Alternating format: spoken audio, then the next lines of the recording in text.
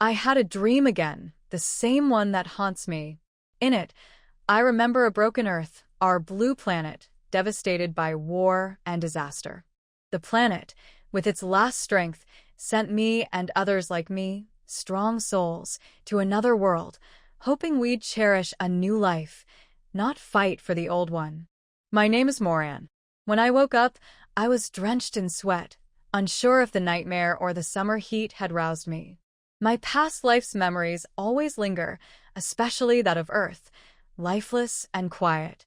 Even though I had nothing to lose back then, the sight of my home falling apart never leaves me. Now I'm in Valen, a magical world that saved my soul. Here, things are different. With enough strength, it's possible to travel between worlds. Maybe one day, I can return to Earth and find a way to help it. Today is my 13th birthday, a special day for a young witch like me. It's the start of my magical journey.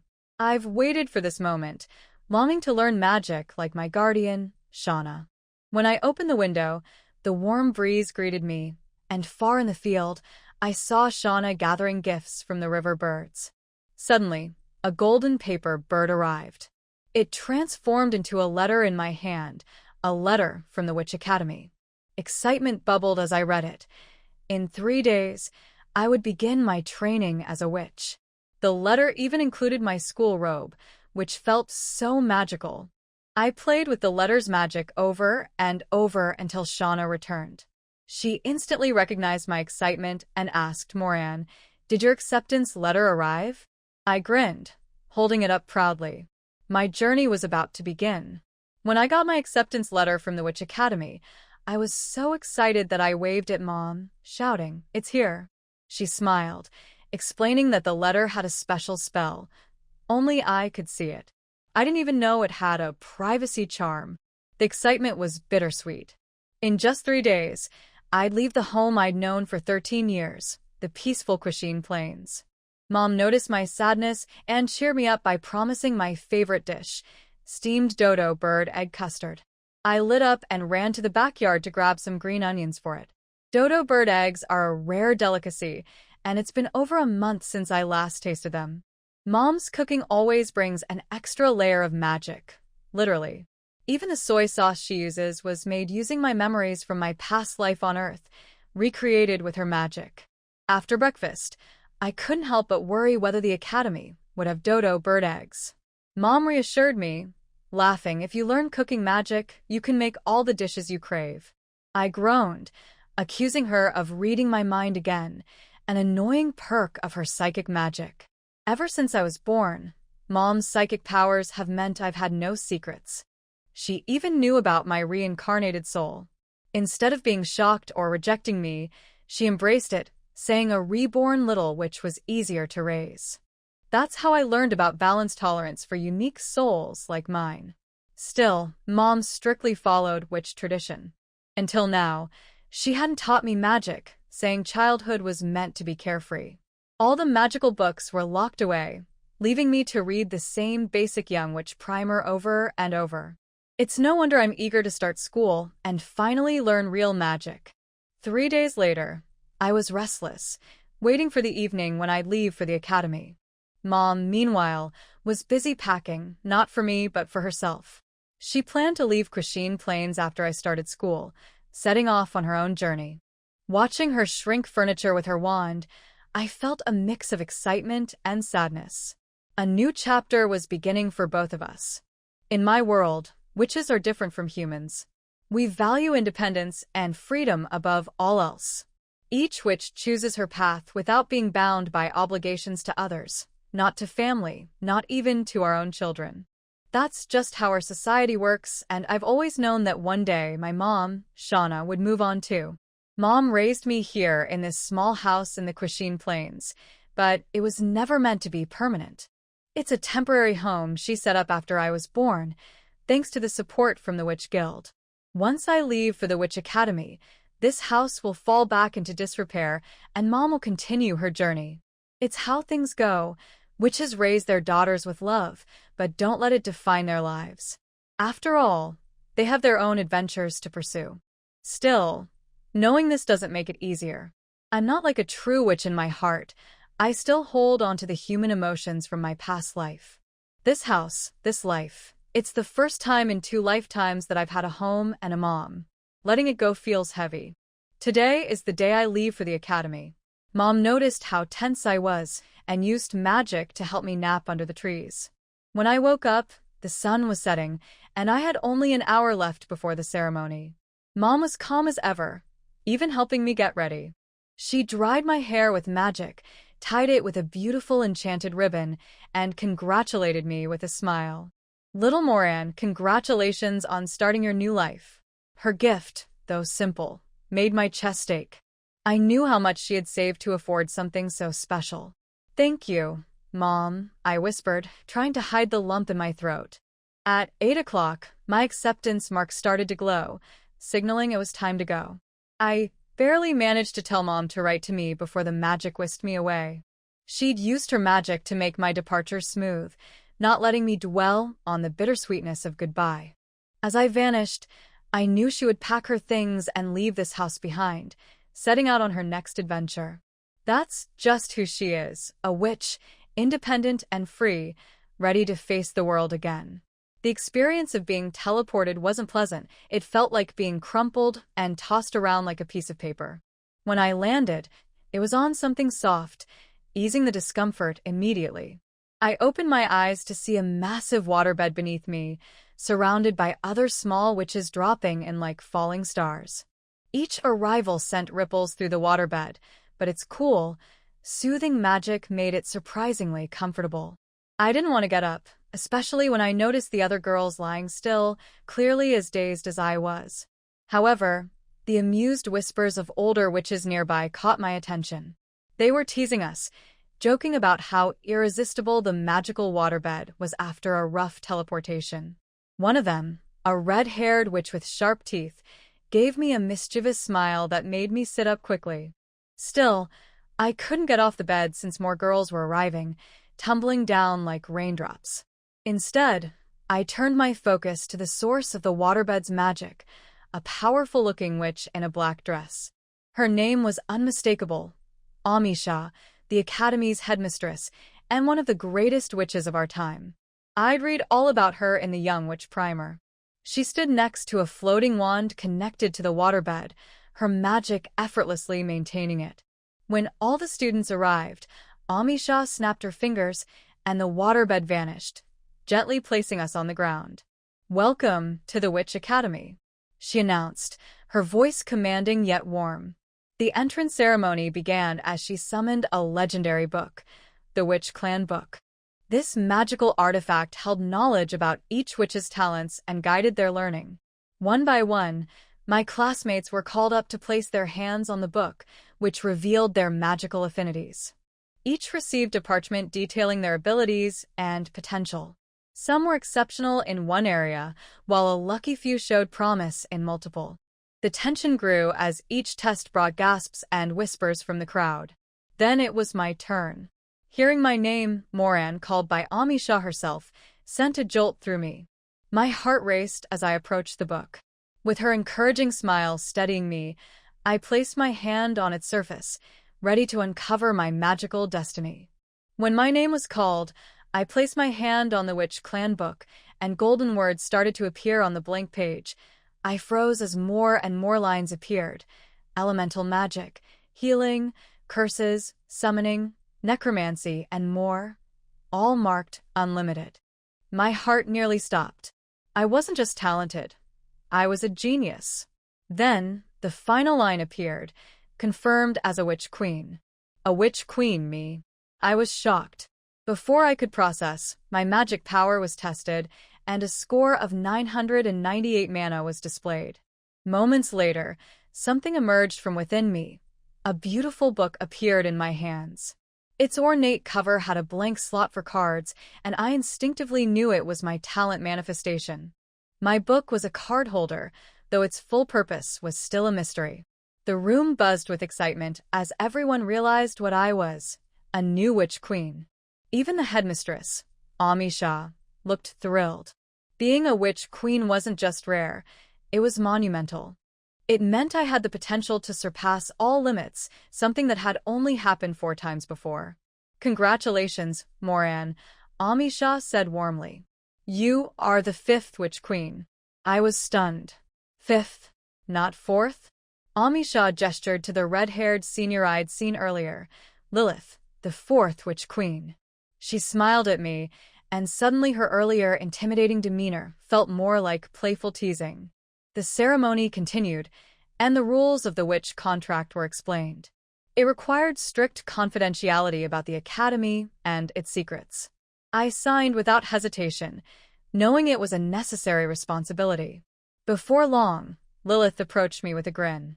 So, your talent manifestation is a book too? What does it do? She asked. I explained it was a card holder, still unclear on its full abilities. She nodded, showing me her own, a mystical syringe she called Blood Needle. It was oddly fitting for her. Just as I started to relax, another surprise shook the room. A petite girl named Vashida was declared the 6th Witch Queen, followed shortly by Sylph, who became the 7th. In one ceremony, 3 Witch Queens had emerged, something unheard of in centuries. Lilith pulled me and Vashida close, grinning. Looks like we've got the 2nd generation of Witch Queen trios. The room buzzed with awe and excitement, but I felt oddly at peace. For the first time, I was part of something bigger than myself, standing among peers who shared my extraordinary fate. When she was first diagnosed as a witch, Morin still felt like she was the girl of destiny. By the time 3 witches appeared in the same class and there was a witch senior who was only 1 year older than them in the academy, Moran's mood had calmed down.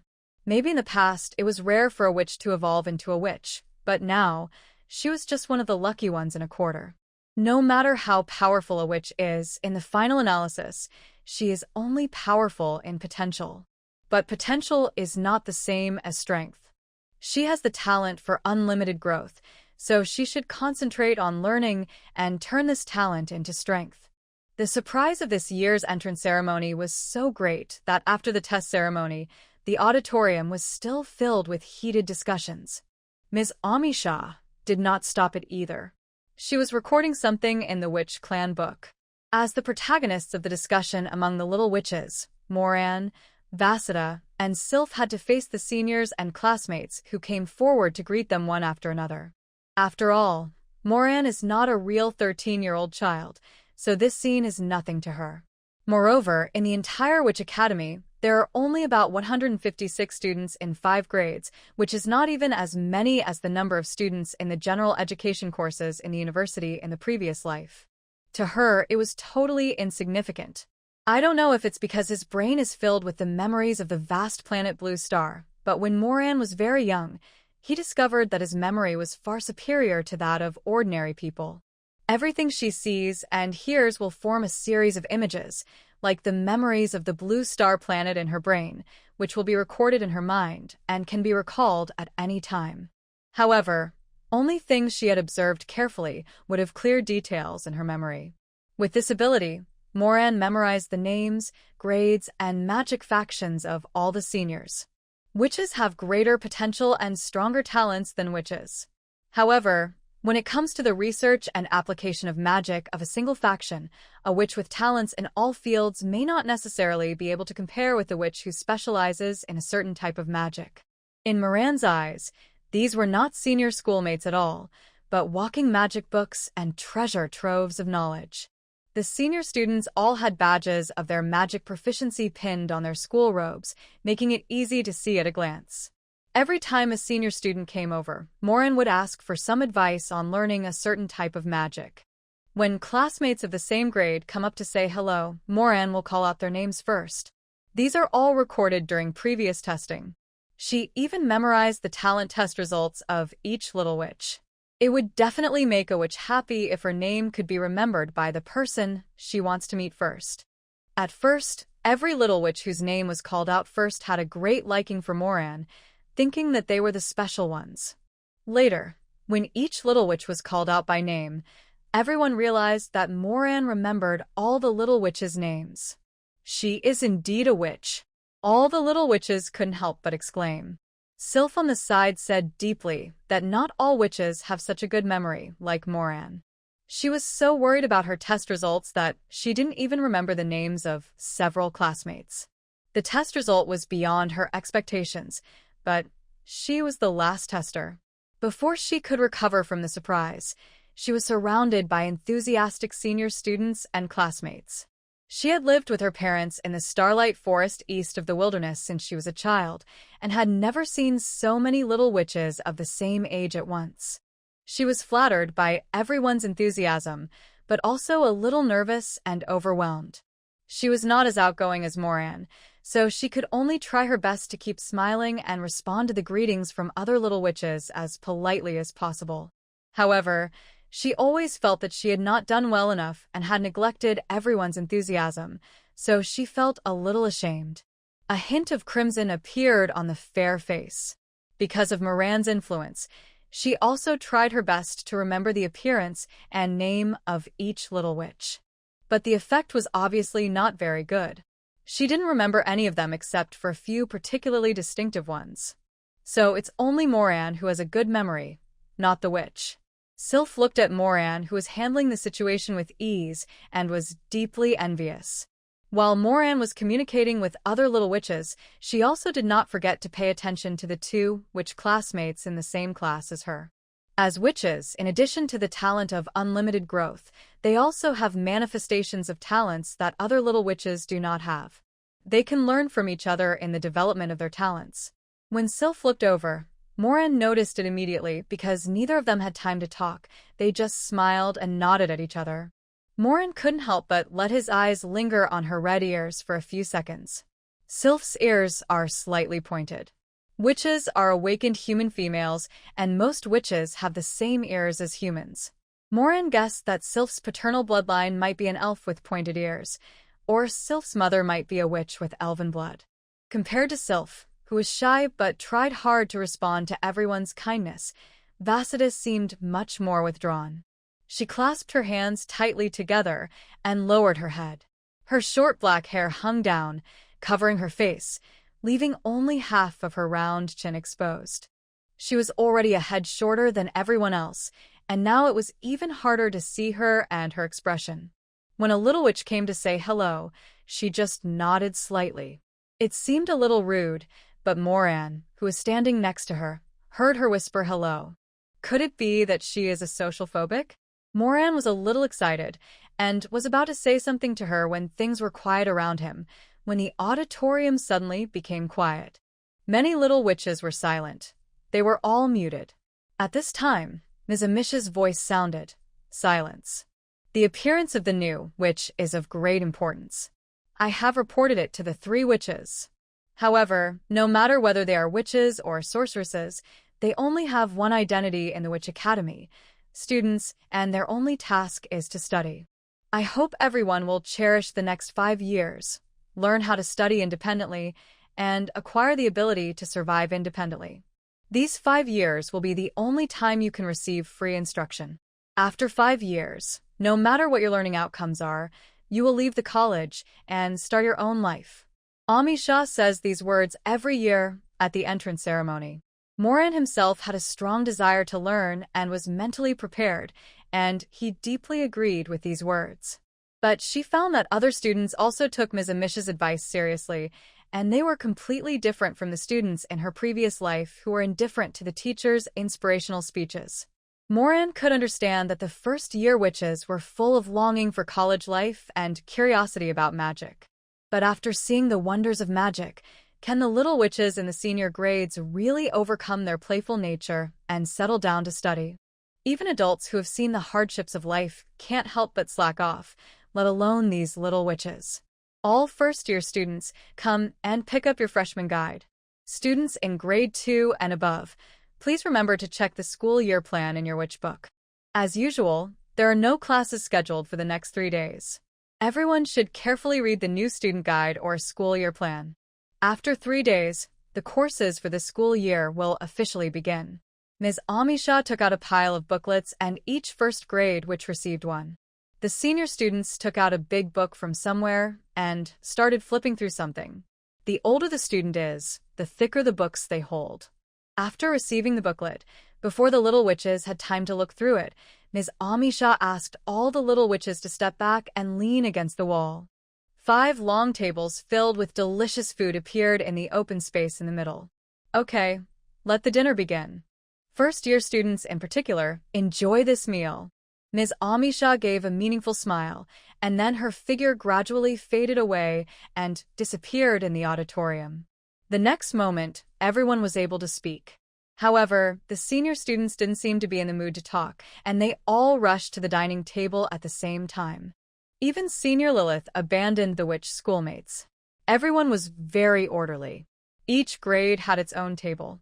No one came to visit, and no one fought for seats. The first-year witches were left standing there in confusion. Only one freshman was quicker than the seniors. He rushed to the dining table like a cannonball and started eating. Following the example set by her and her senior classmates, the freshman, who did not know why, followed suit and ran to the first-year dining table. Morin looked at the freshman who rushed out first. Despite its small body, it seems to be a voracious eater. Who else could it be but the socially anxious Wazaida? Morin felt that her previous judgment might have been wrong. People with social phobia would never do such a thing as being the first to take action. The child looked as if he had not eaten for a month. Moreover, Ms. Amisha just left like that? She didn't give any instructions or arrangements. The freshmen were left with nothing except the freshman guide in their hands. They didn't even know where to stay tonight. Isn't that too free? Mr. Moran, let's go eat too. Sylph hesitated for a moment before inviting him. Now they were the only two still standing. Okay. Moran collected his thoughts and walked towards the first-grade table with Sylph. At this moment, there is only Vasida and her left, and there is still a place left for each of them. She ate her food so fast that it was a little scary. When she greeted people, she seemed very aloof, so the other little witches didn't dare to sit next to her. Moran and Sylph didn't care about this and sat down next to Vasida. Moran, here you go. This lamb chop is really delicious.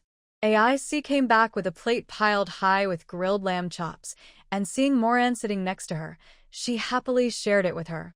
The lamb chops were placed at the other end of the long table, a little far away from them and not easy to pick up. The lamb chops did look appetizing. Thank you. Moran was not polite. She hadn't had dinner and was indeed a little hungry. She was very impressed with AIC. AC's talents in fire element and cooking magic are outstanding, but her talents in other types of magic are average. She is also the only little witch among this class of freshmen who has insights into food. Her mother is a gourmet witch with a family tradition of cooking. She has eaten countless delicious foods since she was a child, and she had already learned some cooking skills before she came into contact with magic. However, AC's mother is good at cooking desserts, while AC is particularly interested in cooking meat. The pockets of her school robe were bulging with bacon cubes that she had made herself. They are square and neatly wrapped in oil paper, like little candies. Even the seemingly aloof Vasida was touched by AC's meat candies, and her voice of thank you was a few decibels louder than that of other little witches. Moran still trusts AIC's taste. She cut a piece of lamb chop, put it in her mouth, and her eyes lit up immediately. Delicious. Right. It's crispy on the outside and tender on the inside, and it has a special aroma. I don't know what spices were used. As AIC tasted the food, she was thinking about how to cook the lamb chops. Moran felt that the lamb chops seemed to have the aroma of cumin. Shauna's mother is also good at cooking magic. She has a very complete collection of gourmet utensils and spices. She has basically all the common ones. But cumin never appeared in her spice box. It can be seen that cumin should not be a common spice in Valencia.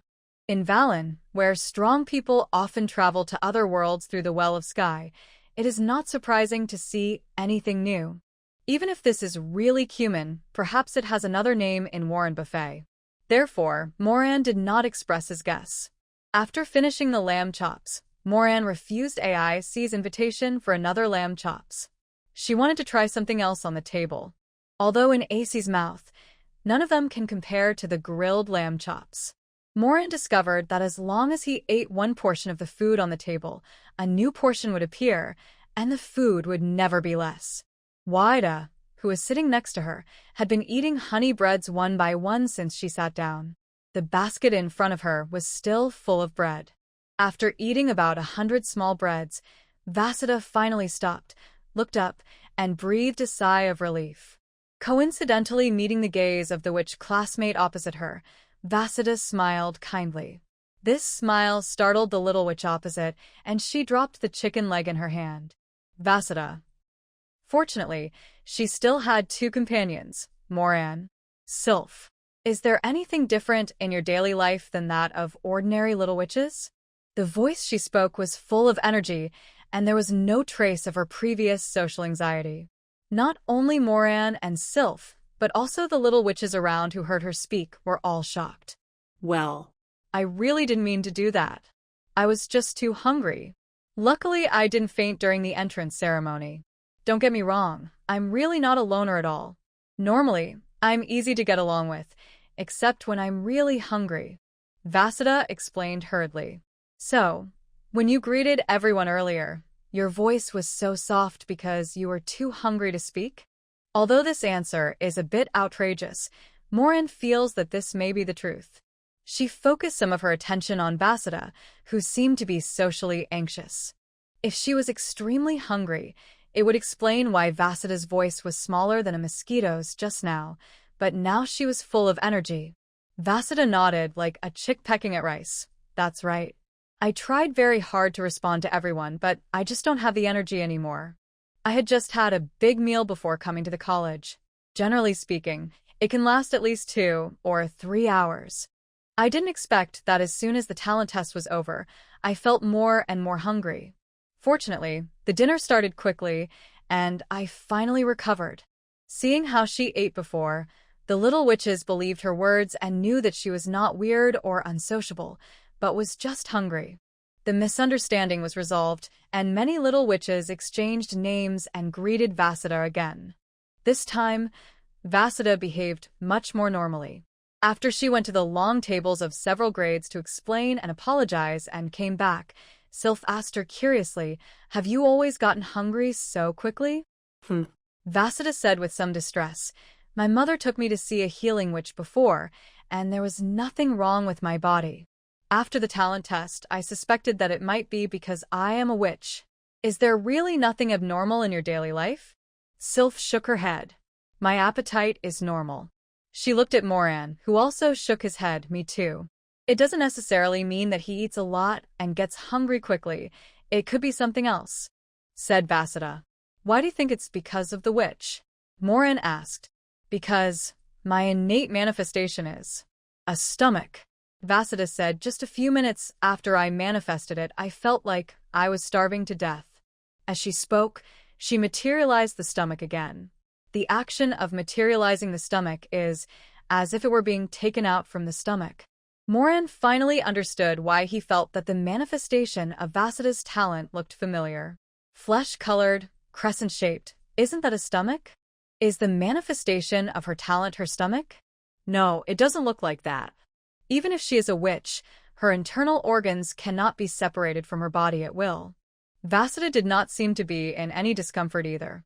"Maybe this is your second stomach," Moran guessed boldly. Not long after Vasudha materialized her stomach, the familiar feeling of hunger came back to her. She quickly put away her stomach and started eating quickly. This time, when she ate like a whirlwind again, none of the little witches thought she was being rude. Instead, they felt very sympathetic towards her. Seeing that the other little witches were almost full, AIC suggested, "Everyone, please help pass other food to Vasudha." So the first-year little witches all took action.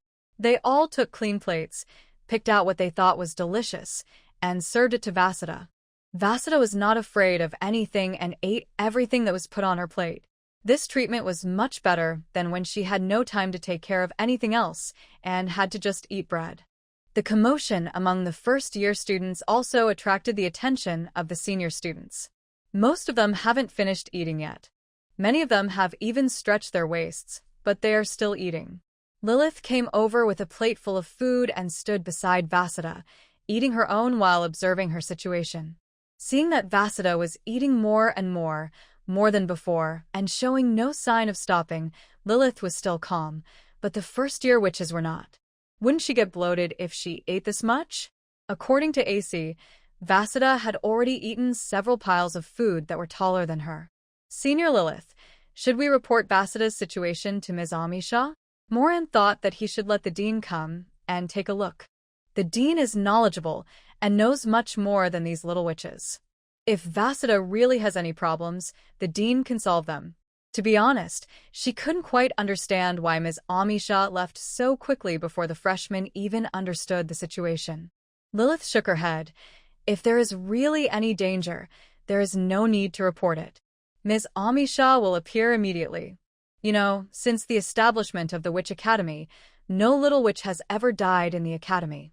But if it's not life-threatening, we have to handle it ourselves. Ms. Amisha usually won't help, so this is also a training for us. Moran? She felt that she had a big misunderstanding about the Witch Academy. Except for life-threatening situations, they had to solve all problems by themselves?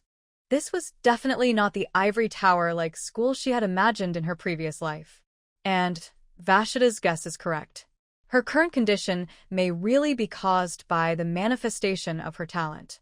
Lilith stroked her chin and said, "Each witch's innate manifestation is unique. The development of the manifestation of talent can only be attempted by the witch herself, bit by bit. Even Ms. Amisha couldn't help her. At the moment, it seems that eating can alleviate her current condition, at least it is not dangerous. Because her magic power is gradually replenishing, although the speed is a little slow. Can the manifestation of talent cause such side effects?" Moran was extremely surprised. The manifestation of talent is definitely one of the most special and powerful powers of a witch. It's not a side effect. This may happen in the early stages when you don't understand the characteristics of your talent manifestation. Like me, I have been particularly interested in blood since I was a child. My mother and I once thought that it was the influence of my paternal bloodline. My father was a vampire earl. When I was a child, my father secretly gave me blood to drink.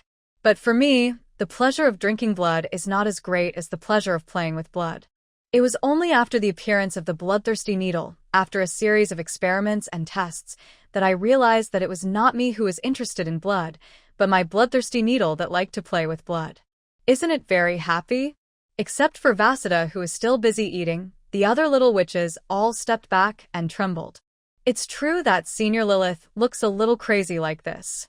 When he had a disagreement, he would just use a needle to pierce his own aorta and draw his own blood without even frowning. After the needle was pulled out, blood almost splashed all over everyone's face. The needle hole was particularly large and bloody, which was particularly scary. Senior Lilith seemed not to notice anything. She stared at the blood in the syringe with excitement and invited everyone to look. It was as if the red liquid in the syringe was not blood, but some precious gem. Looking at the quail-like schoolmates, Lilith laughed out loud, as if she had succeeded in her prank. "All right, Lilith, stop scaring the schoolgirls." After wiping the blood off her arm, the large needle hole on Senior Lilith's arm was still there, but it no longer bled. "Lilith." The senior student was obviously not satisfied. "Afternoon tea." "Okay, Senior Tracy, for afternoon tea." Lilith surrendered. The next moment, the hideous needle holes on her arm healed and closed without leaving any trace. Moran even suspected that the reason why such a big needle hole was left was because Senior Lilith tore it open on purpose. After all, although the bloodthirsty needle was not small, it would not leave a small hole after a needle injection. This healing ability is not something a witch can have. And he can still control his body's healing freely. Even if it's a witch, it won't work. This is my first attempt at using the bloodthirsty needle. After injecting some vampire blood, I gained this ability. Currently, I can only control the healing of a wound the size of a coin. Lilith explained, analyzing and fusing blood and transforming one's own body in a benign way is the ability of the bloodthirsty needle that I have discovered so far. But I don't have enough magic power right now, so it will take some time before I can try the second fusion. Ignoring the somewhat bloody usage scene, this ability is simply too useful. No wonder people say that the manifestation of a witch's talent is so powerful. The little witches all showed envious looks. Even Moran and Sylph are no exception. The two of them don't even know what the manifestation of their talents are used for. How is it? My talent manifestation is amazing, right? Lilith asked with a smile. The little witches nodded. Do you want to have it too? Lilith asked again. The little witches nodded again. Then after I develop my first witch magic, remember to sign a contract with me. This way you can also improve your strength through blood fusion. It only takes a little bit of mana or magic power. Lilith said patiently. The dangerous energy in me came out again, and I always feel like I'm not a good person. All the little witches present who have read the Little Witch book know what witch magic is. Witch magic is not included in the regular magic factions. It is a special magic that the witch developed when she was developing her innate ability to materialize objects. The core is the witch herself. Magic like book magic, contract magic, and fireworks magic are witch magics developed by the three witches. At first, witches couldn't share their special magic, and others couldn't learn it. Until the contract, which summarized the contract magic. From then on, the witch can share her special magic directly with others in the form of a contract, and at the same time collect a portion of the contractor's power for her own use. The witch's magic power is the most original power. It can be transformed into power of any nature, and other powers can also be condensed into magic power. Contracts are one of the ways for witches to earn extra magic power. However, only the witch clan has a complete way to sign a contract with the witch. Although the witch's magical abilities gained through the contract are much weaker than those cast by the witch herself, they are still of endless use. The witch also relied on witch magic to greatly increase her individual strength. Senior Lilith probably ran out of magic power, so she was so anxious to promote her witch magic. I have to say, the sales pitch was very effective. Moran was attracted by the ability to control the body's healing ability. After the research matures, it will definitely be a good thing to save lives. Moreover, when a witch uses the witch magic of other witches, the weakening is much smaller, and it can exert 70 to 80% of the effect. I don't know what abilities her card book can develop. Lilith finished her sales pitch and returned to the point. In fact, the appearance of the talent manifestation can reflect some basic abilities. Just like my bloodthirsty needle, it looks like a syringe and can draw blood. Vasida's talent is manifested in her stomach, so her ability may be related to this. Just after she materialized her stomach, the magic power in her body was consumed rapidly. When the magic power is consumed to a certain level, she will feel weak. That might be why she got hungry so quickly. As she ate, her magic power gradually returned. I guess Vasida's stomach may involve abilities related to digestion and energy conversion. She will have to experiment and explore the details herself. You can also think about whether there is anything unusual in your life, which may guide you to explore the ability of your innate manifestation. Moran and Sylph looked at each other, thinking carefully about their experiences from childhood to adulthood, trying to find some connection between them and the manifestation of their talents. Sylph raised her hand and said hesitantly, "Does it count as me being particularly good at growing things? Everything I grow has never died. But my mother is a green witch who is good at plant magic, and my father is a wood elf. I have always thought that it might be the influence of blood. The manifestation of my talent is a seed box, which contains only a bellflower seed. Then your innate ability to materialize objects is most likely related to plants," Lilith said. Sylph was inspired. "I'll try to grow this bellflower seed and see how it goes." Compared with Sylph, Moran was a little distressed. There are too many abnormalities in her. Does being sent away from the blue planet count? Does traveling across time count? Does having a planetary memory and having an exceptionally good memory count? They all seem to be abnormal, but none of them have anything to do with the Book of Cards. I had playing cards and tarot cards in my previous life, and I had also read quite a few card novels. But this didn't provide her with any inspiration. When Moran was at a loss, Vasida finally felt full. It seems like I'm really getting hungrier than before. Luckily, the Witch Academy has plenty of food, so I can't finish it all. Otherwise, I might have starved to death. That's not necessarily true. It says here that after the matriculation dinner, the Academy will no longer provide 3 meals a day. It will only provide daily ingredients. At this time, the other first-year witches had all finished their meals. Some were watching the discussion between Vasida and Moran, while others had already started reading the new student guide distributed by Ms. Amisha. The person who spoke was a little witch who was sitting diagonally opposite Moran. Moran remembered that her name was Cheryl, and her height was in stark contrast to that of Wazida. Vasida was too short and looked several years younger than them, while Cheryl, with her long arms and legs, was about the same height as a 5th-year senior. Because of the height difference, Vasida also remembered her name, and now she hurriedly asked Cheryl, "What do you mean? The Academy will not provide 3 meals a day anymore?" This news came like a bolt from the blue to Vasida. This is definitely not good news for other little witches. According to Moran's understanding, in the 1st grade, the only 2 little witches who can cook are her and Ace. Vasida still found it hard to believe the bad news, so she turned to Senior Lilith for confirmation. That's right. The principal's feast magic is only used once, on the night of the entrance ceremony. The teaching in the Witch Academy has always been about survival and combat in parallel. The main survival goal of 1st graders is to initially solve the problem of food. There is no need to worry about starving to death, as there is no restriction on the amount of food that 1st-year students can receive. Many fruits and vegetables can be eaten raw, but they are not very filling. The college also has a patch of breadfruit trees that bear fruit all year round, with a very high yield. But the taste. You will know once you try it. Lilith's face wrinkled when she talked about breadfruit. Judging from the way she looks, it definitely doesn't taste good. 1st-year witches. No wonder the dinner was so sumptuous. I didn't expect it to be the Last Supper.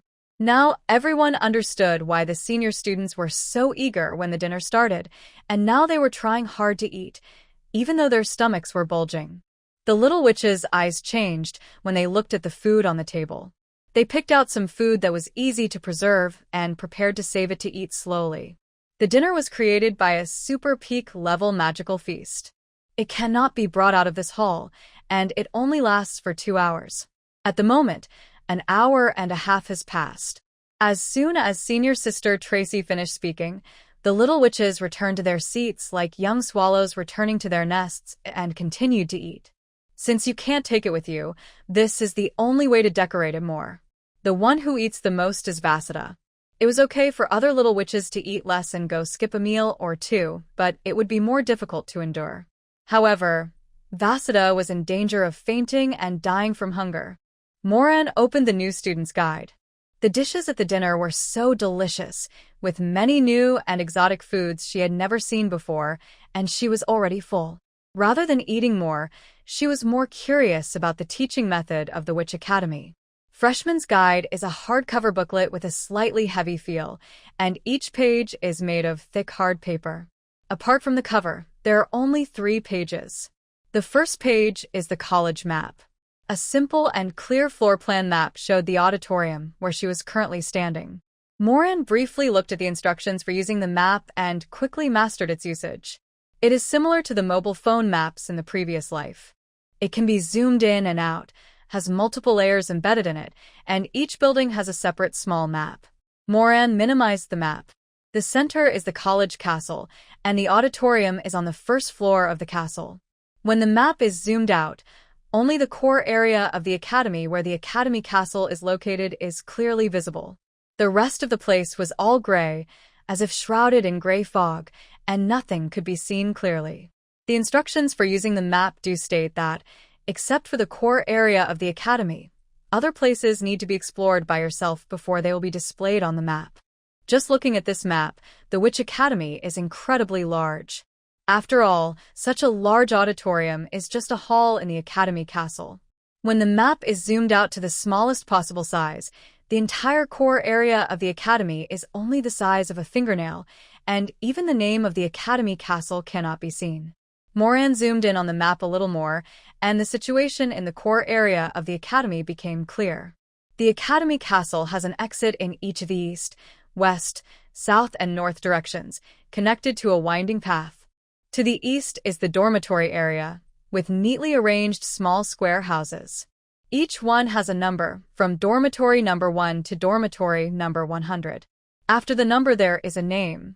Morin guessed that this was where they would live. She looked for it and found her name in dormitory number 69. The row in front of her is dormitory number 59, where Senior Lilith lives. Silva and Vasida lived at number 68 and number 70 respectively, and were both her neighbors. Unfortunately, even if you zoom in to the largest possible size, you can only see small squares, and you can't tell what the dormitory looks like. To the south of the dormitory area is the breadfruit forest that Senior Lilith mentioned. Next to the breadfruit forest, south of the Academy Castle is the planting area, where farmland, herb gardens, greenhouses, and food collection points are all located. To the west of the Academy Castle is the magic training ground, and near the training ground are alchemy and potion laboratories. To the north is a large crescent-shaped lake. Map of the core area of the Witch Academy is attached. After taking a quick look at the map of the core area, Moran turned to the second page of the freshman handbook. This page is the course schedule. The course schedule for the following week will be updated every Friday at 8 p.m. Today is Thursday, and the class schedule will be updated tomorrow night, so it is still blank. The last page contains things to note for new students. The first one is about eating. 1. After the entrance dinner, the Academy will not provide 3 meals a day. First-year witches can get any ingredients for free at the food collection point in the planting area to cook by themselves or eat breadfruit. Second-year witches can only get meat ingredients for free. For third year and above, no free ingredients will be provided. You can consider planting, gathering, hunting, or exchanging points by yourself. Not providing meals would be bad enough, but second graders can't even get food ingredients at will, and third graders are not provided with free food ingredients at all. The food there is so good, and the living there is no better. The second article said that the Academy would only allocate free dormitories to little witches in the first, second, and third grades. The girls could check their dormitory number on the map and move in. Students in grades 4 and 5 need to solve their own accommodation problems. Let's look at the third article. The 4-season school robes and daily necessities for the first-year students have been delivered to their respective dormitories. If there are any damages, they can be obtained free of charge from the dormitory administrator.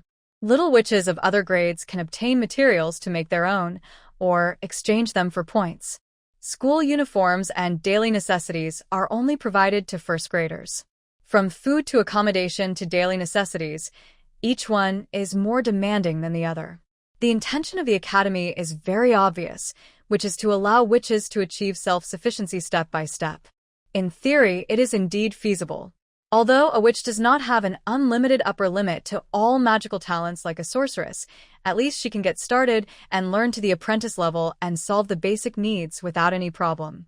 After learning these things, the little witches can at least have food, clothing, and shelter with the help of magic and meet the basic needs of survival. After these 3 points, there were some introductions to the Academy's points rules, the functions of the various buildings in the core area, and a rule reminding them that they could not leave the Academy's core area before their third year. With the delicious feast over, the dinner naturally came to an end. The first-year little witches followed their seniors out of the auditorium. After leaving the auditorium and walking through a corridor, there is a small hall. There is a staircase at one end of the small hall, and the other end is connected to the east gate of the castle. Outside the east gate is a small square. Standing in the square and looking back, the whole castle was brightly lit. The college castle is built on a mountain ridge, and beyond the square is a cliff. Considering the shed-like buildings with brooms parked on both sides of the castle gate, this square was probably used for takeoff and landing. On the left side of the square, there is a path leading down the mountain. The magic lights on the side of the road emit warm light, like a long warm yellow dragon, winding down. After leaving the castle, the 3rd and 5th grade seniors went straight to the broom shed, took their brooms, and flew away from the castle. The first-year students looked at their seniors, soaring into the sky with envy. Turning around, I saw the 2nd-year and 4th-year seniors who were also looking up at the sky but were indifferent. A little blonde witch said sympathetically, "Senior, you guys should go first too. Don't worry about us. There's a map in the freshman guide. We can find the dormitory." After a long silence, Senior Sister Tracy stood up and said righteously, "It is a tradition of the Witch Academy that the fourth graders will hold an astrology ceremony in the square for several days starting from the first night of school to predict the future fortunes. We will all stay here tonight." When these words were spoken, the other fourth graders were stunned for a moment, then seemed to realize what was going on and began to echo them. Yes, yes, yes. Little witches from other grades are not allowed to participate in the astrology ceremony. You should go first. Remember not to peek. If you're disturbed, the ritual will fail and bring bad luck. The second-year witches also confirmed. Indeed, there is such a tradition. The fifth-year seniors also held an astrology ceremony here last year. It seemed to last for a whole week. I see. Then we won't disturb the seniors from doing astrology. The little witches said goodbye to their senior and went down the mountain together. The fourth grade little witches breathed a sigh of relief when they saw the schoolgirls walking away. I finally understand why the seniors hold astrology ceremonies here after the fourth grade starts. Who could have imagined that on the first day of school, we would be homeless? We have just explored the inner area and haven't decided where to build our residence yet. Please don't let it rain in the next few days. Once the fifth-year seniors move into the outer areas, we will be able to inherit some good locations. Unfortunately, the residence itself will be cleared and cannot be inherited. Don't fight with me for the tree hole on the east side of the beast jungle. I've already reserved it with Senior Uni. I've got my eyes on that tree hole too. Although there are magic lights every few meters on the way down the mountain, the road is rugged and not easy to walk on. Moran, Vasida, and Sylph followed Senior Lilith and walked at the end of the team. Senior Lilith, we can't live in the dormitory starting from the fourth grade. So where do the seniors live? Moran asked curiously. Usually, simple residences are built in the inner area of the academy outside the core area. Lilith said. The seniors have built their residences so quickly? Sylph asked in surprise. It must be difficult to build a witch's house. The seniors are really amazing, said Vasida. How is that possible? Lilith looked ahead and saw that no one was paying attention to this side, so she motioned for the three of them to come over and whispered. Everyone builds simple houses. Caves and tree holes are the best choices. Only those who are proficient in construction magic can build their own huts, but they are just ordinary huts. They are completely incomparable to the witch's home, with a complete defense system. Moreover, only third graders can explore the inner area, which contains some common wild beasts that are a little more dangerous than the core area. Within a year, we have to explore the inner circle, build a simple residence that can withstand common wild beasts, and complete our homework. There is simply not enough time. The seniors haven't built their houses yet.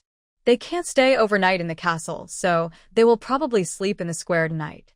The astrology ritual is just an excuse. I guess the truth because I know Senior Sister Tracy's situation. Please keep it a secret. For the senior sisters. Moran and the other two nodded obediently. In order to protect the self-esteem of the seniors, they pretended not to know. Senior, when can I take the flying class? Sylph asked. Although the dormitory area is at the foot of the mountain, it's a bit hard to climb the mountain to the castle every day for class. Who doesn't want to fly sooner? Lilith said sadly after the second grade has refined their own broom, they will have flying lessons. Are they concerned about their junior schoolmates and unwilling to fly first? Of course not. The mountain road is indeed difficult to walk on, and every year there are little witches who break their legs on this road. However, the entire academy is under the control of Ms. Amisha, and no matter how serious the injury is, it can receive timely treatment. Witches like to help each other, but they never take it as their responsibility to take care of others. They really didn't fly because they couldn't fly yet. Wouldn't it mean we still have to climb this mountain for more than a year? Sylph felt a little overwhelmed just thinking about it. She had never walked such a long distance in her life. I couldn't even imagine having to walk such a long distance to go to class every day. Moran is slightly better off than Sylph. When she was a child, she wanted to study but had no chance. She could only do some physical exercises to strengthen her body and improve herself in this area. Climbing the mountain was not a big problem for her. It was just a little more exercise than usual. But the journey to and from the college castle is so long that it would probably take several hours a day to walk. This is quite a waste for her. But this is how the college arranged it, and they have no other choice but to find ways to adapt to it. Compared to this, she was more curious about why the mountain where the Academy Castle was located was called Sanqing Mountain on the map. This name made her dream of returning to the Taoist cultural holy land of Blue Star. It was too strange to appear here. But the other little witches didn't seem to find it strange at all, and no one noticed it. Morin couldn't help but ask the senior, "Is it strange to call it Sanqing Mountain? I think it sounds pretty nice." The big bell in the college bell tower is also called the Sanqing Bell. They were named after the three witches when they founded the school. Lilith said, "Do you know why it was named like this, senior?" Morin asked. "I've seen it in the Witch Academy founding notes, which said that it was inspired by a different world called Tsongyuanjia. In that world, Sanqing Mountain is the birthplace and inheritance place of a supernatural school. Sanqing represents the three most powerful ones of that school. Coincidentally, the Witch Academy was also founded by three witches, who are also the most powerful ones of the Witch clan. Sanqing Mountain also has a similar inheritance significance as the Witch Academy. The witch got some inspiration for building the school from the people from another world in Sanqing Mountain, so she named the mountain in the center of the Academy Sanqing Mountain, and the same goes for the Sanqing Bell in the bell tower. There is a platform at the highest point of the Academy Castle. In the later stages of the flying course, students will practice high-altitude flying there. It is called Yute, and it is the highest point in the entire academy. Next to the well in the dormitory area, there is a stone tablet with the words Gudan Well written on it. These are all inspired by the Sanqing Mountain in the Tsongyuan realm. Lilith said if you are interested, you can read the Witch Academy founding notes later. It explains it in more detail. Moran remembered the name. By the time they reached the foot of the mountain, it was past midnight. Even going down the mountain is too much for many first-year witches. Among the panting and sweaty little witches, Vasida was the most eye-catching. She was almost the same as when she first started, without breaking a single drop of sweat, and didn't seem to feel tired at all. Facing the surprised looks of the little witches, Vasida explained embarrassedly, "Maybe because I eat a lot, my physical strength is better than that of ordinary witches. But once I feel hungry, my physical strength will drop sharply. Fortunately, I ate enough at night, so I don't feel anything now." Thinking about the scene when she was eating before, everyone can understand. Not far from the foot of the mountain is the dormitory area. Is this the dormitory? Did we go to the wrong place? All the first-year witches had this idea.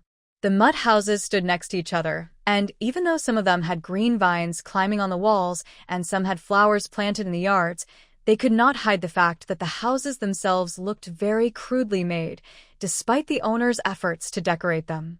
Even Moran, who had lived in a dilapidated house since childhood, felt a bit disappointed. This mud house really feels like dirt will fall off if you touch it. You're right. Even though this house is made of mud, it's very solid. No matter how it's built, there won't be any quality problems. It will also automatically return to its original appearance after the owner moves out. It is said that these 100 dormitories were built in the early days of the school and are still in good condition. The conditions are simple, but the goal is to encourage the little witches to study hard and improve their survival skills while at school, rather than indulging in pleasure and wasting time. The only way to have an ideal life is to earn it with your own hands after graduation. Lilith repeated the words that the seniors had said to comfort them when they entered school last year. In fact, she herself was quite disappointed with the accommodation conditions. The little witch's expectations for the dormitory suddenly dropped several levels. The first few rows were occupied by third-year students. They had returned first on their brooms and were now fast asleep. After walking through these rows, you will reach the residence of the second-year seniors. When it comes to housekeeping, they are obviously much worse than the third graders. Some houses even look as if no one is living in them from the outside. The second-year seniors also return to their dormitories one after another. Only the first graders were left to move on. The dormitory conditions were poor, but they were really tired after walking for so long, and now they just wanted to wash up and go to bed. Moran, Vasudha, and Sylph were traveling together. They lived at number 69, number 70, and number 68 respectively, and were neighbors. The 3 rooms at the end of the 6th row are theirs. Looks exactly the same except for the different numbering. They are all mud houses with a yard surrounded by a wooden fence. The yard is much larger than the house itself. However, unlike the courtyards of the senior students who are planted with flowers or paved with stone bricks, their courtyards were all barren, with only messy weeds growing, making the dormitory look shabby. Senior Lilith said that the 4th-year seniors just moved out today. How did the grass grow so tall in just one day? Sylph asked curiously. It's impossible that the seniors deliberately caused the weeds to grow before they left. Every freshman dormitory is like this. Maybe the house will be restored to its original state, including these weeds in the yard. Moran looked at the weeds in each dormitory yard. They were of similar types, and even the paths leading to the houses were covered with almost the same weeds. Maybe the deans think that cleaning the yards is a form of training for the little witches. I finally understand that the college's kindness ended at the matriculation dinner. Sylph adjusted her mindset. It's all for our better growth. Take a closer look. The mud house is quite charming. As he was talking, he realized that Vasudha hadn't spoken for a while, and worried that she was feeling unwell again. He turned his head and saw that she was staring to the right. Vasudha? What are you looking at? Vasudha pointed to the woods outside the dormitory area on the right and said, Is that the breadfruit forest that the seniors mentioned? It should be correct to look at the map. Moran looked at Vasudha suspiciously and said, Are you hungry again? No. Vasudha waved her hands quickly. I guess the reason I got hungry so quickly before might be because I materialized my stomach. It's getting late. Let's all go back to the dormitory and rest. Gurgle Moran, and Sylph looked at her stomach. You said you're not hungry. Gurgle Vasudha covered her bloated stomach and became withdrawn. Moran and Sylph looked at each other, then pulled Vasudha towards the breadfruit forest. I'm just a little hungry. It's okay for me to go by myself. The dinner time is too short, and the food won't be enough to cover the energy consumption while walking down the mountain. Vasudha said to save her dignity. She was in good physical condition and not tired, but she was a little hungry. She didn't want to trouble Moran and Sylph to accompany her to find food so late at night. They are tired enough. You don't want future generations to talk about our great lady Vasudha and not be able to avoid the embarrassing story of her fainting from hunger in the breadfruit forest on the first night of school. Moran said. Vasudha's struggles suddenly weakened.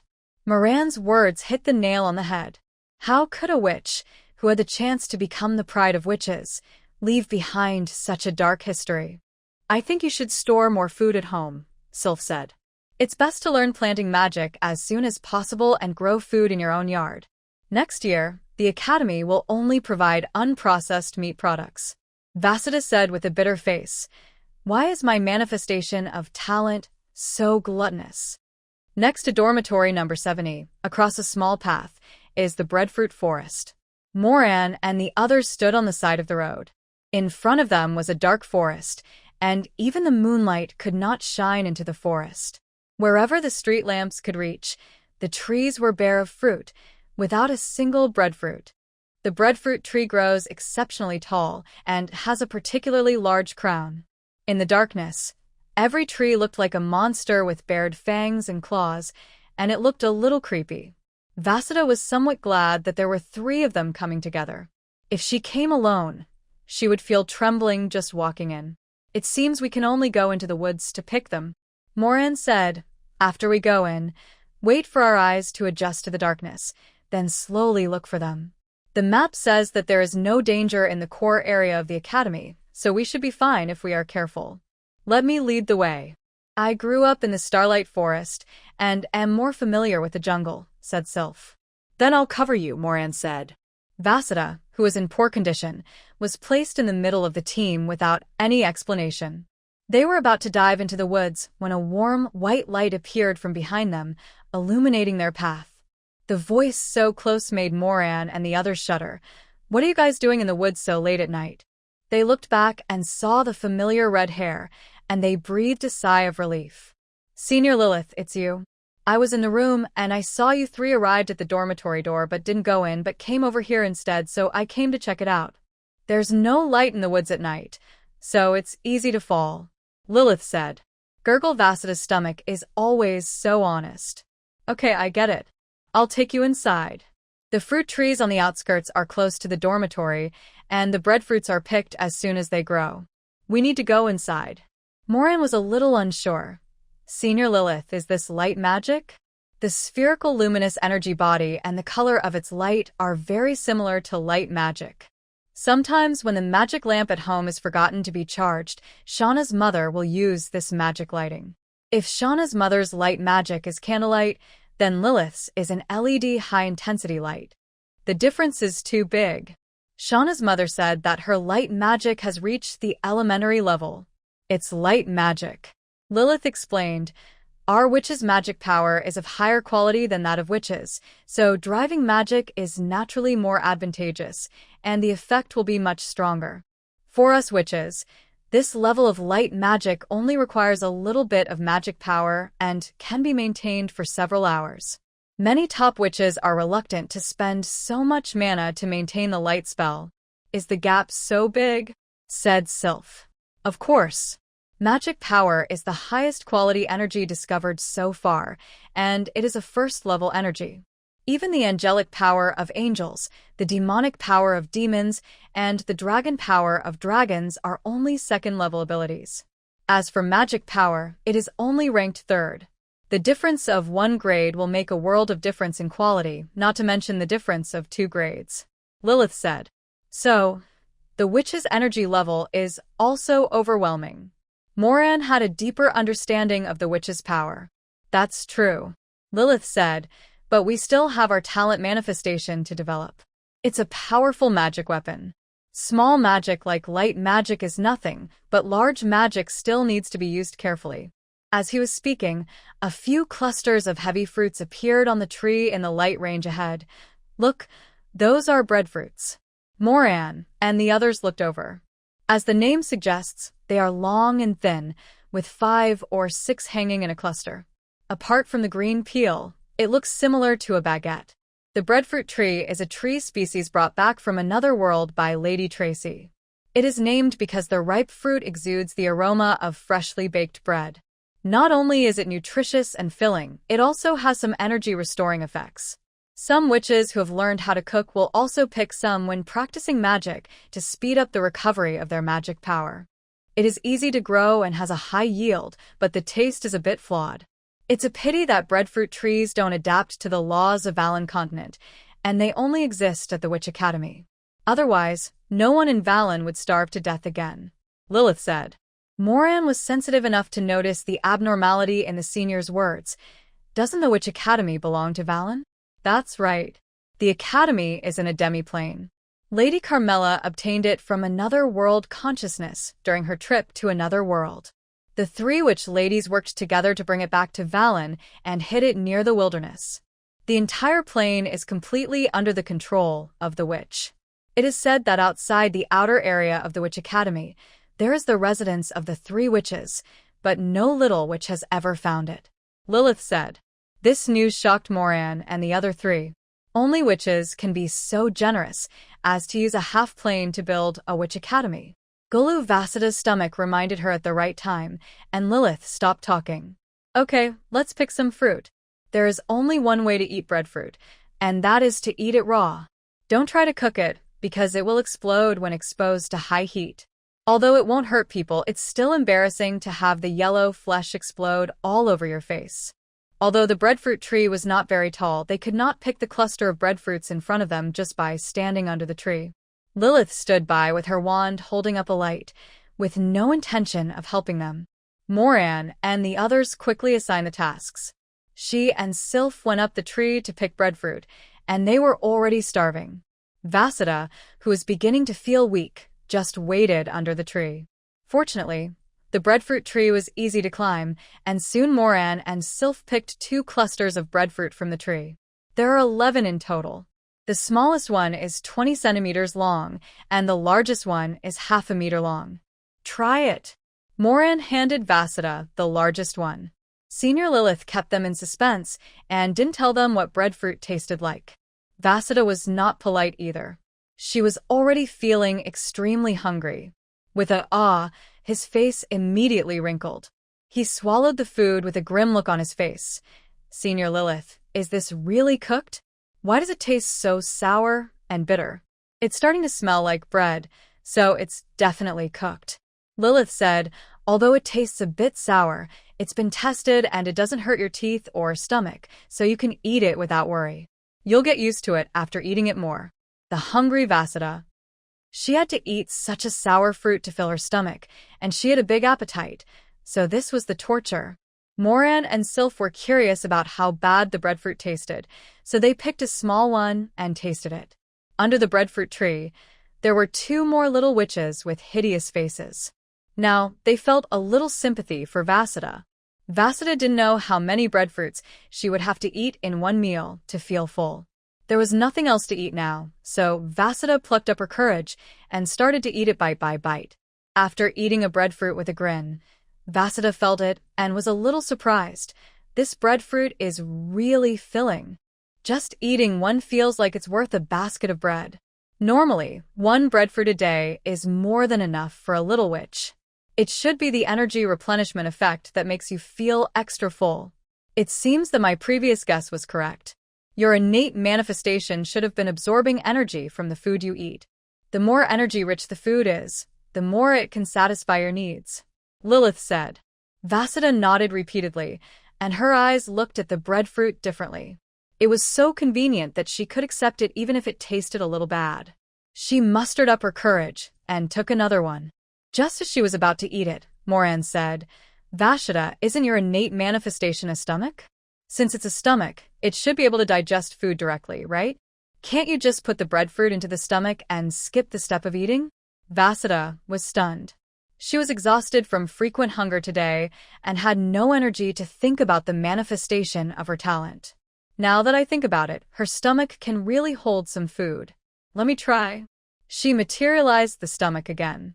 After the stomach bag appeared, Vasudha felt her body getting hungry again. The palm-sized stomach was stuffed with a half-meter-long breadfruit, but it still didn't look any bigger. After swallowing the breadfruit, the stomach moved only slightly. Lilith has been paying attention to Vasudha's magic state and suddenly noticed the changes in her body. The magic power has picked up a bit. Vasudha also felt that her hunger had eased a little. It can really be digested directly by the stomach bag. That's great. Eliminating the need for chewing and swallowing, eating breadfruit was no longer difficult for her. She squatted down, opened the opening of her stomach bag wider, and stuffed all the breadfruit left on the ground into her stomach bag in a few clicks. The next moment, she was back to her full strength, and she could even feel that there was still some excess energy stored in her body. The magic power is full. Lilith couldn't help but look envious. The energy replenishing effect of breadfruit is particularly obvious on you, and it must be the effect of the materialization of your talent. With this ability, as long as you have enough food, you don't have to worry about running out of magic power.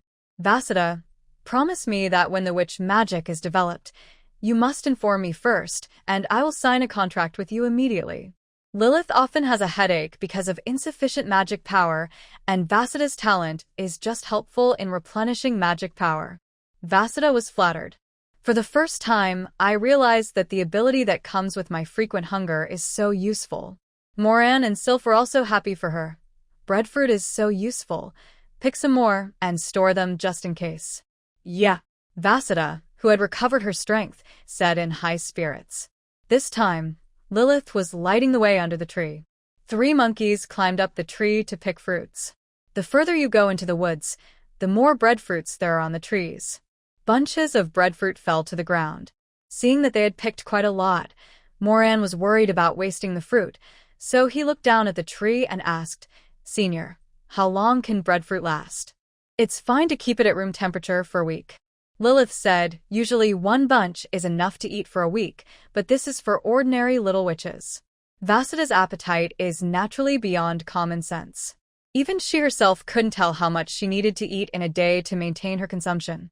Then let's pick as many as possible and store them for Vasudha in the dormitory. If we can't carry enough, we can make a couple more trips. We don't live far away anyway, suggested Sylph. She was actually already exhausted, but considering Vasudha's unstable condition, she decided to hold on. Okay, Moran said. When Vasudha heard what they said, she pushed aside the leaves that were blocking her face and poked her head out from another tree.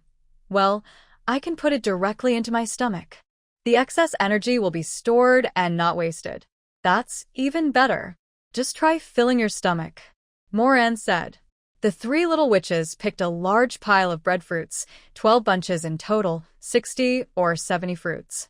These would be more than enough for an ordinary little witch to eat for 2 months, so she thought it should be enough, so she let Vasudha start preparing. She picked them one after another without stopping, and soon all the breadfruits on the ground disappeared. And the stomach in her hand still didn't feel bloated at all. How is it? Can you still pretend? Lilith asked. Vasudha felt it for a moment and stretched out her hand to gesture. About. It can hold 5 more. 5? Lilith was shocked. Is it really possible to pretend like this? Vasudha nodded. He started picking again, and stopped only after he had picked 63 bunches. This time, after loading it to the back, Moran and the other 3 finally saw the stomach slowly expanding. After stuffing the 60th bunch of breadfruit, his stomach was so full that there was not a wrinkle left. Vasudha burped. It's too full. That's equivalent to the amount of food you can store for an ordinary little witch for a year. Moran exclaimed. Lilith has been paying attention to the situation of Vasudha. Now that your stomach is outside, I don't see your magic power loss. It should be replenished while it is consumed, right? Yeah. I don't think I'll be hungry for a while. Vasudha touched her bulging stomach and felt an unprecedented satisfaction. Thank you so much for tonight. You're welcome. Although we witches pursue independence, we are absolutely willing to lend a helping hand to our companions. Lilith waved her hand. We can't let you go into the breadfruit forest alone at night and faint in the forest. Sylph also said. Besides, we 3 have also gained something. Moran pointed to the remaining 3 bunches of breadfruit and said, These are ours. We don't need to pick them again for the next week. Vasudha felt the kindness of her friends and volunteered, I'll move it. The 3 bunches of breadfruit weighed several dozen kilograms in total and looked much bigger than her, but Vasudha lifted them up with ease. Moran and Sylph wanted to help, but she refused. She held on to the breadfruit and ran out of the woods, saying as she ran, I'm full and full of energy. Lilith, who wanted to use levitation to help lose weight, silently retracted her wand. Let's let the calf-like schoolgirl show off. Moran and Sylph followed reluctantly. A full Waida is full of energy, completely different from a hungry Waida.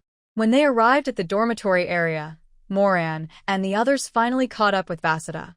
Before they parted, Lilith remembered something and reminded Sylph and Vasudha, remember to give your manifestation of talent a domineering name. Name? Sylph and Vasudha were puzzled. Lilith glanced at Moran. Moran understood immediately. Mine is called the bloodthirsty needle. Lilith held the syringe, smiled evilly, and revealed her dangerous fangs.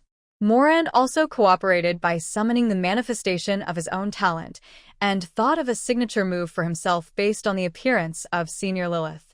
The gilded book floated in front of her, moving without any wind. Mine is called the Book of Cards. Sylph. What's so embarrassing? Wow. So cool.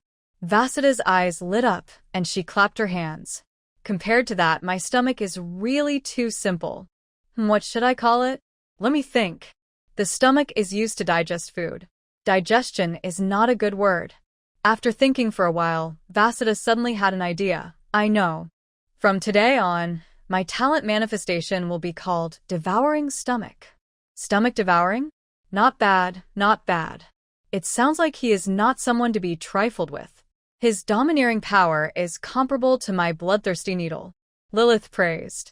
It suits the characteristics of your stomach very well. Moran also said. Facing the expectant gazes of her friends, Sylph said with gritted teeth, What appeared in my wooden box are plant seeds.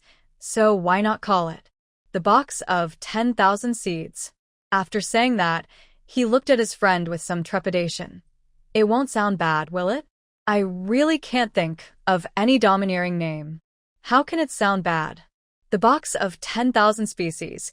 It sounds very powerful, Vasidis said very supportively. It's really good. Moran also said. Names sometimes have a special guiding role.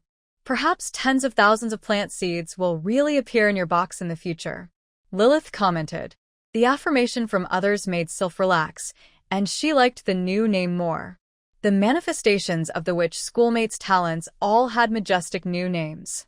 Lilith was satisfied. She felt sleepy and yawned. Okay, I'll go back first. You guys should get some rest too. Goodbye, Senior. Goodbye. After Senior Lilith left, Moran and the other three also went to their respective dormitories. Moran held a bunch of breadfruit in one hand and used the other to pull away the weeds in the yard and make a path. The dormitory door was not locked and opened easily. When the magic light switch beside the door was turned on, the whole room became bright. There is nothing that seems simple on the outside but is actually profound on the inside. Looking up, you can see the tiles and beams of the house. Looking down, you can see the rough mud ground. The only thing that can be praised is that the ground is much smoother and more solid than the walls. The dormitory is not big, and you can see the whole house from the door. On the left side of the door is an open kitchenette with all the necessary kitchen utensils and tableware. Next to the kitchen bar, there is a high stool, which should be the dining area. On the right side, next to the window, there was a set of tables and chairs. On the wall next to the window were several rows of wooden bookshelves. On the table were a stack of parchment, a quill pen, and a bottle of ink. A little further in, there is a fireplace. Next to the fireplace is a small staircase leading to the second floor without any partitions. There is only a single bed and a small wardrobe on the second floor. The space under the stairs was divided into two small rooms using wooden boards. One of them had nothing in it, and the other had a wash basin rack with 3 wooden basins on it and some toiletries in the basins, and 2 stacked wooden barrels next to it. There were 2 towels and a bath towel hanging on the wall, and at the innermost part there was a toilet and a water tank. It looked like a bathroom, but there was no mirror and no door either. In the entire dormitory, all the furniture is made of wood, except for the stove and knives in the kitchen, the toilet, and the water pipes and faucets in the bathroom. And they are all the simplest styles, without any patterns or decorations. There wasn't even an extra chair in the whole room. Although it was small and simple, it had everything it needed and was better than Moran had imagined. After all, the college doesn't even provide 3 meals a day, and the dormitory has tables, chairs, beds, and cabinets, so you can move in directly, which is already very good. At least I don't have to find a way to buy daily necessities myself. Moran put the breadfruit in the kitchen, went upstairs, and opened the wardrobe. There were 2 sets of school uniforms for spring, summer, autumn, and winter, as well as 2 sets of underwear, shoes, and socks. She found a nightgown and prepared to go downstairs to take a shower. Although I took a shower at home before leaving, I was covered in sweat, dust, and everything after walking back from the college castle and going to the breadfruit forest. I took my clothes to the bathroom, but there was no shower, so I could only use a basin to wash. However, when she turned on the faucet, not a drop of water came out. There is no water. Moran thought of the water tower in the backyard of every dormitory. Could there be no water in the water tower? She went out in the dark again, went to the backyard, climbed up the ladder next to the water tower, and opened the lid of the water tower. With the help of moonlight, I could see the dry inner wall clearly. Moran. Well, I'd better go get some water myself. She went back and got the bucket and went out, just in time to run into Sylph and Vasida, who had just come out, each carrying a bucket. Go get some water? Go get some water. The 3 of them looked at each other and smiled helplessly. I remember there was a well at the intersection ahead. Moran recalled. There were traces of water on the road. The other little witches must have gone to the well to fetch water. Because Senior Lilith mentioned the name of this well yesterday, she paid special attention to it when she came back. There was indeed a stone tablet next to the well, with Gudan Well engraved on it. Although the name does not come from Blue Star, it is similar to the legend of the ancient Dan Well in Blue Star. The water never dries up all year round. The water is clear, the quality is pure, and the taste is dry. I never thought that we would have to fetch water by ourselves. There's not even a drop of water in such a big water tower. Vasudha sighed. Who would have thought that on the first day of school, already in the early morning, we would still have to fetch water for a bath? It seems that we must learn the art of clear springs well. Otherwise, it will be very troublesome for us to draw water from such a large water tower by ourselves, said Sylph. Moran counted on his fingers. Light magic, spring magic, cooking magic. I've just started school, and I'm already in a hurry to learn 3 magics. There is also the cleaning skill. Although the dormitory is not big, the earthen walls and the ground are easily dusty. Without the cleaning skill, it would be very troublesome to clean every day, Vasudha added. 4. Moran held up another finger. And the levitation skill. Climbing the mountain to the castle is tiring enough, and I don't want to walk such a long distance with a heavy load. It can also be used to pick breadfruit. Sylph looked at the academy castle on the top of the mountain. Her legs became weak when she thought that she would have to walk for more than a year. 5. Moran understood the academy's thoughts to some extent. Anyway, the difficulties are placed in front of you, and the solutions are ready. The quality of life depends entirely on the results of magic learning. In this situation, no matter how lazy the little witch is, she will not choose to give up. Moran could imagine the little witch's enthusiasm for learning magic after the class started.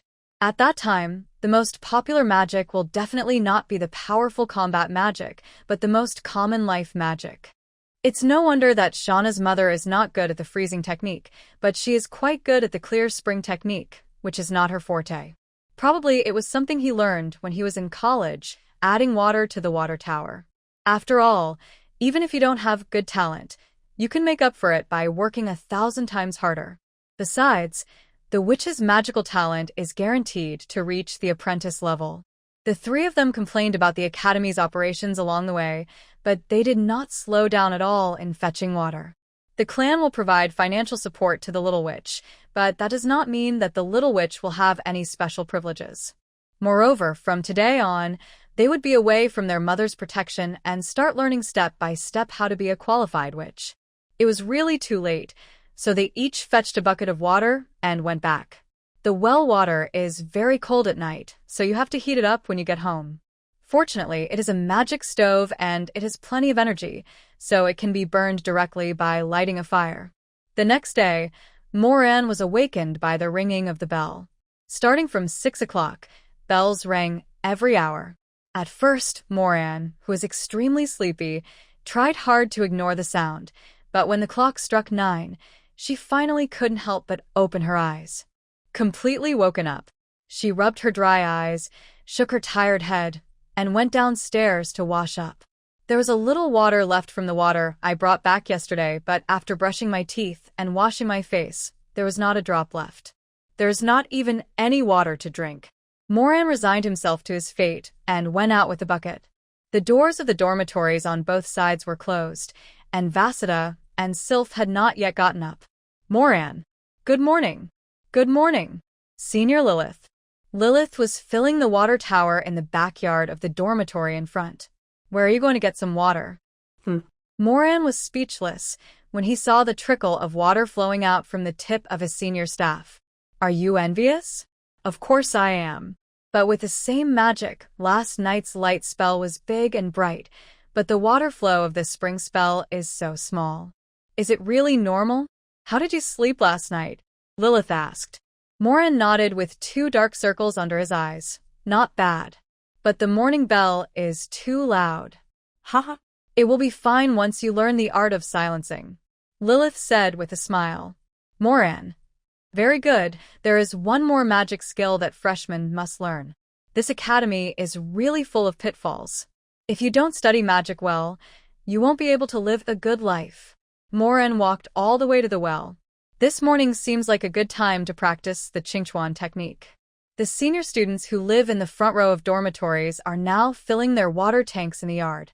The more proficient a senior student is in water magic, the more delicate the Qingchuan jutsu she performs is.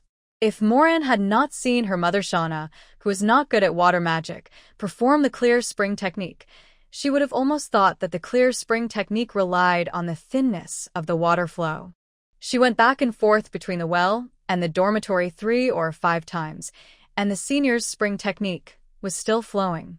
Fortunately, she was not the only first grade who got up in the morning to fetch water, and they all accepted the attention of the seniors.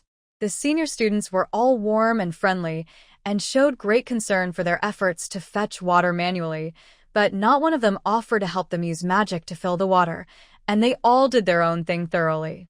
Moran had forgotten how many times she had run. She only remembered that the college bell rang 12 times, and she stopped only when she was so tired that she couldn't straighten her arms. The water tower is only half full. I didn't have breakfast, and I was hungry and thirsty. She cut a small half of the breadfruit and ate it the whole time with a frown on her face. It was so sour that she couldn't control her expression. Feeling a little full, she immediately stopped eating. Even if this acidity is not harmful to the teeth and stomach, it is unbearable to eat it as a staple food every day. But it was very refreshing, and after eating the breadfruit, all the discomfort she felt from lack of sleep last night disappeared. Not wanting to continue eating breadfruit at night, Moran found a vegetable basket and went out. With a bucket of water in her left hand and another in her right, Vasida walked briskly and steadily past her dormitory. When she heard the door open, she looked over and said, "Molan, is the water tank full? I can help you." The seniors said that the academy forbids them to provide us with help in life at will, but we have no problem helping each other. Moran shook his head. "I took some this morning, enough for several days. Although fetching water is a bit tiring, if you can do it yourself, you might as well do it yourself. After all, this is also a kind of training given to them by the academy." "That means it's not full yet," said Vasida. Hearing the noise, Sylph opened the door and came out. She was eating breadfruit. Vasida asked Hilf if she wanted to help fetch water, but Hilf also refused. She got up only a little later than Moran and had already fetched several buckets of water. Moran asked them, "Do you want to go get the ingredients together?" "Okay." Sylph had eaten breadfruit in the morning and at noon. She was full, but her mouth felt sour when she thought of the breadfruit. "You guys go, I won't go. I ate too much last night, and I'm not hungry yet," said Vasida. For her, breadfruit is much more filling than ordinary ingredients. Just put it directly into your stomach. It is quick and convenient, and you don't even have to endure the sour taste. It's simply not suitable for her. Sylph also went back to the dormitory and got out a basket of vegetables. The food pickup point is near the planting area. "Go that way," Moran said, looking at the map in the freshman guide. "Let's go." Sylph waved her hand while holding the basket. The two walked out from the road next to the dormitory area and turned left at the intersection.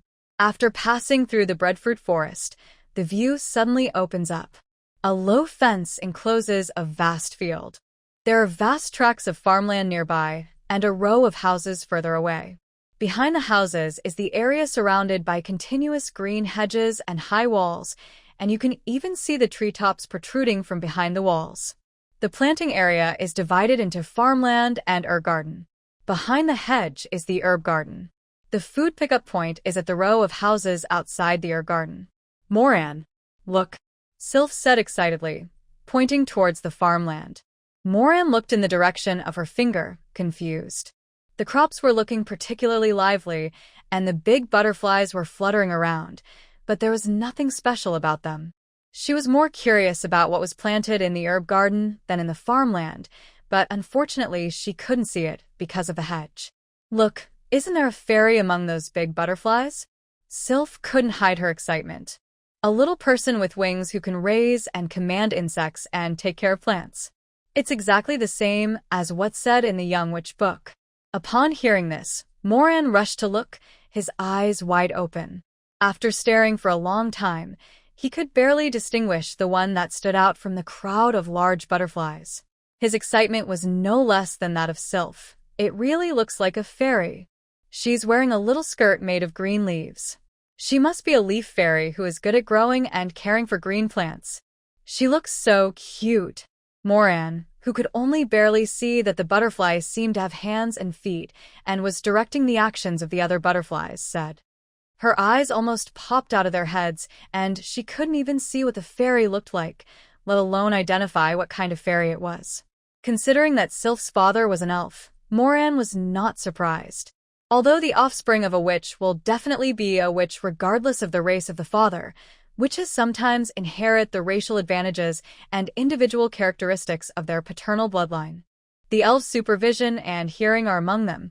The two of them walked along the path in the field without hesitation, heading deep into the farmland, forgetting about the food pickup point. In the farmland, two figures bent over, tiptoeing and sneaking around were particularly conspicuous. The little fairy who was directing the big butterflies to carry crops saw them, adjusted her little skirt as if nothing had happened, then flapped her wings and disappeared into the air. Where's the little goblin? Sylph looked up to confirm the direction, confused and puzzled. Moran also looked up. The big butterfly is still there, but the little fairy doesn't seem to see it. You two, are you looking for me? A crisp voice came from behind them. Moran and Sylph turned their heads stiffly. Colorful wings, grass-colored hair, emerald eyes, delicate face, pink lips. If not a fairy, what is it? Hello. I'm a new witch. You can call me Sylph. I'm sorry to bother you. You're so cute. Even cuter than the fairies in the books. A gentle and sickening voice came out of Sylph's mouth, causing Moran to rub his arms. The little fairy is very cute, but Sylph's performance is too exaggerated. Not only is her voice annoying, but her eyes are almost full of hearts. If Sylph was once as gentle as before, she was now 100, 1,000 times more gentle when facing the little fairy. She's like a perverted mother who wants to pack up the little goblin and steal her home to take care of her. The goblin seemed to take it well. Hello, Sylph. She looked at Moran. I'm Moran, said Moran. Hello, Moran. Welcome to the planting area. I'm Bayer, the intern fairy manager of farmland number 8. The little goblin's voice became clearer and more lovely. Don't worry, I'm not afraid of being disturbed like my fellow witches. It's nice to meet you, two equally cute little witches. This is for you. She flapped her wings, and two small leaf bundles fell into the hands of Moran and Sylph. The leaves unfolded, revealing a few fresh raspberries. Sylph was flattered. Thank you, Bayer. No need to thank me. I like the smell of you. Whenever you have time, come to the farmland to talk to me and tell me stories about the outside world. I have been in the Witch Academy since I was born, and I heard that the world outside is very interesting. Bayer said with a longing look on her face. Okay. Sylph agreed without hesitation. Moran suddenly realized that he was actually a little elf who was curious about the outside world. Okay. I'm leaving now. Next time you come here, call my name, and I'll show up. Goodbye, Sylph. Goodbye, Moran. Goodbye. Bayer flapped her wings and disappeared again. This time, even the big butterflies flying in the fields disappeared.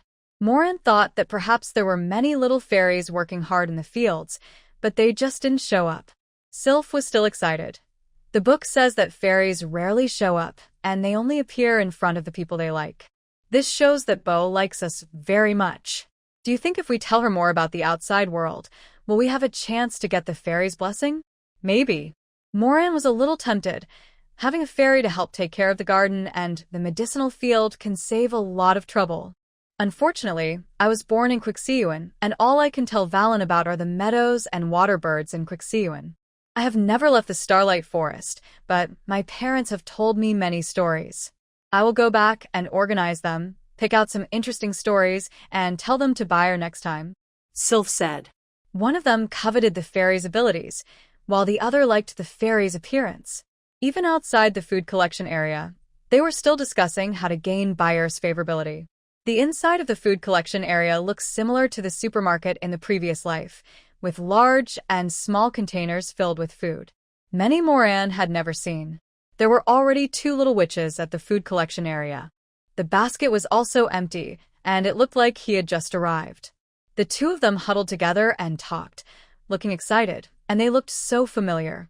When Moran and Sylph walked over, they heard words like fairy and story. In her hands, she also had raspberries and leaves exactly the same as theirs. Moran and Sylph looked at each other. Ace. Alba. The two little witches immediately put what they were holding behind their backs. Sylph took out her raspberries and said, "Did you encounter a goblin too?" Ace and Alba. Also? "The fairy you met, isn't she also called Bayer?" Moran asked. "You know Bayer too?" Ace and Alba were very confused. Don't fairies rarely show up? When the four little witches talked about it, they found that their experiences were similar. They all happened to see the little fairy in the farmland, then greeted her and received her gifts. Bayer told Moran and Sylph that she liked the smell on them and wanted them to tell her more stories about the outside world. I also told Ace that I liked her passion for cooking and told Alba that her hair was like the golden sun, so beautiful that the fairies couldn't take their eyes off it. I wanted to be friends with them and hoped that they would talk to her more often in the future. Bendu thought that he was the lucky one, as he met a fairy who rarely appeared and won the fairy's favor. Unexpectedly, other little witches also saw Bayer at the same time. The four of them were dumbfounded. Moran felt something was wrong. "Do you think Bayer showed up on purpose?" AIC's eyes turned. "You mean, it wasn't us who disturbed her, but she showed up on purpose to attract us to get to know her?" Moran nodded. "Don't fairies only appear in front of people they really like?" Alba said, "The Young Witch book says that once a fairy appears in front of a person, it means that she is willing to send a fairy blessing. Maybe this fairy likes too many people?" Moran said, "Are you talking about Bayer?" Senior Lilith came here, without knowing when. "Senior, do you know her too?" Moran asked. "All the little witches in the academy know her. Starting 10 years ago, every little witch would meet Bee when she passed the farmland for the first time. All the little witches are her friends, and she has also made it clear that she wants to send the fairy's blessing and sign a contract with the witches. But still no little witch has impressed her. Once a little witch asks about signing a contract, she will never be seen again." Lilith says, "Everyone said that Bayer might not want to sign the contract at all, and just wanted to trick the little witch into telling her a story." Gradually, fewer little witches went to see her. After all, their studies were very heavy, and no little witch had as much time as her to tell stories to the fairies every day, and they couldn't tell the same stories over and over again. "Fairy? You also encountered fairies?" A few more little witches came over. Every one of them met Bayer when passing through farmland, and even the process was similar. Originally, Bayer said she was leaving, but she never left the farmland. It seemed that every time a new little witch passed by, she would inadvertently reveal her whereabouts, attracting the little witch to chase her. Then he suddenly appeared, scaring them. Perhaps ordinary fairies will not show up easily, but once they show up, they are very willing to sign a contract. But Bayer is no ordinary fairy. She was equally dedicated to getting to know all the little witches and having them tell her stories. The fairy's blessing and the signing of the contract are all nonsense. Now Moran and the others were completely discouraged. "Forget it. Let's pick out the ingredients." The day is almost over, and the problem of food and drink hasn't been solved yet. Moran picked up the basket and went to look at the ingredients on the shelves. She really wanted to have a fairy who was both cute and could help her take care of the fields, but this matter still depended on fate. Even if Bayer really wanted to find a witch to sign a contract with, her method of selecting partners was not suitable for Moran as it required too much time and energy. Senior Lilith is right. If you have this much time, you might as well read a few more magic books. If it was after graduation, there would probably be many witches willing to spend some time to win Bayer's favor. But these 5 years in the Witch Academy are the golden period of learning. The wasted time will have to be made up 1,000 times in the future. Fairies are cute and capable, but they are not irreplaceable. Instead of contracting a fairy to help her, she also has convenient magic to choose from. The supplies at the food pickup point were much richer than Moran had imagined. Not only did she find many common ingredients and spices from her previous life, she also discovered many things she had never seen in her previous 2 lifetimes. but there is no soy sauce here. Every ingredient was randomly piled on the shelf without any labeling. So Moran didn't dare to take anything he didn't recognize, and even if he did, he wouldn't know how to cook it. In the corner of the spice section, Moran found cumin in a small cloth bag. She tasted it and found that it was indeed cumin, so she took a small bag. Thinking of the lamb chops that AC had praised so much yesterday, she looked towards the meat section and saw AC picking out meat. Moran took a small bag of cumin and handed it to AIC. Sprinkle some of this on the barbecue. There will be a surprise. What is this? Spice? AC sniffed it. The lamb chops served at the entrance dinner should have this in them. I call it cumin, but I don't know if this is its scientific name, said Moran. Since the food pickup point, AC's eyes lit up. Where did you get it? Moran showed her the place. AC went over and got 2 more bags and also picked up some other seasonings. In her basket, besides seasonings, there were various kinds of meat. Moran was more balanced. She took some grains, oils, seasonings, vegetables, meat, and eggs, and filled her basket completely before she stopped. It wasn't long before Ace finished her selection. They were carrying heavy baskets and waiting for their companions at the door. The other little witches formed a sharp contrast with these two. Apart from fruits and vegetables that can be eaten after washing, they dare not touch other things even if they know about them. Moran and Ace noticed this and looked at each other.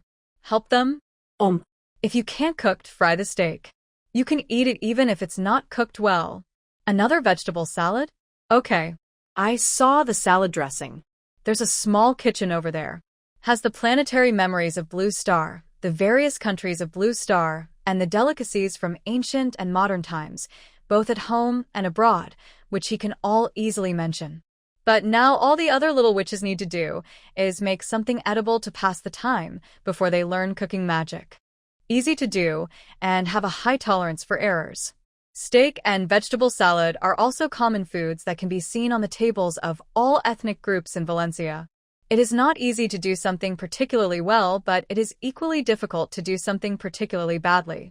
After Moran and AC discussed it for a while, they clapped their hands, attracting the attention of the other little witches. Fried steak and vegetable salad.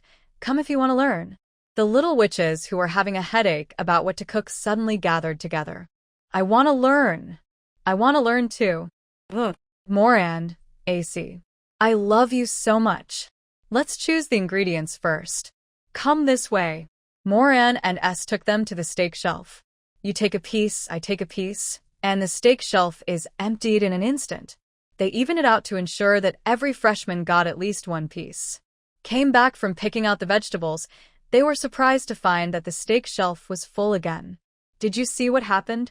All the little witches shook their heads, and none of them saw it. There were only these little witches at the food collection area, and there was not a single administrator to be seen. But the steak was restocked. Moran even checked it out of curiosity. It was not exactly the same as the previous one, but it was indeed a completely fresh steak. If an invisible person had put the goods up there.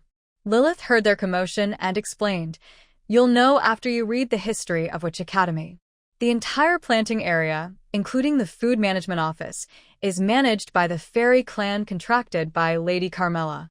The goblins will work when the little witch isn't paying attention. Some goblins must have just restocked the shelves. But if she doesn't show up, no one will see her. All manifestation magic is ineffective against fairies, as they hide in a unique spatial dimension. Then isn't it possible that what we said about Bayer before was heard by the goblins working here?" The little witches were terrified, wondering how many goblins were watching them in secret. Lilith picked a piece of fresh steak and put it in the basket. Of course. But don't worry, even if they hear it, you don't have to worry about the goblins doing bad things. When these fairies moved into the academy, they signed a contract with the whole clan so they would never harm the witches. Moreover, the fairies have good tempers. Before Bayer appeared, many little witches didn't find any trace of the fairies until graduation. Little witches. Are they worried about retaliation? They are worried that Bayer will be angry. Now it's good. Originally, I felt that the hope of contracting the fairy was slim, and now it is completely hopeless. I'd better learn how to cook, since I haven't arranged dinner yet. After tasting breadfruit once, they didn't want to eat it again unless they were starving to death. The teaching effect is still good. The little witches, who previously had no idea what to do with the food in the room, now have some idea about the two dishes, grilled steak and vegetable salad. No matter how they perform when they go back to practice on their own, at least by the time Moran and AC finish teaching, every little witch can explain the cooking process of these two dishes. It is already a giant, in theory. As for the rest, it's up to them to figure it out themselves when they get back. Even Moran and AC could only demonstrate and answer everyone's questions. They couldn't actually go to each little witch's kitchen and teach them how to cook. But for now, this is enough. The little witches carried steaks, vegetables, fruits, and sauces, and went home confidently to cook dinner. Moran was about to call Sylph, but saw her standing outside the food collection, staring at the farmland in the distance in a daze. Sylph? Moran, you go back first. Sylph said, I want to go find Bayer. She wanted to tell Bayer that it was okay even if she didn't want to sign the contract, and she would still tell her stories when she was free. Seeing that she looked serious and that it was still early, Moran nodded. Sylph liked fairies much more than she did, so it was normal that she hadn't given up yet. Moran left first, carrying the basket alone. She carried a heavy basket of food, walking and stopping every now and then, and it took her twice as long to reach the dormitory. As soon as I entered the yard, I found that there were some residual water stains on the path created by my feet. It was still morning when she fetched water. The demi-plane where the Witch Academy is located has a pleasant climate, but this afternoon, it is also a sunny day. The water from the morning should not remain dry by this time. Moran had an idea and put the basket of vegetables at the door of the dormitory. He followed the water stains and walked to the water tower in the backyard. When we climbed up, we saw that the water tower, which we had worked so hard to fill for half a day, was already full. Could it be that the kind-hearted senior students helped her out because they saw that she was too tired from carrying water? After all, at that time in the morning, the senior students were all leisurely filling up their screens and watching the show. As for the first-grade students, they all went to the food collection point early or late this afternoon and learned how to cook from her and AIC, with the exception of one little witch. Moran went out to the door of Sylph's dormitory and saw the remaining water stains. The case was solved. She is the only one who has the ability, Miss Vassida Snail. Unexpectedly, even though she had refused Vassida's help in the morning, she still filled the water tank for them while she and Sylph were out. If the remaining water stains hadn't betrayed her, she would probably still be wondering in a few days how the water in half of the water tower had not been reduced much after such a long time. Moran looked at the closed dormitory number 70 and smiled helplessly. Forget it, she was the only one who didn't go to the food pickup area today. If she remembered correctly, Vassida was not good at cooking either. With such a big stomach, it is quite convenient to stuff food directly into it. But we can't always solve the problem by eating breadfruit. The taste enjoyment brought by delicious food is secondary. In terms of filling her stomach, Vassida's need for cooking is greater than any other little witch. After all, after graduation, there won't be such a large breadfruit forest for her to pick. Other little witches can earn money to buy food even though they can't cook, but with Vassida's appetite, buying food might make her go bankrupt. She had to make dinner anyway. Moran walked to the door of dormitory number 70. There was no need to knock on the door in this shabby courtyard. She just shouted, Vassida. Why? After a while, Vassida came out with a breadfruit in her arms, and as she went out, she stuffed the breadfruit into her stomach. Seeing this, Moran asked, Are you hungry again? No. I just felt that my stomach could hold more food. I had nothing to do anyway, so I went to pick some breadfruit. Vassida said with a smile. Moran was relieved. If she had eaten so many breadfruits last night and they could only sustain her for a day, then the side effects of her swallowing stomach would be too great. You've come back from getting the food. How's the situation over there? Vassida asked curiously. Not bad, the ingredients are quite rich. Moran said, Just now, AC and I taught everyone 2 simple dishes in the small kitchen at the food collection point, but you were the only one not there. I'm about to cook dinner now. Why don't you come over to my place and learn from me and try my cooking? Even if breadfruit is filling, you can't just eat it, right? She didn't draw water from the water tower. Just keep it in mind, but saying it out loud now seems to make me want to return the favor quickly. Okay. Vasudha happily followed Moran back. She was worried too. She went for a walk in the breadfruit forest in the afternoon and had definitely had enough breadfruit.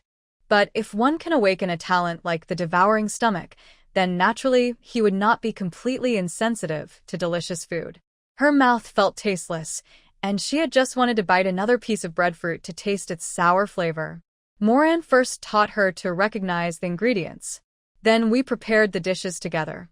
But it is different from the small lunch class in the afternoon.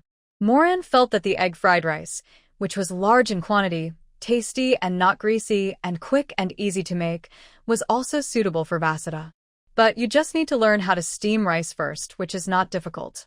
Once you have learned it, you can use it. When you are extremely hungry, you can quickly get full by just eating some food. She added egg fried rice to the fried steak and vegetable salad. Moran increased the quantity and used all the ingredients she brought back. In addition to her demonstration, she also let Vasudha try it. The teaching is more detailed than the small class in the afternoon. Vasudha's comprehension ability is very good. She can basically learn something once she starts. She is better than the little witch in the afternoon. This made Moran less worried about Vasudha. Your talent for cooking should be quite good. After you learn cooking magic, it shouldn't be difficult to fill your stomach. It is not easy to cook with your own hands and feed a huge appetite, but cooking with magic is just a matter of waving a magic wand. As long as you have enough magic power, it is not a problem to cook hundreds of meals by yourself. Really? Vasudha was overjoyed. Of course, Moran said firmly, you will know when you try the ones you made yourself. Vasudha secretly swallowed her saliva. It smelled so good. A bowl of vegetable salad, a large plate of fried steak, and a bowl of egg fried rice. The table was already filled with just 3 dishes.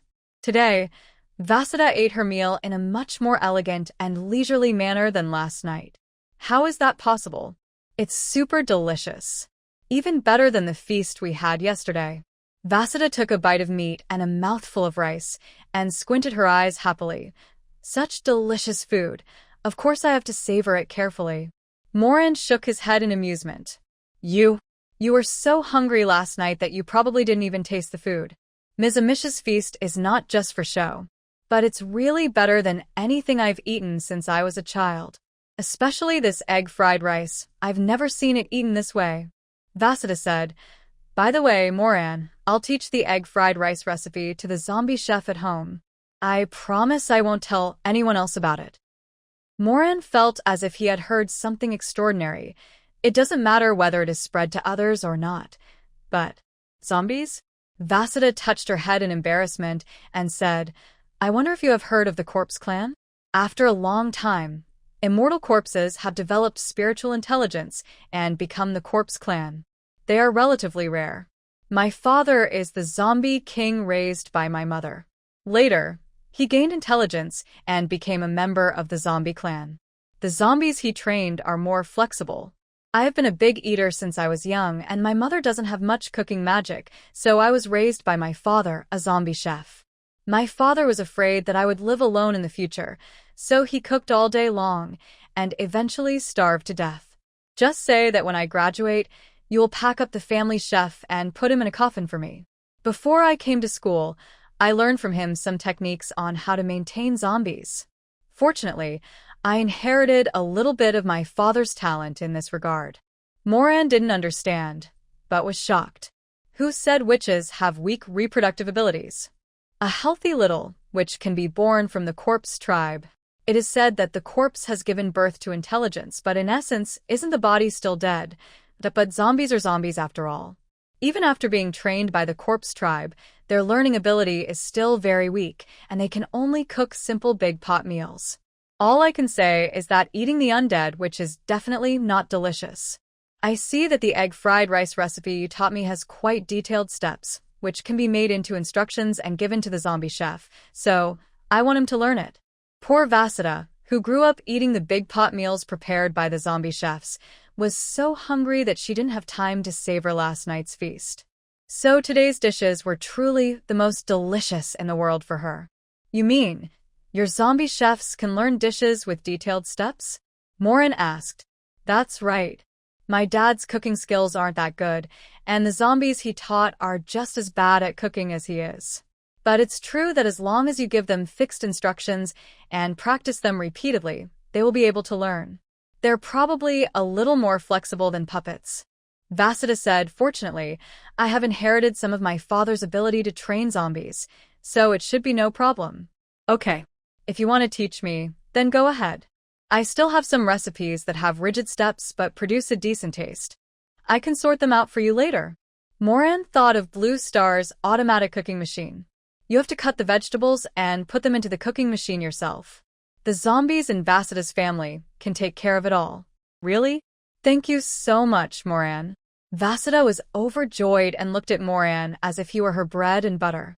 It's just a piece of cake for me, no need to thank me. I think Blue Star also wants to spread its civilization. Perhaps because Vasida talked about her family today, Moran also opened his heart and talked about things he had never mentioned to others. Blue Star? Vasida asked in confusion. What is that? I am a soul from another world. Blue Star is my home planet in my previous life. Fried rice with egg is the delicacy of Blue Star. Moran said. A soul from another world? Vasida exclaimed. So Moran, you are a soul from another world. No wonder I always feel that you are calmer and more knowledgeable than everyone else. Moran was almost embarrassed by the praise. Although she had the memories of Blue Star, to Valen, she was just a complete newborn and knew no more than other little witches. Moran, what does Blue Star look like? Are there witches? Vasida asked curiously. This was a soul from another world that she had seen. Blue Star. Moran's eyes showed reminiscence as he briefly talked about some things about Blue Star. Vasida was fascinated by what she heard. What a gentle planet. Yeah. Moran couldn't hide his worry when he thought of Blue Star. Vasida noticed her depressed mood and said, Moran, you are a witch. A witch with no upper limit to your growth. As long as you grow step by step, one day you will have the power to save the world. Besides, if you can't do it alone, there is still me, Sylph, and Senior Lilith. Lady Tracy and the other 3 witches were able to defeat all the tribes of Valen.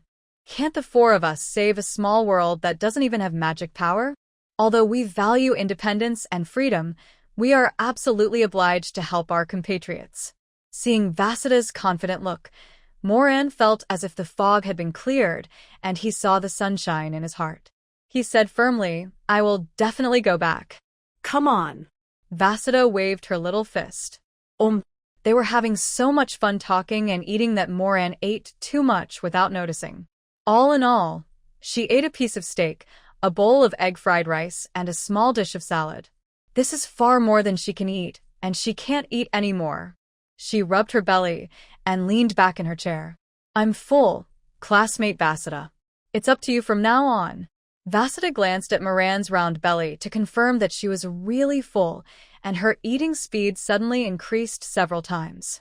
Although it was fast, it was still very different from the way I wolfed down the food at the entrance dinner yesterday. It can be seen that she chewed and tasted it thoroughly. Moran finally understood that Vasida's careful tasting was countless times faster than she had imagined. Why was he so slow before? Probably because he was afraid that she wouldn't eat enough. As soon as Vasida finished eating, she stood up and cleared the dishes. Moran wanted to help, but she pushed him down on a chair. I am now your chef apprentice, Moran. How can an apprentice let his master take care of him? Moran was not fooled. I only promised to write a recipe for you to teach your zombies, but I didn't say I would teach you the whole recipe myself. What kind of mentor are you? It counts as passing on the recipe. If there are parts of the recipe that I don't understand, Moran, would you have the heart not to guide me? Vasida said righteously. After Vasida left, Moran took a shower and changed into a comfortable robe. Only then did he have time to study the new student's guide and his own card book. After 6 o'clock in the evening, the bells of the college castle never rang again. Moran didn't know the exact time. All I know is that she read the freshman's guide carefully and had a general idea of what was mentioned in it. When she closed the booklet, she found that there was something extra on the second page, which was originally blank. Next week's course content has been updated. From Monday to Friday, there is one class every morning and afternoon, and each class lasts 2 hours. It's packed with no time left for a single class. However, there was only one course for the entire next week: Introduction to Alchemy. Does the Witch Academy place so much emphasis on alchemy? Considering Shauna's mother's alchemy level, it shouldn't be possible. Moran couldn't figure it out, so he put it aside for the time being and would find out after class on Monday. She put the new student's guide aside and summoned her own book of cards. Vasudha has already researched the function of the swallowing stomach, and Sylph is also experimenting with the ability of the box of 10,000 species. She was the only one who had no idea about her own card book, so she had to work harder.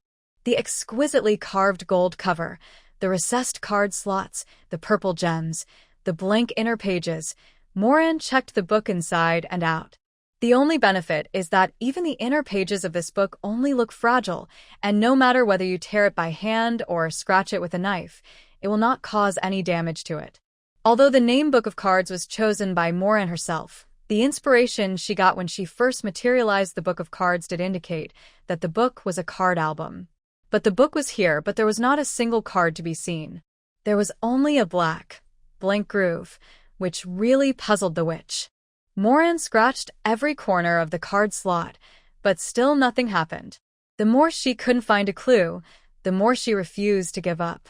The bell rang at 6 in the morning, and Moran woke up as if from his dream and left the dormitory in a daze. In dormitory number 59, Lilith heard the bell and got up on time. He stretched himself happily and opened the door. A day has passed. I wonder if the girls have adapted to the college life. Moran?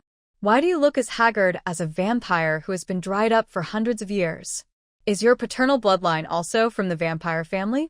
After a whole night of hard work, Moran was helpless with his card book, so he had to come to see his senior with dark circles under his eyes.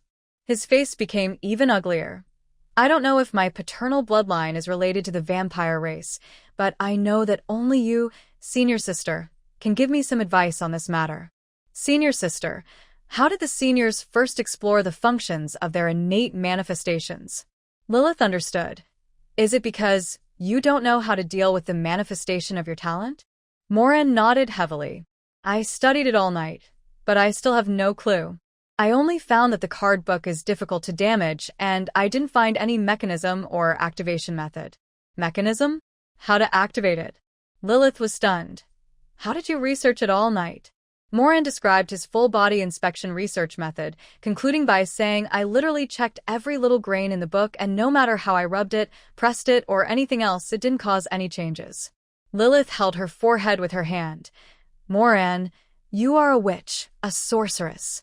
This is the manifestation of your innate talent, not those inferior traps. Do you know what the manifestation of a sorceress's innate talent is? Moran shook his head. Yeah, I forgot that wasn't in the Young Witch book. You will know when you read some books about witches in the future. Let me give you a brief introduction first. Lilith says, the reason why it's called a talent manifestation is because it's actually our talent, using magic as its energy source and based on our own subconscious cognition, condensed into a physical form. Therefore, when exploring the ability of a talent manifestation, the appearance of the talent manifestation can provide certain clues. For example, Vasuda's devouring stomach can transform food energy, and my bloodthirsty needle can extract blood. These can all be inspired by the types of objects that are manifested. As for your card book, it is of a rare type, and I have no idea what it is used for. But since it is something condensed from your subconscious mind, you must understand it, right? Moran nodded. She was heading in this direction last night. The cards were the key to the card book, but she had been searching all night and couldn't find them. Seeing that she understood, Lilith continued, in addition to the hints about the appearance, don't forget that the energy source of the innate manifestation is magic. Sometimes, it's not that the innate manifestation doesn't show its power, but that it has no energy and can't drive it.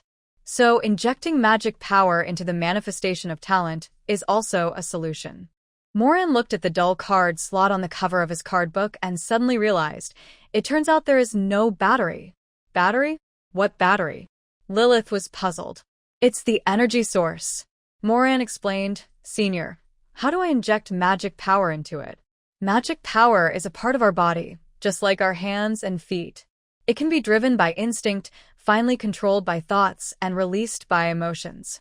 However, before Lilith could finish her words, she saw Moran's card book floating up. Moran subconsciously drove his magic power into the book of cards. At this moment, staring at the groove on the cover of the card book, his deep purple eyes were surprisingly bright. Combined with her listless and pale face, Lilith felt that she looked even scarier than when she had her blood drawn. Lilith's heart was pounding as she watched Moran's magic power pouring into the book of cards with no sign of slowing down. It is easy to mobilize magic power, but difficult to control it. This is the first time you mobilize your magic power, and you are so strong. Don't drain all your magic power at once. At this moment, Moran only had the book of cards in his eyes. She had completely lost her sense of the situation around her.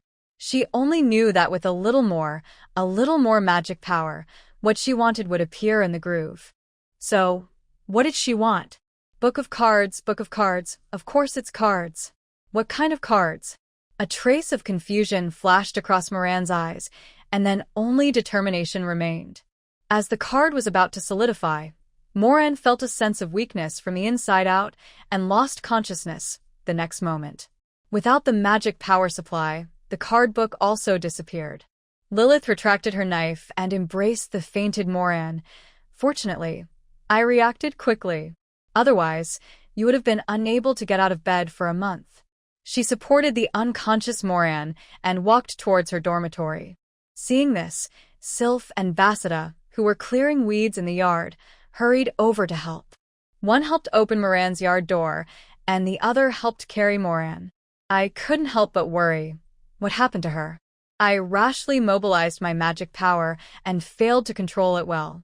It consumed too much, and I passed out. Lilith said. Who would have thought that Vasida, who looked the most vulnerable, was still full of energy, while Moran, who looked the most stable, fainted. This year's junior school girls.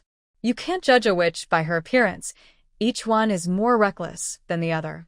At this moment, he was worried about Vasida and Sylph and told them, You two shouldn't be as impatient as Moran when studying your talents.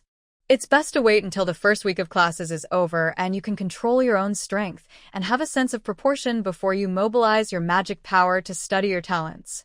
Try not to use up all your mana. Vasida, it's fine if you can use the swallowing stomach to replenish your energy, but Sylph, you must be careful. Once your magic power is overused and completely exhausted, the time it takes to recover will increase exponentially, and your body will fall into a weak state. It's also my fault. I spoke a little too slowly, and Moran's magic power went into the book of cards without being controlled. Fortunately, I stopped it in time, and Moran's magic power was not completely exhausted. He will be fine after a rest, but if he wants to restore his magic power before Monday, he'll have to suffer a lot. Vasida and Sylph nodded rapidly, saying that they were glad Moran was okay. However, Senior, are you saying that you can also use magic to study the manifestation of talent? This time, Lilith learned her lesson. She didn't mention what to do. She just said, when you get your own witch book, find a book called The Witch's Path and you will know. Try it after you understand it clearly. Don't be reckless. The three of them worked together to get Moran to bed. Senior, when will Moran wake up? Although she knew that Moran was fine, Vasida was still a little worried because her face looked so ugly. The dark circles were only slightly lighter than those of her zombies. She spent the whole night studying the manifestation of her talent.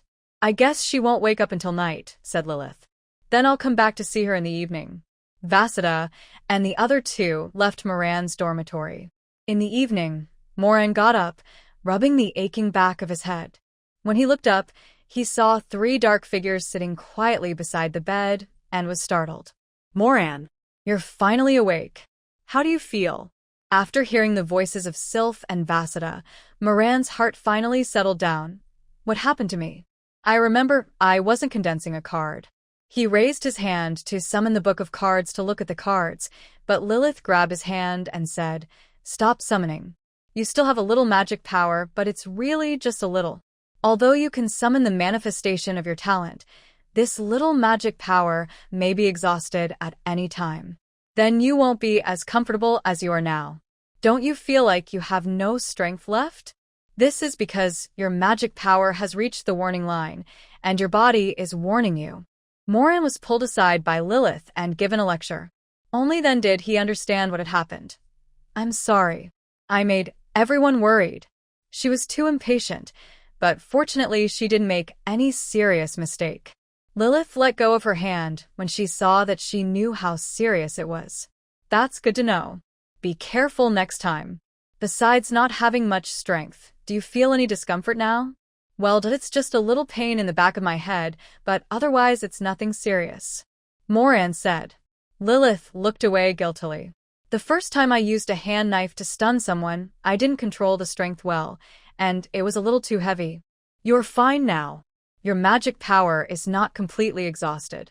With this little magic power as a guide, if you recover a little magic power, the discomfort in your body will disappear. But you have to be careful when using magic power. Senior. When will my magic power be fully restored? I hope it won't affect my classes on Monday. Moran said anxiously. It will take at least a week for your body to fully recover naturally. If you don't want to affect your classes, eat more breadfruits. Maybe you can recover to your peak state. Seeing that she was really nervous about this matter, Lilith comforted her. It's okay even if you don't recover to your full strength. Magic power is of higher quality than magical power.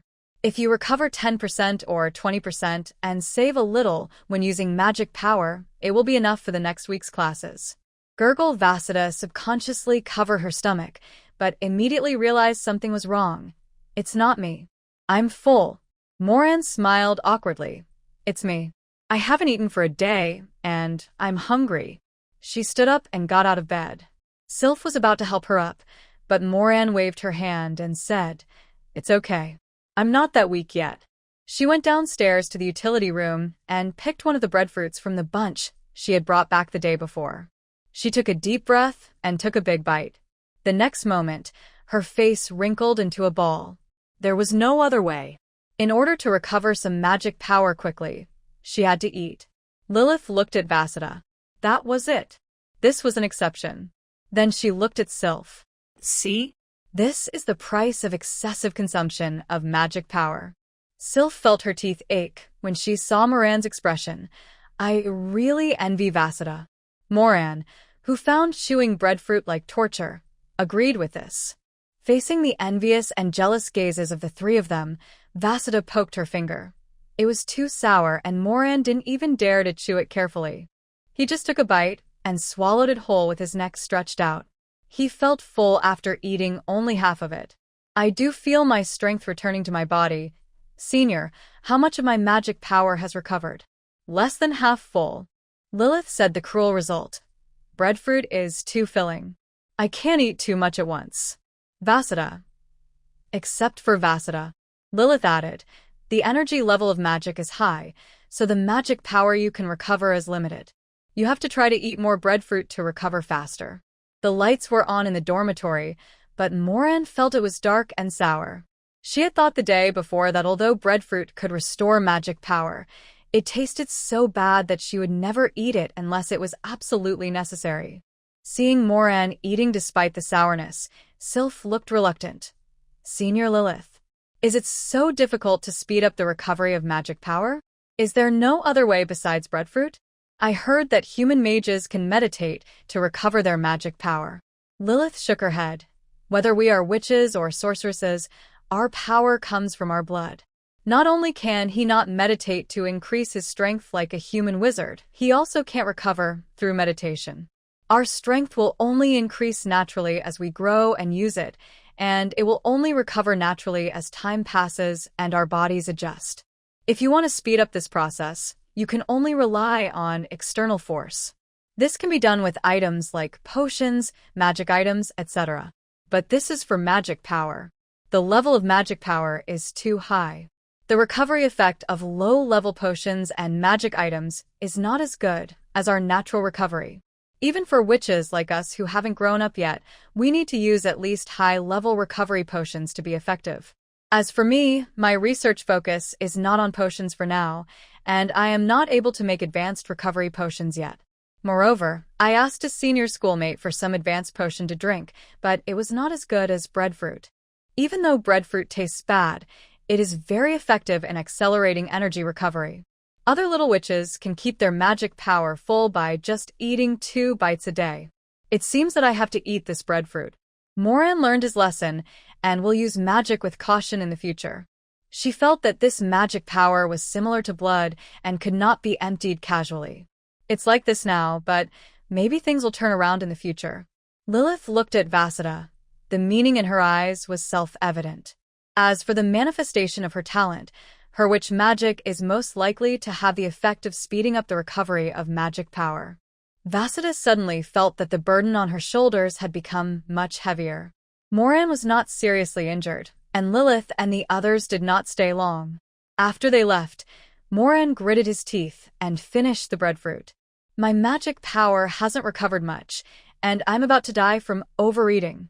I was too full to sleep, and I didn't dare to summon the book of cards to read, so I simply went to the yard to pull weeds to help digest the food.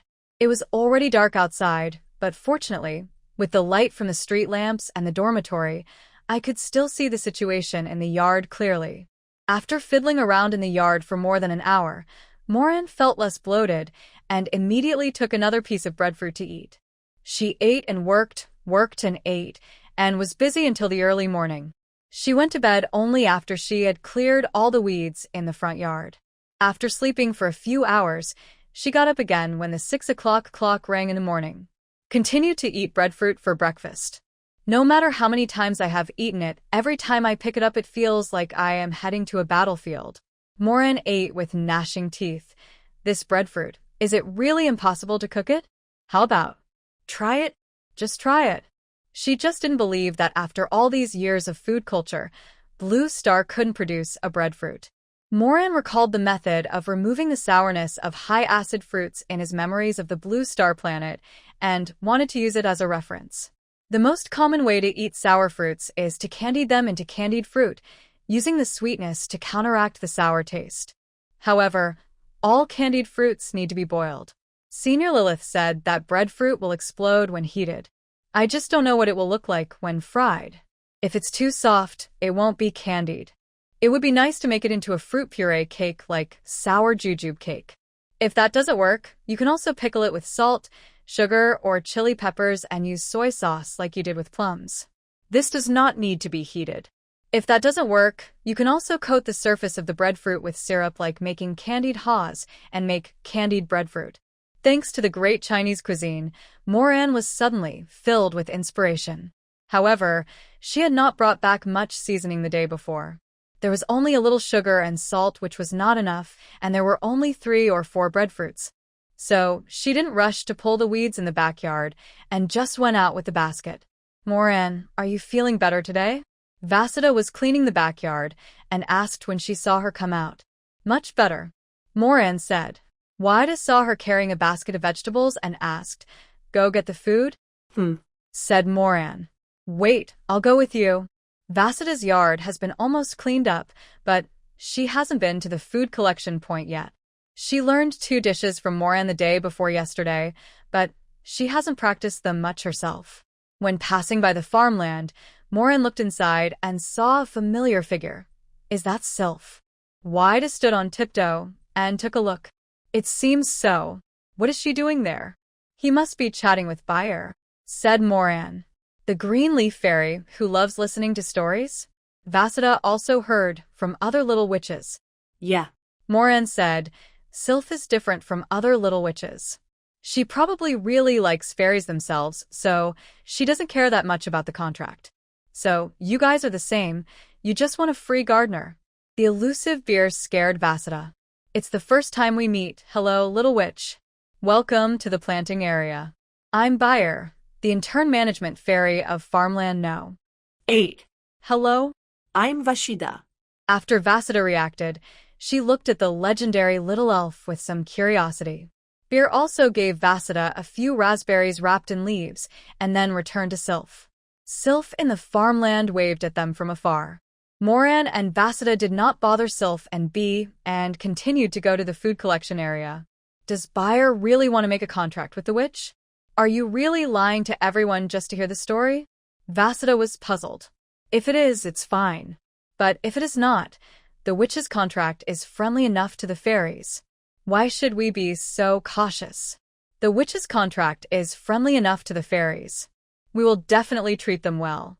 Maybe she wants to find a witch who is not interested in the contract, but truly loves her and is willing to tell her stories. Moran said. Other than that, she couldn't think of any other reason. Not for the purpose of a contract? Vasida shook her head. It's possible outside the academy, but inside the academy, it's difficult. After all, it was difficult for everyone to have a good meal now. Who would be willing to run around for a fairy who is destined to be just a passerby when they couldn't even have a good meal? Vasida and Moran had similar ideas. Fairies were good at taking care of plants, but they were not irreplaceable to witches. Otherwise, there was nothing to recommend them. Once their tracks are exposed, they won't even be able to protect themselves. Otherwise, the entire family wouldn't have sought shelter from a witch. At the food collection area, Vasida took a basket of ingredients for egg fried rice, fried steak, and vegetable salad. After meeting Moran, she took a look at her basket and was stunned. Moran, why did you take so many seasonings, especially salt and sugar? I'm afraid I won't have enough food to eat in the next few days, and breadfruit is too unpalatable. So I want to try making breadfruit more delicious. Moran said, grabbing another jar of honey from a shelf he passed by. Breadfruit only smells like bread, but it tastes quite juicy. Another idea is to squeeze breadfruit into juice. Didn't Senior Lilith say that breadfruit can't be cooked? Vasida slapped her head after saying that. That's right, Moran. You're a soul from another world, so perhaps the cooking methods of another world can be used. If it's done, I might have to ask you to help me test the dish, Moran said. Other witches would be full after eating a few breadfruits, but Vasida could eat hundreds of them at a time when she was hungry. Great, great. After having Moran's fried rice, Vasida was looking forward to it. If only the breadfruit could taste better, it would be perfect. After carrying the basket home, Waida went with her to the breadfruit forest and helped her pick a few bunches of breadfruit. Out of curiosity, I helped her. Moran still tried making it into candied fruit first. Preserved fruits are easy to store and carry, and are suitable for breadfruit's quick satiety and energy-replenishing effects. Breadfruit has no seeds and the skin is very thin, so Moran simply cut 2 breadfruits and steamed them.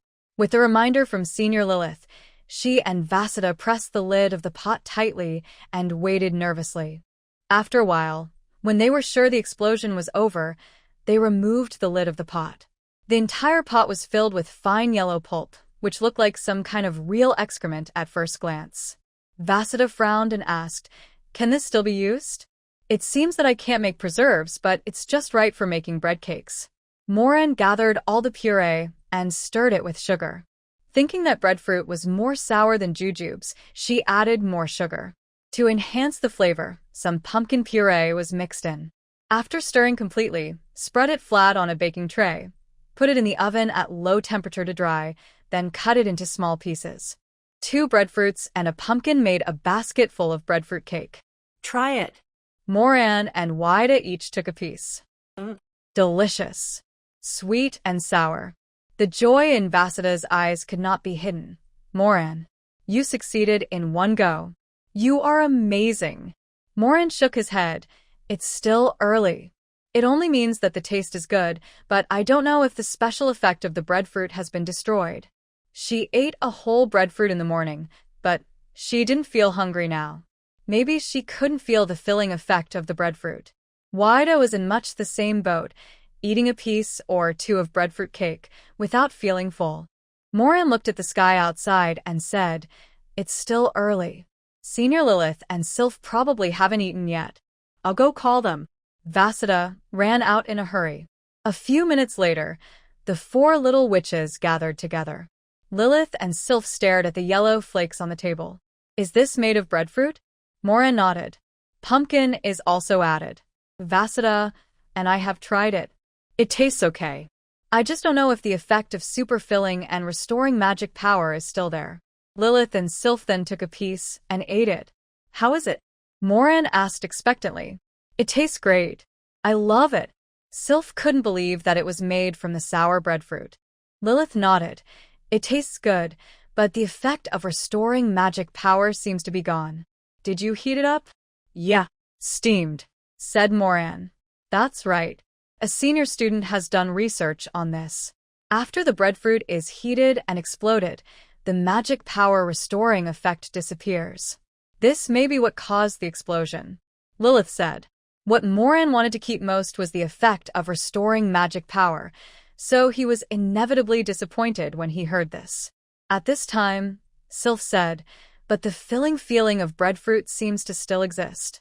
I was a little hungry just now, but after eating one piece, I felt full. It feels similar to the effect of biting into a breadfruit. The feeling of fullness will not be affected. Lilith also affirmed.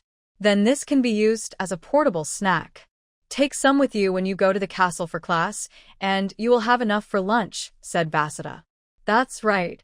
This is easier to carry than ordinary bread snacks, and it makes you feel fuller after eating it. It's made with breadfruit, so it's rich in nutrition. It's great for quickly filling your stomach. Lilith thinks it still has its merits. Moran felt better. Since he couldn't recover his magic power, it would be nice to use it to fill his stomach when he didn't have time to cook in the future. And this was just her first attempt. If it were really that easy, even if only an unskilled little witch was researching it, people wouldn't still be eating breadfruit raw.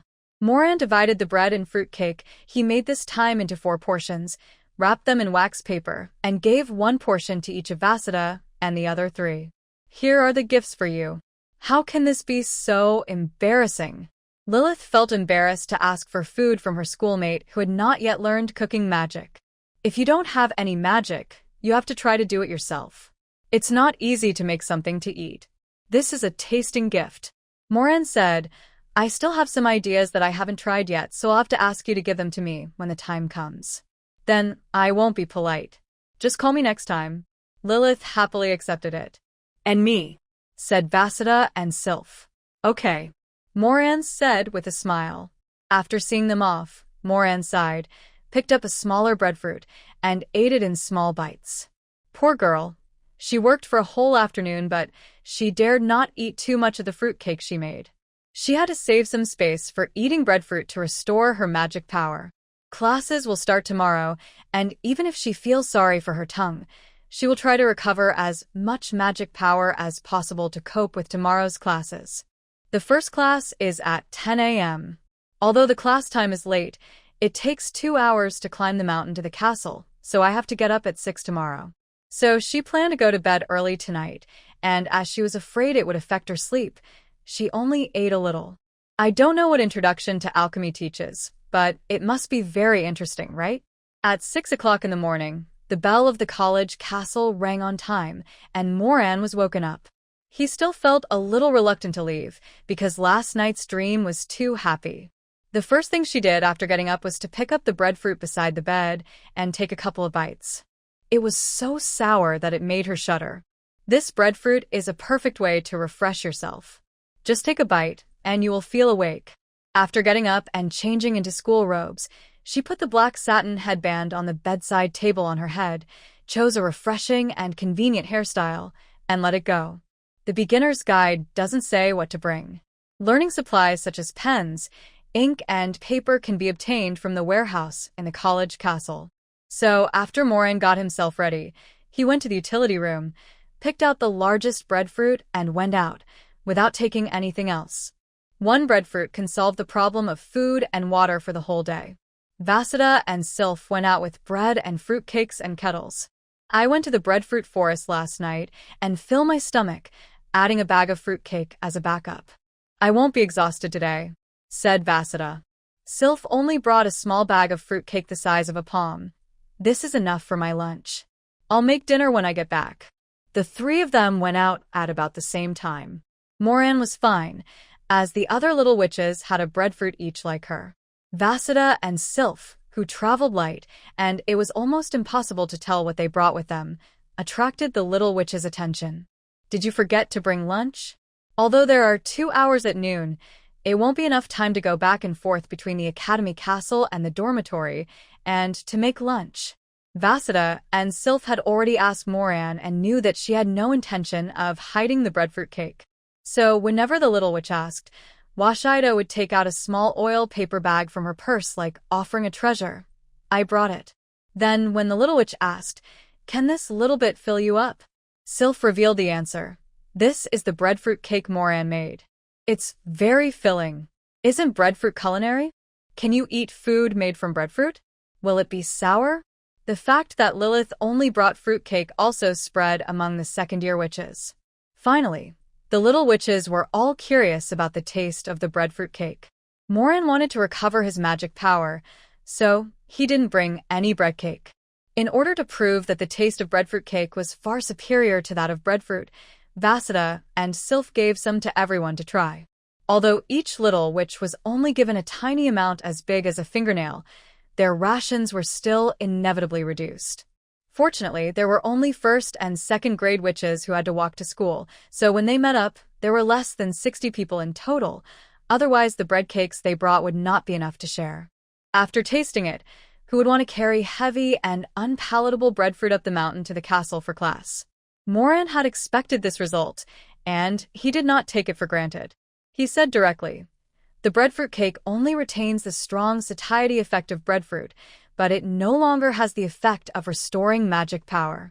If you are still interested, I will tell you the production steps. It's not difficult." Interested. The little witches expressed their opinions one after another. The way to school turned into Moran's little bread and fruitcake class. After she finished her talk, the little witch who had cooking experience came up with some inspiration of her own based on the recipe of the fruitcake. For example, AC is already wondering if she can add meat paste to breadfruit. All of a sudden, the little witch's enthusiasm for cooking breadfruit reached an unprecedented high. Before I knew it, I had arrived at the gate of the Academy Castle. Sylph wiped the sweat off her forehead and said, "It feels like we went up the mountain faster than we went down today. We arrived while we were talking." The clock in the clock tower on the way struck 9 times. Lilith glanced at the time. It's already 9:30. If you count it, today's climb up the mountain is actually much slower than before. Talking about food made me want to go back and try making breadfruit cake.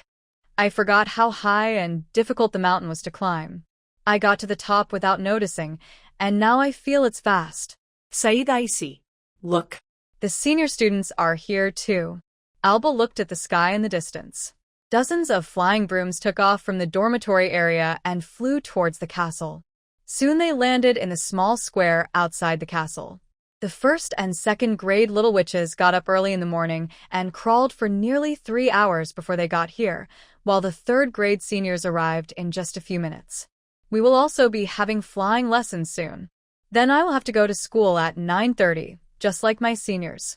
Lilith expressed the thoughts of all the second grade little witches. Moran and the others, who still have to walk for another year, are almost going crazy with envy. However, Senior Lilith, why are the seniors from grades 4 and 5 not here? Don't they have classes in the morning? The seniors from the 4th and 5th grades rarely come to the Academy Castle for classes. I don't know what they're doing specifically. Lilith looked around the square and said, "This year's astrology ceremony seems to have ended earlier. It's only the 4th day, but I haven't seen the tents of the 4th-year seniors." "So, senior, who teaches the alchemy class?" Vasida asked. "Why is it alchemy class for the whole week? When will the cooking magic be taught?" Lilith smiled mysteriously. "You will know the teacher soon. Don't be scared when the time comes. As for cooking magic, it will be taught next week." Seeing that things were not going well, the other seniors also ran away. "Hurry up and go to the classroom. Class is about to start." How can they not let their female students experience the detours they took and the embarrassments they encountered? First-year little witches. The senior sister really likes to keep people in suspense. Moran had no choice but to open the map. The course schedule says that the introductory alchemy class is on the top floor of the West Tower. It's closest to that place. Let's go. Vasida waved her fist. I can't wait to learn magic. A group of little witches walked towards the West Tower. After walking for a while, when passing through a long corridor, they met Ms. Amisha, who was wearing a dark blue witch robe. The little witches all greeted her. Good morning, Dean. Good morning. Amisha nodded slightly and reminded with a smile. The West Tower is a bit far. You have to speed up. Yes. Goodbye, Dean. The little witches became nervous and sped up. Moran looked back and saw Ms. Amisha disappear into a classroom at the end of the corridor. That classroom was where the second-year seniors had their classes. She had seen Senior Lilith's striking red hair when she passed by the door. Without paying much attention, they soon ran down the corridor.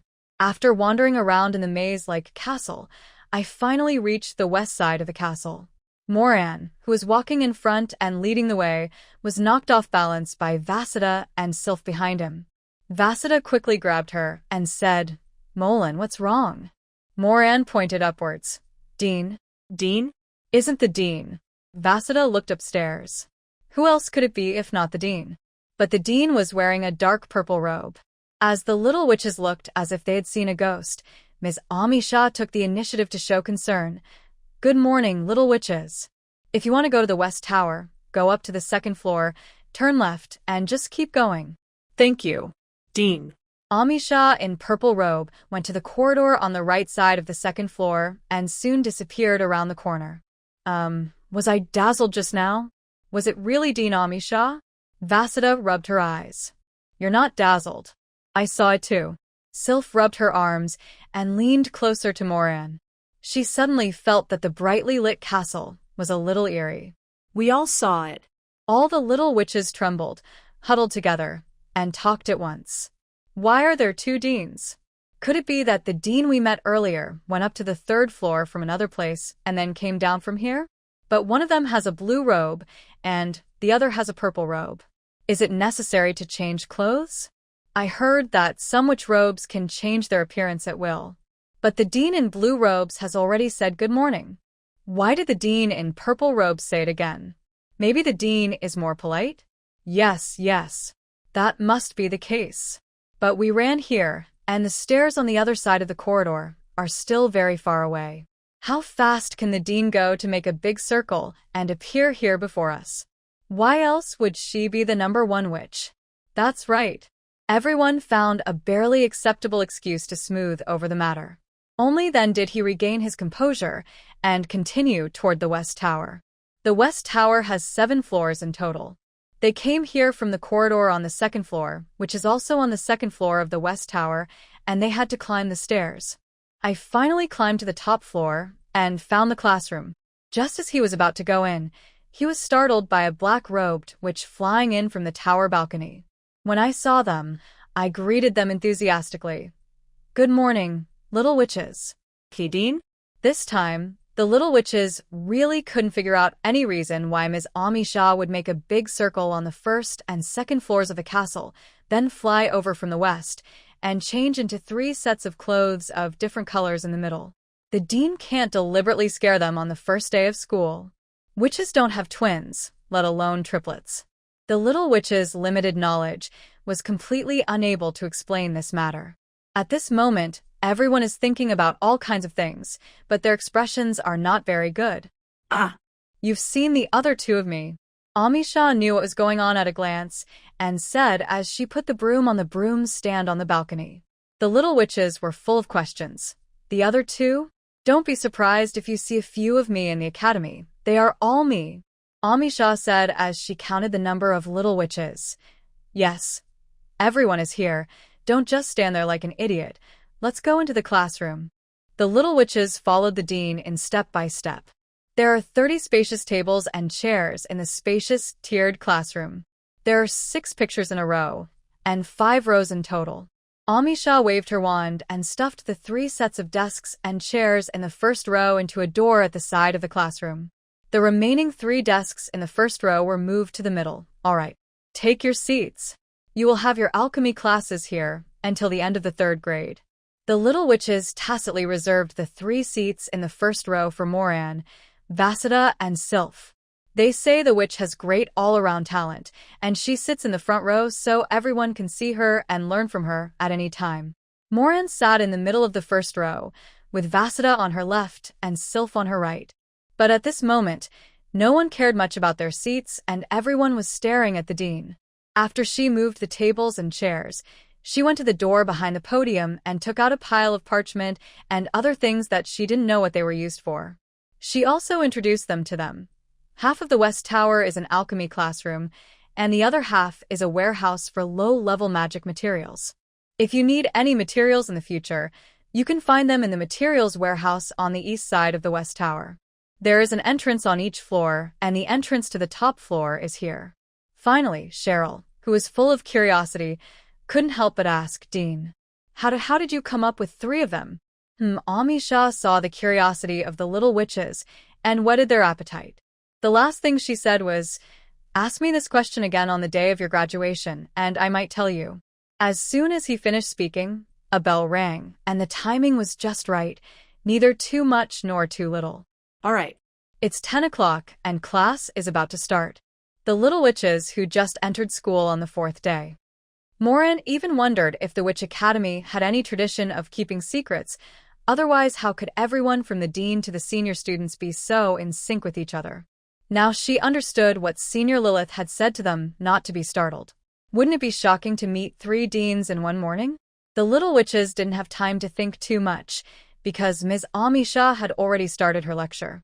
When the class schedule was updated on Friday night, you must have all been wondering why all of them were introductory alchemy classes, right? Ms. Amisha sat on the high-backed chair on the podium with her long legs crossed and said calmly, that's because, to officially start learning magic, both in theory and practice, 2 things are indispensable.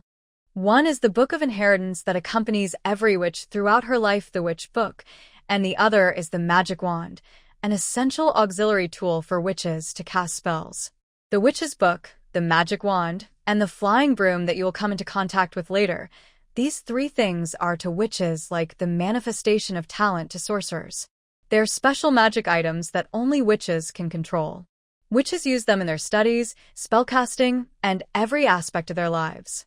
Every witch must master the crafting methods of these 3 items, whether or not she is an alchemy witch. Witch books, wands, and broomsticks may be lost or damaged, but the methods for making them can always be used by us. This week in our introductory alchemy class, we're going to learn how to make our own witch book and wand. Before everything begins, let's first learn a little trick on how to use magic power, magic infection. The witch's magic power is the only energy of level 3 and below that has the property of infection. It is also the key for us witches to use ordinary materials to create exclusive magic items. Magic infection is actually the process of covering the object to be infected with magic power or magical energy, and then letting it be infected with magical properties. It requires a certain level of magical control. Without visibility, it is difficult to see the infection status. Most races use perception or detection magic to detect the power level of extraordinary people in non-combat state. But we witches have a simpler and more convenient method, which is to use our own power to infect the eyeballs and give them the ability of energy vision. After a long period of infection, even without using magic power, our eyes can see traces of different energies. Of course, the energy vision infected by magic power can only observe energies of the same level as magic power or lower levels, such as mental power and elemental power, etc. Having a pair of eyes that can observe energy traces can greatly facilitate our learning of magic. But infecting the eyeballs is dangerous and you need to get used to it first. When Ms. Amisha said this, the magic wand beside her moved, and a stack of things that looked like paper and a leather blanket flew out from the pile of things beside the podium. Each little witch was given one, and when unfolded, it was just enough to cover the entire table. There was another one, posted on the blackboard behind Ms. Amisha. This is developing paper, and any force applied to it will leave a mark on it. Next, use this to practice your magic control. When your magic power can cover the entire piece of paper thinly and turn the paper into a uniform green color, you can try to cover your eyeballs with magic power and open up your energy vision. Amisha placed her hand on the developing paper. With her palm as the center, the light green color expanded and soon covered the entire paper. This is considered qualified. She made a slight adjustment, and the green became uneven, or turned into light yellow, and then into red. Uneven color means that the output speed of magic power is unstable, which will cause uneven infection. Light yellow means that the output of magic power is too little and does not meet the infection standard. Red means that the output of magic power is too much, which will cause damage to the infected object, and both are unqualified. As for how to output magic power exists in our blood and is a part of our body. Unintentional instincts, clear thoughts, and strong emotions can all cause magic power to surge out. However, if you want stable and controllable magic power, it is best to drive it with clear thoughts. To put it simply, it means clearing your mind of distractions, concentrating on letting the magic power slowly emerge, and spreading it thinly across the entire piece of developing paper, and you can do it. You can give it a try. These developing papers have been specially treated and will not be easily damaged. As soon as she finished speaking, the developing paper in front of the little witch turned blue and yellow. Obviously, she couldn't control her thoughts for a moment. Vasudha and Sylph could not help but try it. As soon as their fingertips touched the developing paper, the paper turned red and tended to turn black. Control the output speed and output volume. Don't rush. Amisha came down from the podium. Vasudha and Sylph, you are witches. Magic power is much stronger than mana power. You must be extra careful about the amount you use. If mana power infection requires 1 unit of mana power, then magic power infection only requires 1,000th or even 1/10,000th of the magic power. After the paper is fully colored, stop outputting magic power. After a while, when the original color returns, you can continue practicing. Morin had just listened to Lilith talk about how to mobilize magic power, and he got so excited that he couldn't control himself. This time she learned from her previous lesson. After Ms. Amisha finished speaking, she did not rush to try it out immediately. Instead, she calmed down and went over Amisha's words in her mind first. Among the 27 first-grade little witches, she was the only one whose developing paper in front of her remained milky white without any movement. The other little witches began to wait for the developing paper to recover. Amisha also stopped in front of Morin. That's right. It's important to use your strength carefully. Morin had already experienced the terrifying power of emotions and instincts, so he was fully prepared before mobilizing his magic power. Her magic power had not yet fully recovered, so she did not dare to use it lavishly. She was very stingy and only made a small opening, thinking that it should be enough to cover such a large piece of developing paper. As a result, a red area appeared on the developing paper, but unlike Vasudha and the others, which were dark red, this area was much lighter. Morin was so frightened that he quickly stopped the output of magic power, but he stopped so quickly that most of the developing paper had not changed color. She adjusted it and became more stingy with her magic output. The developing paper began to smudge with different shades of red. Even after the entire piece of paper was colored, she couldn't produce a single hint of green. The 3 little witches in the first row are particularly eye-catching on their bright red developing paper amidst the dark yellow, light yellow, and spots of green. After waiting for about 30 seconds, the developing paper returned to milky white. The little witches continued to practice. Other little witches practiced magic infection. More, the developing paper is not green enough. Morin, Vasudha, and Sylph practiced magic infection. Too much, still too much, less. Unless some little witch loses control and pours all her magic power into the developing paper, some red will appear on the developing paper. The difference between the magic power of a witch and that of a sorceress is evident. The other little witches, on the other hand, mastered the output of magic infection more quickly, and soon the developing paper turned different shades of green for everyone. At this step, it is much more difficult for Morin and the other 3. It took them many attempts before they were able to get the developing paper to appear dark green. However, perhaps because they spent more effort in controlling the output volume, their control was better, and they understood the output speed a little faster. The jumps in color shade on the developed paper soon become less dramatic. Halfway through the class, many little witches had used up most of their magic power in the constant practice of magic infection. They had to take a bite of breadfruit to speed up the recovery, while the developing paper was recovering. Fortunately, breadfruit recovers mana much faster than magic power. I could only keep up with the energy consumption by chewing breadfruit and practicing at the same time, but my tongue and stomach felt a little uncomfortable. Moran listened to the intermittent gasps behind him and inexplicably felt that he was no longer alone. For Moran and the other three, the consumption of magic infection was just a drop in the bucket. Even Moran, whose magic power had not fully recovered, did not eat the breadfruit at this moment, but it did not affect his practice at all. Among the three of them, they were also the first to be able to stably turn the developing paper into a uniform dark green color. The bell in the clock tower rang 12 times, and when the class was over, other little witches were able to use magic infection techniques successfully one after another. Although the developing papers in front of the little witches were darker or lighter in color, they were all a uniform green color. Ms. Amisha finished the class with satisfaction, and before leaving she reminded them, "When you first open your energy vision, you must be under the supervision of an adult witch. Don't try it on your own during lunch break. If something goes wrong, your vision could be impaired at best, or you could go blind at worst." After making sure that every little witch heard what she said, she left with peace of mind, with no intention of supervising anyone. As soon as Ms. Amisha left, many little witches stood up from their seats. "I'm so bloated. I need to go out for a walk to digest my food. Otherwise, I won't be able to eat any breadfruit this afternoon. I'm going to. I need to go to the bathroom. Let's go together." Soon most of the classroom was empty. There really isn't a little witch who, out of curiosity, would damage her own eyeballs in the hope of getting away with it. Moran was not surprised. She had long discovered that the little witches were much more mature than the human children of the same age on Blue Star in her previous life. She also went to the bathroom with Vasida and Sylph.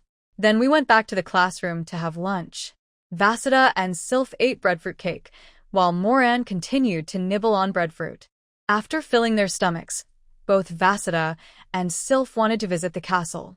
Moran shook his head. "You guys go ahead, I want to practice magic infection again. Haven't they all passed the test?" Vasida was puzzled. "But there are different shades of green. We have only mastered 1 degree of magical infection. I think practicing more should help improve our control over magic," Moran said. "There's no need to rush for this. After you learn magic and use more magic power, your control will naturally improve, right?" Sylph didn't quite understand either. Having sat in the classroom facing the developing paper for 2 hours, she wanted to go to the castle garden to get some fresh air. "It's always good to practice more." Moran said, "You two go ahead. But can you lend me your developing paper?" This way, she wouldn't have to wait for the 30-second recovery interval. "You can use it." She was so determined that Vasida and Sylph did not force her. Once the two of them left, Moran was the only one left in the classroom. Moran continued to try magical infection. "At first, I tried to make the developing paper various shades of green with a uniform color. Later, the difficulty was increased and the colors became evenly distributed in various shades of yellow and red. Finally, she even controlled the output of magic power, allowing the developing paper to present different red, yellow, green groups and even patterns according to her wishes and ideas. While her own developing paper was recovering, she went to practice at Vasida and Sylph's seats. Taking turns with 3 developing papers greatly improved her efficiency. Through repeated practice, she gained a better understanding of her magic. She had a clear sense of how much magic power, what kind of output speed, and what kind of effect the developing paper could produce. Moran knew that the color change on the developing paper was only for the magical infection. Practicing stable output of magic power to make the developing paper appear red, yellow, or even various colors will not be of much help to her in casting spells in the future, as there will be different demands for magic output by then. However, this kind of training can enable her to better control her own strength, become proficient in casting spells with a calm mind, and concentrate her thoughts freely. Even though she hadn't seen her first card yet, there was no doubt that the groove in the middle of her card book was a magic-absorbing weapon. Looking back, the reason why her magic power was flowing out like crazy that day and couldn't be stopped at all was not only because it was her first time to mobilize her magic power, her emotions were fluctuating greatly, and she had no sense of control. It was because the card slot had too much attraction to magic power. Moran definitely didn't want to try the same thing again, where he fainted all of a sudden. After much thought, I can only practice more magic control on my own. Vasudha and Sylph went out for a walk and came back. A quick glance at the developing paper in front of Moran revealed red, yellow, and green everywhere. I have a lot of questions. Why do I get worse the more I practice? Moran withdrew his hand with satisfaction. You are back? How is it? Most places are not open to us now, even the library. Currently, we can only enter some empty classrooms. There is nothing to see. We walked around the small garden of the castle and came back. It's quite beautiful there, Sylph said, but Moran, why are you getting worse and worse as you practice? Look, doesn't this look like a painting, a hillside with poppies and wild chrysanthemums in full bloom?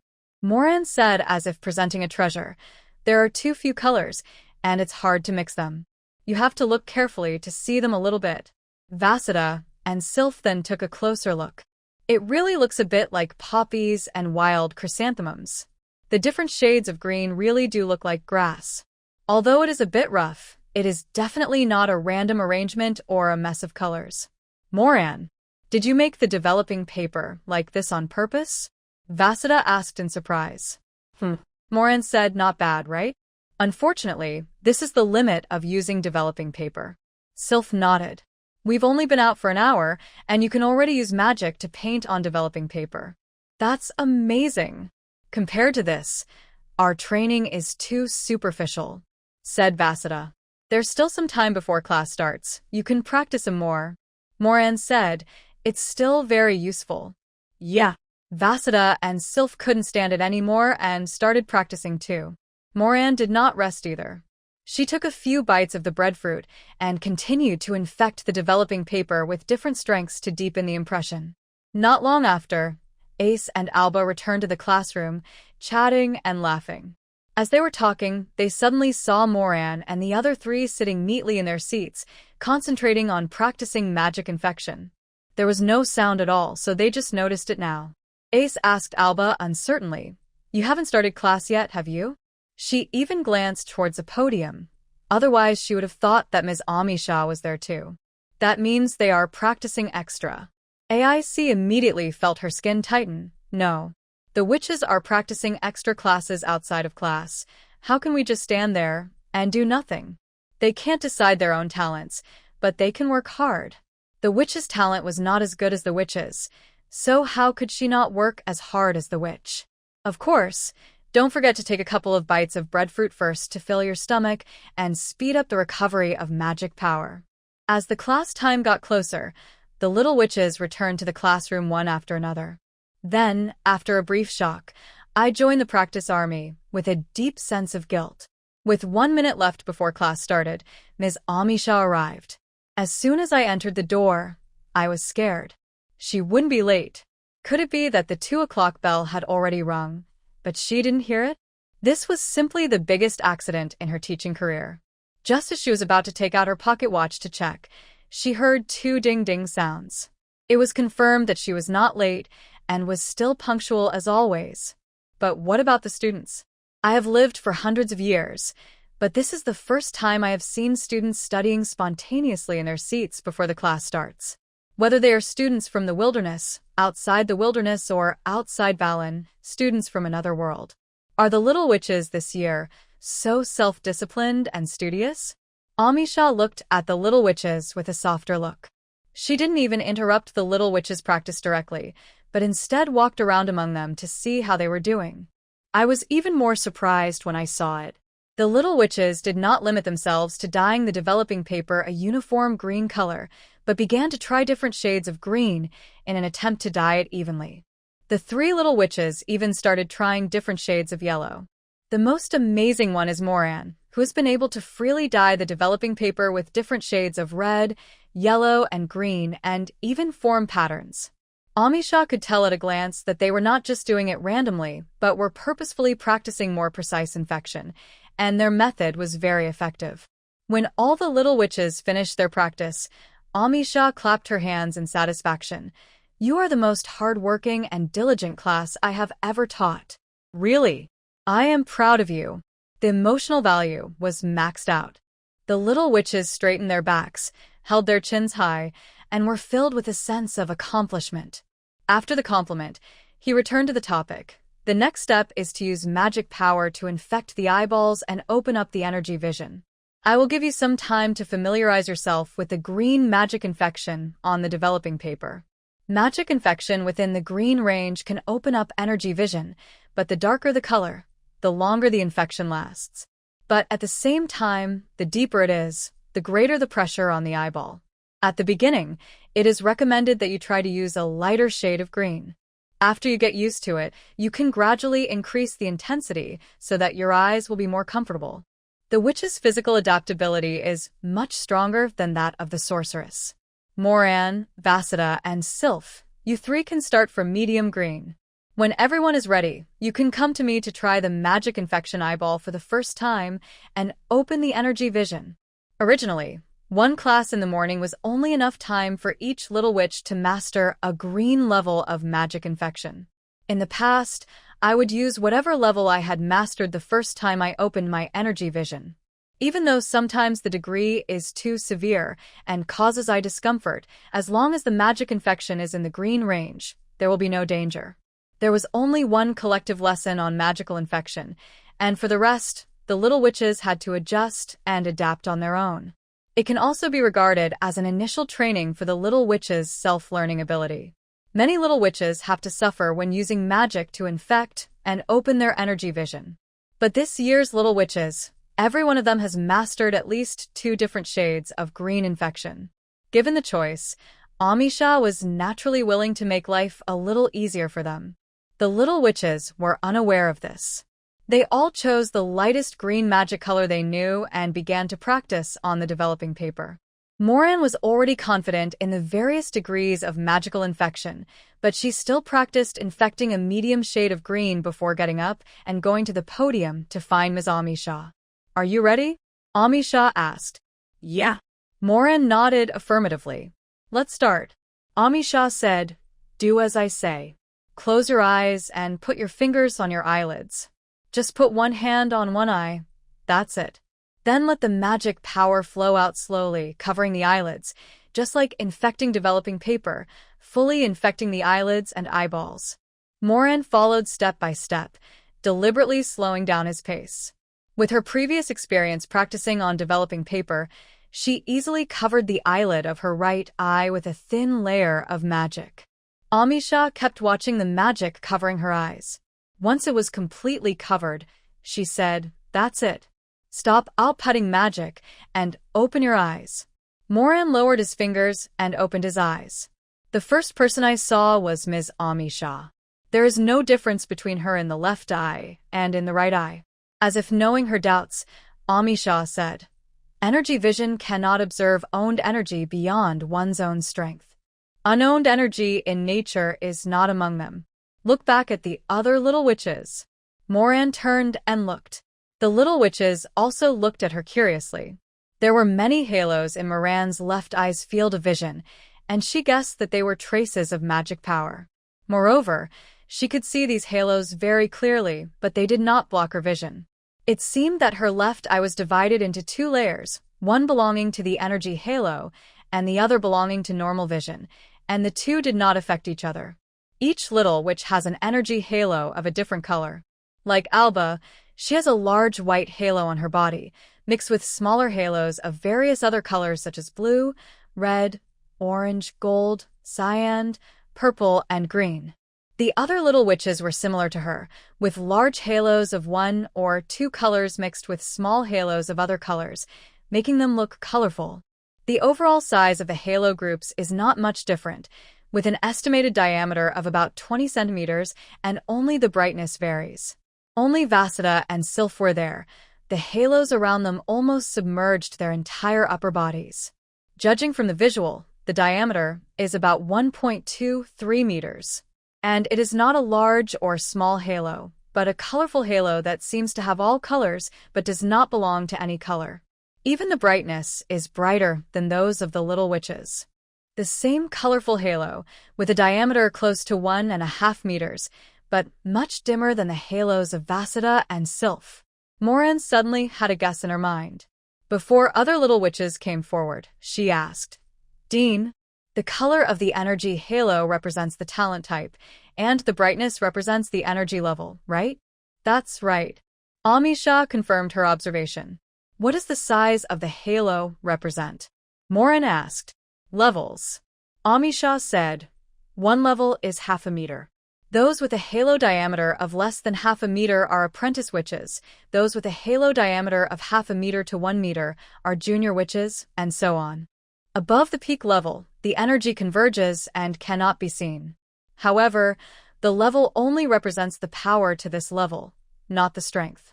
The strength cannot be judged completely based on the halo level." Moran was shocked.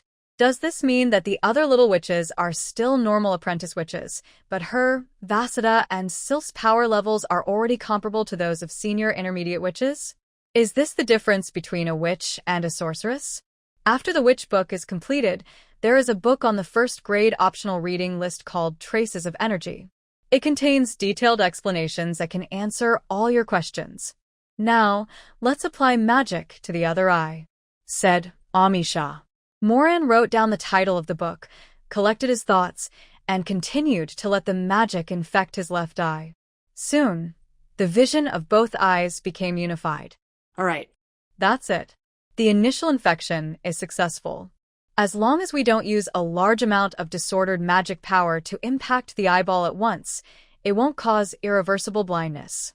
Amisha said, "After that, just open the energy vision according to your tolerance. Once you become proficient in it, you don't need to use your fingertips to guide the magic power, and any part of the body can output magic power. When you infect your eyeballs with magic power that can turn developing paper black without any discomfort, your eyes will have permanent energy vision." "Thank you, Dean." Moran walked carefully to his seat with a new perspective. "How is it? How do you feel?" asked Vasudha. "Your eyes look deeper than before." The other little witches also pricked up their ears. Moran briefly described what he felt and saw. "An energy halo that doesn't block your vision? That's amazing." Vasudha looked at Sylph and said, "Let's try it too." The two men stood up and walked towards Ms. Amisha together. The other witches were also eager to try and lined up one after another. After Moran adjusted himself, he began to observe his own magic power. Before, she only knew how much magic power appeared in what color on the developing paper. This time, she wanted to see how much magic power it was under the energy vision.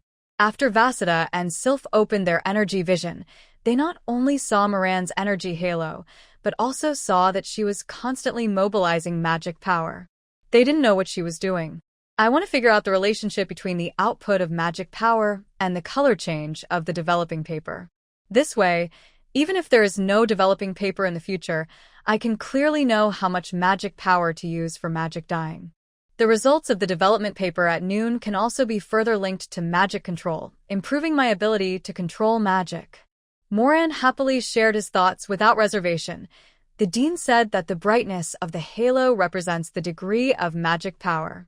When we use magic power, we should pay more attention to the changes in the brightness of the energy halo. In the future, we'll be able to control the magic power state more intuitively and accurately, and notice it in advance before the magic power consumption affects the physical condition. Vasudha and Sylph. After they opened their energy vision, they just wanted to look at everyone's energy aura everywhere, and they never imagined that they could practice this way.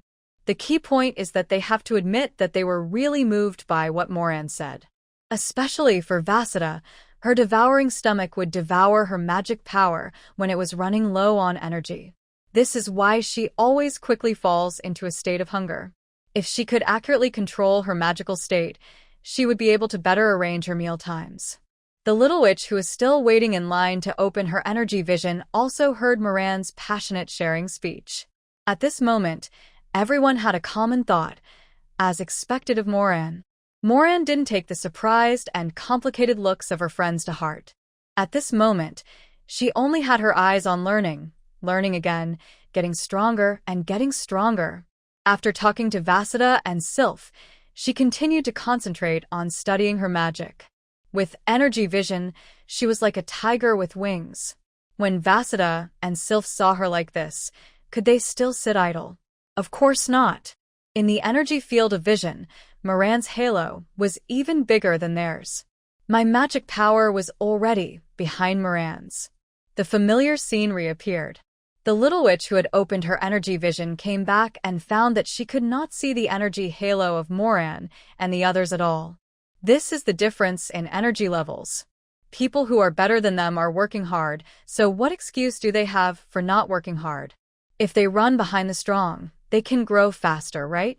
Although Amisha had been supervising the little witch's first activation of her energy vision to prevent irreversible accidents from happening, she also noticed what had just happened to Moran and the others. Looking at the little witches who successfully opened their energy vision, they returned to their seats and began to study the relationship between the halo changes and magic power under energy vision. How that scene happened before the class started. All this is because this year, there was an extremely hardworking little witch who brought all the little witches along with her. Amisha looked towards the middle of the first row, at the purple-haired little witch with a determined and serious look in her eyes. This is the role of a leader.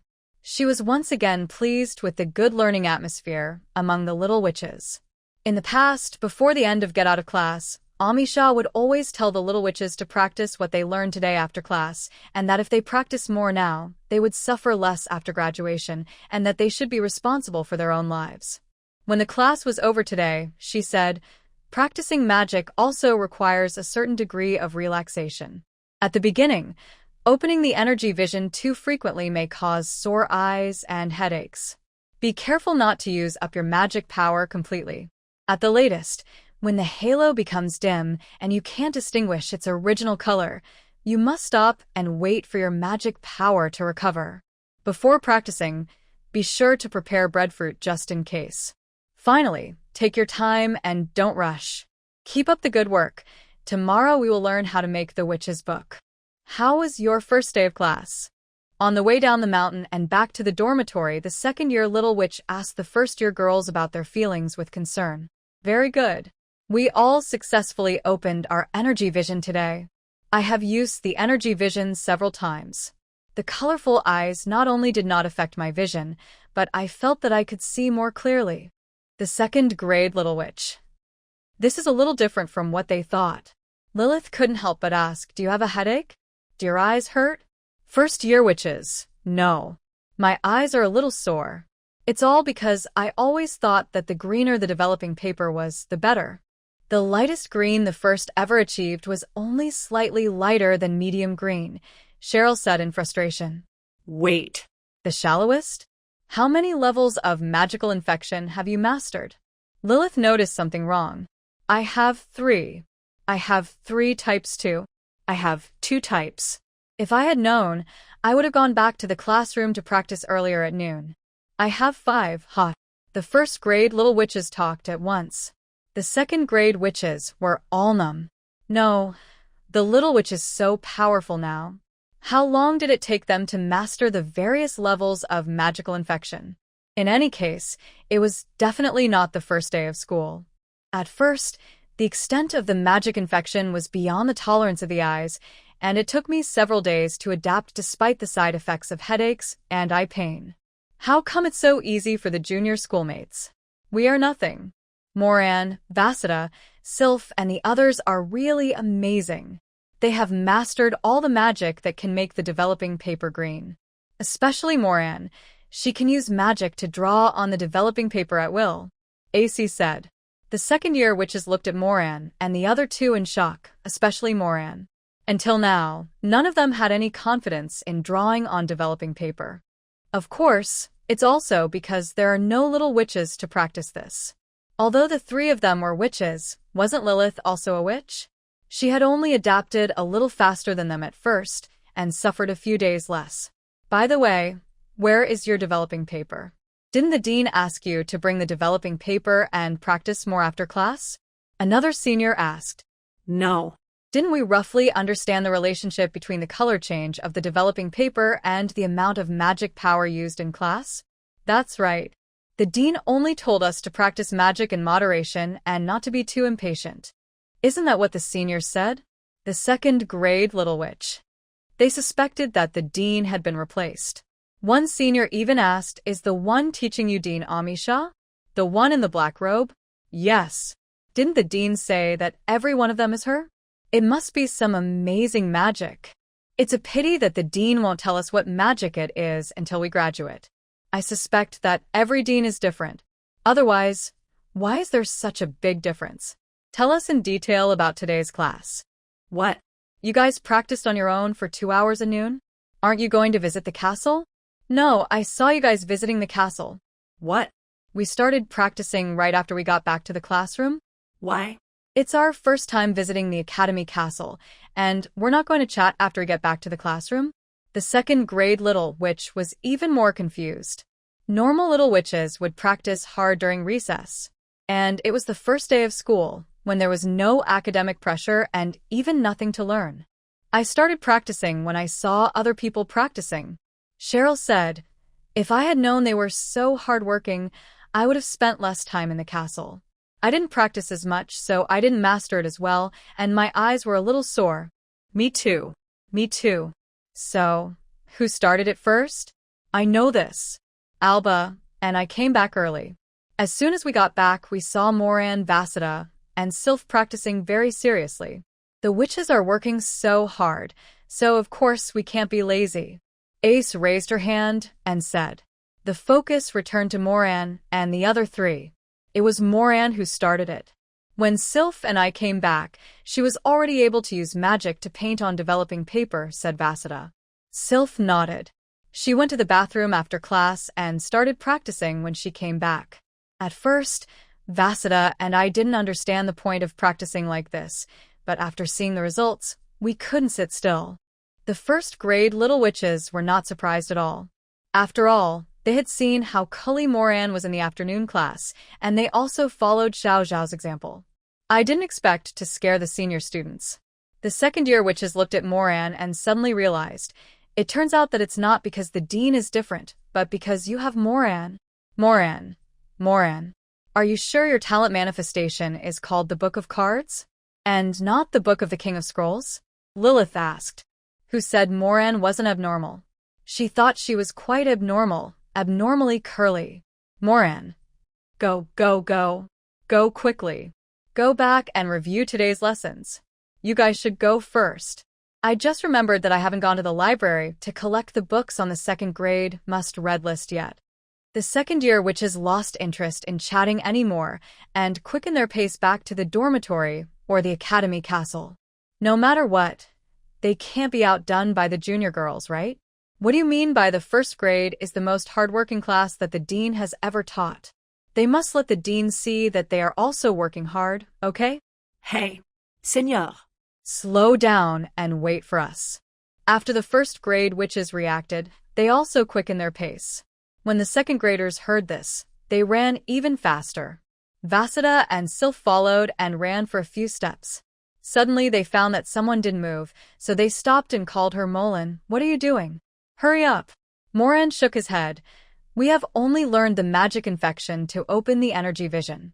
Why are we in such a hurry to run back? Wouldn't it be better to walk slowly and feel the energy vision on the road? The view on the mountain is wide, and we can see more spectacular natural energy. Vasida and Sylph thought the same thing. They were not like the seniors who had so many things to learn. Why would they rush back in such a hurry? They wanted to call the other little witches, but they found that they had already run away. The two of them also opened their energy vision and looked into the distance with Moran. Wow. The natural energy over there in the herb garden is so rich. There must be a lot of magical plants. And over there, it's so far away, it should be the inner area, or even the outer area. We walked slowly down the mountain. At the fork in the road at the foot of the mountain, Moran separated from Vasida and Sylph. She went straight back to the dormitory, while Vasida and Sylph went to the fork on the right. One of them wanted to go to the food collection point, and the other wanted to go to the farmland to find buyer. After returning to the dormitory, she took out a basket of breadfruit and tried other ways to cook breadfruit. Heating would destroy the breadfruit's magical healing effects, so Moran simply used the cold pickling method. Refer to the pickled plums, cut the breadfruit into small pieces, flatten them with the back of a knife, and marinate them with different seasonings. There were small dishes of sugar pickled, salt pickled, and salty and spicy flavors. The expected marinating time is between half an hour and 2 hours. Then I used a lot of salt to marinate a small jar of plums. After one night, after draining out the water, I added minced garlic, rock sugar, etc. This needs to be marinated for a week. It's a pity that there was no soy sauce, otherwise she could have marinated some with soy sauce. After finishing these, Moran began to try to squeeze the breadfruit into juice. There was no juicer in the dormitory kitchen, so she could only cut the breadfruit into small pieces as possible, put them in a bowl, and then use a wooden pestle used to mash garlic to squeeze out the juice little by little. When eaten raw, breadfruit feels quite rich, similar to an apple. But when it came to juicing, it took 5 or 6 breadfruits, a full basin, to make a cup of thick breadfruit juice, which had to be squeezed and filtered several times. Moran took a bite and was so sour that he didn't want to try a second bite. It was several times sourer than raw breadfruit. But it doesn't matter, she still has a way. She made a pot of honey water with warm water and put a lot of white sugar in it. After stirring it thoroughly until it melted, she also tasted it. It's super sweet, completely different from breadfruit water. While waiting for the honey and sugar water to cool down, Moran activated his energy vision and began to taste the plates of breadfruit that he had pickled earlier. The sugar-pickled breadfruit pieces are sweet at first, but once you bite them, the sweetness is washed away by the sour taste. The same goes for salted ones, but they're saltier when you eat them. I can only say that the taste is slightly better than eating it raw, but it's about the same after that. The feeling of fullness was not affected, and under the energy vision, Moran also saw that after eating these 2 plates of breadfruit, his energy halo became a little brighter, which showed that the effect of restoring magic power was not affected. It seems that cold pickling is indeed a way, but short-term pickling will not make the food flavorful enough, and the taste will not improve much. Those pickled in jars may have a good taste after a long time. The remaining taste is salty and spicy. It tastes salty and spicy at first, and then sour and spicy. The sour and spicy tastes mixed together enhance each other's power, and the aftertaste is endless. I burst into tears before I finished eating a single bite. Moran didn't even have time to observe the recovery of his magic power before he gulped down several large glasses of water. After several minutes, he finally recovered. As soon as she recovered, she immediately eliminated the salty and spicy foods. After taking a bite, the breadfruit didn't fill me up. It was so spicy that I had to drink water to get full. It was even more painful than eating the breadfruit raw. After strolling for a while and feeling a little bit tired, Moran started to add honey syrup to the bread juice and then dipped it in water to taste it.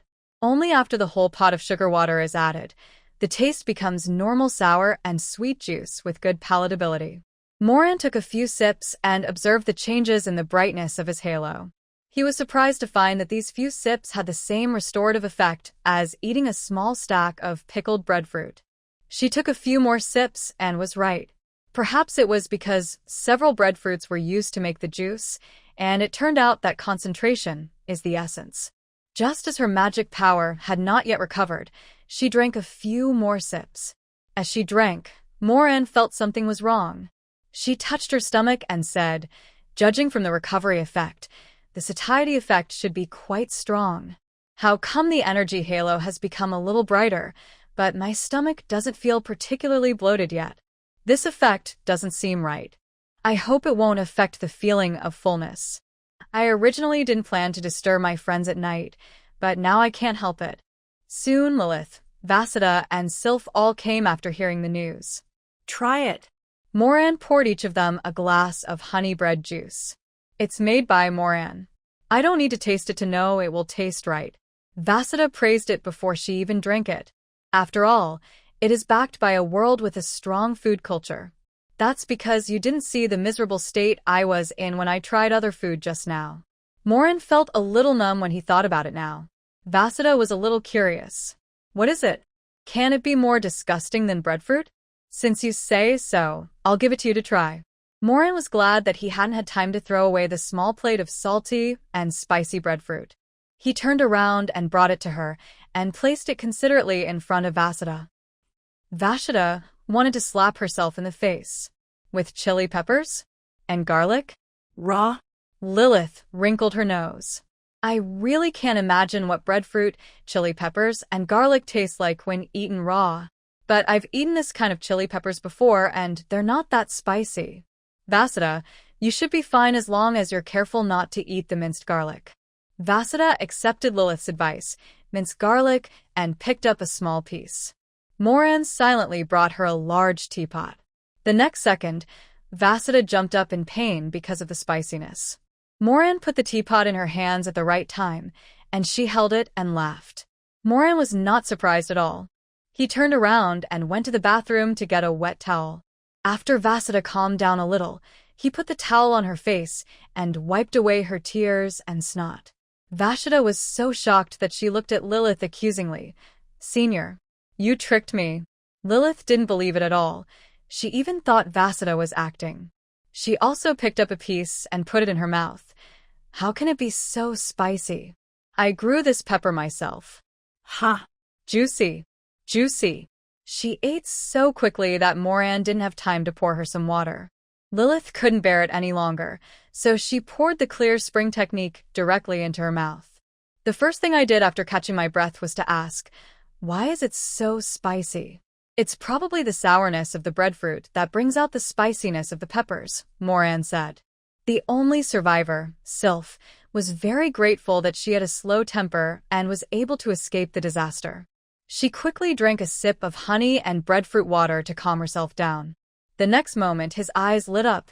It tastes good. Try this. Upon hearing this, Vasudha and Lilith also took a sip. Morin, how much bread juice is in this? Not much, right? I've already had lunch and drank half a cup without feeling bloated. Sylph asked.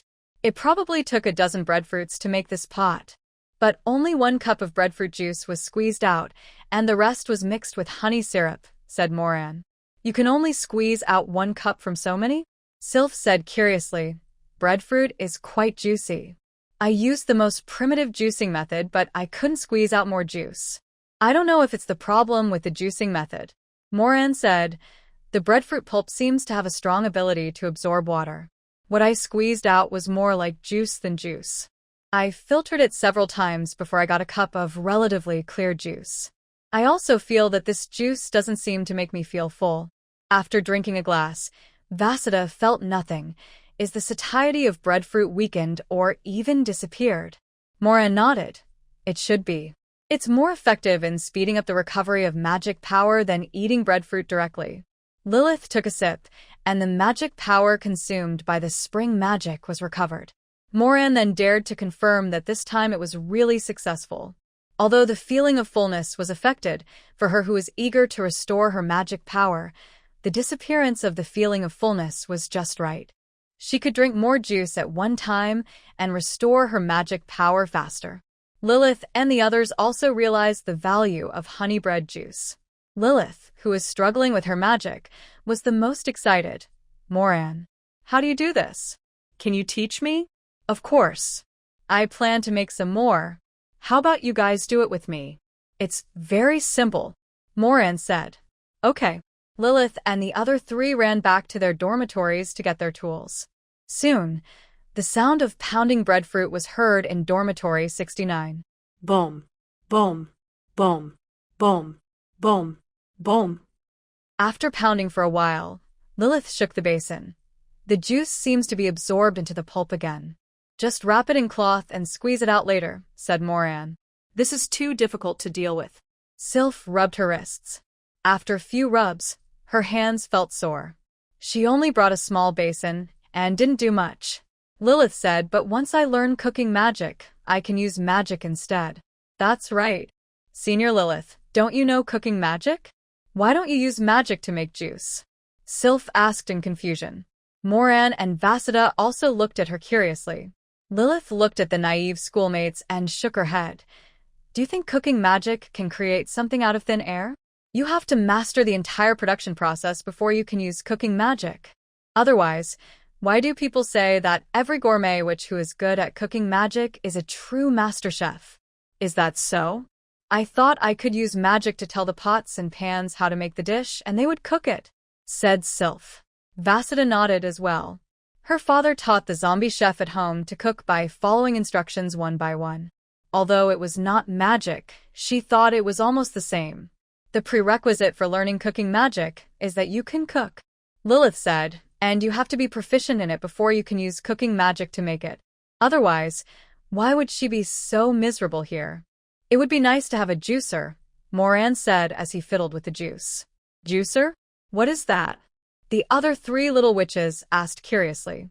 It's a machine that's specifically for squeezing juice. When Moran said this, she suddenly realized that she seemed to have never seen a juicer at home.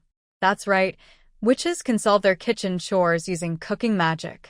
The wooden pestle for juicing moves by itself, and even the ingredients squeeze themselves to make juice. It's better than a fully automatic juicer. Who still studies juicers? Machine? San was confused. Valen may not have the saying. On the planet of my previous life, there was no magic. The energy sources commonly used by humans were oil and electricity. Objects powered by oil and electricity were called machines, Moran explained. Oh. So that's how it is. Vasida had heard her talk about some things in her past life, so she was not surprised at this time. Lilith and Sylph were so shocked that they stopped what they were doing. Previous life? You are from another world. Moran lowered his head and said in a low voice, It seems that I can no longer hide the fact that I am a soul from another world. Now that you know my secret, be careful. Lilith and Sylph were both nervous. Who would have thought that someone would suddenly raise his head, baring his teeth and making a face? Be careful, or I'll eat you up in one bite. After an awkward silence, Lilith said, Moran, in your previous life, you were not very old. Moran was not happy. Who said I was not old in my previous life? I was the last one to die in our shelter in my previous life. How old are you? Sylph looked at her softly. Moran spoke with difficulty. 20. But I was a human in my previous life, and I was the last one in the shelter. Sylph's eyes were full of pity. Poor child, at such a young age. Don't be afraid, Moran. This life will be fine. Witches have long lifespans, and witches have even longer lifespans. The Valen world is also very powerful. Although the various races are fighting and killing each other, there is no possibility of the world being destroyed. Vasida also comforted. I was just joking, I'm not really childish. Moran said to save his dignity. No need to say. We all understand, said Lilith. Vasida and Sylph also nodded. Moran was speechless and gave up. Forget it. Hurry up and squeeze the juice. After working for several hours, Lilith, Sylph, and each of them made a large jar of honey bread juice. Moran and Vasida made more, enough for a large pot. They were all sealed and placed in buckets. Lilith cast a freezing spell in the buckets they gave them. This way we'll have ice juice to drink tomorrow. I've already thought about the envious looks from the other little witches tomorrow. Vasida chuckled. On the way to the castle tomorrow, Moran's small class will start again. Sylph also said, From now on, you won't have to endure the soreness and eat breadfruit to replenish your magic power. Moran is very happy to be able to help other little witches, and she plans to make the method of making honey bread juice public. No way. A voice sounded in my ears. Moran and the others were stunned, then looked at each other. Not from any of them. Looking around in horror. Why do I feel like this voice sounds familiar? Lilith tried to recall. She only knew a few people, and she recognized him at random. It's the dean. Yes. It's me. Moran, who was frightened 3 times by Ms. Amisha in one day, said. Is it possible that even the voice of the elusive Dean is everywhere? When they knew it was Ms. Amisha, they relaxed. Dean, what did you just say is not possible? Morin asked. You cannot share the recipe of bread and juice with little witches in grades 1, 2, and 3. The Dean still did not appear. Only the voice. Why? Moran was puzzled. Witches and top witches have traveled in other worlds for many years and discovered countless new species. There are several other fruits that can fill your stomach like breadfruit, replenish your magic power, and even increase your mana, and some of them are even better than breadfruit. They all need special environments and rules to grow, but in the end, I chose to plant breadfruit next to the dormitory area. Do you know why? Why? The 4 little witches looked confused. They thought breadfruit was so precious and rare that they had to have it. Are there other better choices? It's because breadfruit tastes bad. This answer was something Moran and the others had never expected. Is it an advantage to be unpalatable? They tried to make the breadfruit taste better, but they were told that it was made unpalatable on purpose. The unpalatable taste won't make you dependent on it. Breadfruit is just a short-term transition before you learn cooking magic and recovery potions. If breadfruit is both delicious and useful, would you still work as hard as you do now when you encounter difficulties in learning cooking magic and refining healing potions? But these 2 are essential skills for survival in the future. Even if you don't ask for mastery, at least you must be able to master them. Moran and the others could not refute this reason at all.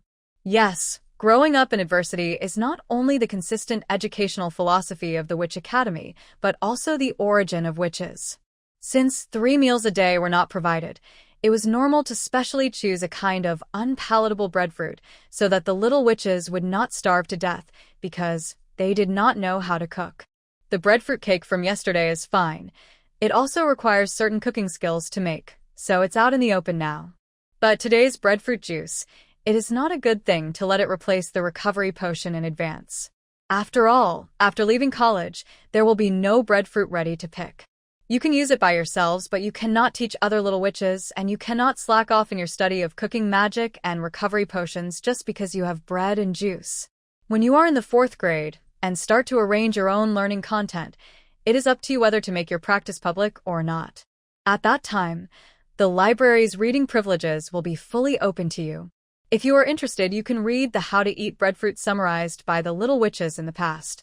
There are also breadfruit juices of different flavors in it. This time, the Dean's voice disappeared and never appeared again.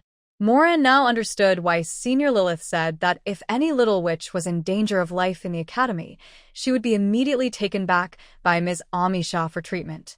All the little witches in the academy are under the control of the Dean. Moran even suspected that not only were there blue-robed, purple-robed, and black-robed deans teaching them, but there were also a large number of deans hiding in a corner, secretly observing the little witches. Even each little witch has a dedicated headmaster to look after her. How else could the dean show up so promptly? Even Breadfruit Cake knew about it. It turns out that it's not that no one knows how to cook breadfruit, but the cooking method of breadfruit has been kept secret by the dean of the lower grades. Lilith only learned the news today. No wonder I often run into senior girls from the 4th grade in the breadfruit forest, but I never see them eating breadfruit raw. Unlike them, when they are very hungry and don't want to get food, they just go to the forest to pick a fruit, wipe it, and start eating it. The seniors are really good at keeping it a secret. No wonder. Juicing isn't such a clever idea. It's impossible that no one has discovered it. Moran had felt something was a little strange before.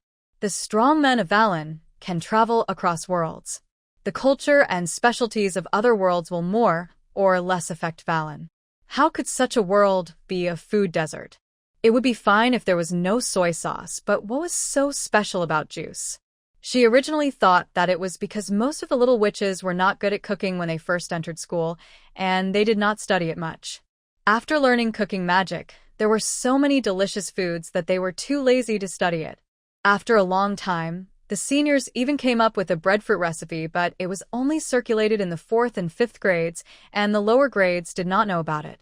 She still underestimated the witches. It seems we have to drink this juice secretly, Sylph said. Fortunately, I didn't make much. I can't drink it for long if I put it in the dormitory and drink it slowly. Lilith said, I will just make less at a time next time. She made a large pot of wazaida. What I can't finish, I'll just pour into my stomach so that it won't go bad if I keep it for too long. I'd better drink more tonight. Moran said helplessly. She had originally planned to bring a large pot to school tomorrow.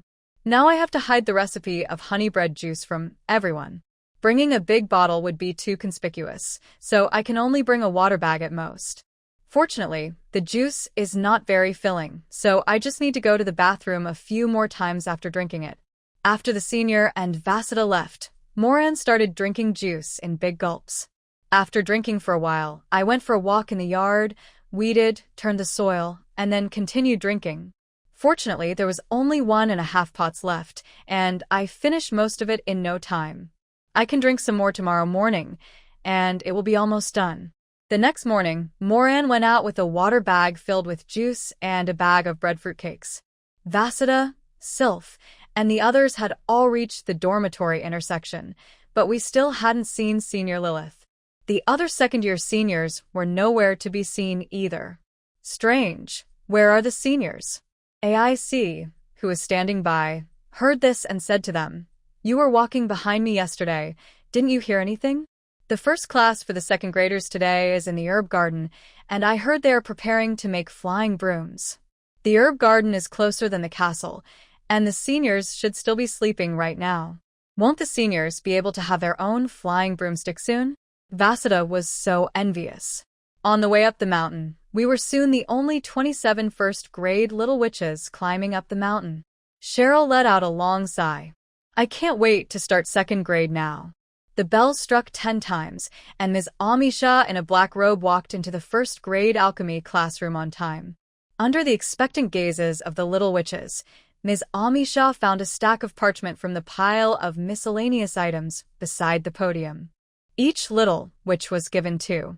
The little witches held the 2 thin pieces of parchment, full of confusion. Why paper? Are we learning to make a witch's book today? Who hasn't seen the witch's book made by the witch mother? Each of them is a thick and heavy book with its own style. What can these 2 pieces of paper do? Moran, who already knew the style of the Witch Academy, was shocked. Wouldn't making a witch book start with paper? This is very suitable for a witch who has to start everything from scratch. After Ms. Amisha distributed the papers to them, she sat down leisurely. To make a witch's book, we must first understand its origin. Outsiders all believe that the witch's book, magic wand, and flying broom are the witch's innate companion treasures. But in fact, it is neither. Wands and broomsticks are special magic items developed by witch ancestors based on the infectious properties of their own magic power. The witch's book is actually a witch magic created by the witch Tracy by combining alchemy and the book of omniscience, the witch's book. From now on, all witches can use the magic of the witch book to create their own book of knowledge and inheritance. Witch magic is mediated by the witch contract, and the contract book of the witch contract must be made using Lady Gamera's contract magic.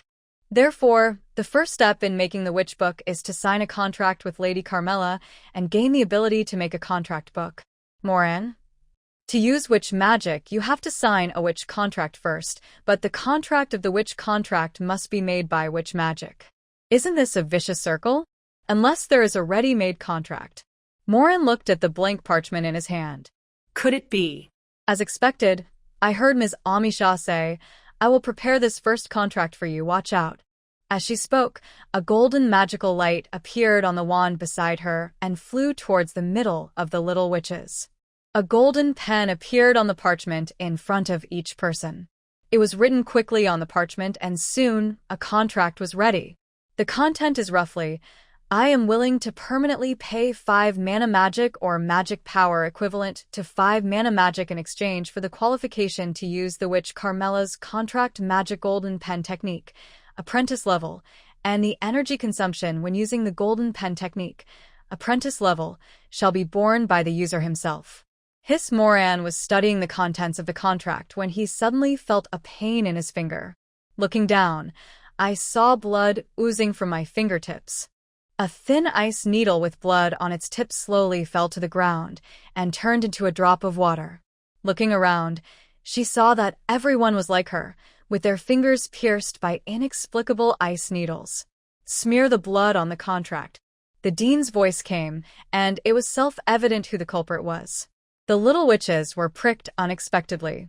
Although it hurt, they quickly followed the dean's instructions and smeared the blood from their fingertips on a corner of the contract. The next moment, the blood-stained contract was enveloped by dazzling golden light. After the golden light disappeared, the contract was integrated into the bodies of the little witches. Well, the appearance of golden light means the contract is done. If the contract disappears directly and no golden light appears, it means the witch has not yet processed the contract. If the contract is burned to ashes, it means the witch has rejected the contract. Amisha said, "Remember, if you want to pass the contract quickly, write the contract according to the fixed contract template and then sign it with blood." Can usually pass the contract in seconds by using her own blood and a fixed contract template. Otherwise, it will need to be reviewed separately by the witch. From the moment the contract is successful, the magic power or magical power you just paid can no longer be used. Unless you summon the contract you just signed and tear it up, that part of the power will come back. Of course, after the contract is torn up, the golden pen technique obtained through the contract cannot be used. Moreover, it is not so easy to sign a contract again. Even if you pay more, you may not be able to sign it successfully. Now you can use the golden pen technique to write the witch contract with Lady Tracy. The contract template can be referred to here. A sample of the contents of a contract appeared on the blackboard. It was similar to the one just signed, except that the contracted witch Carmela and contracted magic golden pen technique, apprentice level, were changed to book witch Tracy and book magic witch book, apprentice level. The cost is 5 mana, or the equivalent of 5 mana. Although they had the template, the little witches didn't know how to use the golden pen technique. At this time, Amisha said, "Witch magic can be used after signing a contract, and there is no need to learn it. The only price is your own mana or magic power. You can summon the golden pen simply by silently reciting the golden pen technique in your mind. Then you can just hold the golden pen in your hand, or use magic power to control the golden pen, write the contents of the contract on a blank piece of parchment, and then you can sign the contract with blood. The golden pen technique is easier to use than magic infection. The pen will appear as soon as you think about it." Moran tried to use magic to pick up the pen, but he failed because he didn't have enough control over his magic. He had no choice but to use the golden pen to copy the contents of the blackboard onto the remaining blank parchment. As she wrote, her magic power was constantly being consumed. However, the consumption is not large, about the same as the magic infection that makes the color developing paper green. All the little witches created the contract without encountering any obstacles. It's just that the words on most of the little witches' contracts are crooked and of different sizes. After all, witches are only born proficient in witch language, and calligraphy still needs practice. Only Moran, who had nothing to do before going to school, practiced writing witch language, and his contract was written neatly and beautifully. But we are all witches. We sign the contract by dripping blood, and it directly passes the witch's review. Whether the handwriting is beautiful or not will not affect the effect of the contract. Dean. If we want to sign a contract with other witches in the future, can we just write the contract like this? Cheryl asked. Not necessarily. For details, you can refer to the 4 books witches contract: book magic, contract magic, and fireworks magic. Just choose according to your ability and needs. It turns out that not only witches can share their magic, but other witches can too. It's just that ordinary witches don't have the talent to manifest objects, so the chances of developing unique magic are much smaller. Moran silently memorized these book titles. The library was not yet open to them, but she had already written down several books recommended by the dean. After the contract for the apprentice, which book was successfully signed, many young witches put it into practice. Just like using the golden pen technique, they cast spells with their minds and recite the witch book in their hearts. However, only the shadow of a book appeared in front of them. It wasn't the witch's book they imagined. Dean, what's going on?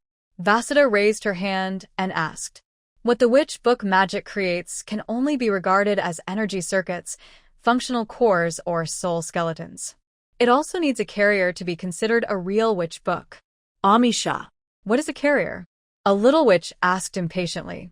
Of course, it's the blank book, Amisha said, and the remaining debris beside the podium fell to the little witches like flowers scattered from heaven, all over the table and the floor. The next moment, the bell rang. In the afternoon, we will start with making paper and learn how to make a book, which will require these materials. Don't worry, you just need to learn about the production method to avoid being out of paper. You don't need to do it yourself in the future. Okay, get out of class is over, Amisha said, and left, leaving behind the little witches who were overwhelmed by the materials. Moran looked at the hides, bark, and hay on the table, the boards, nails, and various tools on the ground. The worry in my heart finally died. After a while, she even felt a little relieved. At least they don't need to actually produce a book, right? Moran honestly began to organize the materials. They were all ordinary materials, and Moran did not see any traces of energy on them. With the help of Blue Star's planetary memory, she can roughly classify these things. The little witches, who were originally trying to relax, saw Moran's actions and started to tidy up as well. Although they didn't understand why it was placed like this, they felt that it was definitely the right thing to do by following Moran. In their quest to keep up with Moran's movements, they didn't even have time to ask her why she was doing it that way. After Moran sorted out the materials, he turned around and saw the stacking method that looked like copy and paste. He couldn't help but smile in surprise and explained, I guess these should be used for papermaking, these are for binding books, these are tools, and as for these, I don't know what they're used for. Ah. So that's how it is. AIC suddenly realized, and said to Alba beside her, I said Moran must have her own intention when she put it like this. Cheryl poked her head out from the back seat curiously. Moran, I see you are picking out materials very skillfully. Do you know how to make paper? No. Moran shook his head. I just know some relevant knowledge, but I haven't tried it myself. In the afternoon classes, the little witches tried to make paper and books under the guidance of Dean Amisha. When they used these materials, they found that Moran's judgments were basically correct. When she saw how skillfully Moran was making paper and how he was not at all flustered like them, she realized that Moran had been being modest before. This really was a perfect misunderstanding. Moran's knowledge of papermaking and bookmaking all comes from the planetary memories given by Blue Star. When she cooked before, she either made dishes that she knew how to make or dishes that were relatively simple so she didn't have a deep feeling about it. This time, when trying to make paper and books, I discovered that the planetary memory of Blue Star is not just a slide-like database that can be accessed at any time. While making paper, she could even hear the voices of many papermaking craftsmen. It is clear which steps require attention. Although it is not really learned directly, it is equivalent to having countless masters teaching you in real time. Only then did Moran realize that what she inherited was not only the memory itself, but also the more precious experience contained in the memory. Learning papermaking and bookmaking is to deal with a situation where the witch's book is damaged and there is no blank paper or books to buy. So Amisha teaches the two most basic and easiest papermaking methods.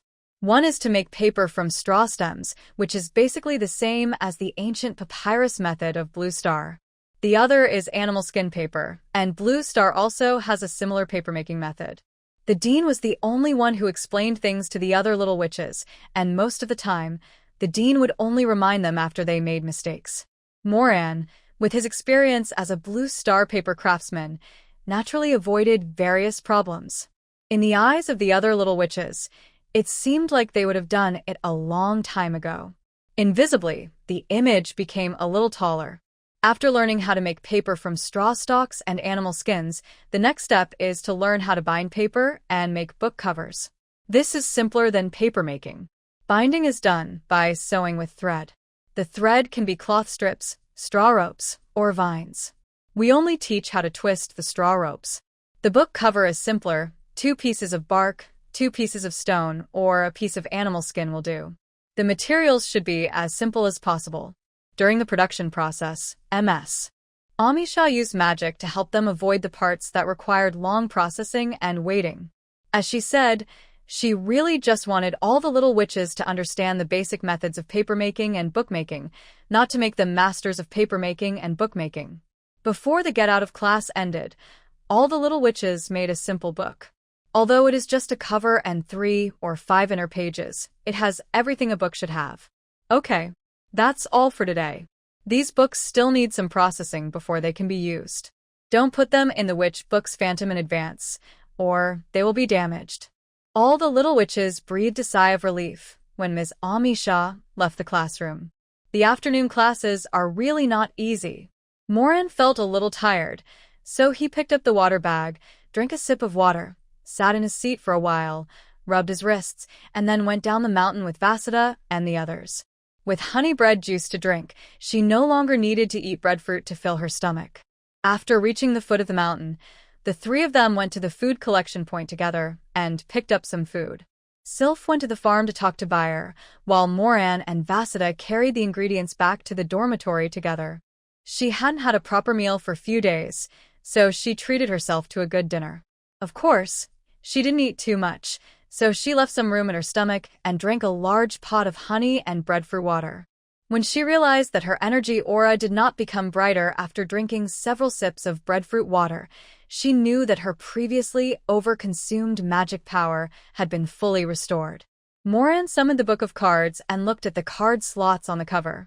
In the groove, the soft white light was still surging slowly, and Chinese characters were faintly visible on the almost solid square card. When Moran saw the familiar words, he was stunned for a moment. It only took a little thought to understand that this card was condensed according to her thoughts and ideas, so it was not surprising that it turned into the words she was most familiar with. When Moran saw the words card making energy is seriously insufficient, he understood. This is because the energy is not enough, so the card has not been fully formed. Looking at the completion rate, expected function 1 is okay, at 60%, but expected function 2 is actually less than 1%. In other words, the magic power that almost drained her before had basically no effect on expected function 2. Do you want to continue replenishing your magic power? Without even thinking about it, I just gave up. With her current magic power, it is basically impossible to complete expected function 2. There is still some hope for expected feature 1 though. When you condense the cards for the first time, it is better to be conservative. Rather than replenishing an unknown amount of energy, it is better to cut the expected functions that exceed the capacity. Moran simply deleted the planned function of guiding to improve one's own abilities. The next moment, the first part of the information about herself on the card disappeared, leaving only the content related to the card book. Unnamed 2 develop cards, 0 cards in development, 1 storage energy, card production history.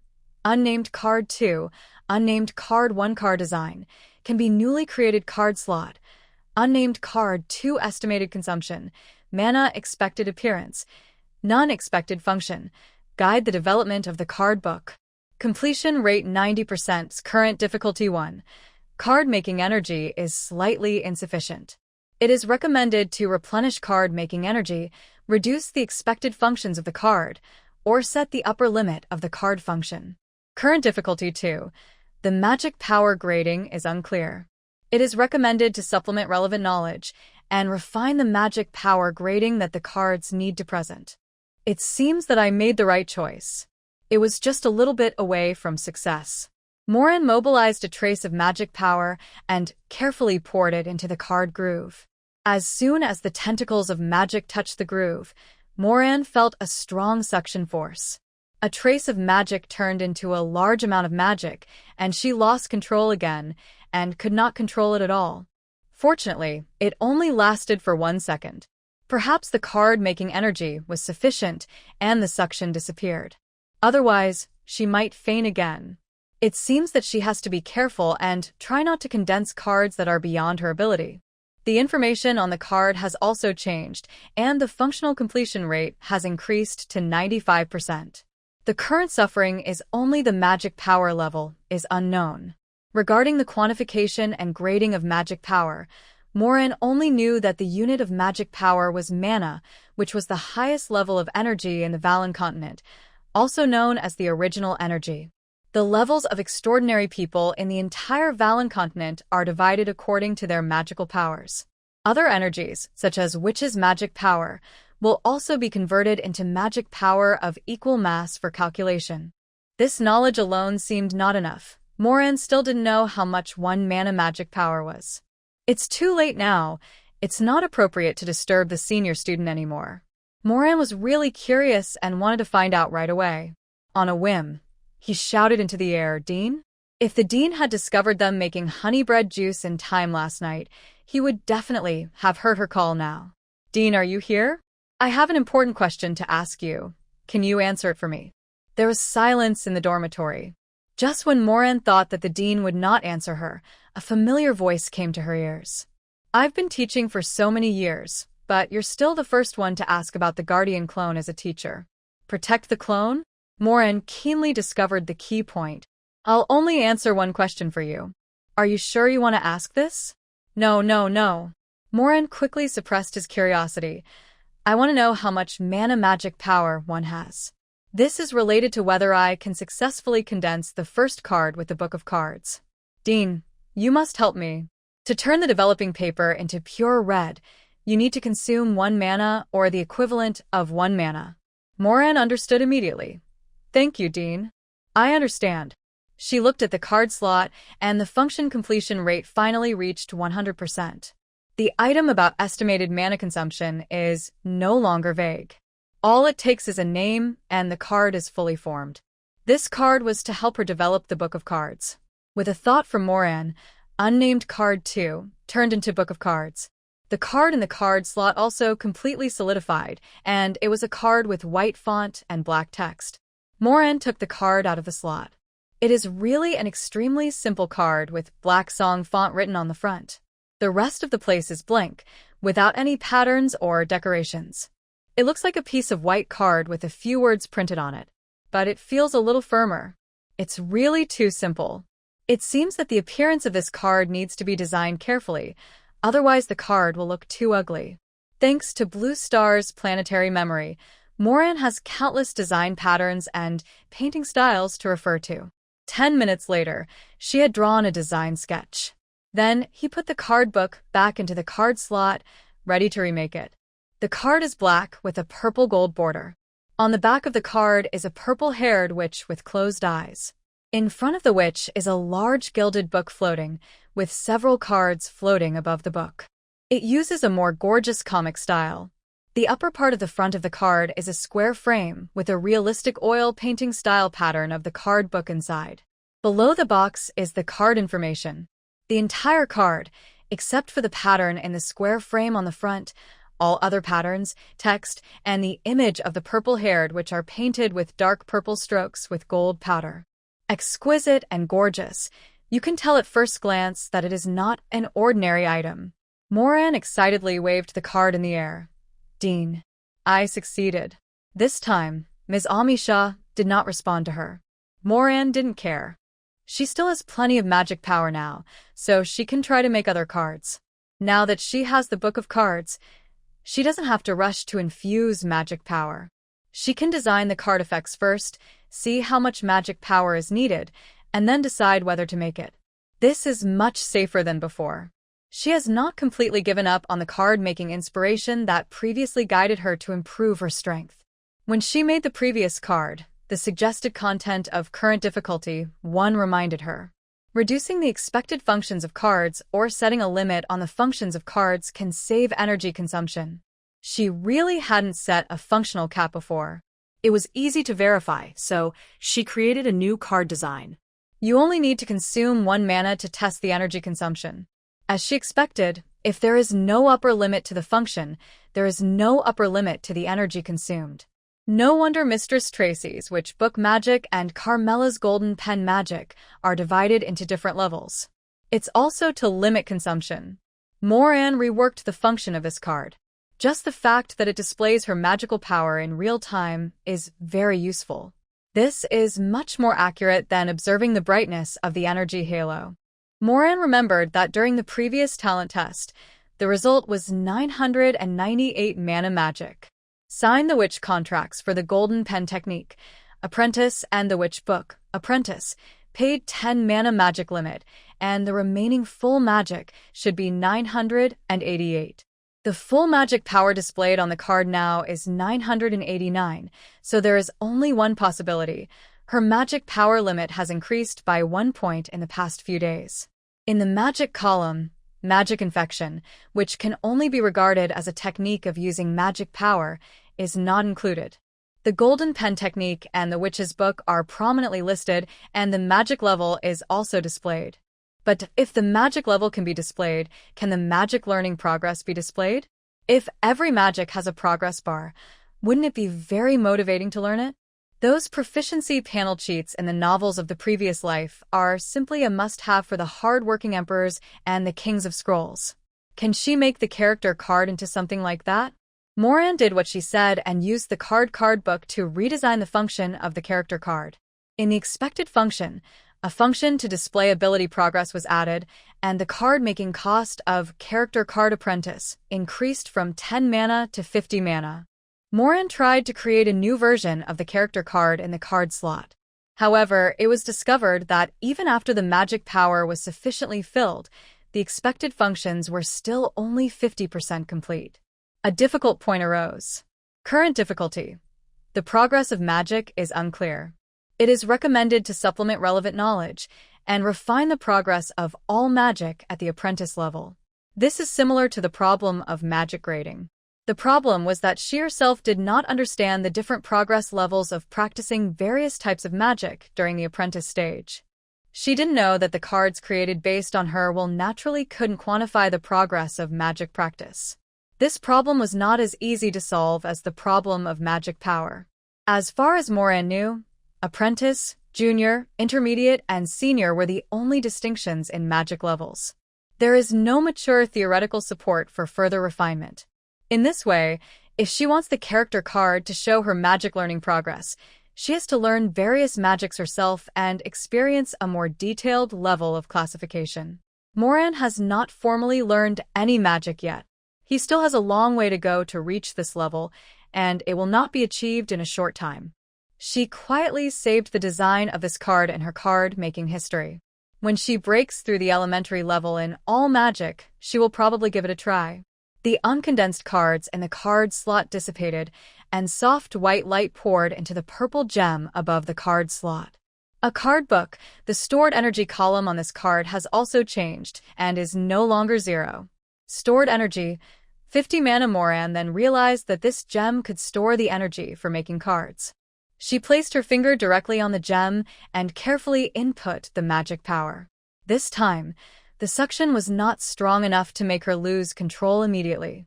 When he released his finger, the stored energy increased from 50 mana to 51 mana.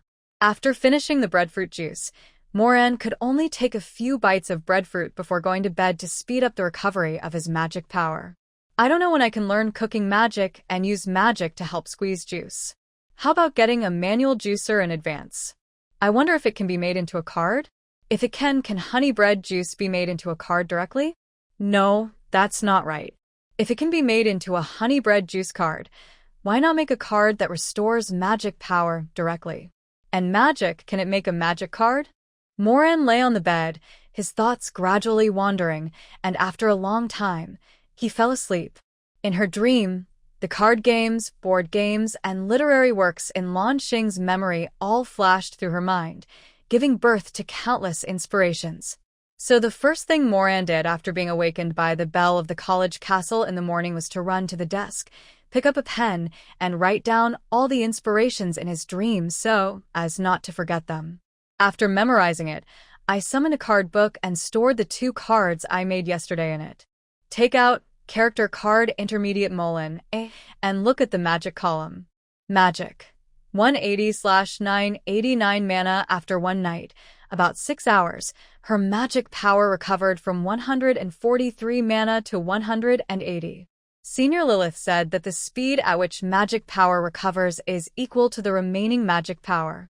How much magic power is left before midnight is how much magic power can be restored in the next 24 hours. A maximum of half of the total mana can be restored. If the magic power is completely exhausted and there is not any magic power left, the process from 0 to 1 will take 7 full days and nights. Looking at it this way, the breadfruits she ate before going to bed yesterday only helped her recover less than 2 mana magic points. It seems that not only do we need to find a way to always have items that replenish our magic power, but we also need to try not to consume our magic power below 50%. This is the only way to ensure that the magic power consumed every day can be fully restored the next day. There was no time to make breadfruit juice in the morning, so Moran took a breadfruit and went out to class. Moran, why are you eating breadfruit again? Sylph was surprised when she saw the breadfruit in her hand. Honey bread juice and bread cake have been developed. Moran sighed. I don't have time to make juice, so I can only eat this to replenish my magic power. Rather than waiting 2 or 3 days for her magic power to recover naturally, she would rather suffer the consequences for her tongue. Anyway, I have eaten the breadfruits in the past few days. When she comes back in the evening, she can make some more bread and juice. Washida opened her energy vision after hearing this. She was shocked when she saw it. Moran, why is your energy halo so dim again? It wasn't very bright yesterday. Is it recovering soon? I studied the book of cards last night and then you were drained again? When Vasida thought of Moran fainting a few days ago, she became nervous. You didn't faint again last night, did you? When she had nothing to do, she would go to the breadfruit forest to pick breadfruits and stuff them into her devouring stomach in bunches. Her magic power was always full and the energy halo was always bright, but she had no idea how much magic power the specific brightness of the halo corresponded to. Moran shook his head and happily shared with them. Don't worry, I'm fine. I know how to use my talent manifestation. Then he took out 2 cards and said, Look, I spent all my magic power on these 2. Wow. So beautiful. But what is this? Sylph and Vasida looked at the 2 exquisite cards and asked curiously. They can only understand the patterns and designs, but not the words on the cards. This is a card I made using the book of cards, but since it was my first time making it, I subconsciously used blue star Chinese characters. Like this card book, it helps me develop my talent manifestation. When designing and making cards, any problems and areas that need to be supplemented will be clearly indicated on them. And this one is to help me improve my strength. There is also this character card, which after binding can accurately present my race, level, magic power, and the magic I have mastered. It shows that my magic power limit is 989 mana, and I still have 180 mana left. It is more convenient and accurate than looking at the energy halo. Moran pointed to the words on the cards and explained them one by one. So convenient? Although Vasida and Sylph could not understand the words, they were greatly shocked. Of course. Moran grinned excitedly. I finally know how to develop my talent. That's great. This time it was Vasida's turn to be envious. My devouring stomach only knows hungry and eat, and can't give me any clearer inspiration. All I can do is eat as much as possible to satisfy it, and see if I can develop more functions. Just your ability to convert food into magic power is enough to make all witches envious. Okay? Moran has many ideas, but they are limited by magic and cannot be tried. Like Senior Lilith, she now hopes that Vasida can quickly develop the corresponding witch magic so that she can have another channel to quickly replenish her magic power. You two should stop standing there. You envy me and I envy you. I'm the one with the slowest progress. I just planted the wind chime in the flower pot, and it hasn't sprouted yet. I don't know what special function the box of 10,000 seeds has, and I don't know how to further develop it. Sylph smiled bitterly. Unlike Vasida, who was driven by unbearable hunger, she quickly discovered the role of her innate manifestation in converting energy. He is not like Moran, who worked silently and not only found the role of the talent manifestation, but also developed 2 very useful cards at once. Even though she was a person who went with the flow and was not impatient, she now began to worry about the progress of the development of her talent manifestation. With this worry, I couldn't help but have expectations for Moran. Moran, I wish you could come up with a card magic that guides the development of talent manifestation. Compared to her development direction, which she had no clue about or progress in, Moran's card magic was still something she could still count on. Although Vasida was looking forward to it, she also knew it would not be easy. Witch magic requires sufficient research and understanding of the manifestation of talent. The witch magic of the witch predecessors took many years of research to mature. At least until now, she didn't know how to summarize her witch magic. Oh, Sylph sighed. She also knew that this was the truth. Moran estimated that if a card was used alone, there would be no need for magic or contracts as a medium, just like using a magic object. But for her, this was a losing deal, as she could not get any upper limit of magic power as a reward. It is definitely not possible to produce and distribute on a large scale. No matter how much magic power you have, it is not enough to spend like this. But it is still possible to make two for your good friends. Really? Sylph and Vasida's eyes were brighter than the midday sun. Dazzled by his friend's bright eyes, Moran gritted his teeth and said, "I'm not sure if Book of Cards can guide the development of talent manifestation cards like this. How about I design one and give it a try?" At least her magic power has recovered a little compared to last night, and just to design the card, 1 mana of magic power is enough. Yeah, Vasida and Sylph nodded repeatedly. When Moran took the cards and started to fiddle with them, they both breathed softly, for fear of disturbing her. It is obvious that the design of Book of Cards simply changed the guiding oneself to develop the Book of Cards to guiding the witch to develop the manifestation of talent, and the consumption cannot be measured. Should we set an upper limit? But the manifestation of talent has no levels. Oh, witches do have levels.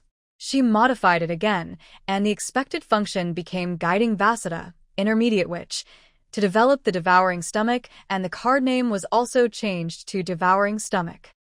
This time the mana consumption has an accurate number, the same 1200 mana as her Book of Cards. Just when she thought she was making some progress, she summoned the Book of Cards, channeled 1 mana from the purple gem into the card slot, and then added the design template of Devouring Stomach into it. After seeing the difficulties in making this card, she knew it would be impossible to succeed. Current difficulties: insufficient knowledge of the phagocytic stomach. It is recommended to understand the function and development knowledge of the phagocytic stomach, or submit a complete phagocytic stomach sample to make up for the lack of information. Lack of knowledge about the devouring stomach is not the same as lack of knowledge about magical progression. With the knowledge of magic progress, she can learn magic by herself. For a witch with unlimited potential, it is not impossible to do so. However, the devouring stomach is a manifestation of Washida's unique talent, and Washida herself doesn't know enough about it, let alone others. When Vasida understands the manifestation of her talent well enough in the future, this card will no longer be worth making. The expected function was changed to Sylph's box of 10,000 species, and the result was the same. It was impossible for Moran to know the knowledge of their innate manifestations before other witches. As for the other solution, providing a complete devouring stomach and a box of 10,000 species as sample material, it was even more impossible. The manifestation of the witch's talent is unique. There is no second devouring stomach, and there is no second box of 10,000 things. The reason why she was able to create the card Book of Cards was probably because the Book of Cards itself belonged to her. Although she herself didn't know the card book well enough, the card book knew itself. Now it seemed that the card book needed not only her magic power as an energy source to make cards, but also her corresponding knowledge. And this corresponding knowledge not only refers to her own knowledge reserves, but also includes her own abilities and experience. For example, for the card Book of Cards, the knowledge is provided by the card book she possesses. Perhaps in the future, to supplement the knowledge of magic level progress, she would not need to thoroughly study and quantify the detailed changes of each stage of magic. She only needs to learn them herself, and the card book will be able to capture the information. If the corresponding knowledge is a physical object, such as the devouring stomach or the box of 10,000 species, she can even submit a sample to the Book of Cards to supplement the information. Moran, what's wrong? Seeing that Moran had been in a daze for a while, Vasida finally couldn't help asking. It failed, Moran said. I can't make a card that neither I nor the Book of Cards understand. It's okay. We can study it slowly on our own. Sylph comforted her. Every witch has gone through this. Your card is originally a part of your talent manifestation. It's normal that it can't be easily used by others. That's right. Even if it's witch magic, it can only share a part of the power of the innate object. Yours is already very powerful. Vasudha also said. Moran was not as disappointed as Sylph and Vasudha thought. Although the card designs of Swallowing Stomach and Box of 10,000 Seeds have failed, and it was a pity that she couldn't help her friends, but she did not gain nothing. At least she learned some rules for making cards in the Book of Cards. And it's just that there is a lack of knowledge support for the guidance cards for talent manifestations, so they cannot be produced. Moran emptied the card slot, recovered the energy, re-imported the character card apprentice template, and changed the text on the card to witch text. Thinking that Vasudha and Sylph didn't know as much about the cards she made as she did, she added an introduction to the card functions. Then, she imported 20 mana from the purple gem, and 2 character cards Apprentice Unbound appeared in her hand. Although I can't make a card that guides you in developing your talent manifestation, I can make a character card. I'll give these 2 to you. Try binding them. Vasudha and Sylph took the cards and suddenly found that they could understand the words on the cards. It is clear at a glance how to use the cards. Moran kindly reminded, your current magic power level should all be intermediate. You have to at least upgrade the card to intermediate level before you can bind it. So both Vasudha and Sylph chose to upgrade the card level. After spending 100 mana, the character card went from trainee level to beginner level. Another 500 mana was spent, and the character card became intermediate. Hundreds of magic points were charged into the card, and Vasudha used the energy from the food stored in her stomach to make up for the magic point consumption. Nothing could be seen. Sylph's energy halo dimmed a lot. Fortunately, the binding entrance is finally opened. About updates, I have a bit of a procrastination problem. The more time I have to write, the more I like to procrastinate. It's difficult to save manuscripts, and I can't stop once I start writing a novel. Also, I write relatively slowly during the adaptation period of a new book. When I'm fast, I can write a chapter in 2 hours, and when I'm slow, it takes 3 to 5 hours. Once the stock of manuscripts is exhausted, the update schedule becomes disrupted. Although I am working hard to publish stably at 12:30 every day, it is not very effective at the moment. Sometimes I don't sleep well and can't muster the energy, so I have to make up for the sleep. Sometimes my thoughts are not smooth, and I write slowly. Sometimes I am interrupted by unexpected events, which leads to changes in the update time. However, if you don't post a message asking for leave, then it will be updated before midnight that night, usually 2 chapters. I try to save up a little bit of manuscripts, write tomorrow's work today, and try to stabilize my update time. The cards feature drawings of Sylph and Vasudha, along with their personal information. Race, rank, and magic level are the same as Moran's. Only the magic is slightly different. Their magic reserves are more than Moran's, but their total magic reserves are less than Moran's. This is too precise. The 2 said in amazement. I seem to have increased my magic power by 1 point. During the talent test, the test result was 887 mana. Vasudha had never felt her magic power increase before. Mine hasn't changed, Sylph said. Now the greatest value of this card is in displaying magical power. Moran nodded. After all, everyone knows the race, rank, and magic level even if there is no card display. With only magic power, we are unable to monitor it accurately and can only make a rough judgment based on the energy halo. Why haven't you 3 gone to class yet? Lilith had a flying class this morning and she couldn't sleep, so she got up earlier than usual. When I went to the backyard to pick vegetables to prepare breakfast, I saw the 3 of them plotting at the gate of Sylph's yard. I couldn't help but climb over the fence and reach them. The 3 little witches patted their chests with lingering fear. I didn't see my senior sister the whole day yesterday, and when she suddenly appeared, she was quite scary. Moran also happily told Senior Lilith about the cards. I haven't seen you for a day, and you've made such great progress? Lilith was extremely surprised, but Can I share it with other witches and sorcerers without signing a witch contract? Hmm. It's not a mature witch magic yet, Moran said. Senior Lilith, I'll make one for you too. Lilith shook her head in disapproval. You can sign a contract and receive payment even if you don't have to use mature witch magic. I know you meant well by giving us the cards, but doing this is not a good thing. You gave cards to the three of us today. The other little witches know about it, and want them too. Do you want to give some to them too? You gave it away this time. Will you give it away later when you make other cards? That is to say, you are in the academy, surrounded by witches. If you were in the wilderness, your generosity would only make those who only care about profit bully you. Don't worry, senior sister. There is a popular saying in my previous life, a little bit of kindness is a debt of gratitude. I will not give away my money to outsiders casually, Moran explained. As for the little witches, they are all very nice people. It doesn't cost much to make a character card.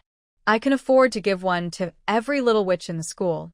The reason why she could be so generous to the little witches was because she felt from the bottom of her heart that the witches were not people without sense of propriety and were all trustworthy.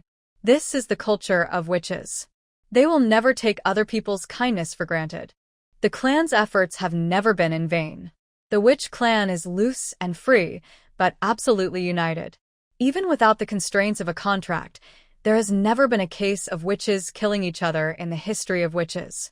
After all, only women with pure hearts can be chosen by Valens will in desperate situations and evolve into witches. It's just some magic power that can be restored. If it can help everyone observe their own status more clearly, why not do it? Of course, she really didn't know before that it was possible to sign a contract transaction without using witch magic. Seeing that she still didn't understand the severity of the situation, Lilith said in a more serious tone, even if you only do this to the witches, it's not good. Witches will not accept your kindness as a matter of course, but if they accept your gift, they will definitely find a way to repay you. You gave us the card for free, so will we charge you for our witch magic in the future? Our talent manifestations are not like your cards. Only when you make them, you consume your own magic power. At other times, the energy is provided by the user. If we give you the right to use it for free, every time you use witch magic in the future, you will have to consume our magic power. If we don't give you the right to use it for free, we will take your card for free. How can other little witches repay your favor? It would be better to sign a contract from the beginning and pay for your card. Remember, among witches, equal transactions are often more popular than reciprocity. I also need this card, but I only want to sign a contract with you in exchange for it. Moran was stunned. It was just a character card with 10 mana. She had never thought about asking the little witches for something in return. But would the little witches really not give back? She looked at Sylph and Vassida. Moran. If we can sign a contract without magic, then we should pay some magic power to sign the contract. You also need magic power to study the card book, don't you? Said Vassida. Senior Lilith, Moran didn't understand the witch contract. He didn't know that it was possible to sign a contract without witch magic, so he just gave us the cards. Sylph said. After hearing this, Vassida also explained for Moran. That's right. Moran is a soul from another world. Influenced by his past life, it's normal for him to not adapt to the rules of getting along between witches. Lilith's expression did not ease. She stared at Moran, insisting that she understand this. Otherwise, she was worried that Moran would suffer in the future.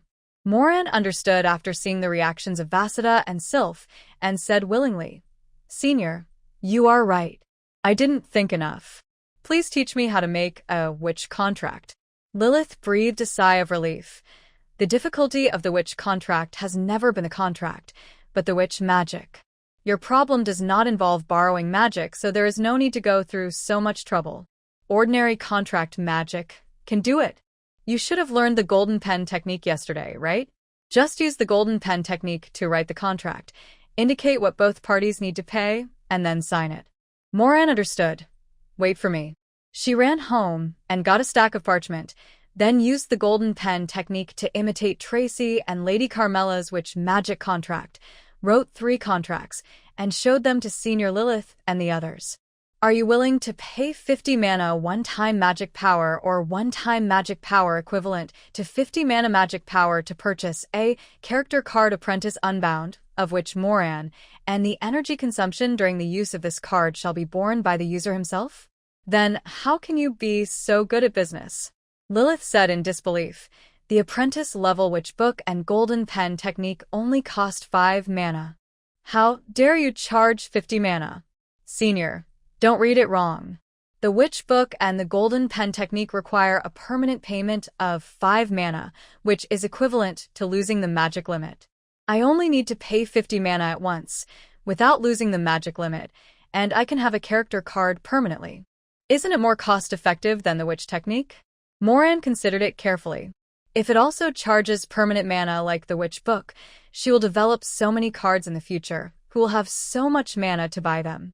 It is better to charge only one-time mana for each card, so as to make small profits but quick turnover. It can not only solve her magic power loss problem, but also leave some room for future witch magic. She even thought of 2 names for the future witch's magic. Card drawing magic is specially prepared for gamblers. You pay permanent magic power to open the card pool with the corresponding explosion rate, and pay one-time magic power to draw cards. Card book magic is prepared for those who can't afford to gamble and just want to have a guaranteed bottom line. You pay permanent magic power to open the card book of the corresponding level, and then spend a one-time magic power to buy the cards you want. In short, she will never lose. Lilith took another look and still felt it was too expensive. The main reason was that her magic power was really stretched to the limit. She would run out of bloodthirsty needles after just a little research, so she had to bargain for the price. You just said that you can make a character card with just 10 mana. If you double it, you'll make a lot of money. If you double it, quintuple it would be too much. For the sake of my senior sister, can you give me a cheaper price? Senior, I've already given you a discount. Moran took out another contract and said, Look, this is the price I give to others. What? When you upgrade the card in the future, I will have to pay you 50% of the one-time magic power consumed by the upgrade. Lilith felt a black screen in front of her eyes. This is an upgradable card that can be used all the way to the pinnacle level. I'm not like Lady Tracy and the others, selling witch magic at one level at a time. It's good enough to just collect some interest from the upgrades. And you don't need it. Since we are all witches, I won't take the upgrade rebate for these 3 cards of yours. But please don't mention the 10 mana thing anymore. It will affect my card sales. Moran said with a smile, Thank you for your previous teachings, Senior Sister Lilith. We should be friendly to witches, settle accounts clearly, and make equal transactions. This not only relieves everyone of the burden, but also solves my urgent needs. It's simply great. Lilith. Is that how she taught me? This is a bit too good. Just now, she was so stupid that she wanted to give away cards, and even made a bold statement that she would give away cards to all the little witches in the school. How come he has become a more cunning businessman than a goblin? I originally thought it was a glutinous rice dumpling, but now I know it is filled with black sesame. She suddenly missed her former schoolmate Moran. Then I looked at the other 2 schoolgirls who were watching the fun with a smile on their faces. I couldn't help but say, Don't you 2 bargain? You can accept such a high price? Sure. It's only 50 manas. You can make up for it by feeding a few bunches of breadfruit. Moran, if you need magic power in the future, you can come to me, and we can sign a contract to lend it to you, said Vasida. I think it's okay too. After all, it's just a one-time consumption of magic power. It will be recovered in a few days. Sylph also said. Lilith looked at the 2 of them. One had an energy halo bright enough to blind people, while the other had a dimmer energy halo, but still much brighter than hers. No wonder she is so generous. With 2 schoolmates like this, what else can Lilith say? Forget it. Forget it this time, but if you sell it so expensive next time, I'll have to think twice. At least you know that Moran is not really stupid. He is more cunning than a goblin when he turns around. Moran knew that the senior would agree. Although her energy halo was dim, she could definitely produce 50 mana of magic power. Lilith also reminded Vasida and Sylph, You 2, Don't bargain for the price just because you are rich. No matter how much wealth you have, it can't withstand your squandering. Even at the witch market, if you are not familiar with the market and don't know how to bargain, the things you buy will be more expensive than others. When you are out in the wilderness, if you are so extravagant, others will just take advantage of you and cheat you without hesitation. Got it. Senior, Vasudha, and Sylph nodded obediently. Moran happily handed them the contract. I paid 30 mana and gained 150 mana. My mana reserves increased from 180 to 330, and I became much richer all of a sudden. Happy trading! I'll be the first to tell you about the new cards next time. Moran said with a smile on his face. By the way, Senior Lilith, please help me promote it among the sophomores. Lilith raised her chin. That's another price. I'm going to make some bread juice tonight. How about sending a big pot to you? Moran said. Originally, she was in urgent need of bread and juice, but now with the magic income from selling cards, it is not so urgent anymore. Lilith, who still hasn't mastered the use of cooking magic to squeeze juice and can only make it manually, was shamefully tempted, but still disliked a certain profiteer little witch, and said unhappily, I know. Let's go. The other little witches are probably already halfway up the mountain, and you're still lingering at the door. She came over to take a look out of curiosity and lost 50 mana. She was full of resentment at this moment. The remaining magic power is not even enough to upgrade this character card to the intermediate level. Don't eat breakfast, drink bread juice, and eat breadfruit. Lilith put on a mask of pain at the thought of the taste of breadfruit. Goodbye, Senior. We have indeed spent too much time here. The first-year witches have already gone out. Moran took the lead and ran towards the college castle. Vasudha and Sylph followed closely behind. Moran, slow down. We left early today, so we won't be late even if we're delayed for a while.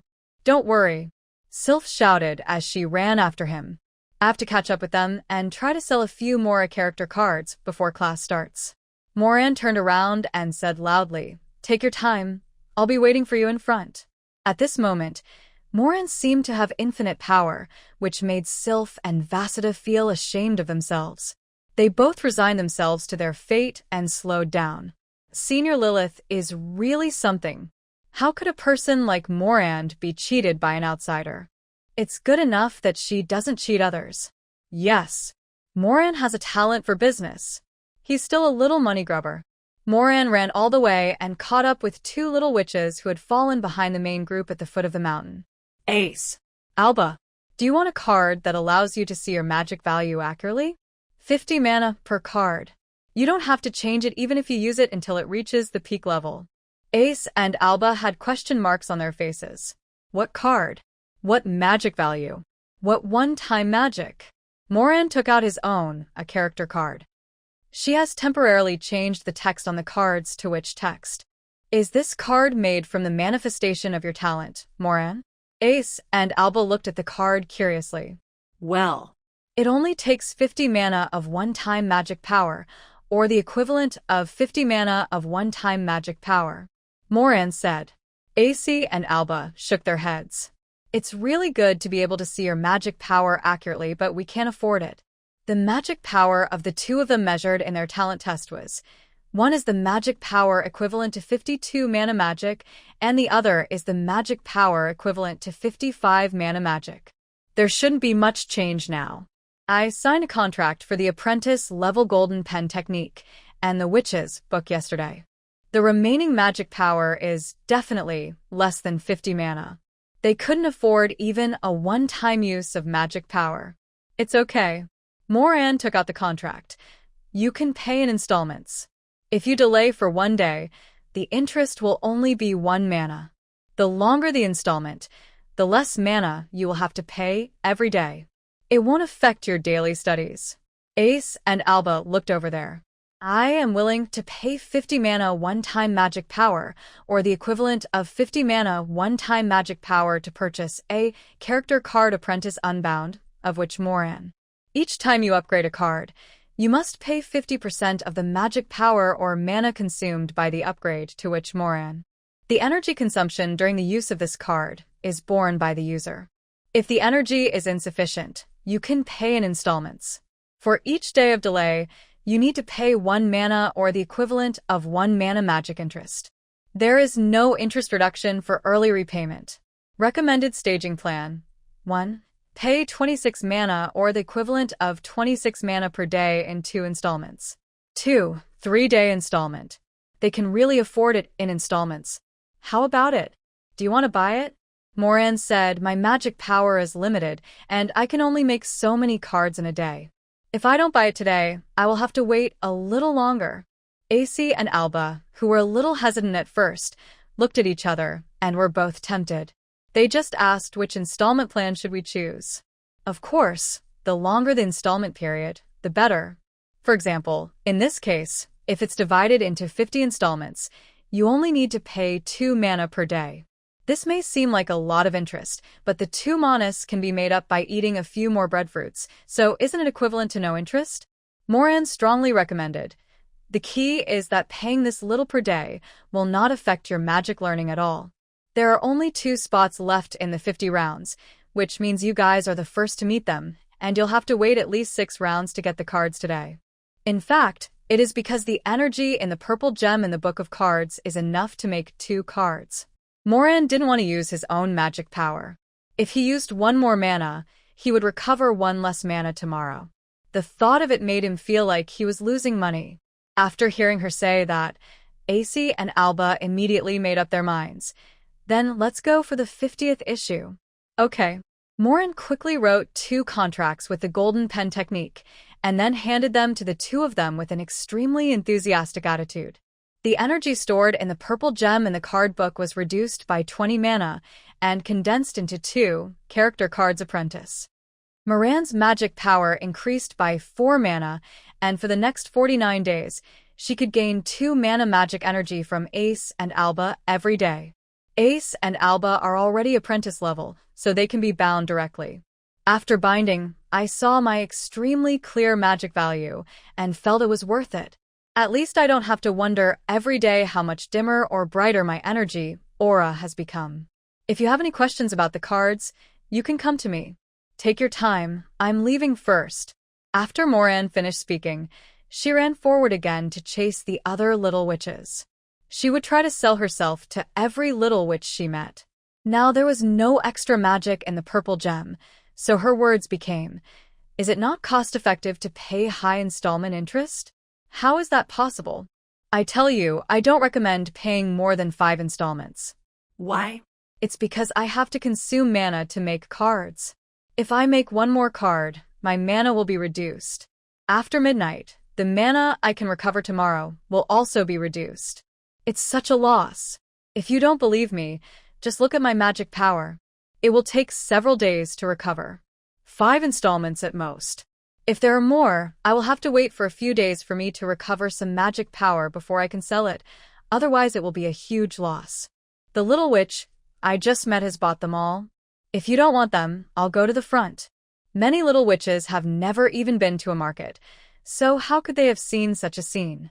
If they don't buy, they will have to wait? Everyone else has bought it?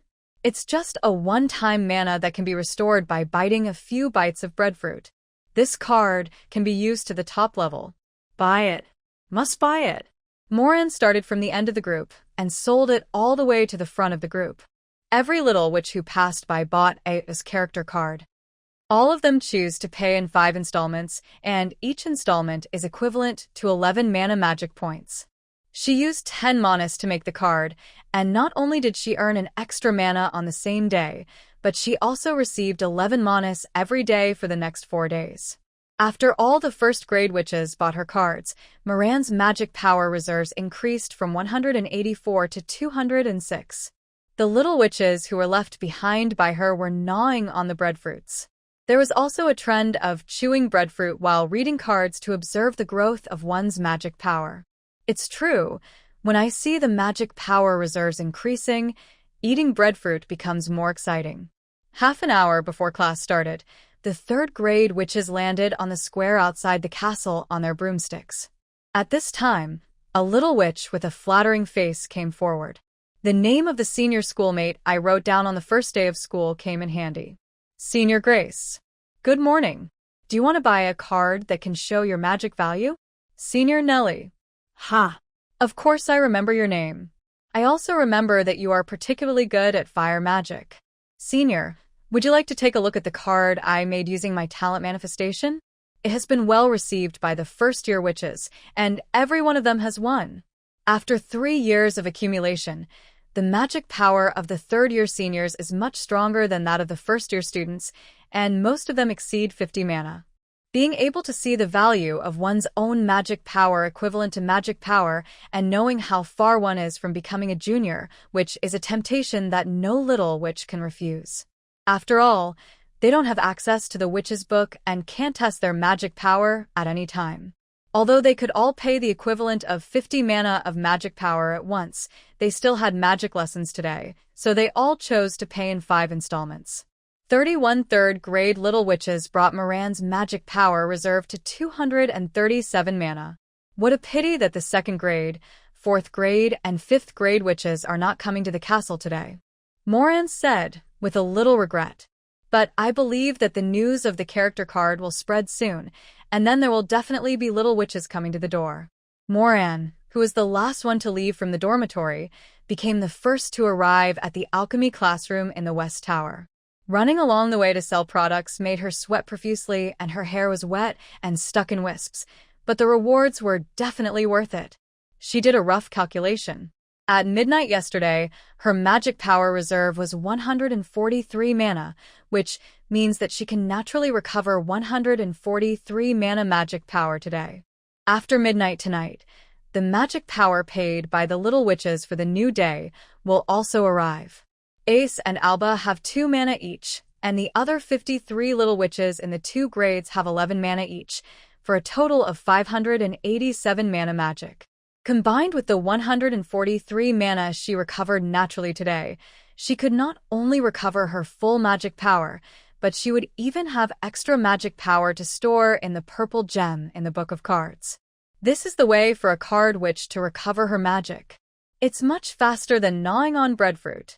Moran ran to the bathroom to wash her face and returned to the classroom refreshed.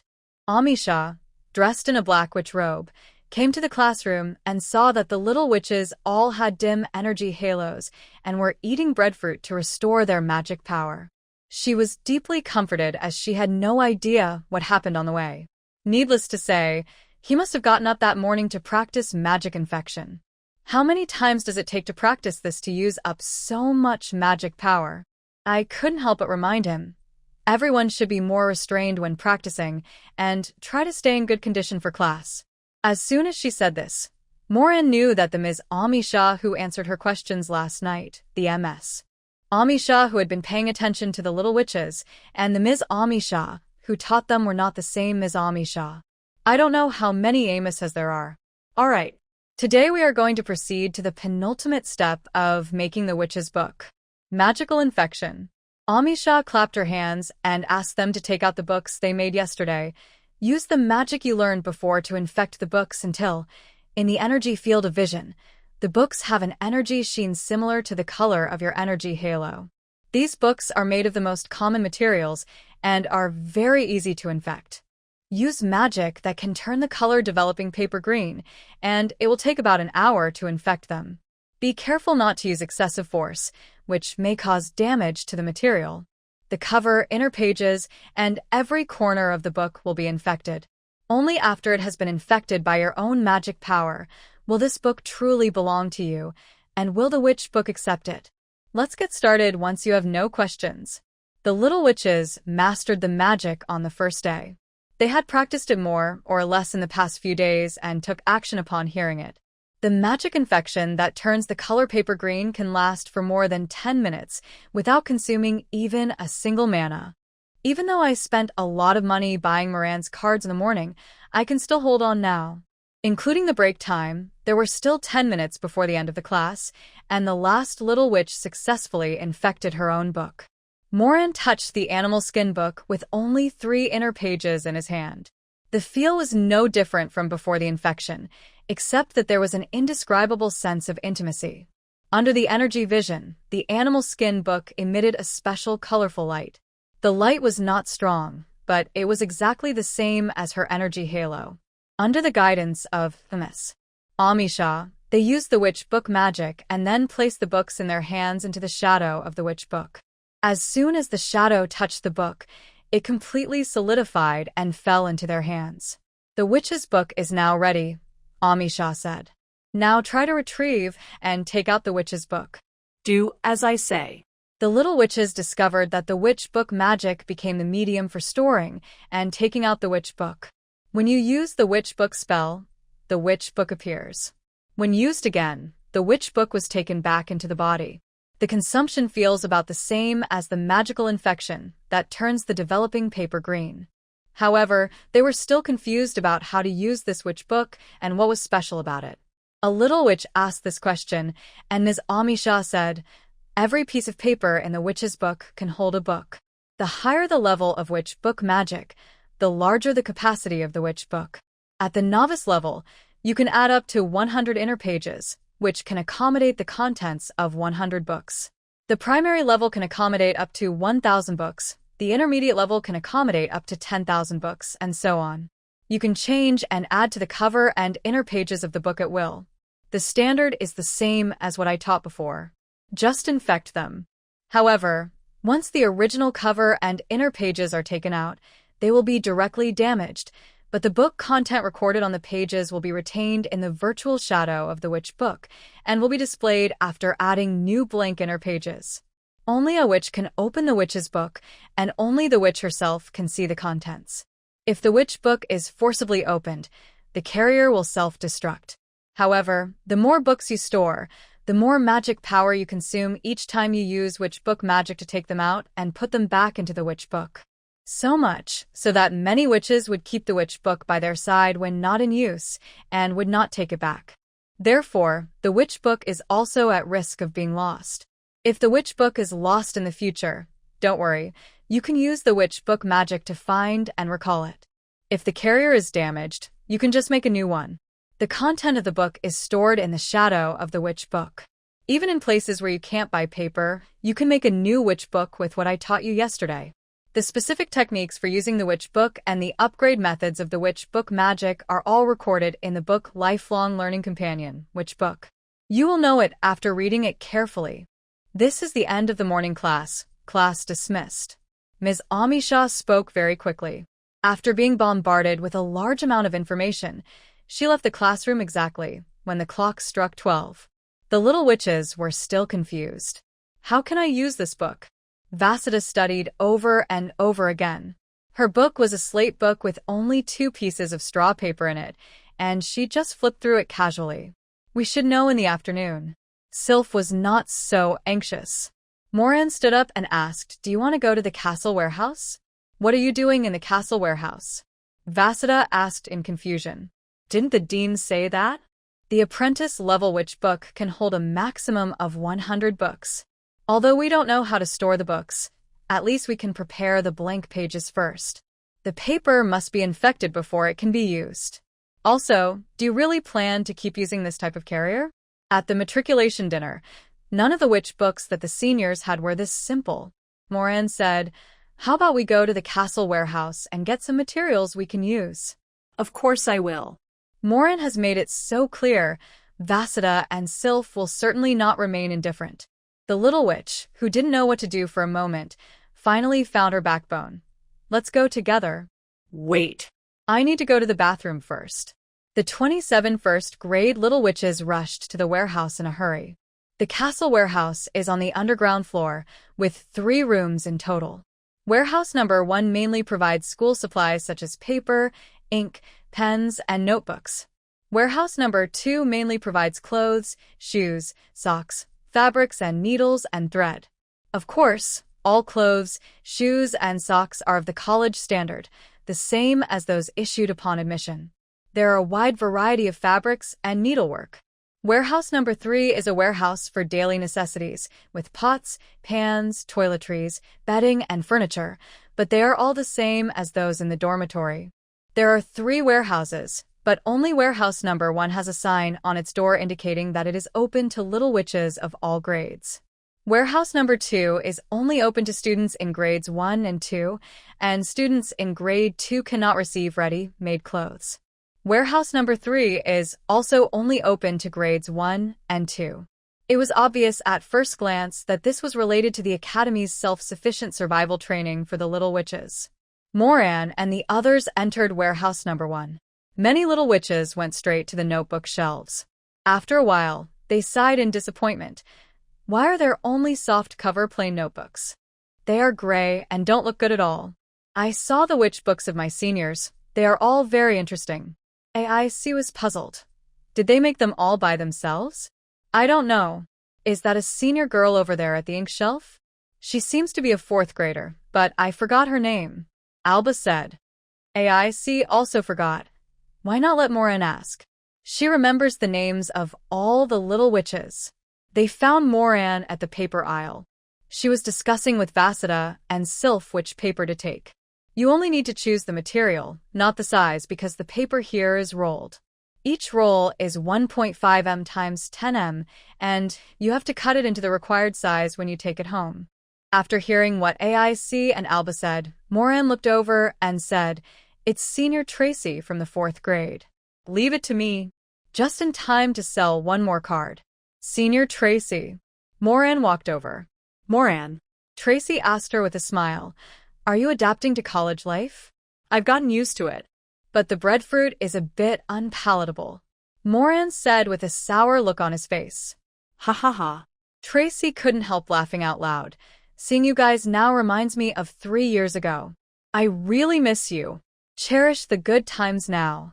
Moran noticed that the senior had dark circles under her eyes and looked very tired, so he asked with concern, "Senior, is the environment in the inner area very harsh?" Tracy sighed. "You'll know once you get to the 3rd grade. All I can say is that you must study magic well, especially magic that can improve your life. We are still doing well in the inner area, but the 5th-year seniors who went to the outer area have a harder time." Her beloved red tea tree. It was destroyed by the abominable beast. Otherwise, she could have treated her schoolmate to afternoon tea.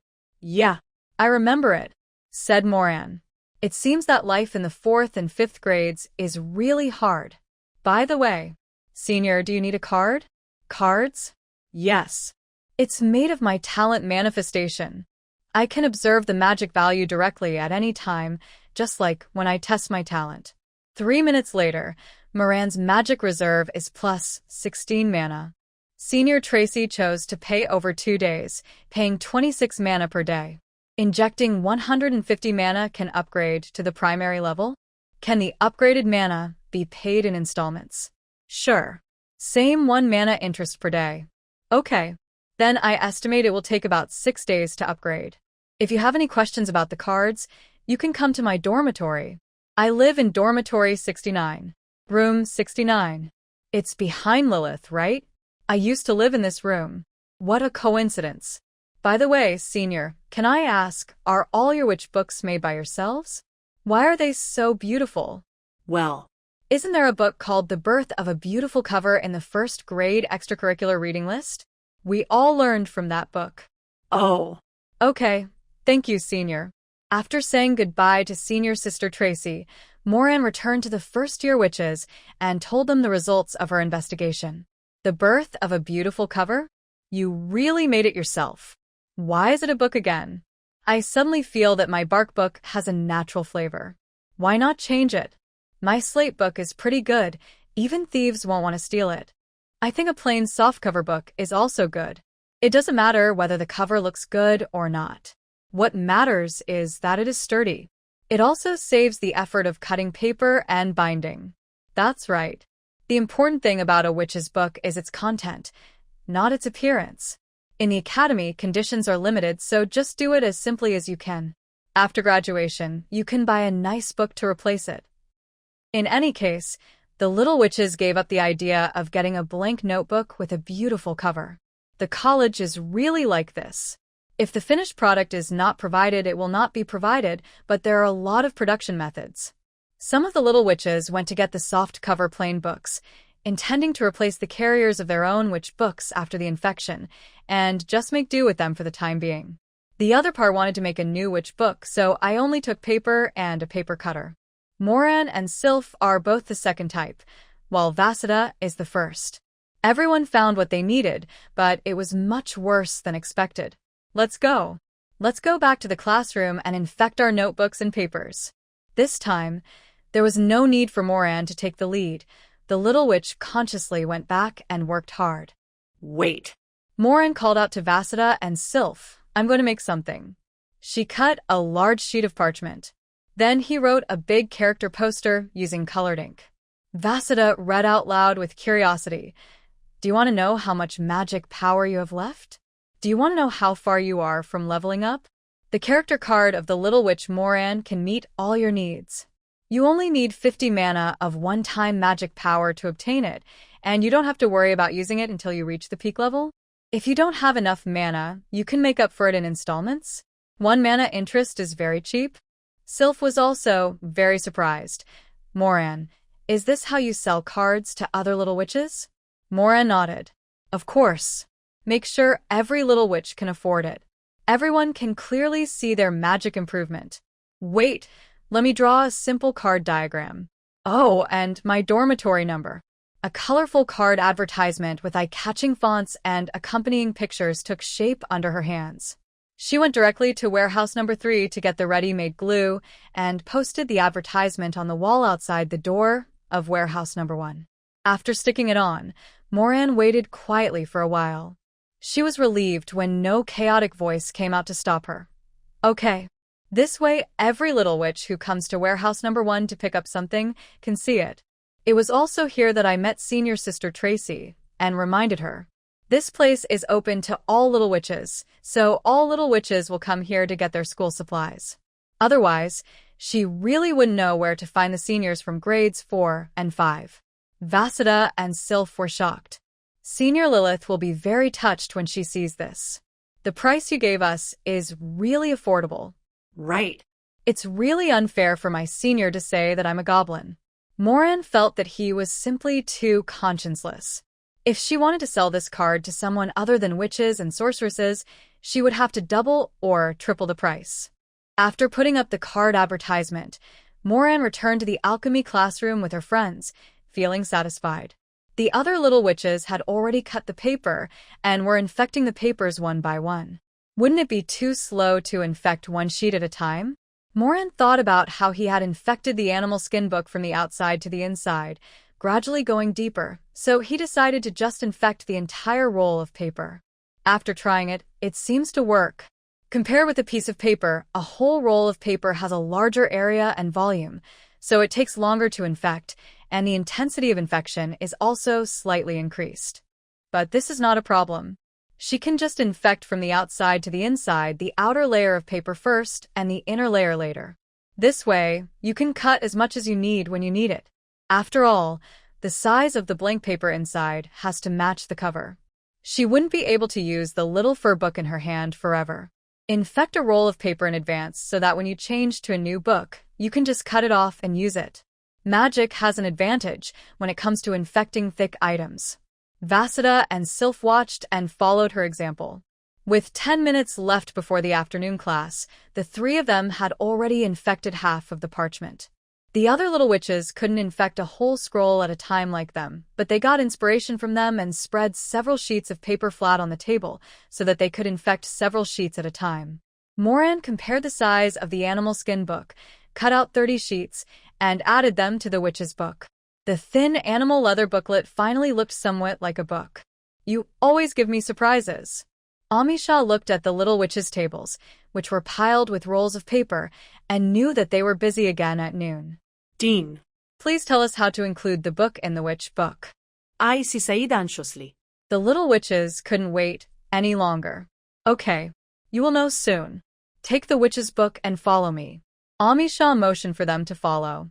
They left the West Tower and went to the library in the main building of the castle. The little witches were pleasantly surprised. "Dean, the library is finally going to open up to us, right?" Amisha shook her head without saying anything and led them through the library door and into another corridor. "There's a corridor here?" Many little witches didn't notice it.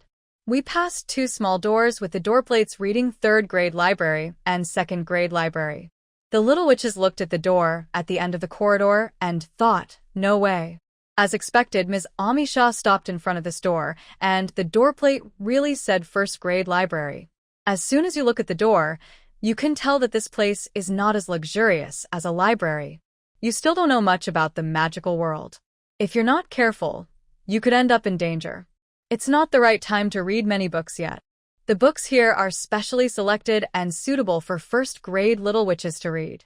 They are relatively basic and safe. 2 additional libraries will be open to the second and third grades. These 3 years are the time to lay the foundation. After the 4th grade, when you have laid a solid foundation and started to specialize in your own areas of expertise, the library's permissions will be fully open to you. However, if there are any little witches among you who can learn all the required magic for the school year in advance, you can also come to me to get the pass for the next stage of the library in advance. Amisha briefly explained the reasons for the library restrictions, then pushed open the first grade library and walked in. The little witches followed her, in one after another. It was much larger than they had imagined, about the size of the auditorium used for the matriculation dinner. The magic lights in the library are very bright, and there are some comfortable tables and chairs. Reading here should be a good choice. The bookshelves inside are not high, only about 1.6 meters. Even Vasida, the shortest of the first-grade witches, could easily reach the books on the top shelf by just standing on tiptoe. The books in the academy have all been specially processed. Ms. Amisha took a book from the first bookshelf at the entrance, pointed to the rune on the spine, and said, "Do you see this?" The little witches nodded, and Amisha continued to explain. This is the magic rune solidified by the witch Tracy's transcription technique. It can be used in conjunction with the witch book. Simply place the spine of the desired book against a blank page of the witch's book to quickly complete the transcription. If the rune is dim, it means that the book has just been copied by someone else and cannot be copied for the time being. There is a charging array on the bookshelf, so a book can be charged in less than a minute. After the runes light up, you can copy it again. After knowing the method of collecting books, the little witches became eager to try. Amisha saw this and gave each little witch a long list of books. This is the reading list for the first year. Add the required readings in the previous section to your own witch book as soon as possible. You will use them in class. It is best not to miss out on the other optional reading lists, as they are very important for supplementing extracurricular knowledge. You can study them carefully when you have time. If you want to find a book, you can check the index book on the first bookshelf. Okay, go and choose your books. If you have any questions, you can come to the reading area to find me. The little witches pounced on the bookshelf like beasts seeing food. Moran was in no hurry to collect the books. He just followed Ms. Amisha's instructions and just placed the spines against the witch book and copied them. She looked at the list of books first. It looks like the blank pages I've prepared are roughly enough, Moran thought. When she went to look for books with the list, she realized how naive she had been. The book Valen Continent alone filled several bookshelves, with hundreds of volumes. This is an encyclopedia covering information on the topography, climate, culture, language, power, history, etc. of all of Valen. With both pictures and texts, this book gives you a glimpse into the world. It's no joke. This alone would not be enough to fit in the Apprentice Witch's book. Most of the other selected books also consist of several volumes. There are only 10 required books, which are relatively concise, and only have 1 volume each. Moran's witch book can now copy 33 books. Apart from the 10 must-read books, she had few choices left and could only choose the ones recommended by her senior schoolmates and the principal. Among them, The Birth of a Beautiful Cover has the largest number of volumes, with 15 volumes, and Traces of Energy also has 2 volumes. Most little witches only have enough blank pages to copy down the required readings. Moran first collected the selected books, and just as Ms. Amisha said, he pasted the spine of the book with the transcription rune onto the blank page. A light flashed on the page, and the content of the book appeared.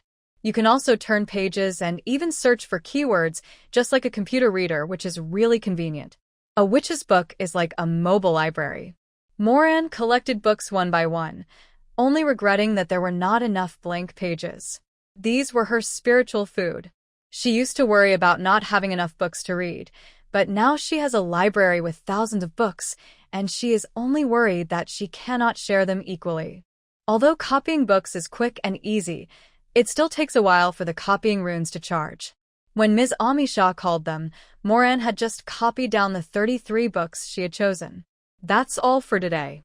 Don't worry about copying the books. We will use some of the required readings in class next week.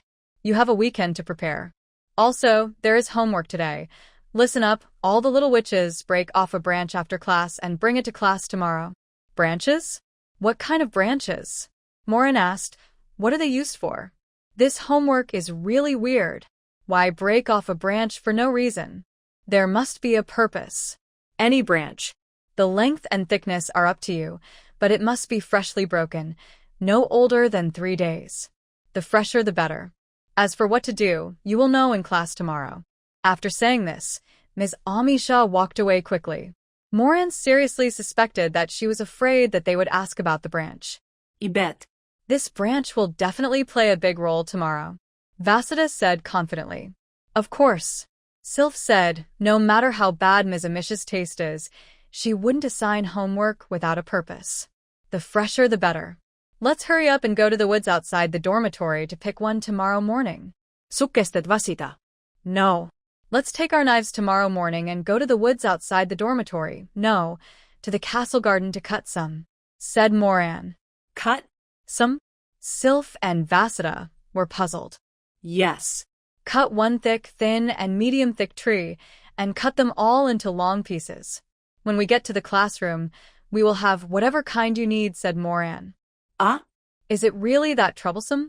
Didn't Ms. Amisha say that only one was needed, and it didn't matter how thick or long it was? Said Sylph. Moran asked back, tomorrow is Friday. Do you remember what Ms. Amisha said in the first class of this week? What? The little witches looked at each other, not knowing what they had missed.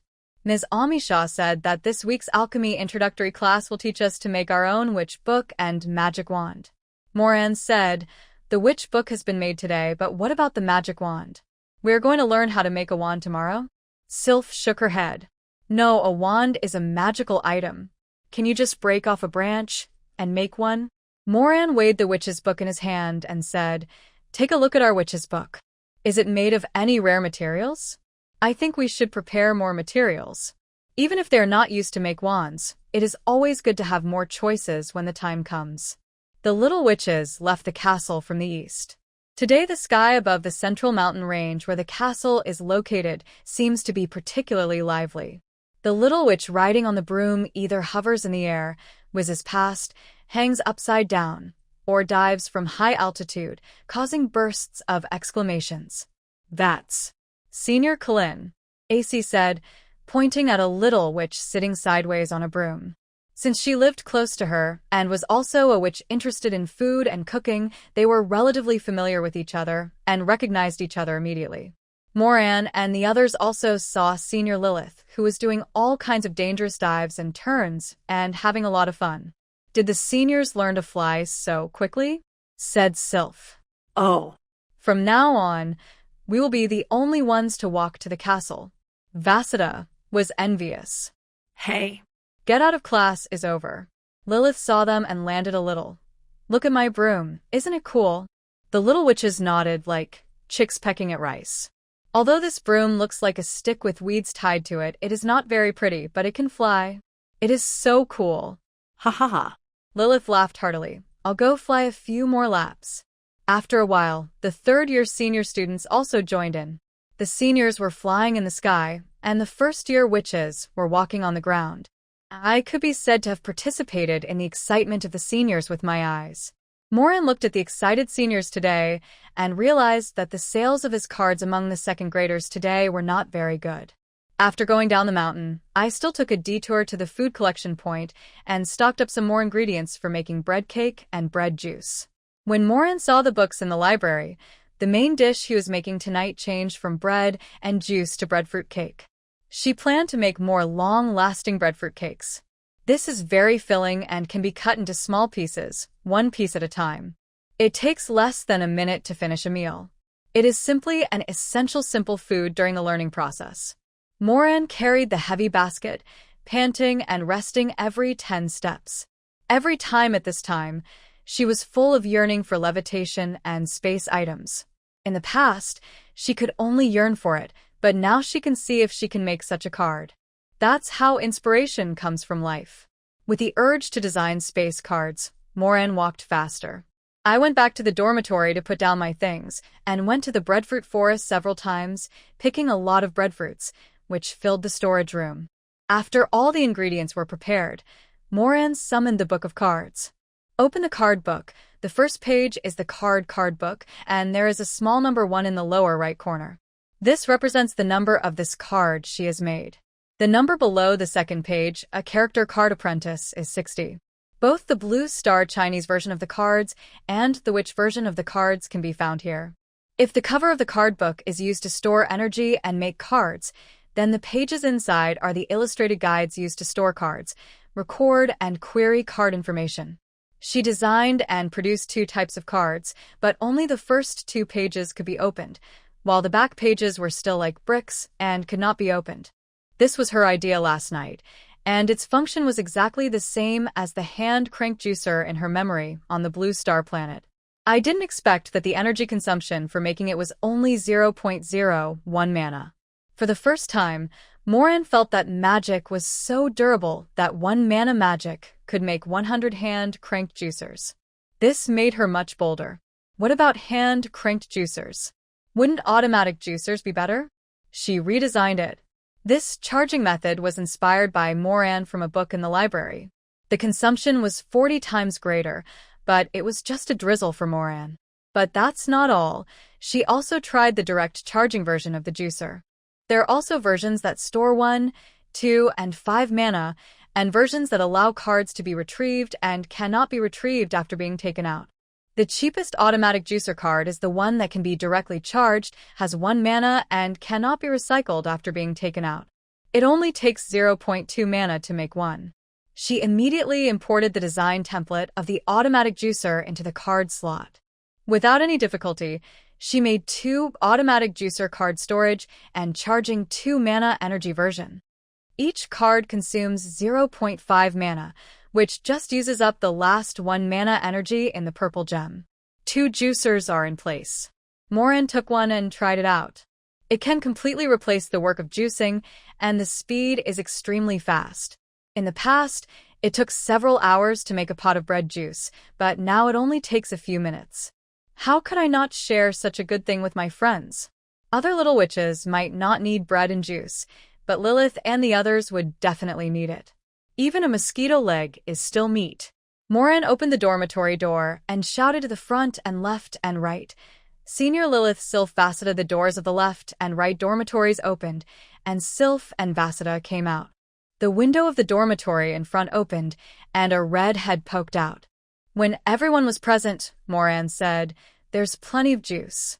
Do you want some?" They all understood what juice she was talking about. Lilith, whose magic power was only in the double digits, heard this, and without saying a word, she climbed out the window.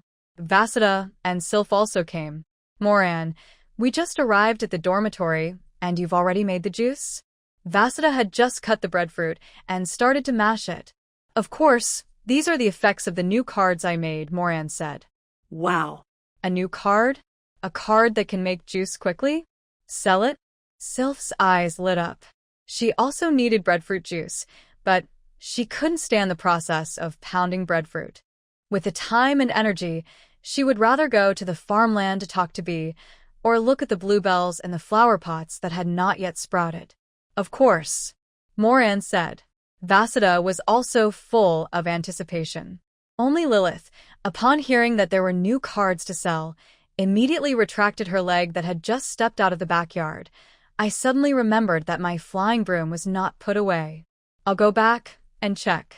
Moran noticed that the senior wanted to slip away and shouted, "Super low price starting from 0.05 mana." The target little witches all sat down at the dining table at home, and Moran poured each of them a glass of freshly made bread juice. "Try it, and see if it's any different from the previous one." Lilith, who needs to restore her magic power, says, "Gulp gulp. The taste is about the same. Gulp gulp.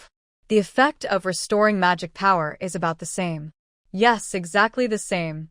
If you use the automatic juicer card, you can make a full pot of 5 medium-sized breadfruits, said Moran.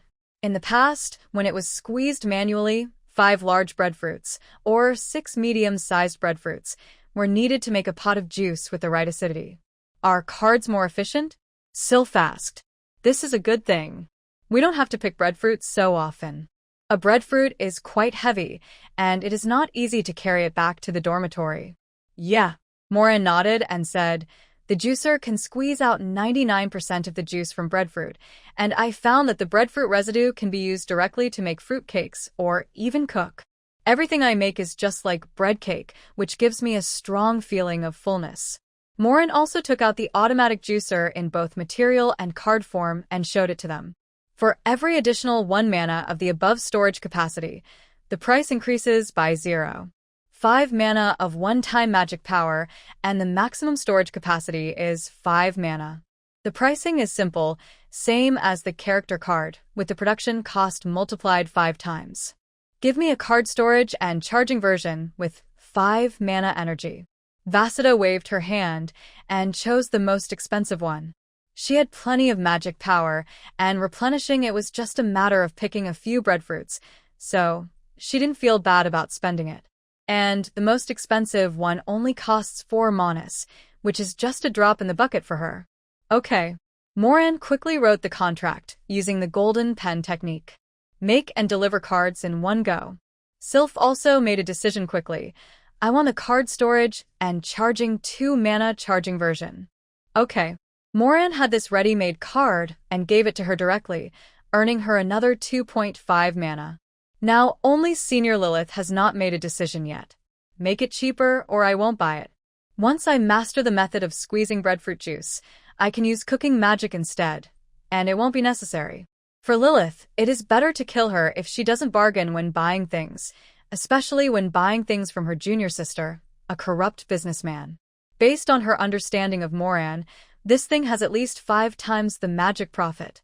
She looted us this morning, and after another day of classes, the Lord's house is running out of food. Don't say that, Senior. The juicer has low energy consumption. 1 mana can be squeezed dozens of times. And it has an energy storage function. If you can't use up the mana, you can store it and use it for a long time. Isn't this more economical than using ready-made magic every time to cook magic? Besides, you're still a long way from mastering the art of making bread juice. The time you save is magic. The sooner you can make juice efficiently, the sooner you can supply bread juice at any time and restore your magic. After Moran finished explaining the reason, seeing that senior sister Lilith still refused to give in, he said, "It's not that I don't want to sell it at a lower price, it's just that designing and making cards consumes mana every time. Not to mention the production cost. Just designing these cards cost me 27 mana. Selling these to you won't even make back my money." She was not making this up. Every time she adjusted the card design, she would consume 1 mana. Although she made this juicer more for her own convenience, any money she can make is good money. These words really touched Lilith's heart. Developing the manifestation of talent really requires a lot of magic power. How else could she be so stingy? It's because her magic power is too insufficient. If her bloodthirsty needle could be shared with others like Moran's card book, even without being summarized into magic, then she would sell it for a much higher price than her schoolmate. Thinking of this, she relaxed. Forget it. I want the 1 mana energy version, a total of 2 mana one-time magic. Okay. Moran signed another contract with the senior. Knowing that the schoolgirl's card was still in a loss, Lilith comforted her. The school will not allow you to sell this card to little witches below the 4th grade. All in all, you can only sell this card to seniors in grades 4 and 5. Although the seniors in the 4th and 5th grades are not in the core area most of the time, and it is difficult to meet them, you can still recover the cost slowly. Why didn't the dean let Moran sell the automatic juicer card? Juicing bread isn't a skill you have to learn, and juice isn't something you have to drink. Vasida was puzzled. Her voracious appetite led her to be most interested in culinary magic. Today, when she was copying books in the library, she simply flipped through the required reading list, learning the magic of cooking from scratch. As a result, what was taught in it was completely disappointing to her. In summary, this book only teaches the little witch how to fill her stomach, not how to become a chef. Breadfruit juice is so difficult to squeeze that it's hard for the younger witches to think of squeezing it into juice. But if the little witches had a juicer, they might try the most easily available breadfruit, said Sylph. At least if she got her hands on a juicer, she would definitely try it with breadfruit first. Moran also knew this truth, but it didn't stop her from confirming it again. Dean, can I sell the juicer card to the little witch in the lower grades? Lilith, Vasida, and Sylph. A certain Ms. Amisha who was paying attention to Moran. No. Okay. It seems I can only slowly find senior sisters in grades 4 and 5 to sell them to recover the cost. Moran said honestly. No, Moran, do you usually summon the dean like this? It was the first time that Lilith saw a little witch use the dean like this. The dean is secretly observing our movements, so if you have any questions, why don't you just ask directly? He won't answer every question though, but there's no harm in asking, Moran said. Lilith and the other 3 actually thought that what she said was quite right, and they all said, I've learned something. Let me tell you. I suspect there is a hidden place in the academy, with 148 Ms. Amisha squatting inside. Each Ms. Amisha is watching a little witch to prevent her from getting into any accidents. Otherwise, why would the dean always show up in time? Moran said seriously. Really? Sylph's ears pricked up in surprise. 148 Ms. Amisha? This is too much. Lilith thought it was unlikely. What kind of magic can create 148 clones? And can it be maintained forever? Is it true? Can't you just ask the dean? Vasida was very good at applying what she had learned. Dean, is it true? Do you really have 148 clones? There was an unspeakable silence. See. I told you that the dean is not willing to answer every question. Moran spread his hands. Otherwise, she wouldn't just be suspicious. Okay, tease, oh no, let's not talk about asking the dean for now. Lilith was afraid that the dean would jump out and beat them up. The academy doesn't have a rule that the dean can't beat up little witches. She changed the subject. Moran, you could research some other card, but you still invest so much money in researching a card that can be easily replaced. I think the energy storage effect of your automatic juicer is very good. You might as well research a card that specializes in energy storage. If you have extra energy, just charge it into the card and take it out when you want to use it. Moran thought about it carefully and said, it's true. She herself had the purple gemstone in the book of cards to store energy, so she didn't think of making such a card for the moment. The juicer card is destined not to sell very well among little witches. We are still spending more than we earn now, and it would be great if we can just make back our investment in the future. But the cards that store magic power are different. Not every little witch is like them, worrying about not having enough magic power to study their talent manifestations. If the extra mana every day can be saved, wouldn't the purchasing power be stronger? Then I will be more generous in buying cards. If she rounded it up, wouldn't she earn more? I need to study this card carefully. Seeing Moran lost in thought, Lilith winked at Vasida and Sylph, and the 3 little witches stood up together. You study first. We're leaving. Waiting for your good news. Yeah. Okay. After his friends left, Moran remembered that there were still some space cards that had not been designed. But this time, she learned her lesson and asked the dean if she could sell it. Dean, can I sell the storage space cards? Not before 4th grade. It seems that it overlaps with some magical ability that little witches must learn. Okay, Moran has completely given up. The space card may not make back his investment, so he should just focus on studying the energy storage card first. When I have enough magic power, it should be no problem to make a space card for my own convenience. A card that stores magic power. Is it used to store and retrieve magic power? No, not all little witches are witches. It should also have a magic power conversion function. What should it look like? A simple card seems to save the most mana. Moran began editing the functions and appearance of the cards. Come to think of it, even the magic power that was charged into the purple gemstone in her card book could not be absorbed back into her body for use, and could only be used to make cards.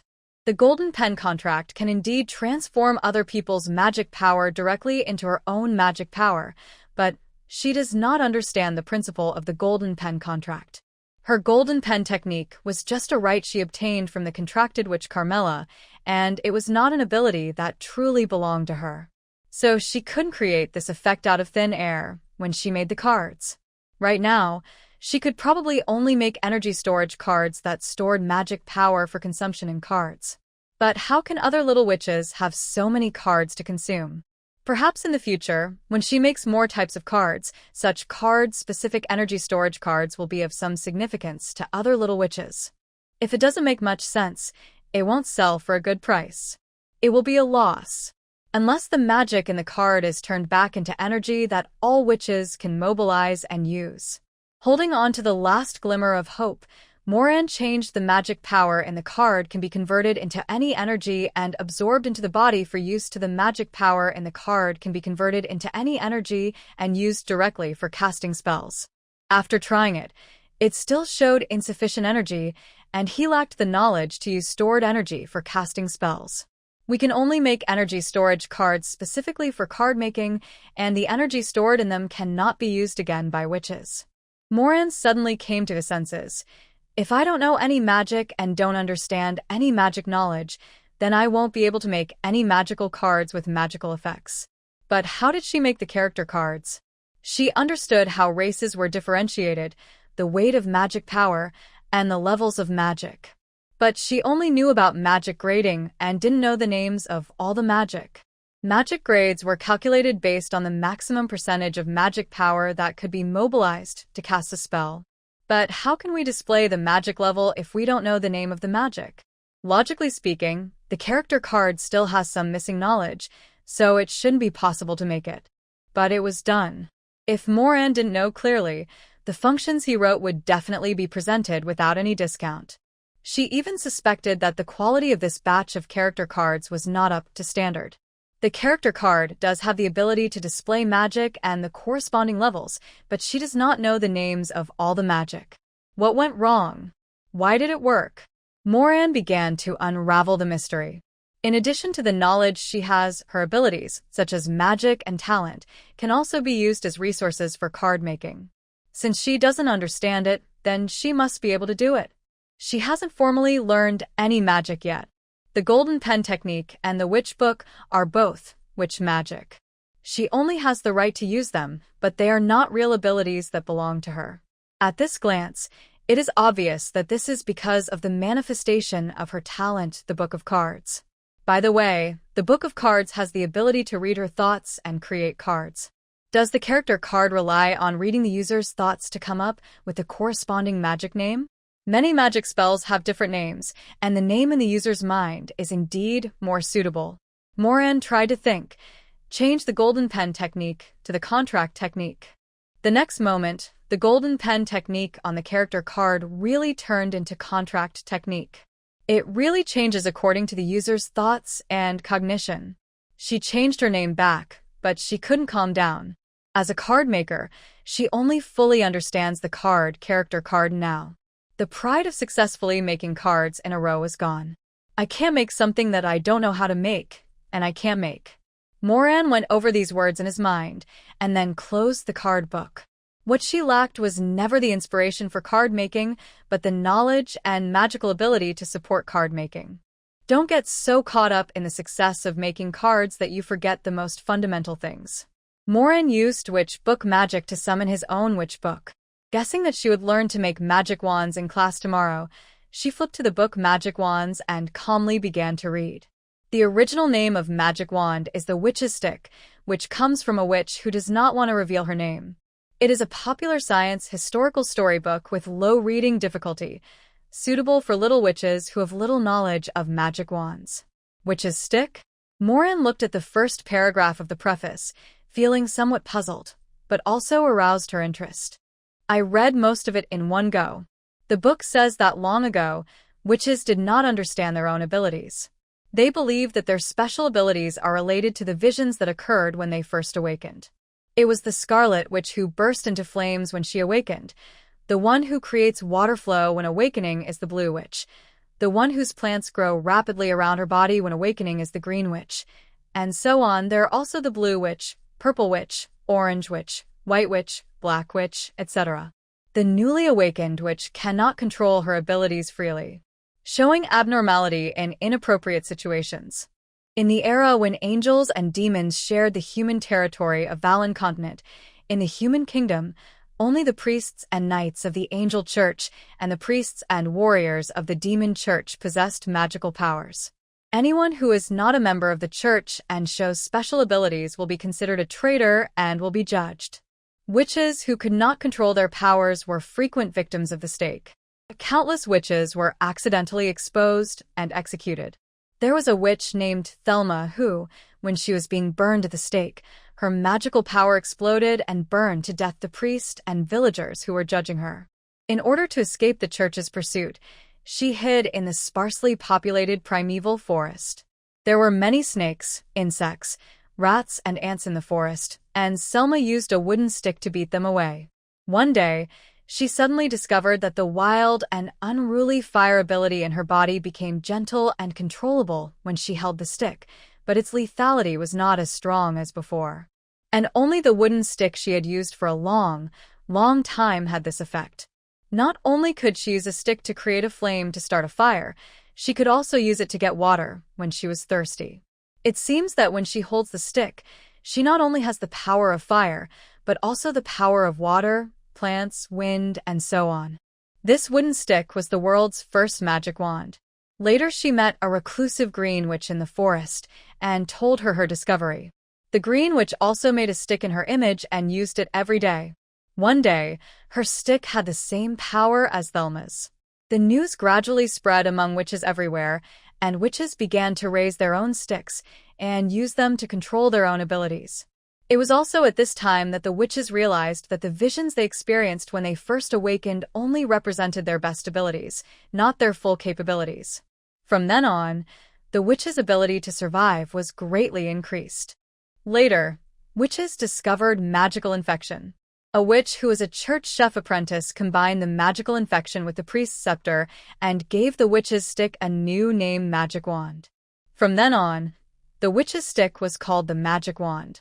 Through constant experimentation, witches have mastered methods to make wands faster. That is, pick out a fresh branch or stick that you like, infect it with magic, and it will become the witch's spellcasting companion, the Magic Wand. When Moran saw this, he knew that the fresh branches that Ms. Amisha asked them to prepare must be used to make magic wands. After the first magic wand appeared, witches have never stopped studying it. Ever since humans discovered that believing in angels to master divine arts and making deals with demons to gain power was just a scam, and that humans themselves have the ability to master extraordinary powers through learning, spellcasters who believe in knowledge have emerged among humans. They call themselves mages. Mages believe that as long as they acquire the corresponding knowledge, they can master the corresponding abilities. Some witches thought they were the same kind as wizards and tried to contact them, but this brought them into new dangers. The witches' extraordinary magical abilities and special spellcasting methods that do not rely on knowledge are exposed. From being a frequent visitor to the stake at the church, he became a target of mages' hunting. The wizard's hunting did not defeat the witch, but instead allowed the witch to gain inspiration from the wizard's magical knowledge. Alchemical magic was developed by witches after they saw the magic items made by wizards through alchemy. From then on, witches began to arm themselves with magical items made from alchemy. The emergence of alchemical magic also brought new changes to magic wands. Magic wands are no longer just novice wooden stick wands that assist witches in casting spells stably. More and more enhanced forms are appearing. For example, a melee wand with a spiked blade, an amplification wand inlaid with magic gems, etc. The wand has evolved from being a magic item used only by novices to a magical item that can accompany witches throughout their lives. But no matter how they change, all wands start out as a wooden stick. After reading the magic wand, Moran still felt unsatisfied. Immersed in the historical stories in the book, my heart couldn't calm down for a long time.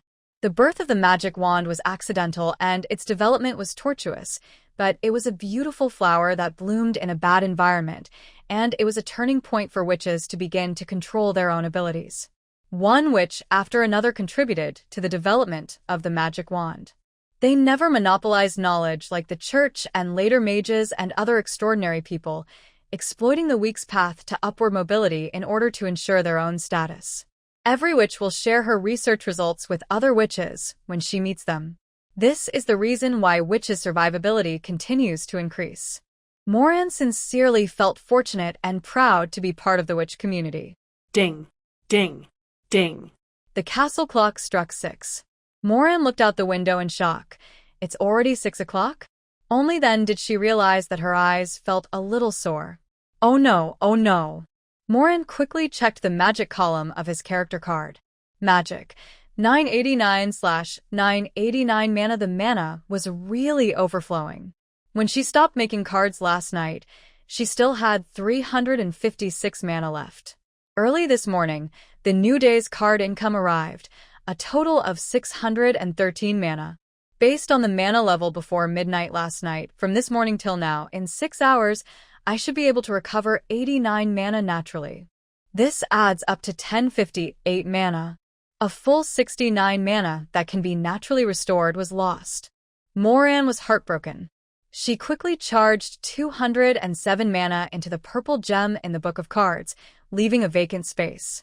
The remaining 18 hours of natural recovery magic today cannot be wasted. I have to check it again tonight, and I can add the extra mana I might have tomorrow to the card book. Even if I can't use it to cast spells, at least I can use it to make cards. The losses were so great that Moran was listless when he went out in the morning.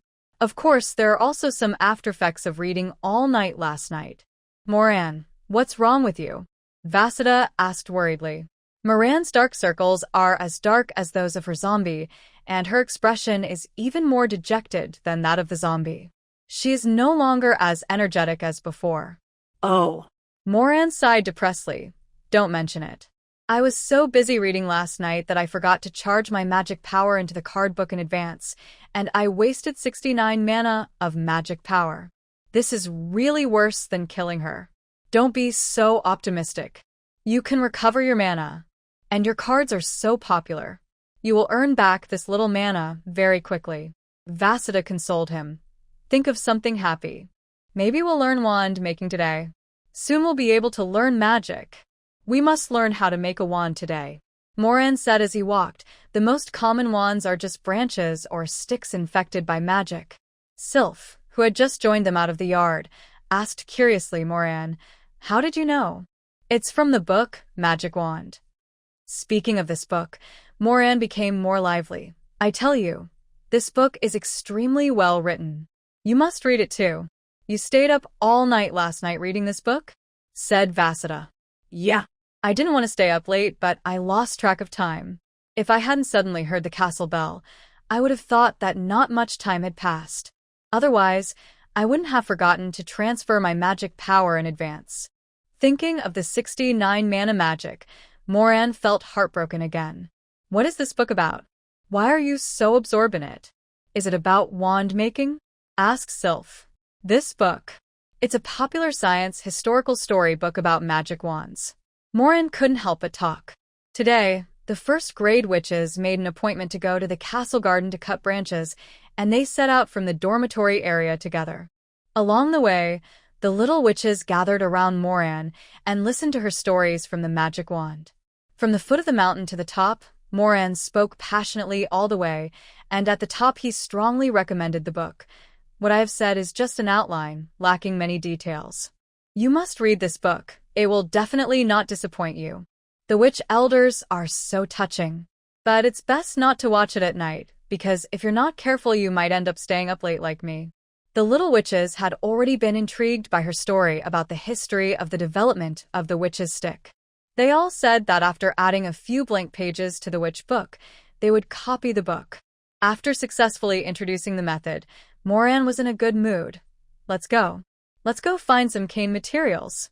Since the magic wand is made by infecting fresh branches, do we not need to prepare so many branches of different thicknesses and lengths? Can we just pick one that suits us? Asked Vasudha. That's right, Moran said. Yesterday I asked several seniors about the function of fresh branches, and they all gave the same explanation as the dean and were unwilling to tell us. Now we know the answer without them. Said Icy.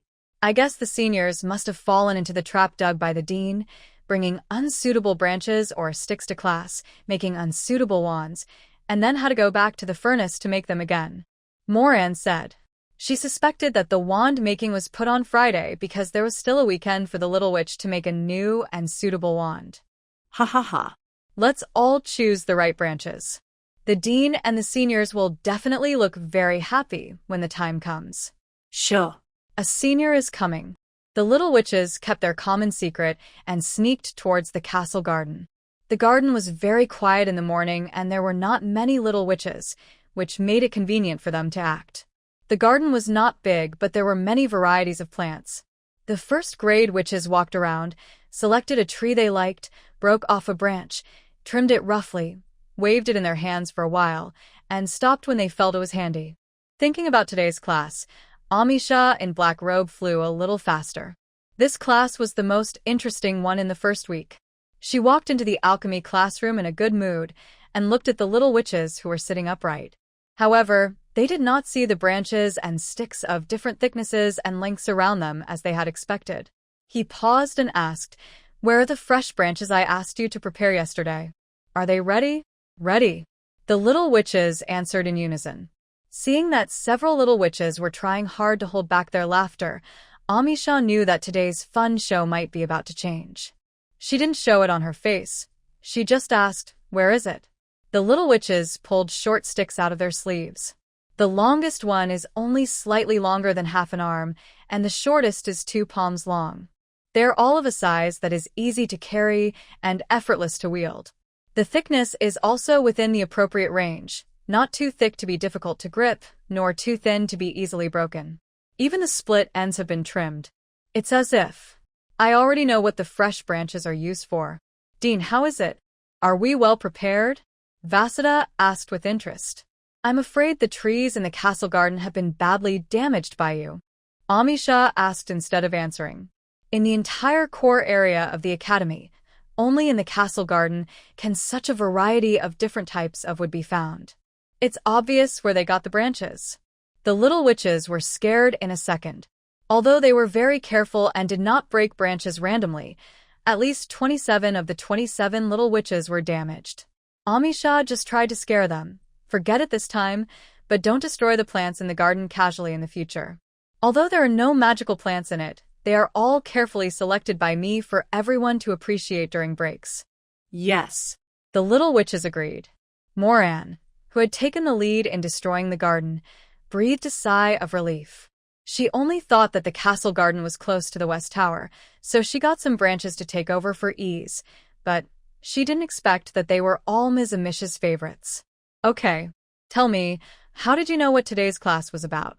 With nothing fun to watch, Amisha sat down on the chair on the podium in disappointment. The little witches all looked at Moran. Amisha understood that the problem was with this little witch. The child seems to be in good spirits, but he looks like he didn't sleep well. It's the book Magic Wands. Moran said. The second paragraph on page 237 says, "The original magic wand was obtained by infecting fresh branches." She was so focused on reading the book last night that the entire content of the book was deeply imprinted in her mind, becoming a database that can be accessed at any time, just like the memory of the blue star planet. What an unexpected result. But it's reasonable for it to happen to you, Moran, said Amisha. After all, it was the first day of class, and the little witch practiced consciously during the break. Okay, now that you have guessed what this class is going to be about, let's get started. It is indeed as Moran said, the most primitive form of a magic wand is just a fresh branch infected with magic. Now you have fresh branches ready, and you will also be able to infect with magic. Try it yourself. Ah? The little witches were suddenly at a loss. Dean, can't you tell me something we need to pay attention to? Although they knew the production method, there was really no guidance, and they were left to do it on their own. Many little witches still felt nervous and lacked confidence. You should all slowly get used to the process of exploring and learning on your own. It is impossible to learn everything in 5 years at the academy. What the college can teach you is only the necessary basic knowledge and learning methods. Most young witches are only junior witches when they graduate from the academy, and only a few can reach the intermediate level. The rest of your journey in magic will depend on you, studying classics and improving through independent learning. Today is a good opportunity. The failure rate of making a magic wand is extremely low. Even if it fails, I can still make it again by getting another branch at noon. After saying this, Amisha took out the tea set and began to make tea elegantly. The little witches knew there was no room for maneuver. Fortunately, I listened to Moran's talk about magic wand this morning, so I have a general idea of what to do. But without the guidance of the dean, they have to be extra careful. They didn't ask Moran again. After all, they already knew the production method. The dean is right, they should also learn to study independently. One by one, they began to try according to their own understanding. Basically, it just needs a slight trimming, and then the magic will begin to infect. Moran's progress was slower. This is her first wand, and she would probably use it for a long time, so she wanted to make it more delicate. After being infected by magic, the wand will become hard and difficult to break, so the shape must be carved before infection. She first used the tools she had used to make the witch's book to peel off the skin of the green sandalwood stick in her hand. Then carefully grind and polish the stick. She spent more time on the handle, not only carving dense cloud patterns on it to prevent it from slipping, but also engraving her name in witch language. Even the end of the handle is hollowed out to leave a spot for gemstone inlay. After she learns alchemy, she can make some modifications to the wand. After everything was processed, Moran brushed it with a thin layer of olive oil. The stick suddenly became shiny. Only then did she begin to infect the wand. At first, the intensity of the infection was relatively small. After the entire staff was covered with a thin layer of shimmer under the energy field of view, she began to increase the intensity. In fact, if the body of the wand is dyed with a shimmer, it means that the infection has been successful and it has become a wand that can restrain and stabilize the magic power output. However, the longer it is used, the better the fit between the wand and its owner becomes. This process can also be accelerated with magical infection. When Get Out of Class ended at noon, Ms. Amisha got up and walked off the stage, walked around among the little witches, and announced that all the little witches had succeeded. The classroom burst into cheers. Great. I can't believe it, it really worked. There was no guidance, I didn't even watch how others did it. We made it based on just a few words from Moran in the morning. It's great.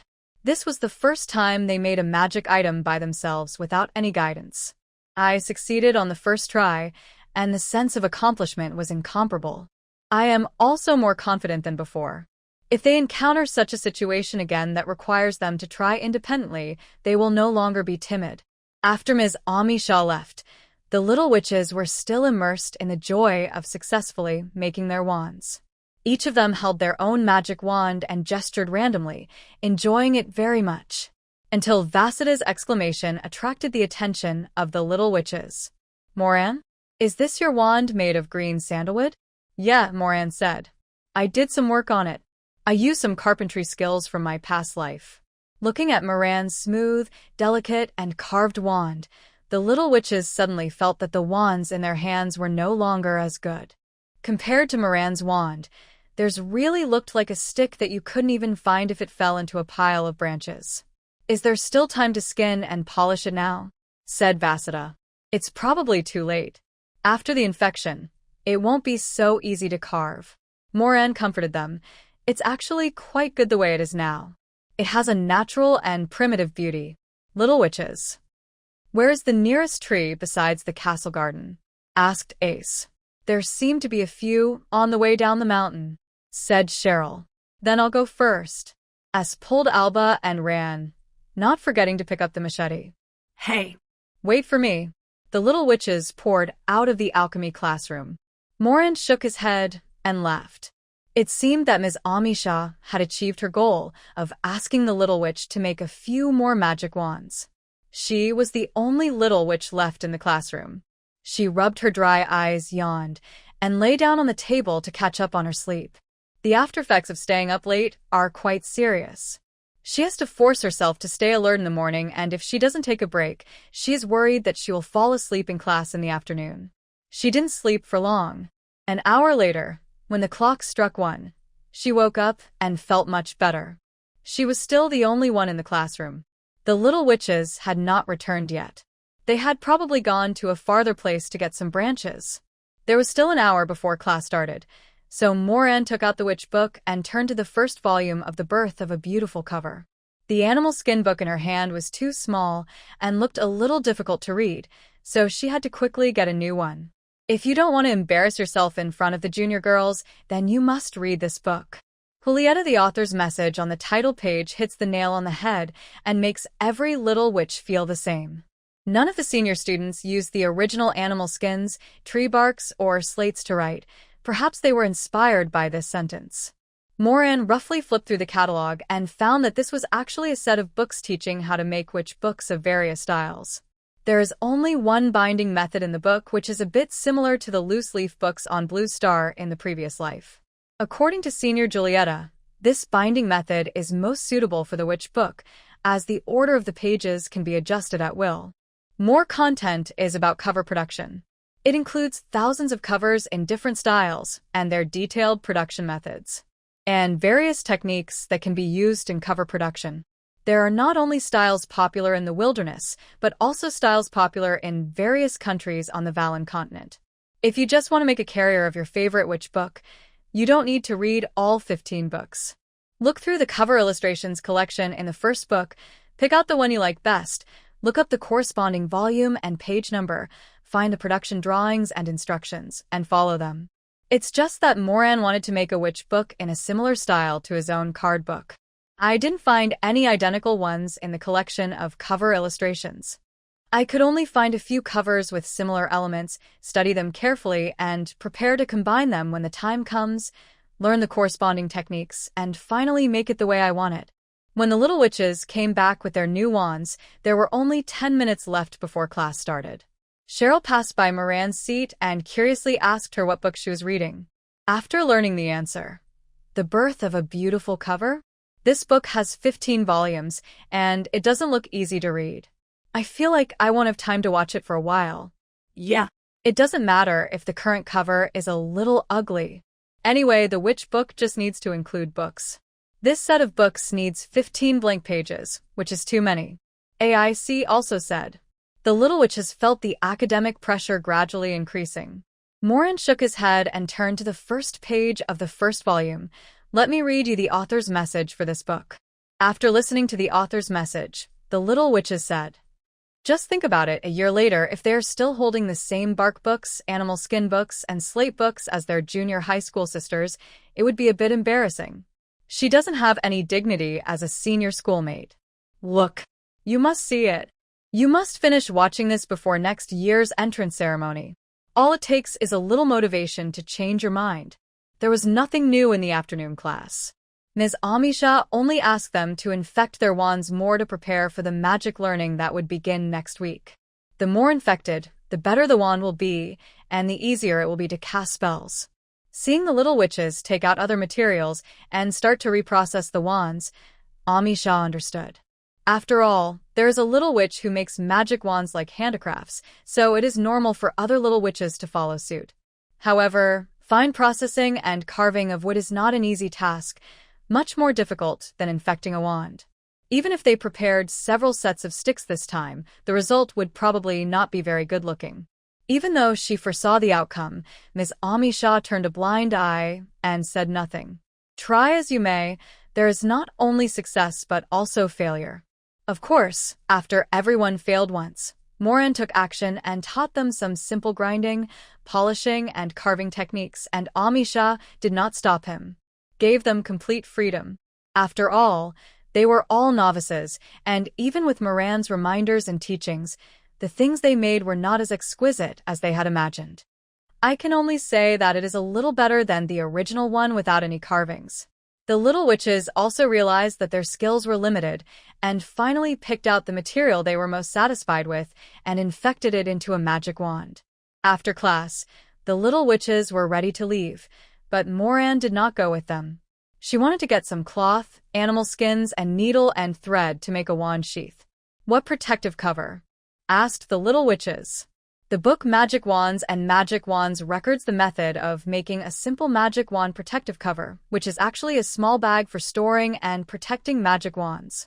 "I'm going to make a small shoulder bag that can hold books and a wand," Moran said.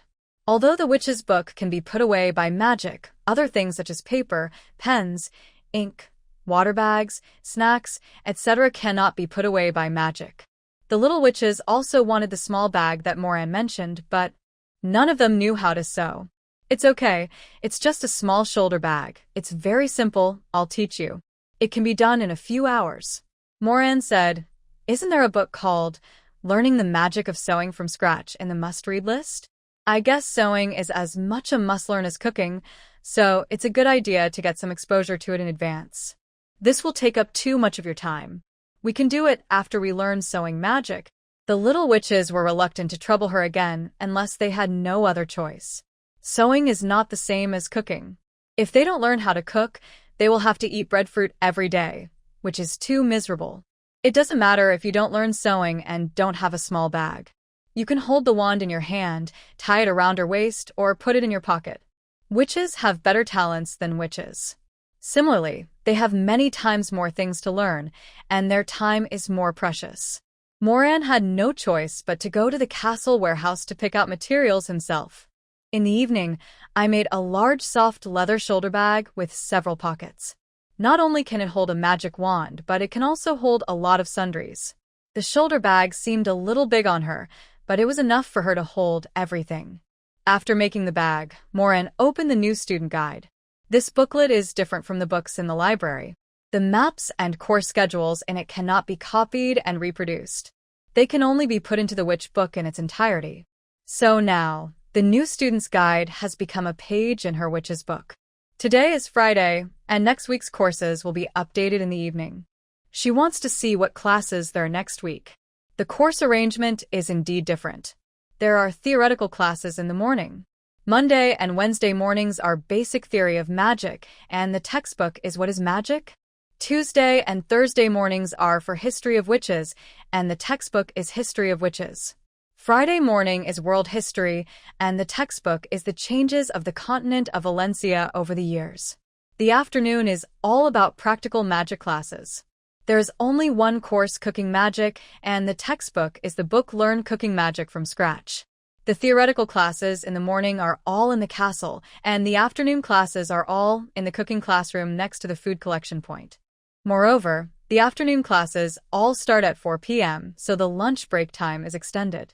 This means that next week they will have to climb the mountain to the castle in the morning, come back down the mountain at noon, and go to the food collection point for class in the afternoon. The commuting time to class is getting longer and longer. But the cooking magic class runs from 4 to 6 o'clock, so if anything is cooked by then, I'm afraid it can be used as dinner. Moran shook his head. It seemed that the magic classes in the academy were learned one by one, rather than learning this today and that tomorrow, advancing simultaneously. It is not very convenient to always estimate the time by listening to the bells in the castle clock tower. And the bell only tells time during the day. Moran used the book of cards to make herself a lady's mechanical watch. The cards made with Blue Star technology combined with Valen's time calculation method have very low card-making costs. Cameron didn't have the heart to sell this watch. Even with 5 times the profit, you can't sell much mana. Senior Lilith even has a magic pocket watch. I heard that she made it by studying the second-year alchemy class in advance. In other words, starting from the 2nd grade, everyone can make a portable timekeeping device. Instead of spending time promoting playing cards, you might as well read more books. With enough accumulated knowledge, you can make more powerful cards and earn more profits. You can sell this watch card as you wish. Moran took the watch out of the card, put it on his hand, and looked at the dial. It was 11 or 40. Fortunately, she made a watch. Otherwise, she would have planned to read the birth of a beautiful cover before going to bed, and she might have missed midnight again by accident.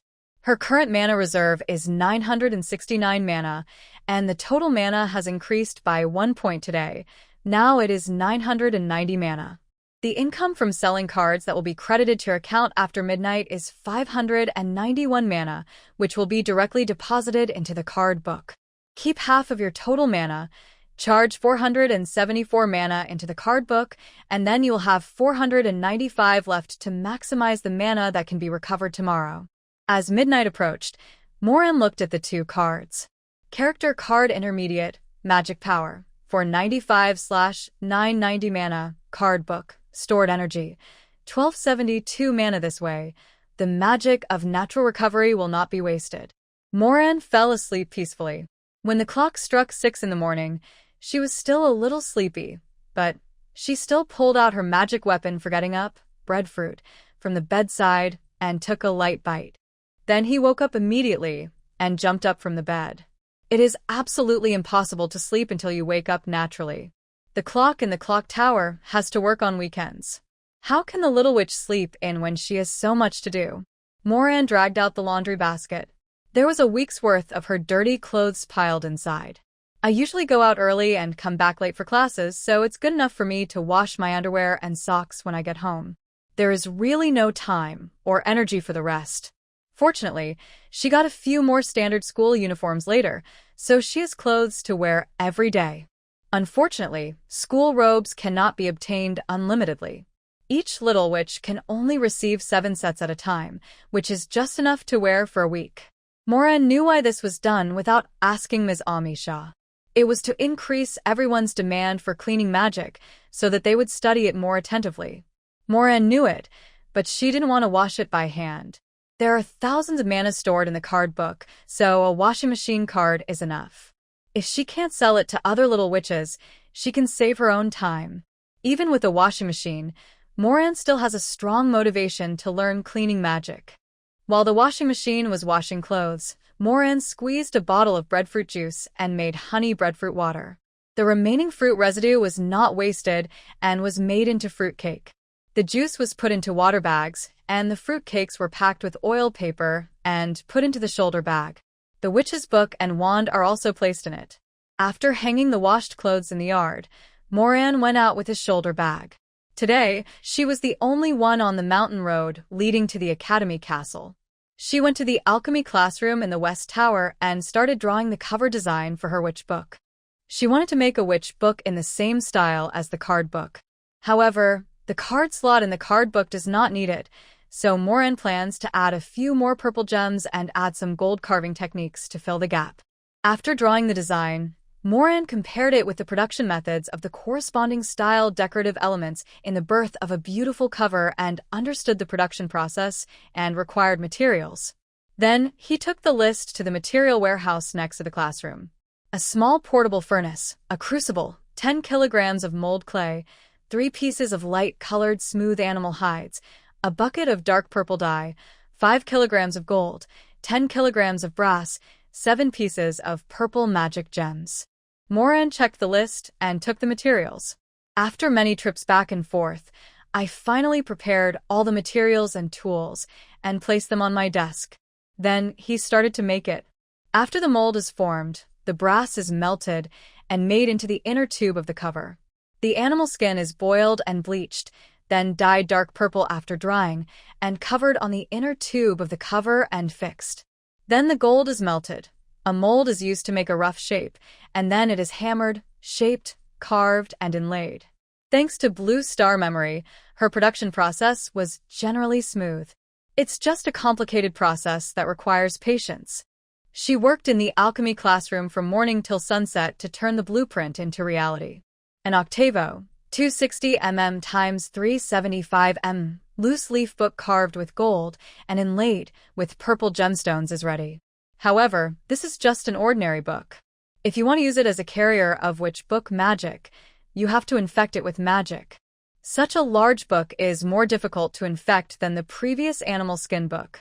Although the materials used to make books are of higher quality and have greater resistance to infection, they can be infected with greater force, but at the same time, the better the material, the more difficult it is to be infected.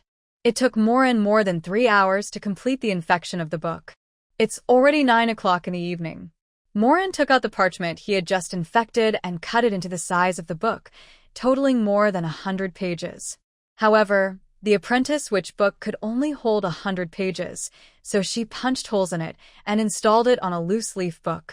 Finally, put the new carrier into the witch book, replacing the original animal skin book, and you're done. Moran summoned the witch's book again, and a large, beautiful book appeared. Attached is a picture of the cover of Moran's witch book. Moran loved it. The first page is the index page she prepared, which can be used to find the page numbers of the included books.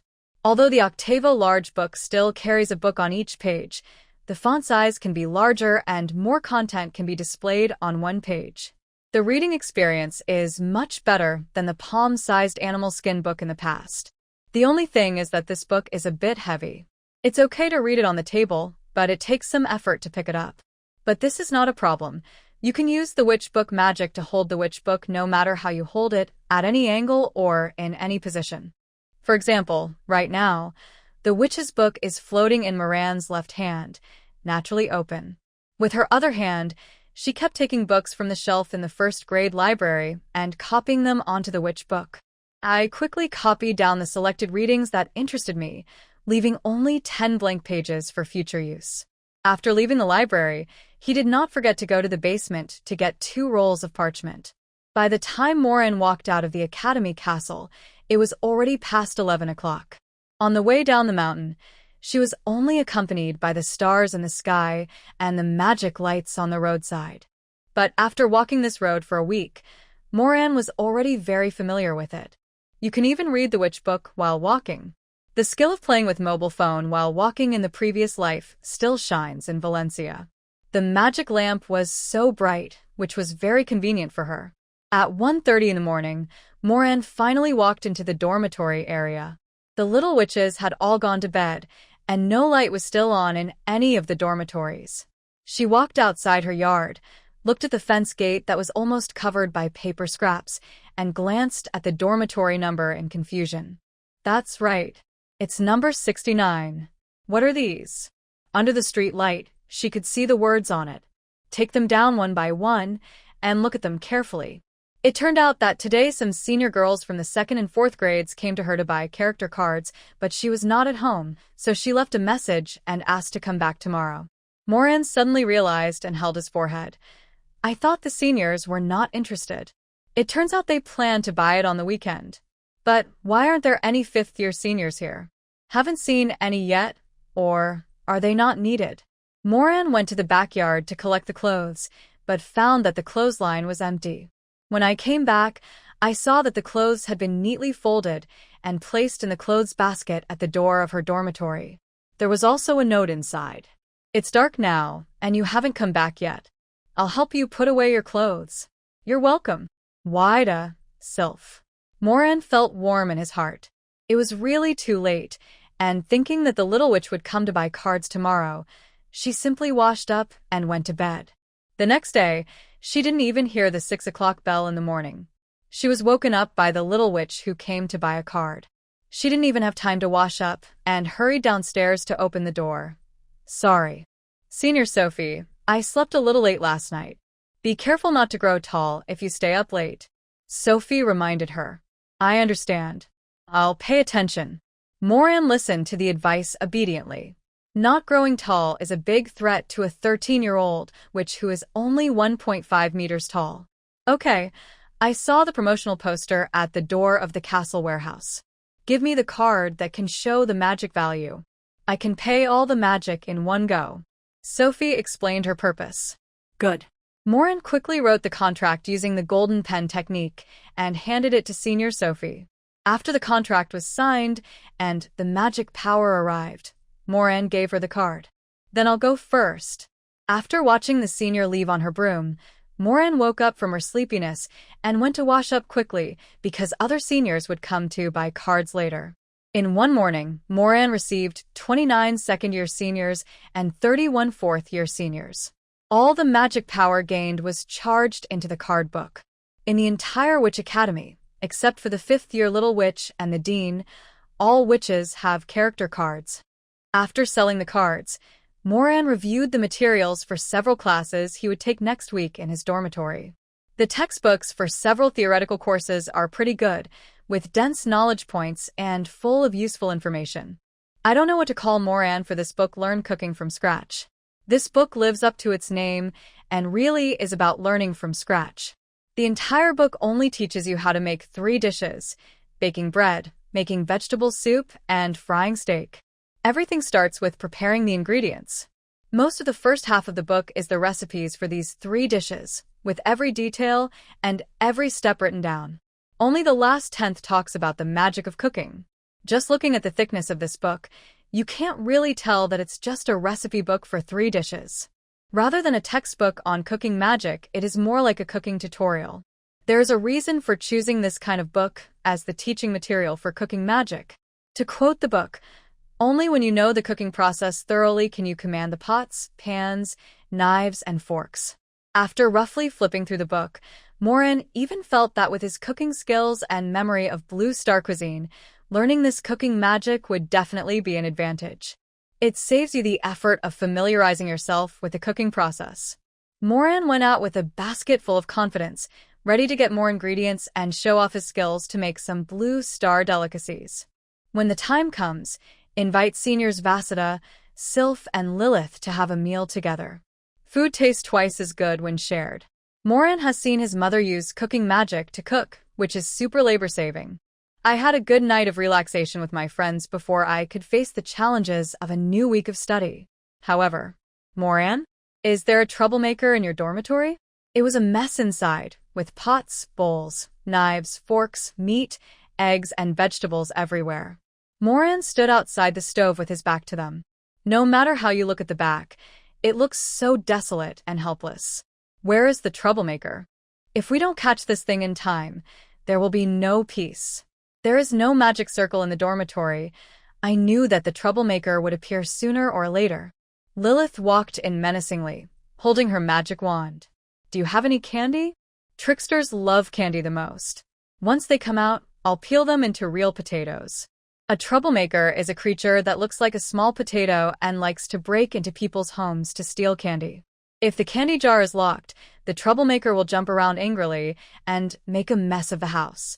There is a troublemaker at home, and there are only 2 solutions. One is to put candy in a corner, or open the candy jar to bribe the troublemakers. Then they will eat the candy and leave quietly. Before leaving, they will leave a mark that only troublemakers know. In the short term, a family that has hosted a trick or treaters will not be visited by other trick or treaters again. However, the trick or treaters that have been hosted may come back one day in the future and not only eat your candy, but also throw small stones, twigs, and dead leaves into your house. Compared to this method, it is more effective to lure the troublemaker with candy and then kill it when it appears to eat the candy. The dead trickster will turn into real potatoes.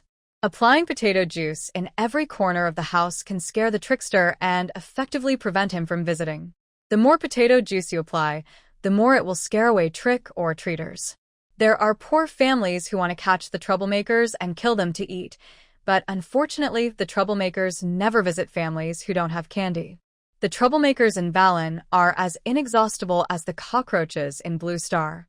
Seeing that Senior Lilith and the others had already started looking for the troublemaker, Moran slowly turned his head and said, "It was me who did it." Although it was a bit embarrassing, she couldn't let the troublemaker take the blame. What? Lilith was stunned. I just tried some cooking magic, and the result. You saw it, Moran said with tears in his eyes. A few minutes ago, she stood outside the kitchen with full confidence, mobilizing her magic power and directing the movement of ingredients and kitchen utensils with her mind. The ingredients and kitchen utensils were indeed moved, but instead of handling themselves in the orderly manner she had expected, there was riot and collision. And then it became like this. Lilith held her forehead with her hand. How many ingredients and kitchen utensils did you control at once? You can't be impatient when practicing cooking magic, or problems will arise. Although it is the first magic the little witches learned, it is not easy. It requires not only skilled cooking skills, but also strong control. Being able to multitask, control so many ingredients and kitchen utensils, and cook several dishes at the same time, that is something only a high-level gourmet which can do. She finally realized that in the end, learning cooking magic from scratch only taught how to use cooking magic to make bread, vegetable soup, and fried steak. Dishes taught do not require anything extra. From the tools and ingredients used to the production steps, everything is extremely streamlined. She originally thought that because this book was aimed at little witches who had never learned cooking, everything was very basic. She has a basic knowledge of cooking, so she doesn't need to follow any routine steps. She can just start by practicing with these 3 dishes. Unexpectedly, these 3 dishes were chosen because the steps are simple, the ingredients are single, and they're easier to control with magic. Moran, this is your first time. It's normal. These vegetables are not bad, they can still be eaten after picking them up and washing them. Vasudha and Sylph comforted her. Lilith waved her wand, and the things that fell on the ground jumped back into the basket or on the stove one by one. Moran noticed that it was one by one, and one person ran back before it was the next person's turn, instead of getting all moving and running back. Let me do it today. Lilith said, let me show you what the apprentice-level cooking magic is like. Moran nodded. Thank you for your help, senior sister. She has realized that she has greatly underestimated Shauna's mother's cooking magic level, and even had a wrong understanding of cooking magic. Shauna's mother always said that her first skill was mental magic, and her second skill was cooking magic. She never considered herself a food witch. But in fact, her cooking magic has definitely reached an advanced level, and she can be called a gourmet witch. Moran needed to see what low-level culinary magic was like. Vasudha and Sylph have a zombie father who teaches the zombie chef how to cook, while the other one mostly eats bread and soup made by her witch mother and fruits picked by her father. Everyone is very curious about this. Facing the expectant gazes of the 3 schoolmates, Lilith put her wand on her waist and picked up the basket of vegetables. Let's go. Let's go to my place. My cooking magic won't be as effective in a different kitchen. Moran and the other 3? Aren't the kitchens in all dormitories exactly the same? Does cooking magic have to choose the location? Lilith returned to her dormitory with 3 little tales. That's right. Commonly used kitchen utensils, especially those infected by my magic, are easier to control. If everything can be precisely controlled and directed, then cooking magic and household magic should be the best combat magic. Moran thought about it carefully and realized it was true. From controlling kitchen utensils to controlling weapons, a large number of weapons attack the enemy, and each is organized in its own way, not chaotic at all. If this isn't combat magic, what else can be considered combat magic? It really wasn't surprising that she failed in her attempt today. There were so many things she hadn't noticed. Now that she had the opportunity to learn from her senior, she put all her energy into observing. Lilith sat on a chair next to the stove, wand in hand, concentrating on cooking with cooking magic. Wash the ingredients first, then cut them. When washing vegetables, wash only one at a time, and leave the vegetables alone when turning on and off the faucet. Cut the vegetables one by one. When moving ingredients, the kitchen knife does not move. When you start cooking, that is, when you move the spatula, you can't add seasonings. If you want to add seasoning, you can't move the spatula. It took more than 2 hours to fry 4 steaks, 4 servings of mashed potatoes, a pot of tomato soup, and bake a small basket of bread. It was as if there was an invisible one-armed man cooking in the kitchen. At least you have 2 hands when you cook for yourself, and sometimes you can do 2 things at the same time. I finally understand why my mother never uses cooking magic when she makes bread or soup. Sylph said, from this point of view, apprentice-level cooking magic is not as fast as cooking by yourself. That's understandable. But more practice is needed to improve. Sometimes using cooking magic instead of using your hands can save a little effort, and you don't have to get so close to smell the fumes. If you smell it, you won't be able to eat. Lilith said. Moran, now you know how to practice cooking magic? Moran nodded. Maybe we should start by controlling a vegetable to clean itself. Every food, which is a master chef. This can only be said in the forward direction, not the reverse. Gourmet witches are all master chefs, but master chefs are still a long way from being gourmet witches. That's right. Lilith was relieved to see that she understood. You must be hungry. Let's eat. It's really not easy. Cooking magic is so difficult to learn. I thought I would be able to eat freely with cooking magic soon. Vasudha sighed as she ate the meat in big mouthfuls. Moran is not the only one who has misunderstood the magic of cooking. There's no need to be so depressed. We are witches. Many witches, no matter how hard they try, will not be able to learn magic they are not good at because of their limited talents. But as witches, there is nothing we cannot learn as long as we want to learn, and it is not just magic. This is already a huge advantage. Moreover, witches will definitely be able to break through the peak level and have a long lifespan. As long as we master the method of learning, we will have plenty of time to slowly learn what we want to learn. Lilith comforted them. Senior is right. Just study hard, and you will succeed one day. Moran has learned his lesson and decided to start over and practice his culinary magic. When she was watching her senior cooking just now, she even summoned the witch book and made some notes on the page where the book learning cooking magic from scratch was located. Well, Moran, I wanted to ask you just now, the book of yours that is somewhat similar to the book of cards and has purple gems is? Asked Vasudha. It's the new witch book I made, Moran said. So you spent the whole day yesterday doing this? Sylph asked in surprise. Well, I stayed in the castle for a whole day, and it was late at night when I returned to the dormitory. By the way, thank you for helping me put away my clothes. Moran said. Wow. You're so fast. Have you finished reading all 15 volumes of The Birth of a Beautiful Cover? Vasudha asked in disbelief. You didn't stay up late reading again on Friday night. You should make sure to rest. No. Moran said, you don't need to read the entire book, The Birth of a Beautiful Cover. Just pick a cover design you like and follow the steps. I picked out several patterns based on the appearance of the card book, read the production method, and made a comprehensive design. It was completed in one day. Of course, I can be so fast because of my experience in my previous life. Really? I don't have to read all of them? Vasudha was also tempted. I'll infect a few more blank papers tonight, and I'll copy the books back tomorrow to have a look. Let's go together, said Sylph. If she didn't have to research all 15 volumes before making a nice cover, she would also like to change to a beautiful witch book as soon as possible. 3 months before the end of the first grade, Lilith, who had just hurriedly updated the witch book after accidentally seeing the author's message on the title page of the first volume of The Birth of a Beautiful Cover, ate her meal in silence, not daring to say a word. After a while, seeing that the topic of the witch book was getting more and more heated and was about to affect her, she quickly changed the subject and said, Did you enjoy the wand-making class on Friday? Did you reforge the wand over the weekend? Yes. I changed 3 rods before I was barely satisfied, said Vasudha. I also changed the materials of 2 staffs. Sylph also said. Huh?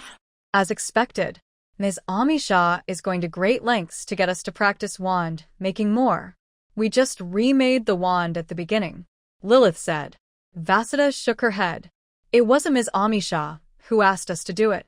It was mainly because after seeing the wand made by Moran, we all wanted to make the wand more beautiful. From a beauty point of view. Wait, beautiful? Nice looking? Lilith became more and more confused as she listened. Wasn't your first one the wrong size and not convenient to use? Did Ms. Amisha change her personality? Which little witch hasn't been tricked by her? No. Sylph thought of something and said, Senior, are you saying that the dean deliberately didn't tell us what the branches we prepared were used for? Moran has already figured this out. We all went to the alchemy classroom with whatever sticks were convenient for us. Lilith was almost envious. Molan, how did you find out? I happened to be reading the book Wands of Magic Thursday night, Moran said. Then you are really lucky. Lilith said dryly, By the way, Moran, I didn't notice what your wand looks like before. How come other little witches took the initiative to redo their wands? Moran took out the wand from the pocket of his school robe. I just processed some of the materials. Vasudha also joined in the fun and took out her wand. Senior Lilith, look at mine. How is the polishing done? Mine is only half polished and the handle is still the same as before, so it won't fall out of my hand easily. Sylph took out her wand. Lilith silently put the wand on her waist into the pocket of her school robe. She is a senior? Is she worthy? Moran and the others had just finished dinner when they were kicked out of her dormitory by Lilith. Go back, go back. You still have classes tomorrow. If she stayed with the junior schoolmates for one more second, she would feel that her dignity as a senior schoolmate would be at risk. Moran and the other three did not notice anything unusual about senior Lilith. After eating and drinking, I went back happily. After washing up, Moran lay on the wooden bed in the bedroom. The witch book magic supported the witch book to float above her, as if she had returned to the time before the end of her previous life, when she was lying on the bed and reading novels with a mobile phone holder. It's just that the what is magic I'm reading now is much more boring than the novel. Magic is the use of energy. Energy has different forms, but only magic is the most fundamental energy. The tolerance and power of magic are the greatest of all energies. All forms of energy other than magic are just variations of magic. As Moran watched, he felt sleepy. All of a sudden, I lost all desire to sleep. She opened the book and rubbed her nose to look in the mirror. Fortunately, she was not disfigured. I was wrong. The witch book magic and the phone holder are not the same at all. Moran calmed down, put the witch's book aside, and went to sleep. Ding ding, it's a new week again.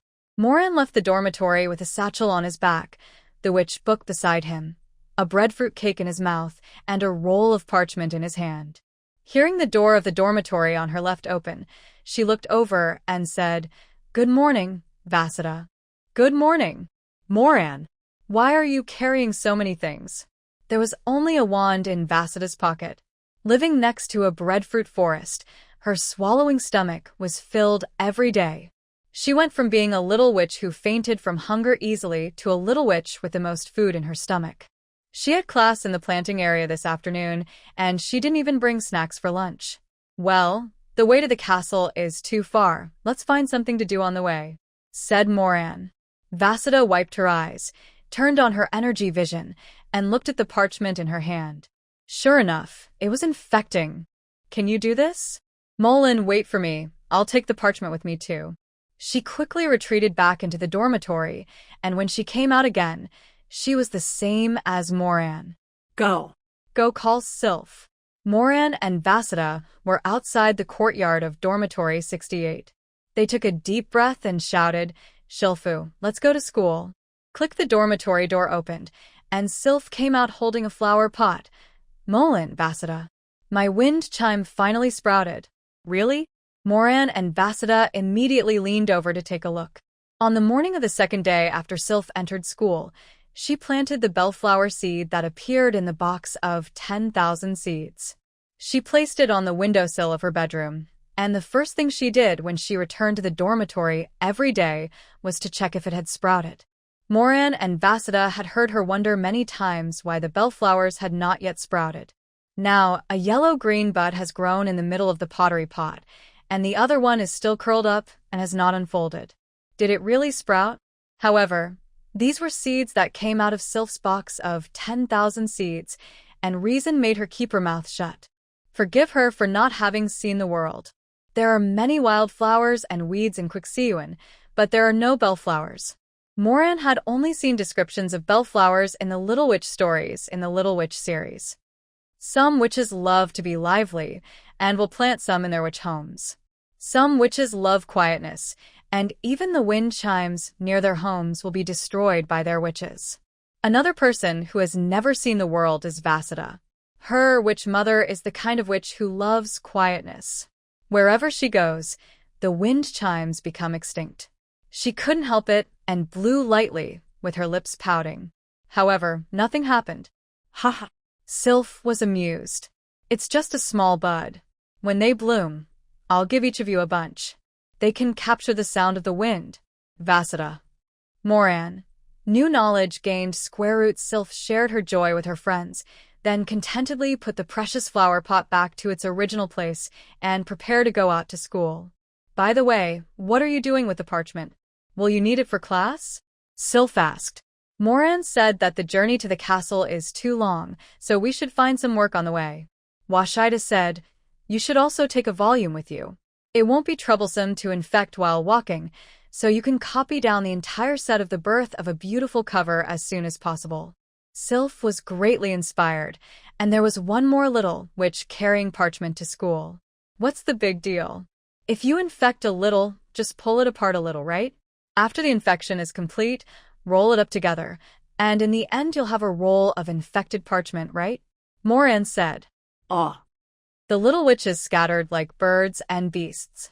Each of them went back to get parchment. It may take some time to make a new cover, but you can prepare plenty of blank pages. If you don't copy all the books in the college and take them away when you graduate, you may regret it for the rest of your life. On the mountain road, the little witches lined up in a long line, infecting the parchment as they walked. Lilith got up early and prepared to go to the library to copy the birth of an exquisite wand when she saw her flying through the sky on a broom. Seeing this scene, she was numb. I really want to wake up all the students who are still sleeping in and see what's going on. The first graders are simply rolling like crazy. Think about what they were doing on the way to school last year. Chasing each other, gossiping. What about the schoolgirls? They were actually infecting the parchment. That senior girl who is good at curling up even reads a book while infecting the parchment. No. She's slipping away. Wow. It's Senior Lilith. She went to the castle so early. She's really working hard. She's worthy of being a witch. All the witches are working equally hard.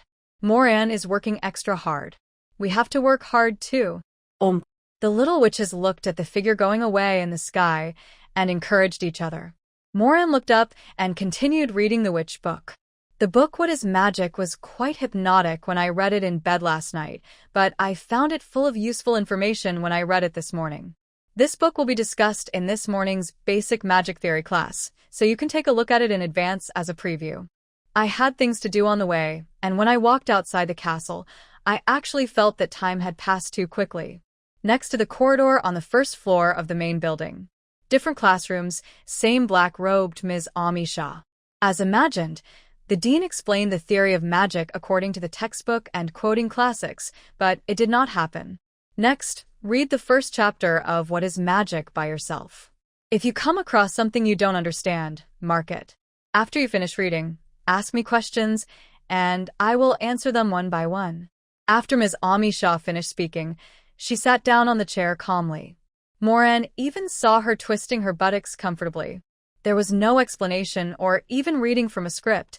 They were just told to read it themselves. Moran had already finished reading the first chapter and had some doubts, so he had already marked them. She remembered everything she had seen, so there was no need to review it. So, at this moment, she simply continued watching what she had watched in the morning. About half an hour later, many little witches had read the first chapter over and over again 2 or 3 times, and some even couldn't help but read the rest. Only then did Ms. Ami Shah clap her hands and say, "Okay, if you don't understand something, ask." While the other little witches were still thinking about which question to ask, Moran raised her hand. "Moran, you say." Ami Shah called her name. Moran didn't even need to turn the page to ask, what exactly does the magic tolerance mentioned in the second paragraph of the first chapter mean? The angelic power of angels, the demonic power of demons, the magical power of witches, the spiritual power of human mages, the free elemental power in nature. They are all just different manifestations of energy, but only magic power is energy itself, the source of all energy. It has the characteristics of any energy, can accept any energy, and can also replace any energy. Possessing magic power is equivalent to possessing all energy. This is the tolerance of magic power. Of all energies, only magic power and magical power are not exclusive. Angels cannot use dark magic, demons cannot use holy light magic, human mages can only master one or several types of magic, elves only know nature and plant magic, and mermaids only know water and ice magic, because the energy they possess is not inclusive enough. Ami Shah said. This time Moran understood. The reason why the witch has all kinds of magical talents is because magic power has a very strong tolerance? That's right. Ami Shah nodded. Then, since both magic power and magical power have tolerance and are not exclusive, why do witches' talents have an upper limit? Moran asked again. That's because mana is far less powerful than magic power. Inclusiveness only allows the magic power to cast all kinds of magic, so witches can at least get started with any magic. But the power of energy is what determines the ultimate extent of the magic effect. The witch only has a certain type of magic that is more powerful. The only one who has super powerful magic in all categories is the witch. The energy level of witches' magic power ranks below that of angels and demons, not because of its lack of tolerance, but because of its lack of power. Which is more important, power or tolerance? Power is more important than tolerance. This is the same reason why a mid-level witch can be beaten by a top-level witch. Amisha looked at Moran and smiled playfully. Moran suspected that Ms. Amisha was threatening her, but this did not dampen her enthusiasm for asking questions. Is it possible to change the energy that one controls? Yes. Only those who are at the peak level have a chance. What chance? The sky well. What's it like inside the sky well? It is unspeakable.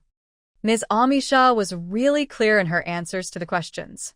Moran took the opportunity to ask a lot of questions, some of which came to her mind while she was reading, some of which she had always had, and some of which suddenly occurred to her. Ms. Amisha answered all the questions except the one about the sky well.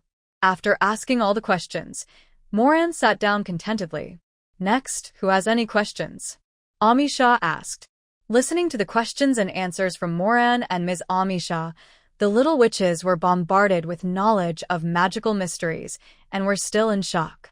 Ms. Amisha asked 3 times before someone raised their hand again. Dean, how many different forms of energy are there?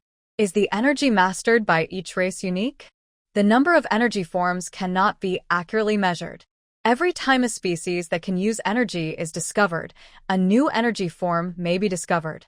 However, not every species has mastered different energy forms. This is only the case in Valen. But outside of Valen, there is the endless starry sky and countless other worlds, and there may be races that master the same energy form. Ms. Amisha answered the questions one by one until she had answered all the little witches' questions. Are you sure there are no more questions? The little witches all shook their heads. Then it's my turn to ask questions, Amisha said. If you can't answer the questions I ask, you can leave them as homework. Little witches. Sigma. No, this was not mentioned in advance. The atmosphere suddenly became tense. Ms. Amisha stepped down from the podium for the first time today. The first chapter mainly talks about the relationship between magic and energy and the nature of energy. You all understand the nature of energy, so who can tell me what the relationship between magic and energy is? The little witches breathed a sigh of relief as this question was addressed in the first sentence, and they answered confidently. Magic is the use of energy. So how is it used? Are witches, sorcerers, angels, demons, dragons, and humans using the same magic? If not, are there any differences? A group of little witches who haven't even learned any real magic. Even Moran couldn't tell. Well, today's homework is settled. All little witches are requested to write a paper on the magical application of different energies after they go down, with no limit on the number of words. It needs to include the principles of magic usage of the common races on the continent and be handed to me during class next Monday morning. It is recommended to refer to Volume 7 of Valen Continent. Get out of class dismissed. Ms. Amisha hurried away, leaving behind the little witches who were confused by their homework. Moran was very calm. Which school doesn't assign homework? She felt it was a bit late to assign homework in the second week of the Witch Academy. Valen Continent. Is that the one that fills up several bookshelves? Fortunately, the dean only recommended the 7th volume. You are so naive. The 7th volume appeared in today's homework. Are the 8th and 9th volumes far away? From now on, if you can't answer the dean's questions in every basic magic theory class, you will be punished to read books and write essays. It would be fine if there were only basic magic theory classes, but I'm afraid every theory class is like this. What should I do? Theoretical classes are more stressful than practical classes. who said before class that theory classes are like studying the young witch book. The little witches looked at each other. Moran wrote down the homework requirements and packed up his things. Seeing the little witches who were afraid of theoretical courses, he kindly advised them, "Think about it from another perspective. If we find the problems ourselves and the dean helps us to fill in the gaps, it will be very helpful for us to master the theoretical course knowledge. And it is much more interesting than simply reading the theoretical course textbooks." The little witches couldn't refute it. "I'm going to the library to copy the continent of Valen. Do you want to go?" Moran asked. Go. No matter how upset you are about homework, you still have to do your homework. On the way to school in the morning, each little witch infected some blank parchment. "If I don't copy the 7th volume of Valen Continent for my homework, I should also copy the birth of a beautiful cover so that I can make a satisfactory witch book as soon as possible." In the 1st grade library, while other little witches were queuing up to copy the 7th volume of Valen Continent, Moran was sitting in the reading area, reading a book. There was no other way. On the night she remade the witch's book, she filled the book with as many blank pages as the apprentice witch's book magic could accommodate. Of these, 91 pages have been used, leaving only 9 blank pages. The carrying capacity of the witch book has reached the limit of the apprentice level. Although there was still space for copying the 7th volume of Valen Continent, there was no guarantee that the dean would recommend some reference books for writing papers, and then the remaining 9 blank pages would not be enough. The witch book magic must be upgraded. Ms. Amisha said that the method to upgrade the witch book is in Lifelong Learning Companion Witch Book. Moran is looking up information at the moment. She had a clear goal and skipped the application instructions of the witch book and quickly found a way to upgrade. To advance the witch book magic from apprentice level to entry-level level, one only needs to sign one more contract. However, the contract of the elementary witch book magic also requires a golden pen technique that is no less than elementary to write. So she had to upgrade her golden pen technique to the elementary level first. Perhaps the contract written by the golden pen technique is also part of the upgraded witch book. The contract templates for each level of the golden pen technique and the witch book are all in this book.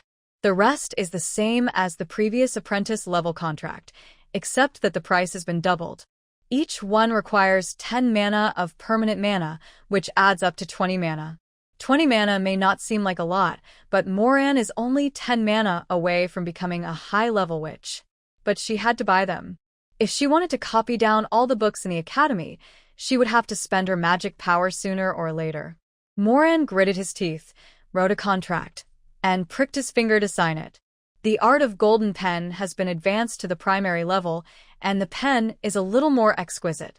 Then use the elementary golden pen technique to write the contract. After signing, the witch book will be immediately upgraded to the elementary level, and the number of books it can carry will increase from 100 to 1,000. Moran filled it with the parchment that was infected 2 days ago, and also cut the parchment that was infected this morning, and filled it with it. She copied all the remaining selected books, including the complete set of Valen Continent, and still had dozens of pages left. It occupies less than half of the carrying capacity of the primary witch book. Of course, there are far more than the hundreds of books on the list in the entire library. But this part is undoubtedly the most important. The witch's book contains hundreds of books, but from the outside, there is no change. Moran looked at his character card and sighed. He only had 970 mana left. During the talent test, her magic power was only 2 mana away from that of a high-level witch. After more than a week, she was 30 mana away. Although her magic power has increased a bit in recent days, she is now getting further and further away from being a high-level witch. Think about it from another perspective. Just as a witch, she has contributed 30 mana permanent magic to the 2 witch seniors. In order to copy all the books in the academy, the witch book and the golden pen technique must be upgraded to at least advanced level, which requires 70 mana permanent magic. Witch magic is really profitable. Moran thought. It's a pity that she doesn't have her own witch magic yet. The little witches watched Moran's feet. They only had 40 or 50 manas per person, and they felt even more distressed. It's so expensive. No wonder Ms. Amisha asked them not to be greedy. Although witches' magic is good, their magic power is low, and they cannot sustain the consumption. However, there are few uses for magic power. AIC said, I want to read a few more books. If I read one more book before graduation, I can copy one less book and save space in the witch book. This time, without Moran taking the lead, the little witches spontaneously wanted to read more books. On the way down the mountain, there were a few more little witches holding up the witch's book and reading it. But their witch books were not as big as Moran's, so they seemed to have some difficulty walking. Moreover, it will take some time for him to master the skill of Moran, who can read books and find the way at the same time. But they worked in pairs, supporting each other, with one reading the witch's book and the other leading the way, and they could also achieve the purpose of reading while walking. The senior witches were finishing their classes and flew through the sky, but the younger witches didn't even glance at them. Lilith, I think you were being too modest this morning. They are not just working hard, they are clearly fighting for their lives, exclaimed the second-grade little witch. Lilith was no less surprised than them. In the morning, Moran was the only one reading on the road. In just one morning, the first-grade little witch evolved again. Everyone started reading on the road. Go, go, go. Go back quickly and study the new wand after lunch. We can't be outdone by the first years, said Kalin. In the sky, shadows of brooms flashed across the sky. Classes didn't start until 4 in the afternoon, so the first-year witches had time to rest and have lunch after walking back to the dormitory from the castle. However, Moran had no intention of cooking. After filling his stomach with breadfruit cake, he kept reading. The dormitory area is much closer to the planting area and the road is easier to walk on, so the little witches left home half an hour earlier. Continuing the tradition of going down the mountain at noon, the little witches all held the witch book in their left hands and parchment in their right hands. The little witches were very excited in the first magic class. Finally, I can learn magic. My wand can't hold back any longer. Swoosh, swoosh, let's move all the ingredients. Ha ha ha. Now that I've learned cooking magic, I can have delicious meals every day. Although the next class is magic, let's still read the textbooks more. In case Ms. Amisha asks questions again this time, we will be prepared, Cheryl said. The little witches are still frightened by what happened in the theory class. After Cheryl's reminder, they started to cram and read the textbook, learning the magic of cooking from scratch on the way. Moran shook his head and laughed. The teaching materials for the cooking magic class are aimed at little witches who know nothing about cooking and cooking magic. The main feature is that it is easy to understand and much easier to understand than the theoretical class textbooks. Ms. Amisha should not ask questions like in a theory class. However, it's always good to prepare before class, so Moran didn't stop it. Sure enough, after the class this time, Ms. Amisha did not ask them to read the textbook first. Those who have cooking skills and can make bread, soup, and fry steaks can sit at the front, and the other little witches can sit wherever they want. The cooking classroom is right next to the food pickup area and has 50 workstations similar to those in dormitory kitchens.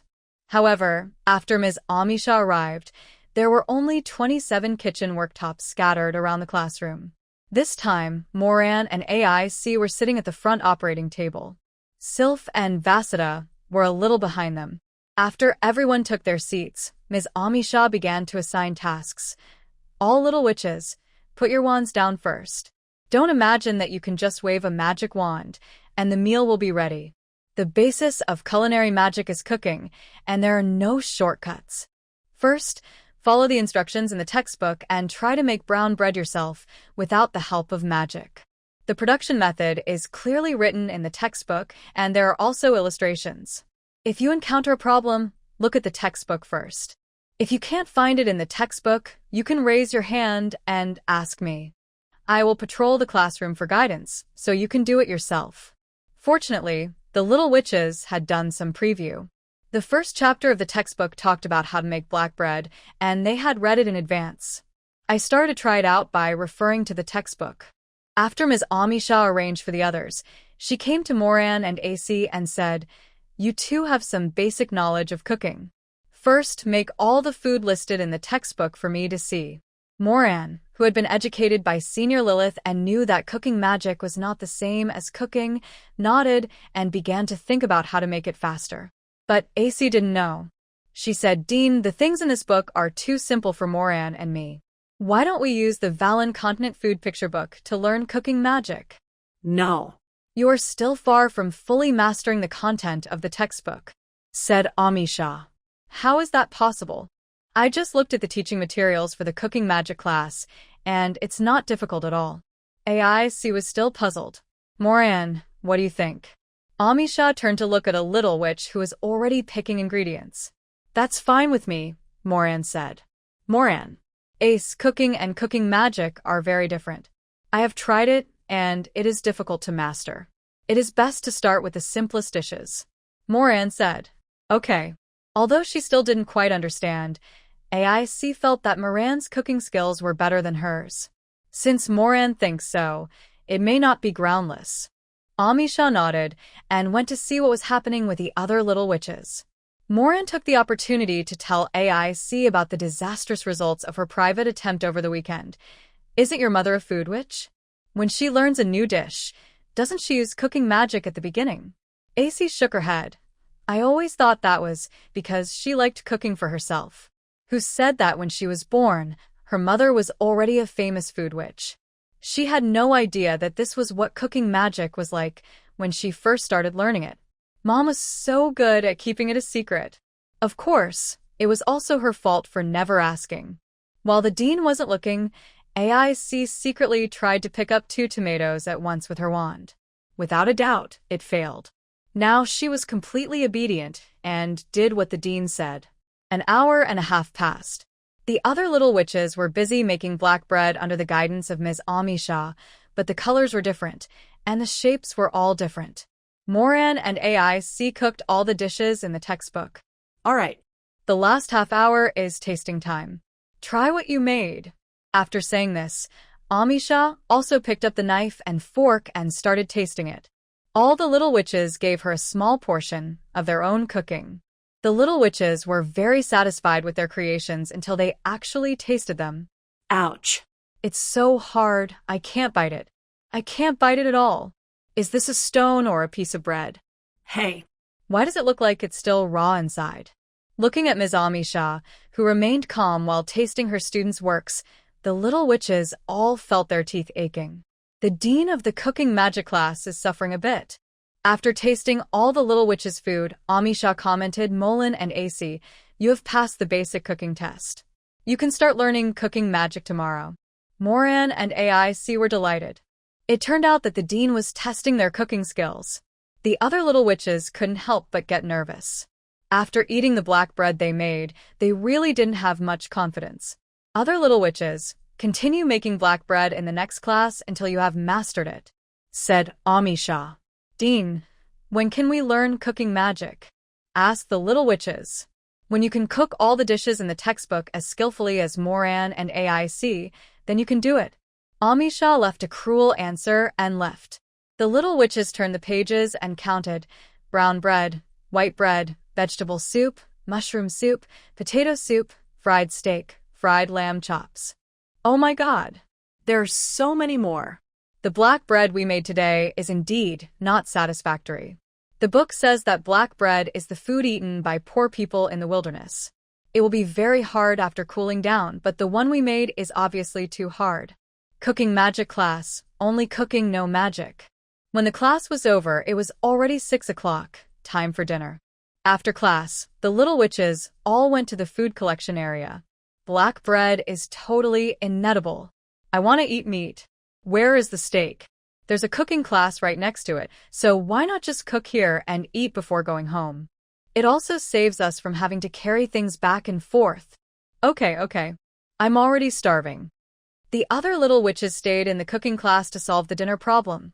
Only Moran and AIC were together, carrying a basket and walking towards the dormitory.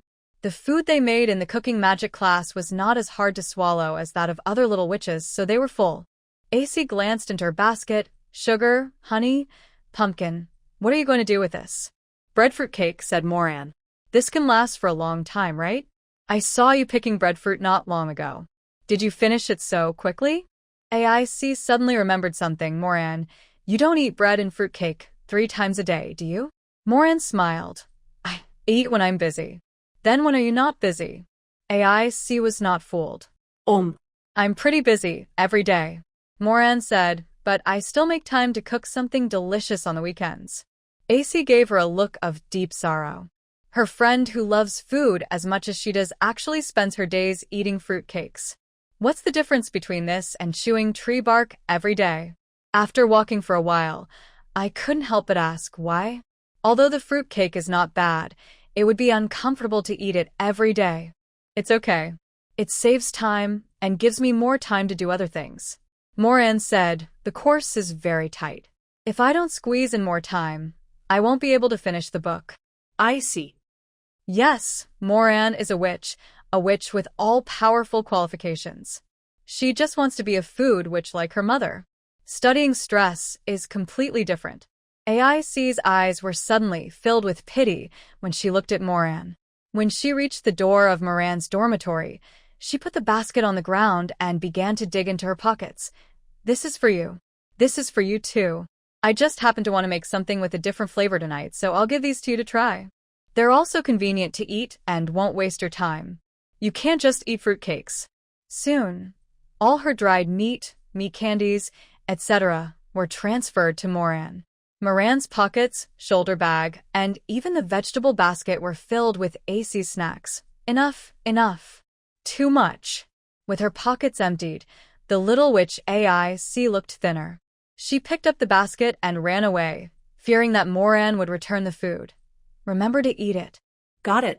Moran waved at her helplessly.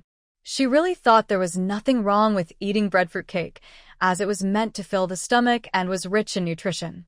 Somehow, in AIC's eyes, she became a poor little thing that needed to be fed. Back in the dormitory, she placed the snacks that AIC had sent her in a separate basket next to the basket of bread and fruitcakes. He took a small plate, picked a little of each kind, poured a glass of freshly made bread and juice, and brought them to the desk. Sit down and open the witch book, Volume 7 of Valen Continent. It's here. Where did I see it before? This jerky is so tender. What kind of meat is it made of? Moran was reading a book while eating dried meat and fruitcake and drinking juice. I have to say, AC is very good at cooking meat. It really made her simple dinner more sumptuous. This book talks about the extraordinary abilities of various creatures on the continent of Valen. At the beginning, it is said that the extraordinary abilities of the Valen creatures can be roughly divided into 2 categories. One is the extraordinary ability that energy acts on the body.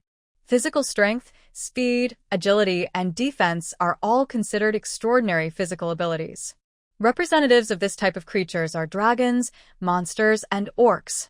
The other is the extraordinary ability of energy acting outside the body, and magic belongs to this category.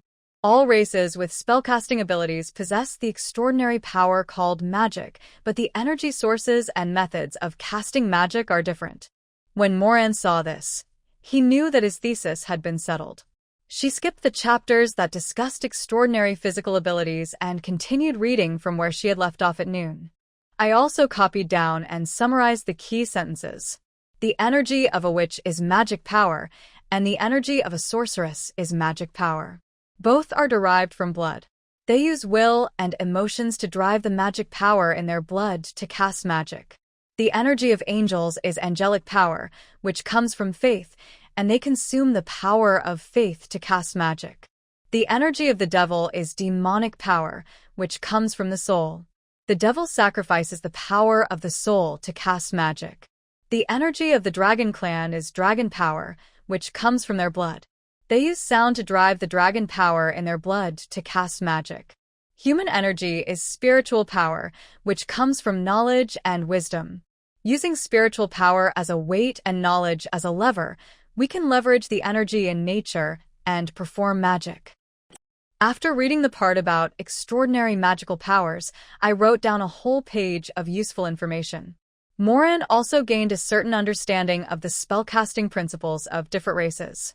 Ms. Amisha asked Moran to refer to this book, so of course he was welcome to do so. I directly integrated the key sentences excerpted from this part into an essay. I blew the ink on the parchment and read it from beginning to end to check. The homework for the basic theory of magic class was completed.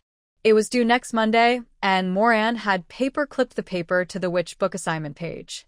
She wouldn't be putting the witch's book away for a while anyway, so it wouldn't hurt to put some things in it.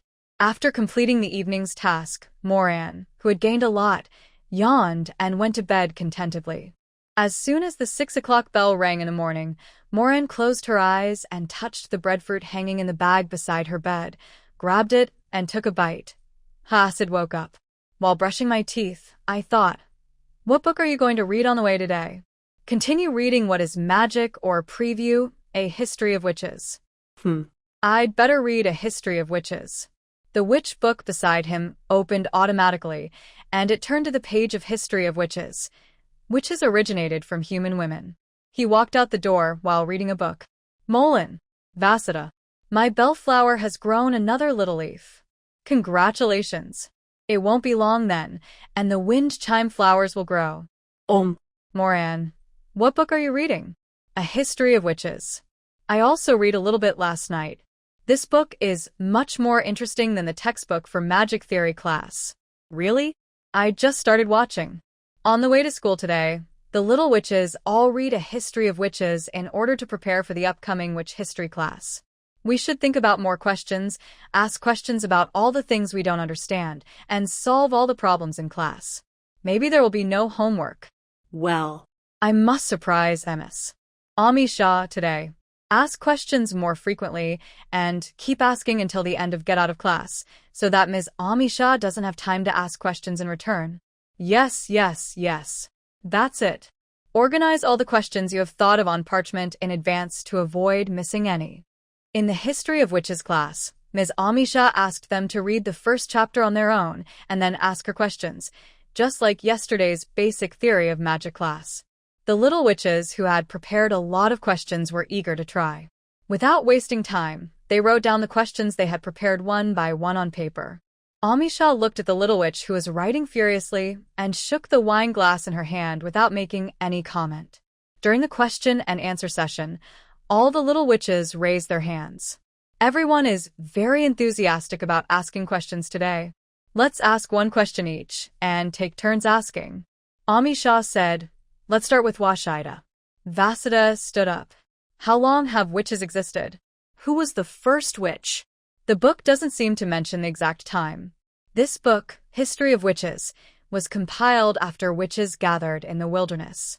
There is no accurate written record of who the first witch was and when she was born.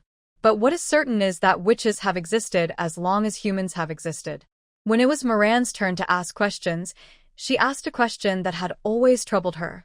The book says that witches are human women who awaken from adversity and suffering. Are adversity and suffering the key to awakening witches? Is there any difference between awakened witches and witches that are bred? In the past, many witches indeed awakened in life and death crises. But since the appearance of witches and the rise of the wilderness, the various races on the continent no longer dared to hunt witches openly, and the number of witches who truly awakened from suffering has decreased. However, all women who awaken to become witches are people who are unwilling to be oppressed by the system and power and have the courage to fight. Compared to adversity and suffering, a brave, resilient, and friendly soul is the key to becoming a witch. Only such a soul can always stay true to itself and remain indomitable in the face of adversity. When the church was in power, angels and demons targeted witches not only to consolidate their rule, but also because witches would not be brainwashed by the church and would not offer up their faith and souls. If witches have any faith, it would only be the world that gave birth to us. There is no difference between awakened witches and witches that have been bred. They are all excellent souls selected by the world and endowed with the same bloodline abilities by the world. Moran sat down, but kept thinking about what Ms. Amisha said. No wonder, even though the clan has no restrictions on witches, there has never been a traitor among them. Bravery, perseverance, and friendliness are qualities that witches possess in their souls. Carefully selected from around the world, you can't go wrong. Has she, a wandering soul from the blue star, also been recognized by Valen's world consciousness? Molin, it's your turn. After a round of questions, it was her turn again. Morin couldn't help but ask this question. Is the soul of another world that reincarnates as a witch also recognized by the world consciousness? Amisha understood. Of course. Every witch is like this. No matter who they were in the past, once they become a witch, they are the darling of the world. Thank you, Dean. I understand. The wandering soul now has a second home. The little witches asked questions one after another until the bell rang for the end of Get Out of Class, and the question and answer session ended. There won't be any homework assigned now, right? The little witches were in high spirits and stared at Ms. Amisha. Everyone read with their own thoughts today. The questions were very dense, and the considerations were very comprehensive. I don't have any questions for you. Yeah. The little witches couldn't help but cheer a little. Amisha motioned for them to be quiet. However, there are many questions and many knowledge points, and it is still unknown how much you have mastered and gained. So, after class, please write a summary paper on all the questions you asked today, with no word limit. Just give it to me during class next Tuesday. Get out of class dismissed. Ms. Amisha never keeps the class late, leaving a classroom full of devastated little witches. Why do you still have homework? The questions are not comprehensive enough, so I need to look up information and write a paper. The question is very comprehensive. Please write a summary paper. There has to be a paper, right? I really regret why I prepared so many questions. How long will it take to finish this paper? AIC's hands were shaking as she held her question paper. It's over. I was so busy asking questions today that I didn't even listen carefully to what the dean said. How should I write this paper? Vasudha felt like the sky was falling. I only remember the general idea of each question, which seems to be not enough to write a paper. Sylph looked worried. There are many little witches like them. Everyone focused on asking questions, and some questions were even forced out of context, going far beyond the content of this chapter. If you don't remember anything, you can ask me. I remember everything, Moran said. Here. Moran, look at this. Vasudha pointed at her list of questions. I can't remember any of them. The first question is, Ms. Amisha said that this book, History of Witches, is about witches gathering in the wilderness. Moran still remembered clearly what Ms. Amisha said in class. She took the list from Waida and answered them one by one. Slow down, let me write it down. Vasudha immediately took out a piece of parchment and wrote it down quickly. After Moran reviewed it with her again, she finally had a clear idea of her essay. Anyone else wants to ask? Moran asked. The little witches immediately swarmed over. Me. Moran really remembered it, word for word. At noon that day, the little witches didn't even have time to eat lunch. They just picked up a breadfruit and took a few bites when they passed by the breadfruit forest. I even used the time on the way down the mountain to figure out the answers to all the strange questions I had in mind. What should we do if this continues? The little witches solved the current problem, but still couldn't help but worry about future classes. Who else but Moran could remember everything that Ms. Amisha said in class? I couldn't ask Moran to give them extra lessons in the future, could I? Take notes. When the dean is answering questions, we just ask her to slow down and write down the answers. Seeing the little witches discussing so enthusiastically, Moran couldn't help but say, if I can make a card that can record the voice of MS. Amisha teaching, would you like it?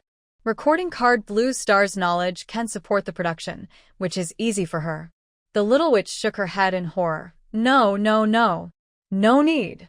They don't want to have to receive a summary assignment of 10 to 20 questions after class like today. It would be better to ask fewer questions and ask the dean to speak more slowly so that they can take notes in class. Okay. Moran didn't force it. If no little witch wants it, then there is no need for her to make it. When they approached the cooking magic classroom, the little witches stopped their discussion at the same time. Ms. Amisha arrived before them. After entering the classroom, the bell for class rang. The other little witches continued to make brown bread. Moran, AC, please start by contaminating all the kitchen utensils that can be picked up on the workbench. This way you will be able to control it more easily. Amisha said. Moran did not rush to do it, but asked first, Dean, Do we have to infect the kitchen utensils first when we change tools in the future? That's right. Amisha said, cooking magic can only be used skillfully in a familiar kitchen. I see. Moran said, just like a magic wand, something that is used frequently will naturally become more convenient to use the longer it is used. She didn't want to move to a new place and then have to infect a new set of kitchen utensils before she could use cooking magic to cook. Or carrying a bunch of pots and pans with you wherever you go. I simply summoned the Book of Cards. After a while of operation, a new card appeared in the card slot. Mobile Kitchen Card Function. A complete set of kitchen utensils can be manifested, including worktops, storage cabinets, charging stoves, charging ovens, pots, knives, tableware, etc. All items are not easily damaged.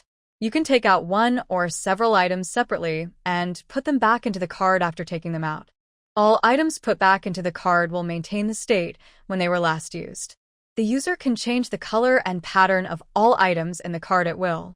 On the card, there is a bright and tidy open kitchen. The production cost of this card was much higher than Moran had imagined, and it cost her a full 100 mana.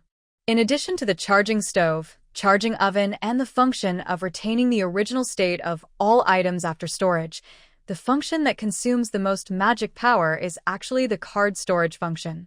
There are too many things in the mobile kitchen card, and they are too messy. If they are all taken out, they will take up quite a lot of space.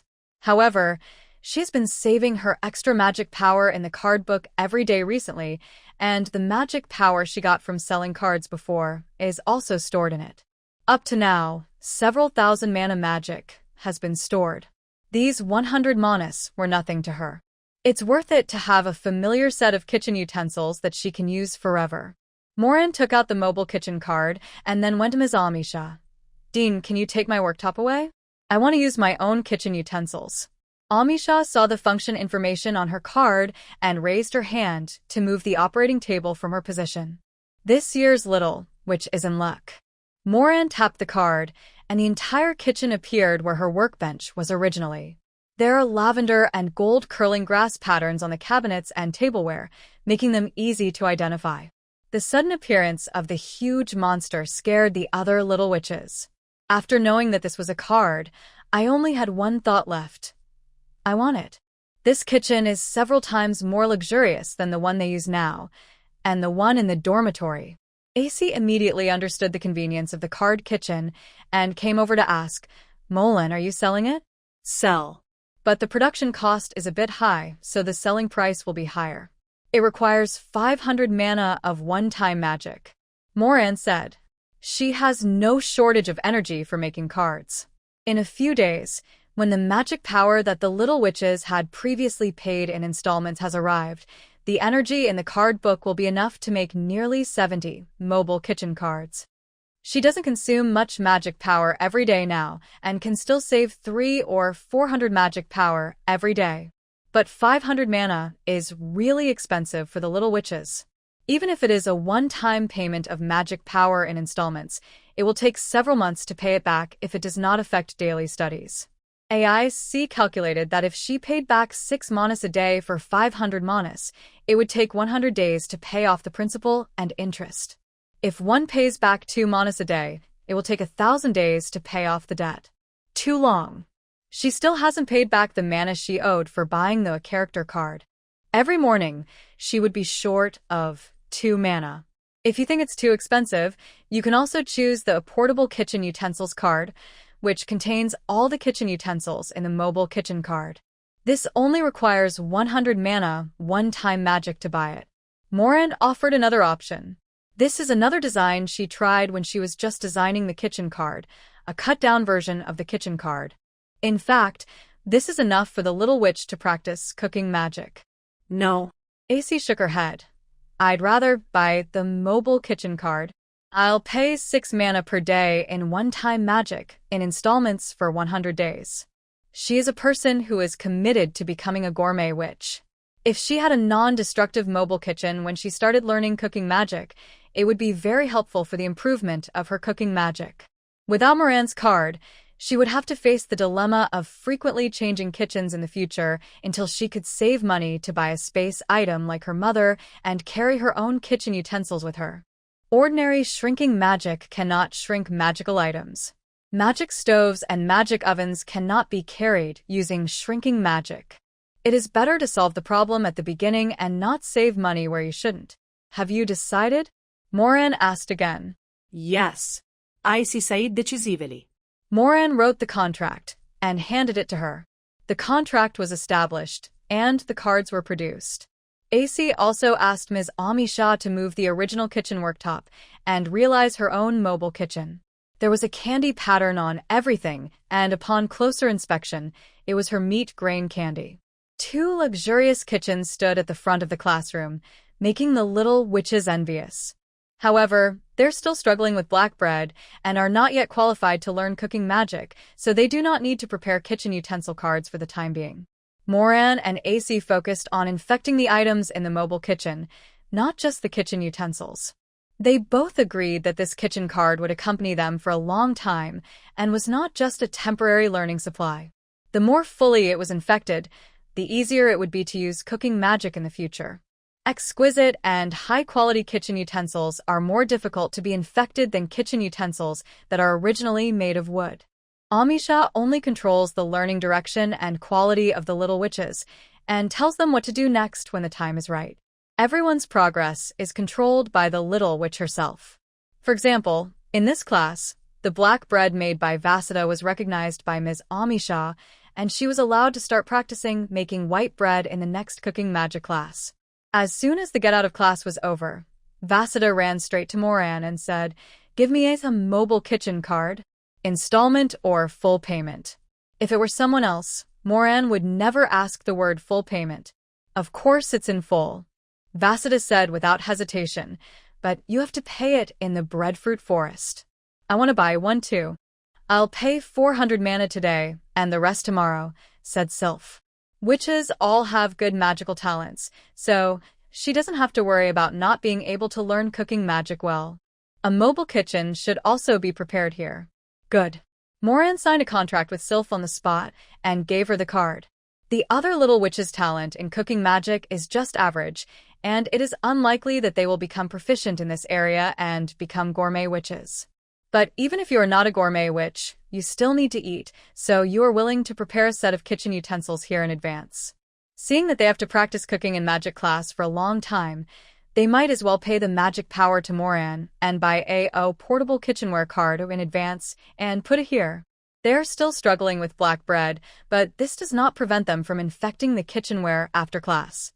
Moran sold 23 kitchenware cards at a price of 100 mana each. They all chose to pay in installments, 11 manas a day, and the balance would be paid off in 10 days. The energy in the Maranka book has increased significantly again. This method of making and selling cards on demand saves much more time and effort than before. Let's go. Let's go to the breadfruit forest. Vasudha pulled Moran and ran towards the breadfruit forest. The other little witches had all got the cards, leaving only her. "You guys go ahead, I copied a storybook and went to talk to B." Sylph still insisted on seeing B every day. Moran followed Vasudha into the orchard from the plantation side.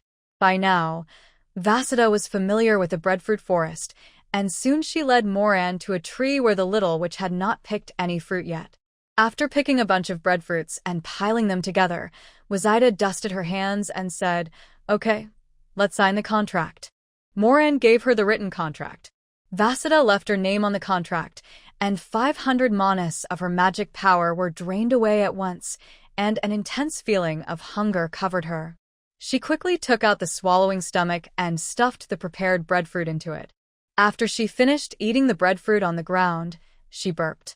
Not only did he not have to eat dinner, but his magic power was also restored, and he even saved some stock. Moran was extremely envious. Washida saw her burning eyes and rubbed her arms. "Molan, don't look at me like that, I'm scared. Once you have researched out your witch magic, I will definitely buy one." Moran said, "Can't the energy storage card that Senior Lilith mentioned last time also solve your problem of insufficient magic power?" Vasudha asked puzzledly. My knowledge reserves are not enough to support the production of energy storage cards. Moran sighed. Once she figures out how the magic stored in the cards can be reused for purposes other than making the cards, she can make truly useful energy storage cards. I'll try my best, was all Vasida could say. Come on. Moran patted her shoulder. After returning to the dormitory, Moran stored all the kitchen utensils and tableware in the dormitory kitchen in the utility room. I plan to use the items in the mobile kitchen card to cook in the future.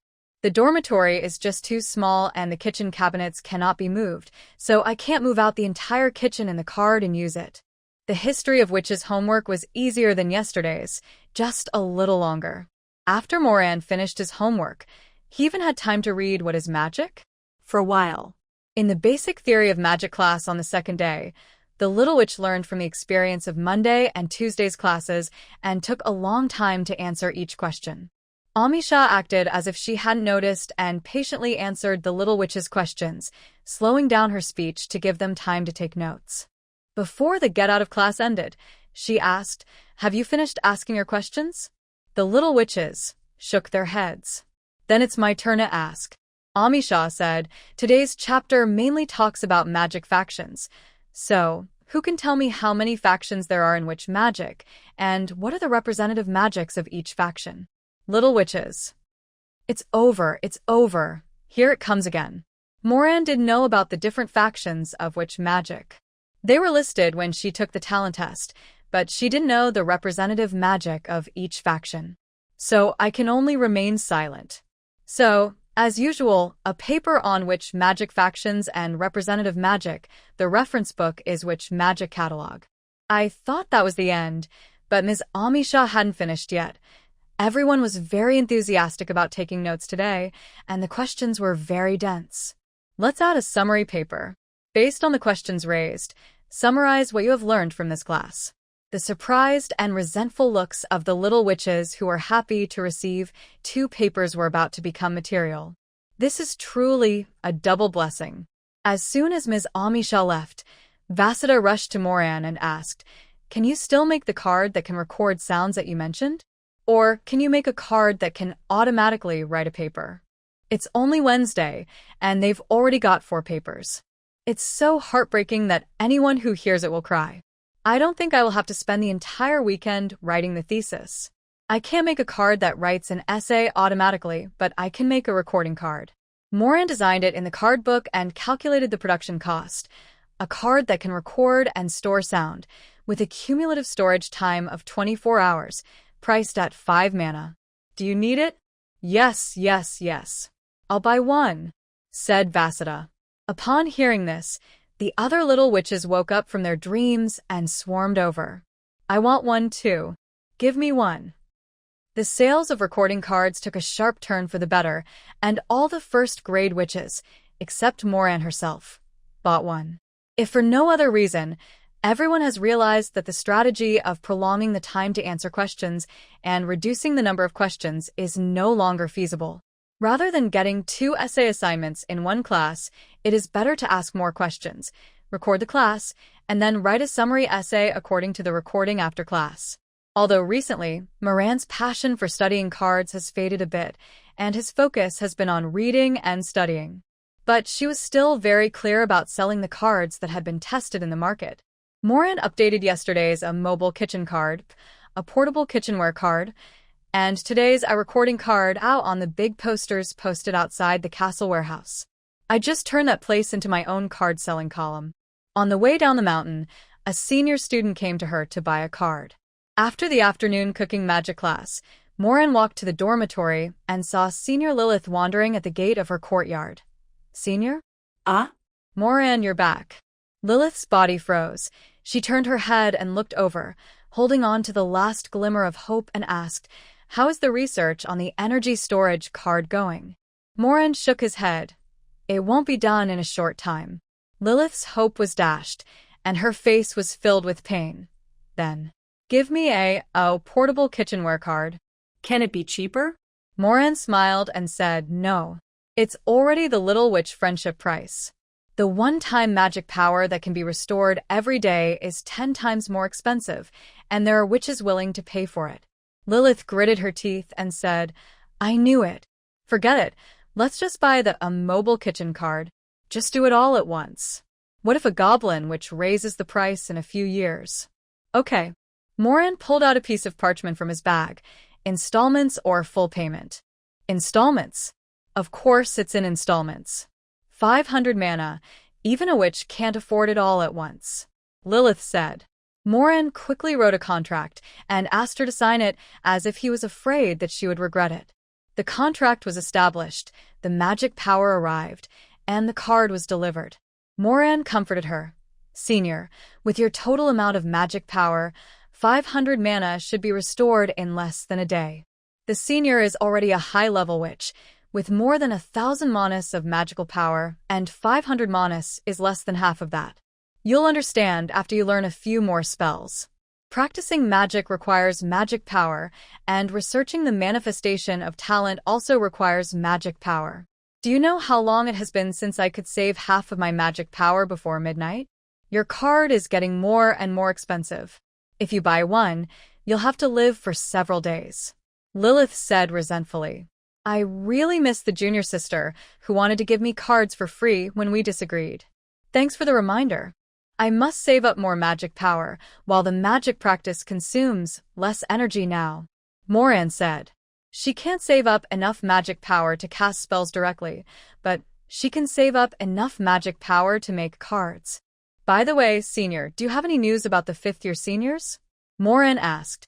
The little witches in grades 1, 2, 3, and 4 had all come to buy her cards, except for the 5th grade, who had never appeared. I don't know either. After the entrance dinner every year, we no longer see the 5th-year witches. I only know that they go to the outer area of the academy. But they will appear again on the eve of graduation, Lilith said. Moran was relieved after hearing this. Before entering school, the little witches signed a contract not to disclose any information about underage witches. Therefore, before she came of age, the only target audience for the cards were little witches in school. Every year there are little witches graduating, and it is her loss if she misses one. As long as I can still get in touch with the 5th-year witches. Lilith had just lost a large amount of magic power and had no mood to chat anymore. She climbed over the wall back to the dormitory, closed the door, and buried herself in the pillow and howled madly. Why is there such a big difference between witches? Witch magic, witch magic. No, I have to research witch magic quickly. I can't just give out without taking in. After selling another card, Moran returned to the dormitory in a good mood. While eating the jerky fed by AIC, he sorted out the notes of today's questions and integrated them into a paper. In a short while, a paper was completed. The summary paper is easy to write, but the other paper, on which magic factions and representative magic, is a little more troublesome and requires looking up information. Moran opened the Witch's Magic Catalog. This is an encyclopedia of witch magic, which records the factions of existing witch magic, the magic effects corresponding to different levels, the approximate magic consumption, common uses, recommended learning levels, and recommended learning guides. With this book, you can't learn any magic, but you can have a basic understanding of each magic. You can also know what level is more suitable to learn it and what book to read to learn it. For example, the recommended learning books for cooking magic include the Cooking Magic course textbook Learning Cooking Magic from Scratch and the Selected Reading List Valen Continent Food Picture Book, Choice of Ingredients, Cooking Chef's Training, and other books. The information needed for the paper was easy to find. Moran quickly screened it out, summarized it into an article, and wrote it on parchment. Only after I actually wrote them did I realize that the two papers today only look scary, but they are actually not difficult to write and do not need to be very long. After finishing the paper, Moran still couldn't bear to put down the book. Seeing that the cooking magic class would take quite a while, maybe she could try to learn some other magic in advance. For example, the spring magic? After all, even if she used it sparingly, the water in the water tower in the backyard was almost used up. It just so happened that she had the introductory study guide for Kinquanshu. She opened ignition, lighting, and water making. This book is to guide beginners to learn the art of flame, the art of light, and the art of clear spring. Moran jumped directly to the part about the Qingchuan technique. Preparation before learning. a basin of pure spring water without impurities, a handy magic wand, and an empty basin to collect the water. Moran prepared what he needed according to the book, and then continued reading. The first step is to feel the water, observe the water, and get an accurate impression of it. The second step is to hold the wand, concentrate, and give clear and accurate instructions to your magic power to turn it into pure spring water. Gone? Gone just like that? Moran flipped the page in disbelief. There are really only 2 steps to practice this magic. The following content is about how to control the size and speed of the spring water flow. It is even simpler than the method of learning cooking magic described in Learning Cooking Magic from Scratch. The simpler it is, the less casual Moran dares to be. That's what it was like when I first tried out some culinary magic. It looked simple, but later I found that every word written in the book was accurate. For example, the book starts with her kneading dough with magic and having her use an infected spoon. These are all mentioned. This time, Moran learned his lesson and decided to follow every word in the book strictly and never take anything for granted. Every step in learning magic must be down to earth. It is suitable for witches who can already cast Qingchuan magic and want to further improve it. After making sure that not reading the book would not affect his initial learning of the Qingchuan technique, Moran put the book aside and tried according to the instructions in ignition, lighting, and water making. The first step is to feel the spring water and get an accurate impression of it. Moran placed his left hand in the basin of water. This step was not difficult. She was familiar with water, either in her previous life or in this life. In Blue Star's memory, various kinds of water appear in endlessly. When recalling his memories about water, Moran couldn't help but let his thoughts wander. The 7th volume of Valencontinent says that witches rely on their will and emotions to drive the magical power in their blood to cast magic. I wonder if she was thinking of sewage, mineral water, or alcohol when casting the spell, would what would be produced by her magic power be sewage, alcohol, or mineral water? If this is possible, then the witch's wish has come true in a certain sense. But before the witch appeared, the witch's status was not like that of a witch who could achieve this. Although Moran was a little curious, he didn't dare to try it. He decided to ask Ms. Ami Shah about these questions first. What she needed now was completely pure spring water that could be drunk directly. Clear your mind, call up all your memories of pure water, and deepen your impression. He held the magic wand in his right hand, with the tip of the wand pointed at the empty basin at his feet, and mobilized a little bit of magic power, probably less than half a mana. Something burst out of the wand. A stream of water as thick as a thigh poured down from the tip of the stick, flooding the bottom of the pelvis in a few seconds. The water splashed on her feet. Success! The water flowed even faster and overflowed as the emotions got excited. Stop, stop, stop. Moran quickly tightened his magic power, and the water disappeared. The dormitory was almost flooded, but luckily she had practiced magic infection a lot and was much better at controlling her magic power than before, so she stopped it in time. She patted her chest with lingering fear. Don't get excited. Don't get excited. Emotions have too much influence on the effectiveness of spellcasting. She touched the tip of the stick curiously, and it was still dry. It's amazing.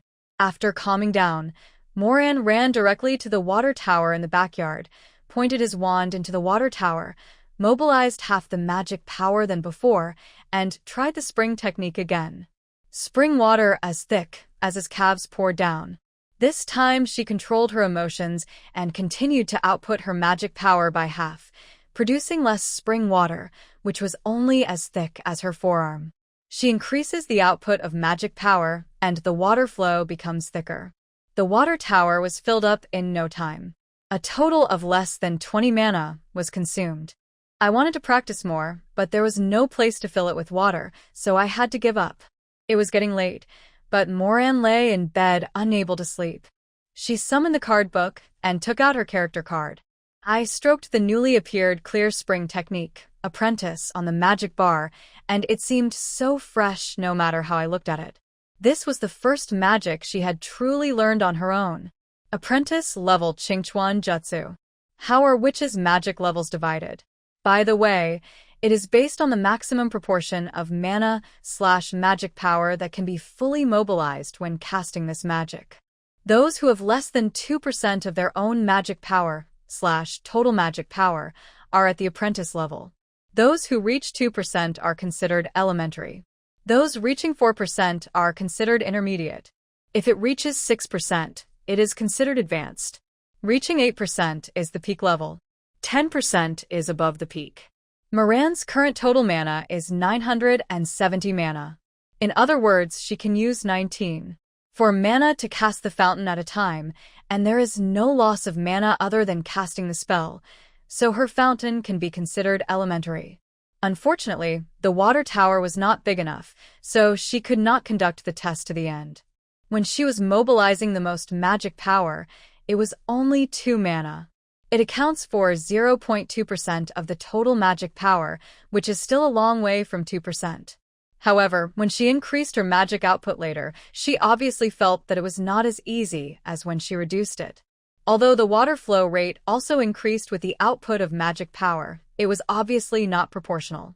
When she outputs half of her mana, the water flow is as thick as her thigh. When it is halved again, the water flow is as thick as her calf. The water flow rate is decreasing almost exponentially along with the magic power output. But when she outputted 1 mana, the water flow was only about 1 finger's width thicker than when it was half mana. When she outputted 2 mana, it only increased by half a finger's width. A lot of magic power is used, but the water flow rate does not increase that fast, which is totally disproportionate. Now that I think about it, it may be that the magic power was lost during use. What caused this? Moran moved his fingers, and the witch's book on the bedside table flew over. One of the factors that affects the effect of the clear spring technique: water magic talent. Spring magic is essentially the embodiment of the purest element of water. The higher the water magic talent, the higher the conversion efficiency of magic power and water elemental power, and the easier it is to convert magic power into water element and cast the clear spring spell. If the water magic talent is at the apprentice level, it means that at most one can only convert less than 1% of the magic power into water elemental power at the same time to cast water magic. Therefore, at most he could mobilize less than 1% of his total magical power to cast the clear spring technique. When the water magic talent is limited, the effect of the Qingchuan technique is more affected by the total amount of one's own magic power. The improvement effect of acquired practice is not great. It is not recommended to spend too much time and energy on the Qingchuan technique. Moran is a witch with unlimited magical talents. The problem of talent does not exist for her. She continued to look back. The second factor that affects the effect of the Qingchuan technique: will and instructions. Only accurate and clear instructions formed by will can transform the magic power in one direction. Any distracting thoughts during the casting process will lead to unclear instructions, insufficient targeting of magic power, and loss of magic power. Without the guidance of a wand, the body's self-protection might even render the magic ineffective. Beginners can design specific spells and gestures to assist in casting spells and make the instructions clearer. Repeated practice, constant adjustment, and consolidation can also make the magic power familiar with the state when you perform the clear spring technique. Well, will and command. Moran recalled that when he was casting the spell just now, he realized that if he was distracted, the effect of the clear spring would be affected. Fortunately, with more practice, I no longer have to maintain this state of high concentration every time I perform the Qingchuan technique. Thoughts are the most uncontrollable, and it is not easy to keep the thoughts focused for a long time. If you always have to concentrate completely to cast spells, your mobility will be very poor, and you will be easily attacked by others. How can you use magic to protect yourself? She remembered this point. Continue reading below. The third factor that affects the effectiveness of Qingquanshu: emotions and outbursts. Emotions not only affect will, but also magic power. When casting a spell, if the emotions fluctuate too much, the magic being cast will automatically become an outlet, causing the magic power to explode and the entire magic to get out of control. The manifestation of the clear spring technique getting out of control is usually a surging spring water that exceeds its own spellcasting limit. If you don't control your emotions in time, the spring technique will drain your magic power in a short period of time. After the magic power is drained, if the emotions are still intense and the spellcasting state is not interrupted, it will further damage the vitality, and in extreme cases it may be fatal. Will it damage vitality? Even be fatal? So serious? Moran was still in shock. The spell was successful on her first cast. She was so excited that she lost control a little for a moment. The spring water gushed out like a dam bursting. Fortunately, she controlled it in time. Moran went to see the consumption of the clear spring technique under normal circumstances. Although the casting cost varies due to each witch's different magic proficiency and water magic talent, there is no accurate number. But generally speaking, for a little witch with the worst talent for water magic, when she has just learned the spring magic, the amount of water used to build a water tower using the spring magic will not exceed 6 mana. Moran's water magic talent has no upper limit, and the conversion of magic power into water elemental power is completely unobstructed, and the consumption can only be low, not high.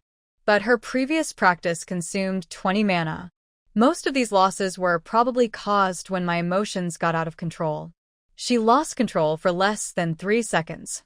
By this calculation, the magic power is close to that of an intermediate witch, and it will take less than a minute to drain it. If her emotions were any more intense, I would not dare to think about it. Moran remembered what was said in the Young Witch series. Young witches under the age of 13 are forbidden to learn magic, as it will damage their foundation. Now it seems that the young witch is indeed not suitable for contact with magic. The younger you are, the harder it is to control your emotions. Young witches have little magical power, and if they lose control of their emotions while casting a spell, it might cost them their lives. At least there is Ms. Amisha supervising the academy at all times. By the way, why didn't Shauna's mother discover that she was a witch before she entered school? Even if the witch can't see the witch's energy halo, a young witch without an energy halo can still see the problem. At the entrance ceremony, the little witches seemed to be completely unaware of their own talents. What's going on? Moran was very curious, but there was no answer in the book in front of him. How about asking the dean? Dean, before the girls entered school, didn't the mothers know about the talents of the young witches? Don't they have energy auras? Moran asked. A certain Amisha. It was true that she was keeping an eye on the little witch 24 hours a day, and she was no longer surprised that Moran treated her as his personal teacher. Reference book, Traces of Energy. Oh. Moran immediately flipped through the witch's book, ready to take a look at Traces of Energy. It's already 2 o'clock in the morning. Close the book and go to sleep now. I'll read it tomorrow. Lack of sleep and poor physical condition will also affect the growth rate of magic power. His imagination was so wild and his thoughts so jumping that Amisha felt that if she didn't remind him, Moran might watch it all night again. Ensuring the little witch thrives and stays healthy is also one of her jobs as the dean. When Moran heard that lack of sleep would affect the growth of magic power, he became scared. Sleep, sleep, sleep, sleep now. Put the witch's book aside and lie down quietly. But I couldn't help but worry in my heart. Dean, is there anything that can reduce the amount of sleep I need? I need to sleep 8 hours a day, and after class I don't have much time to study. Who told you that you have to sleep for 8 hours? Young witches under the age of 13 only need to sleep 7 to 8 hours. After the age of 13, young witches only need 5 to 6 hours of sleep. After adults, 3 to 4 hours of sleep is enough. At a higher level, you can sleep even less. Of course, there is no harm in sleeping more. Degree? Moran was extremely shocked. It's not mentioned in the Young Witch book. It will be in the Young Witch series after today. If you are interested, there is a book called Healthy Living from a Young Witch in the first grade library. But right now, close your eyes and go to sleep. Amisha never thought that one day she would become the one who urged the little witch to sleep. Moran. So it's being added now, right? Perhaps she was the only one who was affected by the memory of her past life, and subconsciously felt that she had to sleep for 8 hours. When she was in Quixioan, she had nothing to do every day, and she would sleep until she woke up naturally every day. When she saw that it was still dark, she would take another nap, and she never paid attention to how long she slept. No wonder the timing of the entrance ceremony is so gloomy. No wonder the college bell has been ringing since 6 in the morning. For witches who sleep short, working from sunrise to sunset and resting from sunset to sunrise simply does not exist. Moran just felt that he still didn't know enough about witches and urgently needed to read books to supplement his knowledge. But it was indeed too late, so she suppressed her curiosity and counted sheep with her eyes closed. The morning bell rang, and it was another day of sleep deprivation and needing breadfruit to keep me awake. "I'll take a nap when I come back at noon," Moran muttered as he got out of bed and changed his clothes. Remembering the Qingchuan technique she had learned last night, she changed her clothes faster. She went out a little earlier than usual, and Vasida and Sylph had not come out yet. Today it's her turn to be Miss Snail. Moran first ran to the yard of Wida next to him. "Washida, is there any water in your water tower?" "There's still some. Don't you have any water? Use mine first. I'll get some for you when you come back at noon." Vasida, wearing pajamas and with messy hair, poked her head out. She thought Moran had no water to wash. Vasida followed Moran to the backyard in confusion and saw her climb up the water tower, open the lid, and stick the magic wand into the opening of the water tower. The sound of splashing water is deafening. Her sleepiness disappeared immediately, and her eyes widened. Watered water? She covered her mouth with her hands, not daring to make any sound to disturb Moran. But it didn't stop her from screaming in her heart. Magic wand, water, and spring magic. Moran has mastered the art of spring cleaning. The water is so loud, and the flow is stronger than that of many second-year seniors. Moran used the speed of water release that he felt was most comfortable with, mobilizing about half of his mana at a time, and the water flow was as thick as his thigh. In a few minutes, Wasida's water tower was filled. Cut off the magic power, stop casting spells, close the water tower cover, and climb down the ladder. As soon as he stood firm, Vasida grabbed his hand and said, "Molan, when did you learn the Qingchuan technique?" "Last night," Moran said. "You've learned it before the dean even taught you? And you can use it so well?" Vasida was filled with admiration. The art of spring cleaning is much simpler than cooking magic. "You can learn it by following the book," said Moran. "What book?" "I want to learn it too," asked Vasida. "If you watch, you can learn it. Just be careful. When you cast a spell successfully for the first time, control your emotions and don't get too excited, which will affect the effect of the magic and cause a risk of losing control." Moran shared all his experiences. "The Witch Magic Catalog? Sounds familiar?" Vasida was about to look for the first grade reading list, but Moran stopped her. "It's the reference book for the paper assigned in yesterday's Basic Theory of Magic class. It's the optional reading list for first graders." "Oh." "That's it." Vasida suddenly remembered something and looked at Moran suspiciously. "The paper was assigned yesterday, and you read the reference book last night?" "I didn't finish it." Moran shook his head. "I just glanced at it and wrote the paper." "Just?" "You wrote your papers last night?" "How many papers?" Vasida asked. 2. Moran said truthfully. Vasida asked more boldly, "Do you have any papers to write?" Moran shook his head. The Vashidas were all dumbfounded. Crazy, crazy. Some little witches haven't even started writing their 4 papers, while some have already finished writing their papers and even learned a magic trick. "What are you talking about?" Sylph came over from the front yard carrying a bucket. "There's no water in my water tank, Vasida. Do you have any more?" "I haven't watered the bellflowers yet." "Come on." "I'll help you add water." Moran was worried that she would not have the opportunity to practice the Qingchuan technique. Her water tower was so small that once it was full, there would be no more room for water. "Ah?" Sylph didn't quite understand what she meant. She thought she wanted to help fetch water, so she said quickly, No, I just need a little water to water the flowers. I'll get the rest from the well when I come back at noon." "Hey." "Let her add water for you." Vasida pulled Sylph back. "She has learned the art of spring water. She is faster than you in drawing water. Sylph, what? Spring technique? A moment later, in the backyard of Sylph's dormitory. Look. The art of the spring, Vasudha whispered to Sylph. She learned it from a book last night. Not only did she learn the art of the spring, she also wrote 2 papers and read several books. She also finished the papers that were assigned on Monday and Tuesday. Do you think she's off the mark? Outrageous. No, how did she do it? Sylph couldn't figure out how she could do so many things in such a short time. This week, when she had some time, she read The Birth of a Beautiful Cover. She hasn't read much of it yet, and hasn't picked a cover style that she likes. Moran was adding water to Sylph's water tower and was seen by several little witches living in the back row. Soon the news spread among all the first-year witches. On the way to school, Moran was questioned by the first-year witches led by Vasudha and Sylph. Tell me, how did you do it? Moran honestly recounted what he did after school from Monday to Friday. You don't cook every day, just eat bread and fruitcake?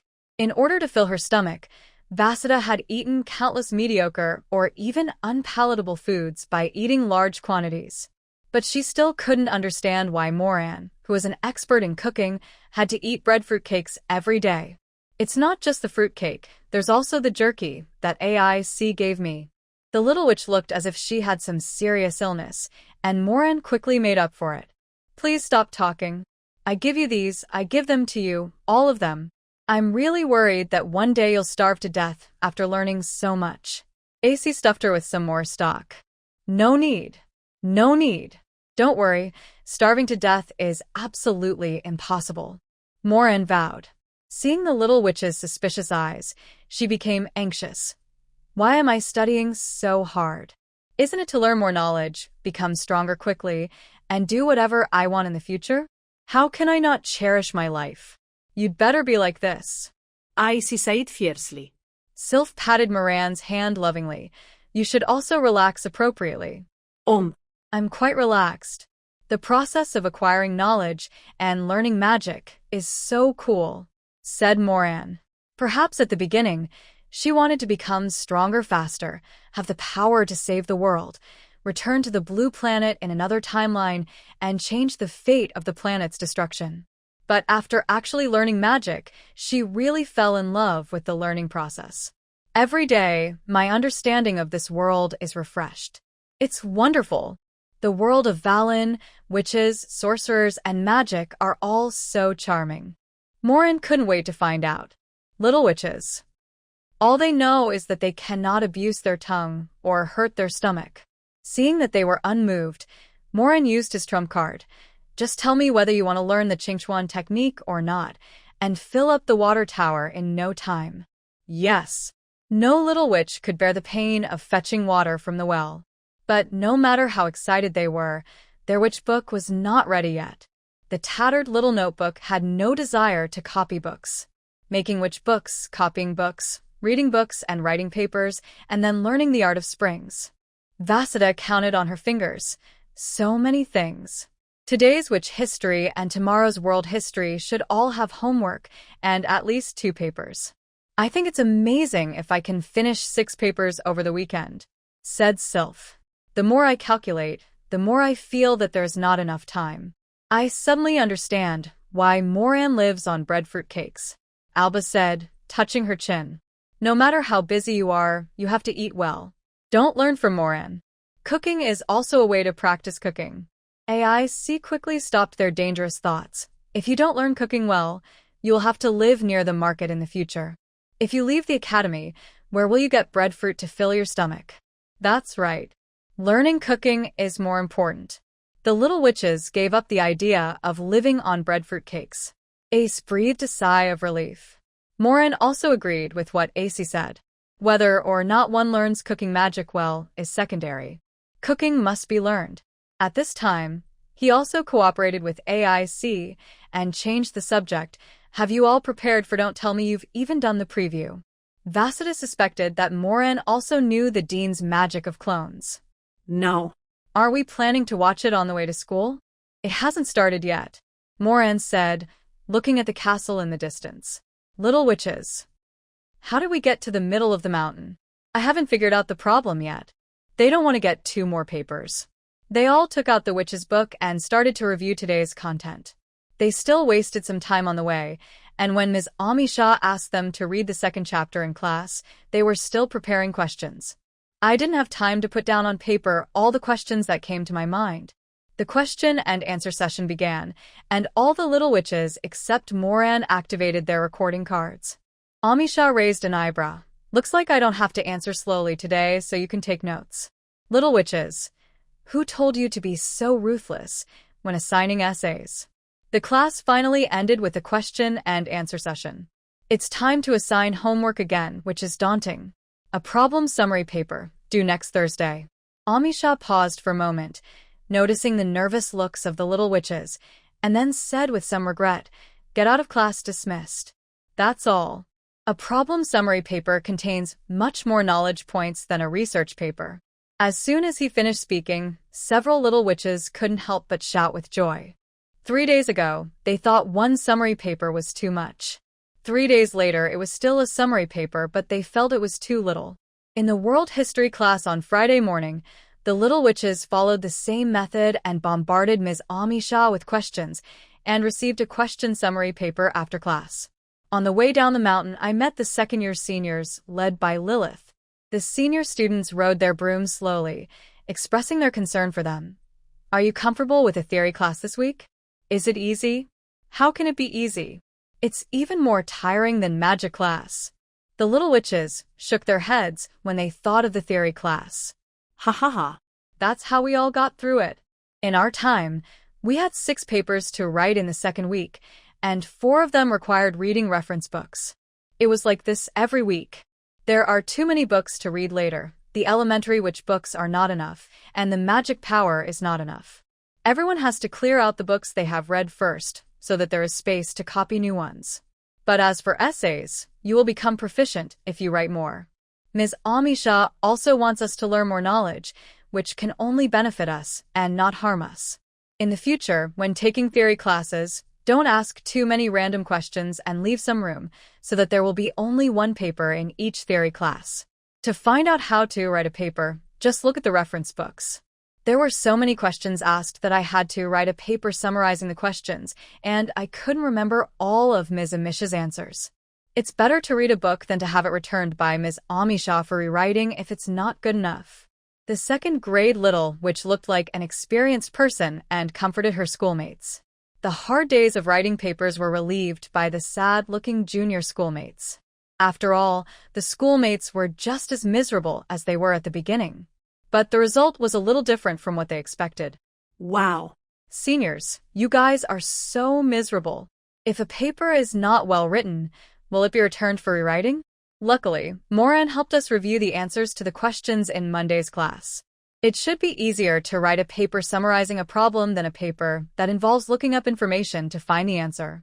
Senior, you must have had to ask fewer questions because you didn't have a recording card, and you had to look up reference books when writing your paper. Buy a Moran recording card. You won't have to worry about forgetting what the dean said in class. It's faster to hear the dean answer questions in person than to look up information. Of the 6 papers we have, only 2 require research and writing, and the rest can be done by just copying the recordings. The first grade little witches were also healed. After all, the seniors are even more miserable than them. The second year which couldn't laugh anymore. Recording card. What recording card? The little witch, who had never been to the academy warehouse, didn't know what a recording card was. The little witch who had been to the warehouse and seen the card posters outside the warehouse suddenly realized. So this is where the recording cards are used. Previously, the sales of recording cards in other grades were dismal, far inferior to mobile kitchen cards and portable kitchenware cards. Who would want to look through books to find information to write a paper when they can record the dean's voice? Moran. Give me a recording card. Okay. Moran took out a stack of parchment from his bag and wrote the contracts one by one. Another big money card. Moran, your cards are all sold for one-time mana. Isn't that a bit of a loss? Other witches' magic requires permanent mana. A little witch bought the cards in installments and was worried that Moran would suffer losses. Lilith shook her head after hearing this. Moran might lose money by giving away things, but would she lose money by selling things? Absolutely impossible. Instead of worrying about whether Moran would lose money, she should worry about whether her magic power is enough to cheat her. Sure enough, she heard Moran say, "Cards don't count as my witch magic. When my witch magic is developed, I will also sell permanent magic. Please support me when the time comes. Little witches." It's a waste of worry. This is Moran, who exchanged their one-time magic power that has not yet recovered in the future. Who didn't owe her magic. She wanted not only one-time magic but also permanent magic. Dean. I have completed the initial infection. After a week of cooking magic classes, Moran finally infested everything in the mobile kitchen during the Friday afternoon class. At this time, the other little witches were still practicing making white bread, and AC had only infected a small part of the mobile kitchen. Amisha looked towards Moran's mobile kitchen. From pots and pans to stoves, all items were stained with energy light. Although the light was still very faint, it was there. Great. We can move on to the next step. Take the magic wand, choose a position with a good view so that you can see the entire cooking process, then activate the magic power to direct the items in the kitchen to move. Just like when practicing cooking, start by making brown bread. First, command one item at a time, follow the production steps, take your time, and don't be impatient. The magic instructions should be clear in your mind and without hesitation, as if you were standing there cooking in person. There is no special skill for this step, just practice more. Moran followed Ms. Amish's instructions and tried it. With experience of self-studying the clear spring technique last night, she already had some understanding of how to issue clear magical commands. Coupled with Senior Lilith's previous demonstration, she became even more cautious. She took a few steps back and looked at the flour bag on the corner of the table. She slightly mobilized a trace of magic power, and the flour bag swayed up and floated towards the chopping board. After floating for less than 2 seconds, the bag fell onto the table with a thud. Moran. It was expected. Fortunately, the bag was tied tightly, otherwise it would have been troublesome. It was just a matter of using magic to move the flour bag to the chopping board. Moran tried this step several times before he finally got the flour bag to the designated location. Now that the flour bag has been brought to the chopping board, you can proceed to the next step.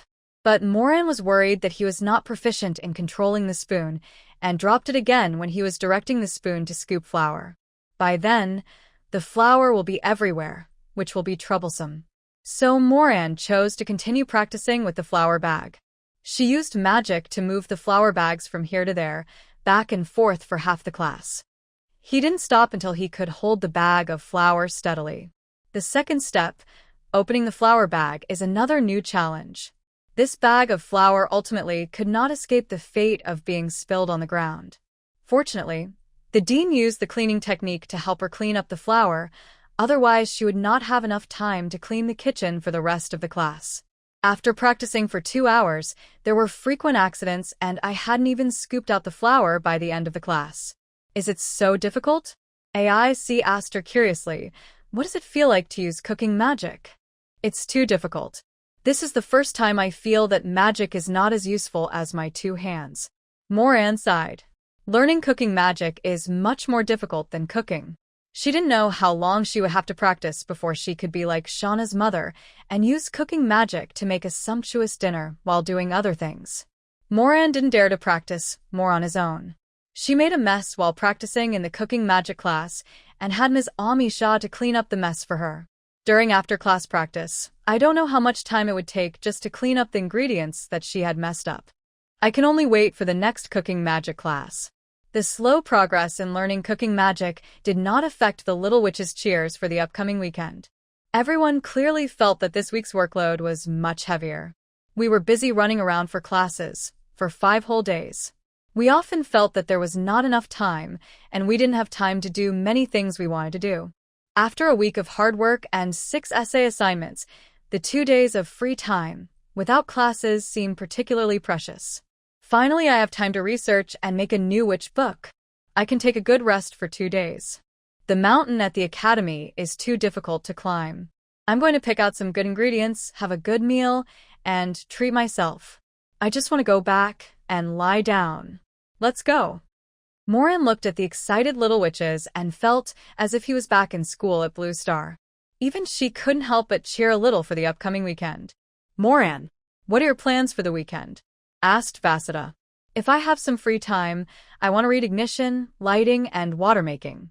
By the way, Vasida, Sylph, remember to come to my house for dinner on Sunday night. I messed up last week, so I won't use magic this week. I'll treat you to the delicious food from my hometown in my previous life. Talking about weekend plans, Moran couldn't help but smile knowingly. I have time to read the books I want to read, and I can also share the delicious food from my previous life with the little witches. I am so happy. Okay. We must make the witch book this weekend. Vasida and Sylph have already made an appointment to set off for the alchemy classroom in the Academy Castle at 6:30 tomorrow morning. In order to leave more time for reading, Moran started writing his paper on mainland history class as soon as he returned to the dormitory. This course, as the name of the course material changes in the continent of Valen over the years suggests, talks about the historical changes of the continent of Valen over tens of thousands of years from the ancient times, the era of the descent of gods, to the current era of magic. Today's class is about what happened in the early ancient era. At that time, humans were the only intelligent race on the continent of Valen. Angels, demons, dragons, etc. have not appeared yet. The world was still dominated by plants and animals, and humans gathered in tribes, struggling to survive. At that time, witches with special abilities were still respected shamans in the tribe, protecting ordinary people in the tribe. I don't know how witches later became something that everyone hated. Moran recalled the questions asked in class and wrote quickly on the parchment. After finishing the paper, this weekend will be completely hers. Do whatever you want to do. During class today, she was very curious about what happened after the ancient era. I still had some time after finishing my thesis, so I simply turned to the second chapter of the witch book, Changes Over the Years on the Continent of Valen, and continued reading. This book is written very briefly, and the content is not long. It only records some important historical events, which can help the little witch to have a general understanding of the past of the Valen continent. Of the 3 recorded eras, the ancient era was the shortest, with only 3 short chapters, and Moran finished reading it in a short while. Moran only read a few pages of the Age of God's Descent and was shocked by that chaotic era. She originally thought that humans were just the first intelligent race in Valen, and that various intelligent races gradually evolved afterwards. But I didn't expect that only humans who awakened into witches, and witches who awakened into witches were the native intelligent races in the world of Valen. Angels, demons, dragons, orcs, dwarves, elves, undead, mermaids, sirens, and other races all migrated from other worlds during the Age of God's Descent. They descended from the sky and possessed extraordinary powers that humans at the time did not have and were once mistaken for gods. The Age of God's Descent is a period of time when the continent of Valen widely accepts the migration of foreign races to this world. During this period, foreign races grew stronger and occupied territories. The existence of alien races also affects the local humans and accelerates their growth and evolution. It was not until the middle of the Age of God's Descent that angels and demons descended, one targeting mankind's faith and the other targeting mankind's soul. Together, they drove other alien races and magical beasts out of the center of the continent and concentrated the native humans here for captivity. Angels and demons are clothed in the garb of the church. Angels invented a god of light and preached among humans, advocating that by believing in the god of light, they could stay away from the hardships of life. The devil fabricated a god of contract and lured people with benefits under the guise of equal transactions, claiming that as long as they made a deal with the god of contract and paid a certain price, they could get what they wanted. Both churches said that those who were chosen to become priests and knights and could learn divine arts were all people favored by God. Outside the church, anyone who displays special abilities is a blasphemer who has abandoned the light and been tempted by the devil. They need to be executed. Otherwise, they will bring disaster. The irony is that even the devil uses the name of the devil to eliminate dissidents. The so-called blasphemers are actually just people with magical talents other than light or dark, such as witches. It can be said that the explosive growth in the human population during the Age of God's descent was also due to the efforts of angels and demons. While they became pigs raised by angels and demons to harvest faith and souls, they finally gathered together and had a home that was not disturbed by monsters. Under the deception of angels and demons, mankind spent a period of ignorance. Once a spellcaster appeared among humans, he would either be absorbed by the church and turned into high-quality swine, or be sent directly to the stake and executed. It was not until humans gradually realized that everything was just a scam of angels and demons that they began to rebel against the church. At the end of the Age of God's descent, the human race rose, the church came to an end, the angels and demons retreated to the western Paradise Mountain, one retreated to the underground abyss, and the center of the continent completely became the territory of humans. After that, there were sometimes friendly exchanges and sometimes frictions between human countries and other races. Until the appearance of the Well of Sky, no new alien races descended, and the original strongmen no longer had to stick to Valen's territory. They could explore other worlds and continue to improve, and the era of God's descent ended. What followed was the growth of the world, the increase in energy concentration, the explosion in the number of extraordinary people, and the great development of magic of all races. If the protagonists of the Age of God's descent are angels and demons, then the protagonist of the Age of Magic is the witch. Since the witches appeared, occupied the wilderness, and sheltered witches, there have been fewer wars between different races in the continent of Valen. Until now, even if there are occasional frictions, they are just minor ones. The top fighters from all races are exploring the sky well. It seems that Valencia is now in a peaceful era. Moran sighed. Although he didn't know how long the current peace would last, Moran was still happy about it.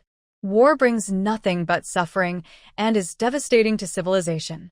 If war weapons of annihilation scale appear and are used, it will be a disaster for the entire world. Blue Star is a lesson for us. She didn't want to go through that again. Peace is good, especially good. I came back to my senses from the book and looked at the time. It was already early morning. Ms. Amisha's reminder was still ringing in her ears. Lack of sleep would lead to slow growth of magic power. She had to quickly wash up and get ready for bed. After lying down on the bed, she remembered that she had not yet checked the class schedule for next week.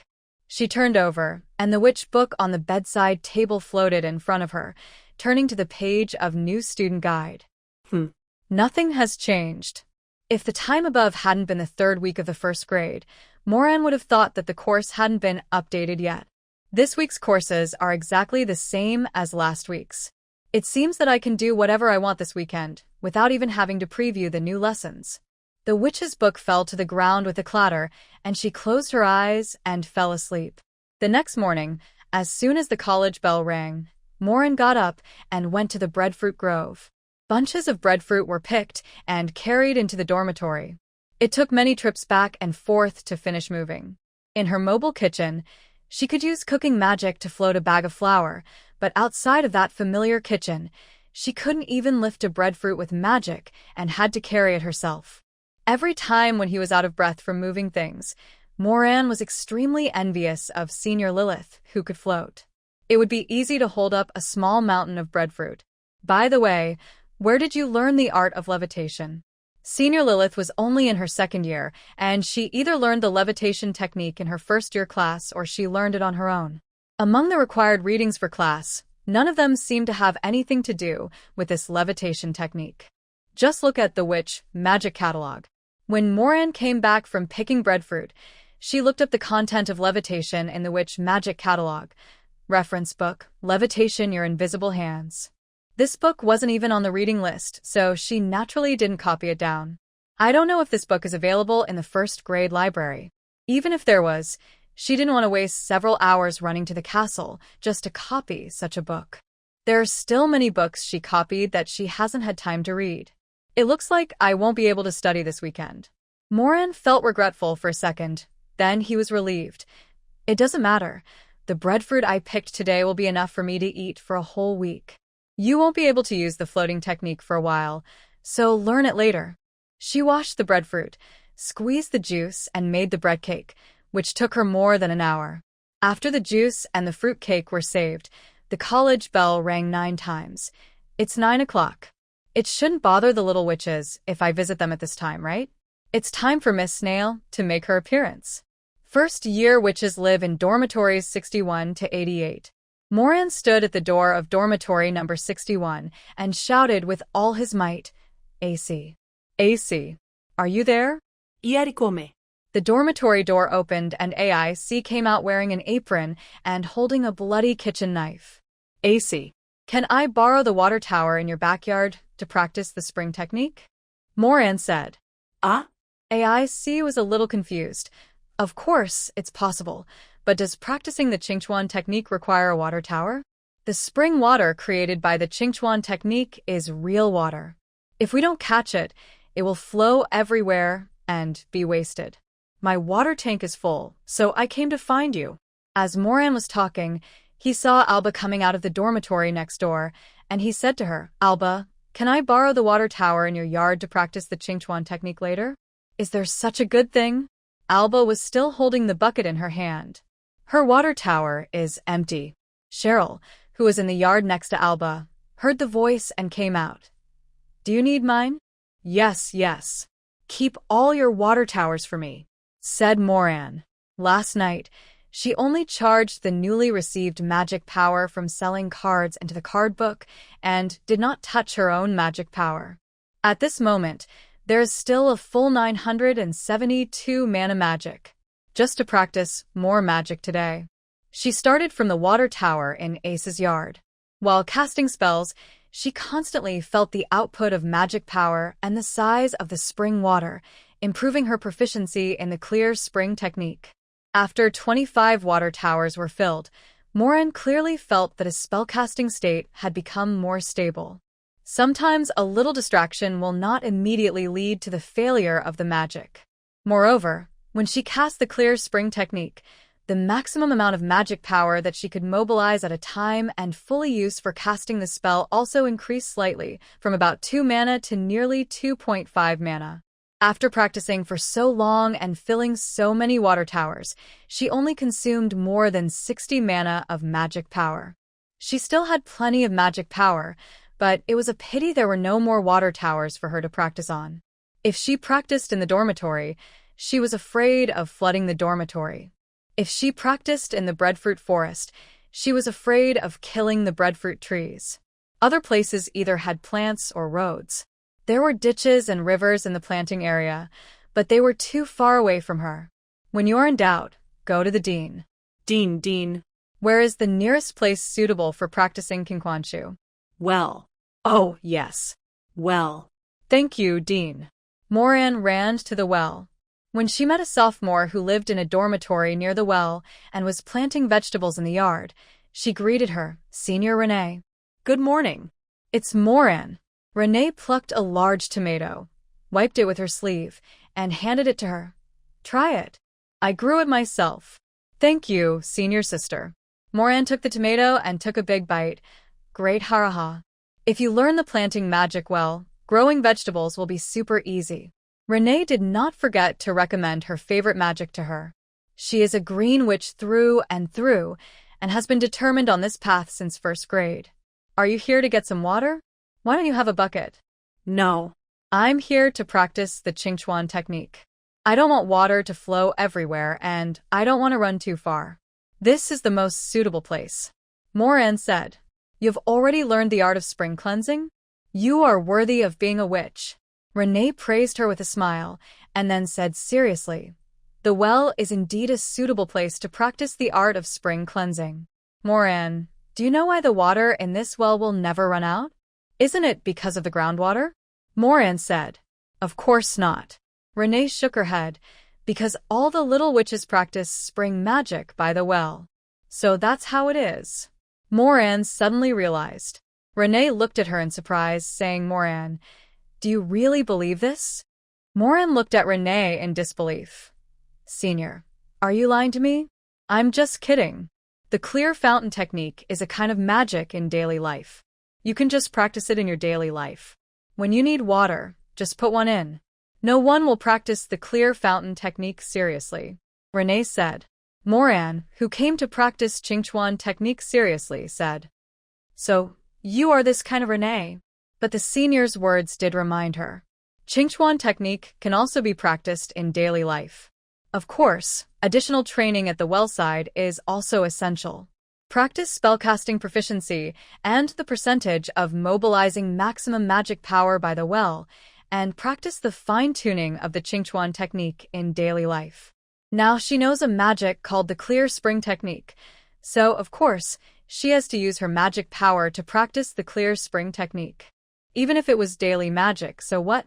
Only if she had experienced the process of learning magic and knew the effects of learning different levels of magic could she make magic learning cards with a proficiency progress bar. Seeing that she was still obsessed with practicing the Qingchuan technique, Renee stopped disturbing her. Moran practiced until his magic power was only half left. Then he left. It was past noon now, and she ate some breadfruit and began to read. Magic practice and reading are interspersed, which is just right. The latter part of this book discusses some variations of the Qingchuan technique, which require more sophisticated operations to achieve. For example, how to create just the right amount of spring water to fill a small container, and how to condense a spring water ball that will not disperse temporarily. If she learned this, she could just put a water cup in the classroom and put some spring water in the cup when she was thirsty. If operated well, nothing will spill. However, in order to be able to change the forms of Qingchuan technique as freely as described in the book, Qingchuan technique must be practiced to at least an advanced level. When the Qingchuan technique is practiced to the extreme, it can even directly turn the Qingchuan into rain or mist. It's just that this kind of rain and fog transformation does not have the various special effects like real rain and fog magic. After all, the rain produced by the Qingchuan technique is actually just a change in the form of water. It is still spring water and will not carry any poison or anything else. So it's really just a life magic, not suitable for combat. Even if you create a large amount of fountains to attack the enemy, there are more suitable magic to replace it. Because the characteristic of Qingquanshu is to create water, the water created is permanent. Most other water magics simply create mimicked water, with the focus being on other properties of these different types of water. After the magic wears off, only a small amount of water stains will remain at the scene. Only then did she realize that what senior sister Renee said about practicing in real life was probably a little different from what she thought. Fortunately, Moran is a witch. The quality of the magic power is high, is more durable than magical power, and the total amount is much higher than that of little witches of the same grade. There are also more opportunities to practice magic, and there are more options. If it were any other little witch, there would be no way she could practice for such a long time. When magic power is limited, even practicing magic has to be prioritized. After Moran figured this out, he also understood why most witches only practiced the spring technique when they needed it and were satisfied when they had enough water for daily use. It is also a better choice for them to spend their magic power on practicing other more important magic. She already knew how to practice this magic at each stage. All that remains is to practice step by step. After finishing this book, there is still the next one. What is magic? A history of witches, ignition, lighting, and water making. All of them were waiting for her to read. Before she knew it, she had read until late at night. Half of the weekend was over in a flash, and Moran felt a deep sense of urgency. Read new books to have a fresh start next week. She strictly controlled her sleeping time and only slept for 5 hours, which was within the healthy sleeping timeline for little witches between the ages of 13 and 18. I also made a special alarm card to plan my time more accurately. Unfortunately, even so, she was unable to finish reading the last book she planned to read, Fire, Lighting, and Water Making, before Sunday noon, let alone try to learn new magic. Last weekend, she invited seniors Lilith, Vasida, and Sylph to dinner, but it went wrong. Fortunately, the seniors came to the rescue. Today she must avenge her previous humiliation. Moran took the basket and prepared to go to the food collection point to get fresh ingredients. Before I even stepped out of the dormitory door, I saw senior schoolmates everywhere in the dormitory area. What kind of team-building activity on flying broomsticks are the seniors doing? But why is it floating in the air without moving? Senior Lilith, what are you doing? Moran asked curiously. Waiting for the golden bird letter. Lilith replied, Oh, right. You don't know yet, do you? On Sundays of even-numbered weeks at 12:30 noon, the college will open the golden bird letter channel. All letters will fly into the college at this time and be delivered to us. What is the golden bird letter? Moran was a little confused. Do you still remember the admission letter? That was the highest level golden bird letter, with top-level confidentiality and security, and it was also combined with the magic of the contracted witch. Lilith said. Moran remembered the correspondence agreement he had made with his mother before entering school, and asked quickly, Then how should we reply? Lilith sighed. Once you learn how to make golden bird letter paper, you can reply to the letter. This will only be taught in the 2nd grade basic alchemy class. I haven't even learned it yet. It's too painful to be able to receive letters but not be able to reply. Moran didn't even need to ask to know that this was another way the academy encouraged the little witches to learn magic. At least now, she can't wait to go to the alchemy class a year later to learn how to make the golden bird stationery. The golden bird is coming. I don't know who shouted, and Moran subconsciously looked up at the sky. More than 100 golden lights streaked across the sky like meteors. Most of them fell into the dormitory area, and a few flew to other places. One of them flew straight towards her. When you get closer, you can see clearly that it is a golden paper bird. It is smaller than the paper bird on the admission letter, and the golden light is dimmer. Obviously, it was not as hidden as the admission letter. Even if the golden bird next to it did not belong to her, she could still clearly see the traces. For example, the one that pecked at the window of Vasita's dormitory, and the one that went straight into Sylph's dormitory through the closed door. The one that belonged to Moran fell directly into her palm. The little paper bird tilted its head, the golden light faded, and it turned into an ordinary piece of paper. Little Moran, is your college life amazing? When the letter from the golden bird arrived, it should have been the Sunday of the 2nd week. At this time, are you worried about the water tower that has reached the bottom again? Have you finished writing the paper for the theoretical course? Ha ha ha, don't worry, every little witch has gone through this. The hardships I experienced in school will all seem sweet when I look back on them later. Think positively. At least you have some basic cooking skills, and you don't have to endure the unpalatable breadfruit. Moran suppressed his laughter and muttered, Mother Shauna would never have thought that I was a witch, and that I had already learned the Qingchuan technique in the 2nd week, and even finished my paper assignment before the weekend. I really want to see her surprised look. Mom didn't lie to you. You can eat as many Dida bird eggs as you want in the academy. You must eat more before the 3rd grade, because after the 3rd grade, there will be nothing left to eat. I am on my way to Moon Harbor now. I heard that handsome mermaids often sneak ashore there, so I plan to stay there for a while. That's all for this time. I will write to you again after I settle down in Moon Harbor. I know you don't know how to make golden bird stationery yet, so don't rush to reply to me. Love you, Shauna Moran. Even Shauna's mother, the person involved, doesn't know what race her paternal bloodline is, probably because Shauna's mother changes boyfriends too quickly. In her words, ugly hearts are all alike, but beautiful appearances are all unique. Maybe it's an occupational disease of the psychic witch. This letter should have been written during the journey. The handwriting was sloppy, and the content was brief. Moran could feel Shauna's mother's urgency to get back to Moon Harbor. Moran, did you receive the letter too? Sylph ran out of the dormitory and was about to ask where the letter came from when she saw Moran reading the letter. Yes. On Sundays of even-numbered weeks at 12:30 noon, the college will release a golden bird letter into the college. Moran told her the news he heard from Senior Lilith, including how to reply.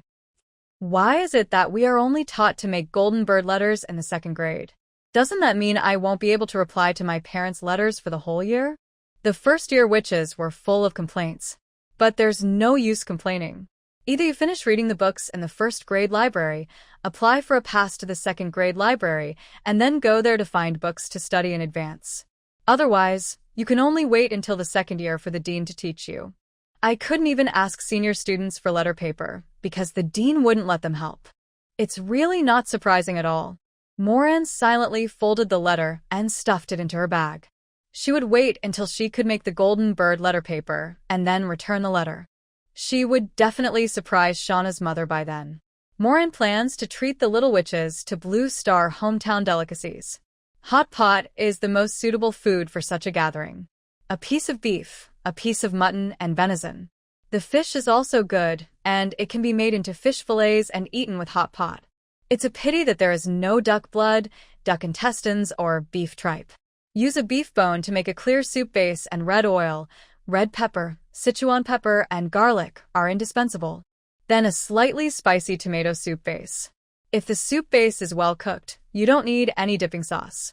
You also need some vegetarian dishes, winter melon, mushrooms, and Chinese cabbage. Fortunately, she brought 2 baskets, otherwise they wouldn't be able to hold all the things.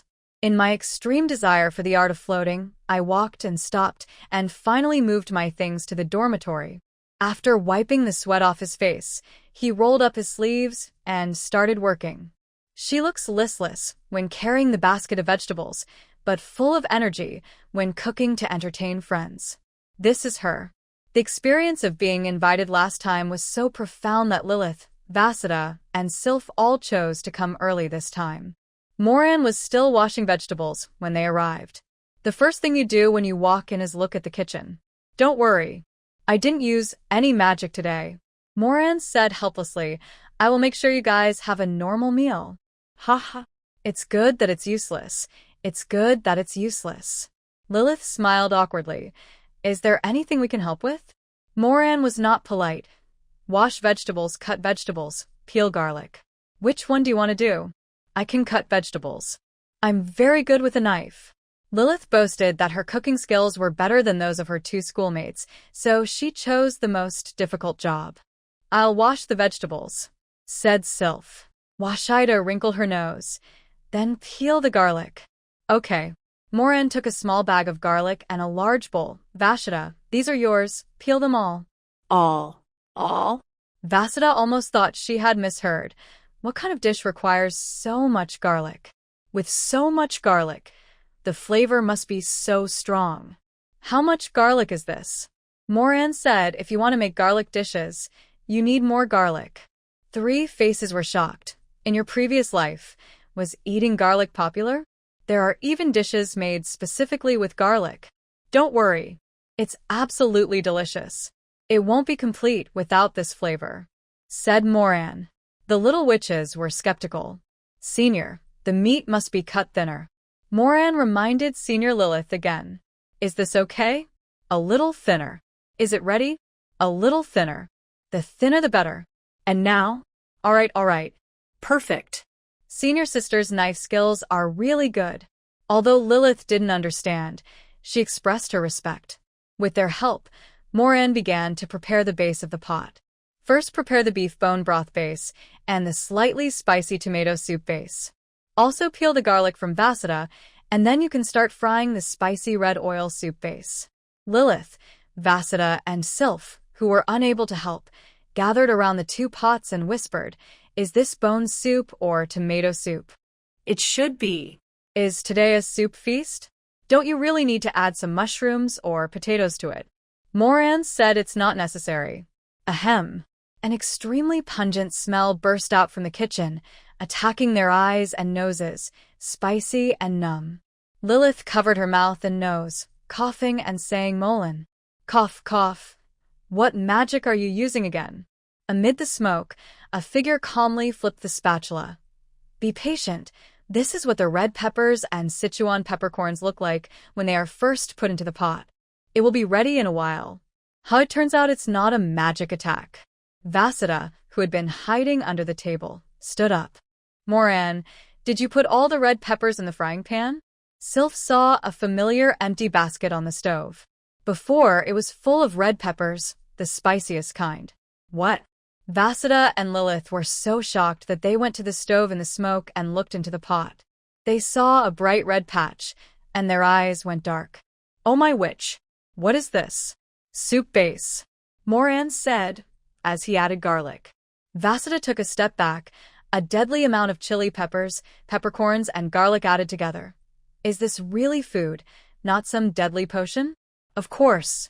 Moran was very confident. If you really can't handle spicy food, there are 2 other soup bases to choose from, but this spicy soup base is the essence. After a while, Lilith, Vasudha, and Sylph sat at the dining table, looking at the dishes on the table with disbelief on their faces. There were a lot of dishes, including beef slices, mutton slices, venison slices, fish slices, mushrooms, winter melon, chrysanthemum. But unfortunately, they were all raw. The only things that were steaming were the 3 pots, one with boiling red oil, one with a light white soup, and one in between. The bright red and greasy one looked scarier than the potion in the poisonous witch's cauldron. The smell of the cooking liquid is enough to make one cry and lose their breath. It is not an exaggeration to call it Moran's magic poison soup. But the host of this dinner, Miss Moran, said that dinner was ready and could be served. No, it's really edible? Lilith still couldn't believe it. How can I eat it if it's all raw? Vasudha's perception of Moran was even distorted. Is this the specialty food of Moran's previous life? Is that world a food desert? But the egg-fried rice Moran made before was delicious. Could it be that this is a prank by Moran? Sylph lowered her head, urgently looking for an excuse to slip away. Moran took 2 sticks, picked up a piece of beef, and swung it in the horrible red pepper oil pan. Then she put the meat on the plate in front of Lilith. It's cooked. Try it. Lilith.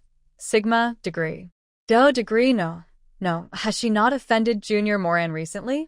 I couldn't bargain successfully when buying her cards. Seeing that the senior looked like she was facing a formidable enemy, Moran had no choice but to scald a piece of beef and put it in her mouth. Her eyes narrowed immediately. Great. I haven't had a proper hot pot in a long time. This is the recipe for the classic old-fashioned hot pot base that she found from Blue Star's memory. Although some seasonings are not available in the Academy and have been deleted, the taste has been compromised, but it is still very fragrant. She hadn't eaten it since the world changed drastically in her previous life. It's really delicious, spicy, and fresh. You must try it. Moran recommended it again. She did not show favoritism and served a piece of meat to Vasudha and Sylph as well, urging them to try it. Seeing that she had eaten it all, Lilith made up her mind and picked up the meat with a fork and put it into her mouth. Vasudha and Sylph gasped and stared at her closely. Lilith was conquered by the taste in her mouth. She had never tried such an explosive taste. After finishing the meat in his mouth and taking a big sip of iced bread juice, he finally had time to speak. So spicy, so numb. But it feels so good. It was so spicy that sweat broke out on my forehead, but I couldn't help but want to eat more. She was still not good at using chopsticks and tried to cook the meat herself. Molan, how do you use this stick? Can you just pick up the meat and put it in the pot? Vasudha. This should mean it's delicious, right? How about she try it too? Anyway, she has a good digestion ability and has never had diarrhea. After a while, there was one more little witch clumsily learning to use chopsticks. Sylph. Come on. Try it too. It smells so good. Vasudha urged Sylph. She was the only one left that hadn't been eaten. Sylph gritted her teeth and put the meat on the plate into her mouth. She usually eats light food, but the spiciness made her tears flow, and she guzzled the juice. Spicy. Spicy. Very spicy. Seeing that she was overreacting and might not be able to handle the spiciness, Moran recommended 2 other hot pot soup bases to her. If you really can't handle it, you can try the slightly spicy tomato hot pot or the non-spicy clear soup hot pot, which also tastes good. Lilith, Vasudha, and Sylph already knew how to eat this hot pot. Tried braising some meat in the other 2 pots. This one is sour and spicy. It seems good too. This is so delicious, not spicy at all, and it's great with blanched vegetables. But I still like this spicy hot pot with red oil the best. It's so exciting. Lilith now felt that the red soup in the pot was more attractive than blood. I think this one smells the best too, said Vasudha. She felt deeply sorry for her previous prejudice. How could Blue Star be a food desert? This thing called hot pot was simply the best in the world. Even Sylph, who usually eats a light diet, couldn't help but cook the meat in the spicy hot pot with red oil one after another. Even when the spiciness made him cry, he refused to give up. The tomato soup base and the clear soup base have become the perfect medium between the spicy flavors. Moran had expected this. No one can resist the temptation of red oil hot pot. If there is, it must be because the taste of the hot pot is not authentic enough. Witches do not have the custom of not talking while eating or sleeping. Moran asked Vasida and Sylph, "How is your witch book going?" Vasida, who was eating voraciously, and Sylph, who was gulping down juice to relieve the spiciness, looked up and smiled at each other. Together they summoned their own witch books. Success. Vasida's is a wild-style animal skin book. The cover is furry, and there is a bloody mouth inlaid with animal teeth in the middle. Sylph's is more elven in style, with vines, flowers, and leaves painted and carved all over the cover. The style is much more refined and gorgeous than before, but some shortcomings can still be seen in the workmanship. The inlay and carving techniques are rather rough. But they were both obviously very satisfied and couldn't put their witch books down. We found the cover templates directly from the birth of a beautiful cover. Although we were a little unskilled in making it for the first time, fortunately the result was pretty good, said Sylph. The two witch books floated together. Vasida looked at Moran and Lilith and asked, "Whose witch book do you think is better, mine or Sylph's?" What kind of soul-searching question is this? Moran and Lilith were speechless for a second, and then said at the same time, "Mine is the best." Lilith glanced at her and said, "My witch book is the best. Red is the most powerful color. Purple looks better, and my witch book and card book are in the same style, so they're unique." Moran was not to be outdone. "Red looks good. My one-of-a-kind. It's furry and comfortable, and the animal teeth are domineering. Green is the most vibrant color." The hot pot party turned into a witch book beauty contest. None of them can argue with the other. Hey. We were all talking about the witch book. Why are you secretly eating meat?" All the arguments ended with the last dish of meat. Moran ate all the food that he brought back in the afternoon. Senior Lilith used the cleaning technique to help her clean the dishes, dining table, and kitchen. She was reluctant to use the remaining 3 pot bottoms. Emolan, this pot bottom can still be used for cooking, right? It would be a pity to throw it away. If you don't want it, can I take it away? Ordinary food tastes completely different when dipped into this pot of soup. Such a magical soup. She can eat it until it stinks. Emolan stopped her and said, "All the oil in the pot has been washed away, and the taste has become lighter. It's not delicious anymore. Pour it out. If you want to eat it, I'll teach you how to make it later." The red oil pot is bland, but the tomato pot and clear soup pot are okay. To be honest, Vasida also had some ideas. She glanced at the pot on the table. With the soup base, you can just boil the soup and eat the vegetables, which is very convenient. It doesn't matter if the soup is a little bland. Just add some salt, right? Sylph also said. For Sylph, who only knew how to make fried steak, vegetable salad, and toast, even if it was bland, it was already a rare delicacy.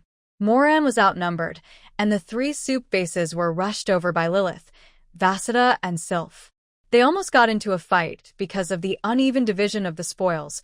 Oh no, because of the uneven distribution of the pot. Looking at the 3 figures who seemed to be carrying some big treasure and happily left, Moran shook his head with amusement. If I made small cubes of hot pot base, wouldn't the 3 of them obey me? Hot pot base is difficult to make, but hot pot base cards are easy to make. Prohibit. It is forbidden to sell large amounts of food to little witches below the 4th grade. The Dean's Band is coming soon. Okay. Moran understood the intention of the academy, so he said, "Seniors, you won't have a good time for now." After seeing her friends off, she went to the bathroom to take a bath, washing away the fumes and hot pot smell. Sitting at the desk, refreshed and clean, she opened the window and let the cool night breeze flow in to dry her damp hair. The witch's book turned to fire, lighting and water making, and continued reading. At 1 o'clock in the morning, when the alarm clock rang, my hair was dry, and I had finished reading the book. Near the magic lamp in the dormitory, there are a few more moths chasing the light. Finally, finished reading. Moran closed the witch book, yawned, picked up the moth corpse under the lamp and threw it into the fertile field outside the window. Unfortunately, There is no time to try the flame and light spells. Fortunately, I have finished reading all the books I plan to read. I gained a lot. It was a perfect weekend, and tomorrow will be a new beginning. She climbed up the stairs in her slippers. When I reached the bed, it was as if all my strength was drained away, and I fell into the quilt and fell into a deep sleep. While sleeping, he remembered that the light was still on, and like an earthworm, he arched his body and stretched out his arm to pull the cord of the magic lamp at the head of the bed. With a click, the room fell into darkness. Moran was so frightened by the two pairs of dark circles under their eyes, one big and one small, that he fell back. These two guys looked like they had just been dug out of the ground. "What did you do last night?" "When I stayed up late before, you said I was very reasonable, but now it's your turn. Why don't you take care of your body?" "Lack of sleep will affect the growth of magic power. The dean said so himself," Moran said with disapproval. Paper Vasida and Sylph had sad faces. One of them held Moran's left hand, and the other hugged Moran's right arm. "Moran, the paper is so hard to write. We worked all night, and we only finished one paper on the magical application of different energies." Moran's eyes went dark. "You didn't just start writing the paper last night?" "I started reading the 7th volume of Valen Continent at noon. I thought I could definitely finish it, but after reading it, I don't know how to start. After writing a paragraph, I don't know what to write anymore. Although there is no word limit, I can't really just write this much, right?" Vasida and Sylph looked at her resentfully. Some little witches read reference books and wrote papers, and finished a long paper in a few hours. Some little witches finished reading the book in the afternoon, scratched their heads all night, and discussed strategies together, but they still couldn't fill a piece of parchment. The speed at which Moran wrote the paper made them mistakenly believe that they could do it too, and overestimated their abilities. Moran, help! "We barely finished the paper due today, but tomorrow we have to hand in a paper on the history of witches, and the day after tomorrow we have to hand in 2 papers on the basic theory of magic. How are we going to finish it? And there will be another theory class today and a new paper. Is it so difficult to write?"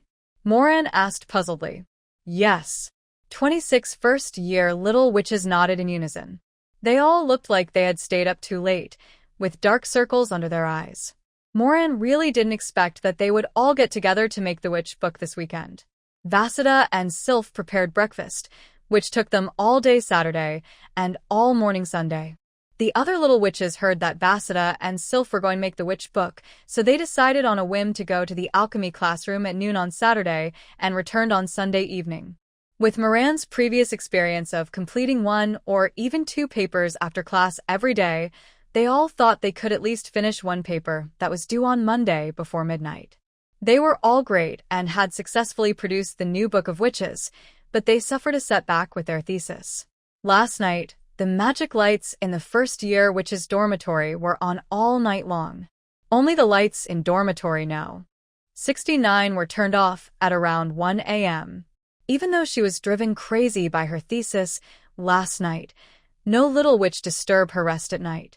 Moran thought, this shouldn't be the case. There is so much content in the book, can't we just integrate it casually? It's not difficult. Valen World doesn't check for plagiarism. Can you show me the paper you wrote last night? I want to see where the problem is. Give. The little witches handed her the results of their hard work all night long. Moran looked at them one by one. Except for Vasida and Sylph, who had more time than the other little witches and filled up a small piece of parchment, the other little witches' works were very concise with large handwriting and little content. And with just a few words, they went off topic.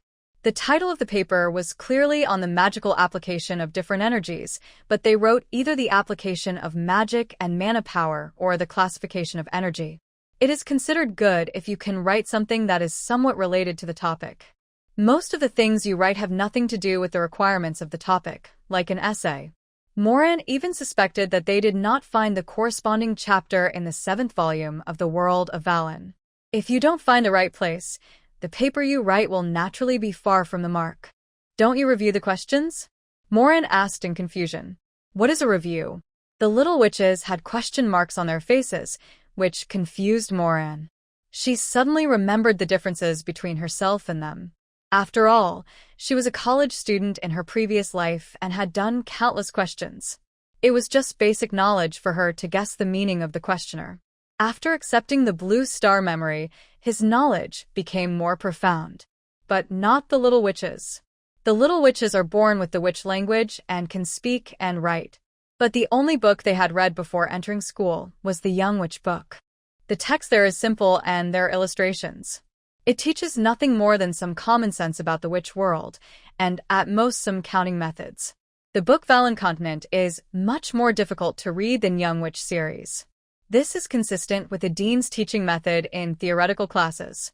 In theoretical classes, it is more accurate to say that they are teaching study methods rather than theoretical knowledge.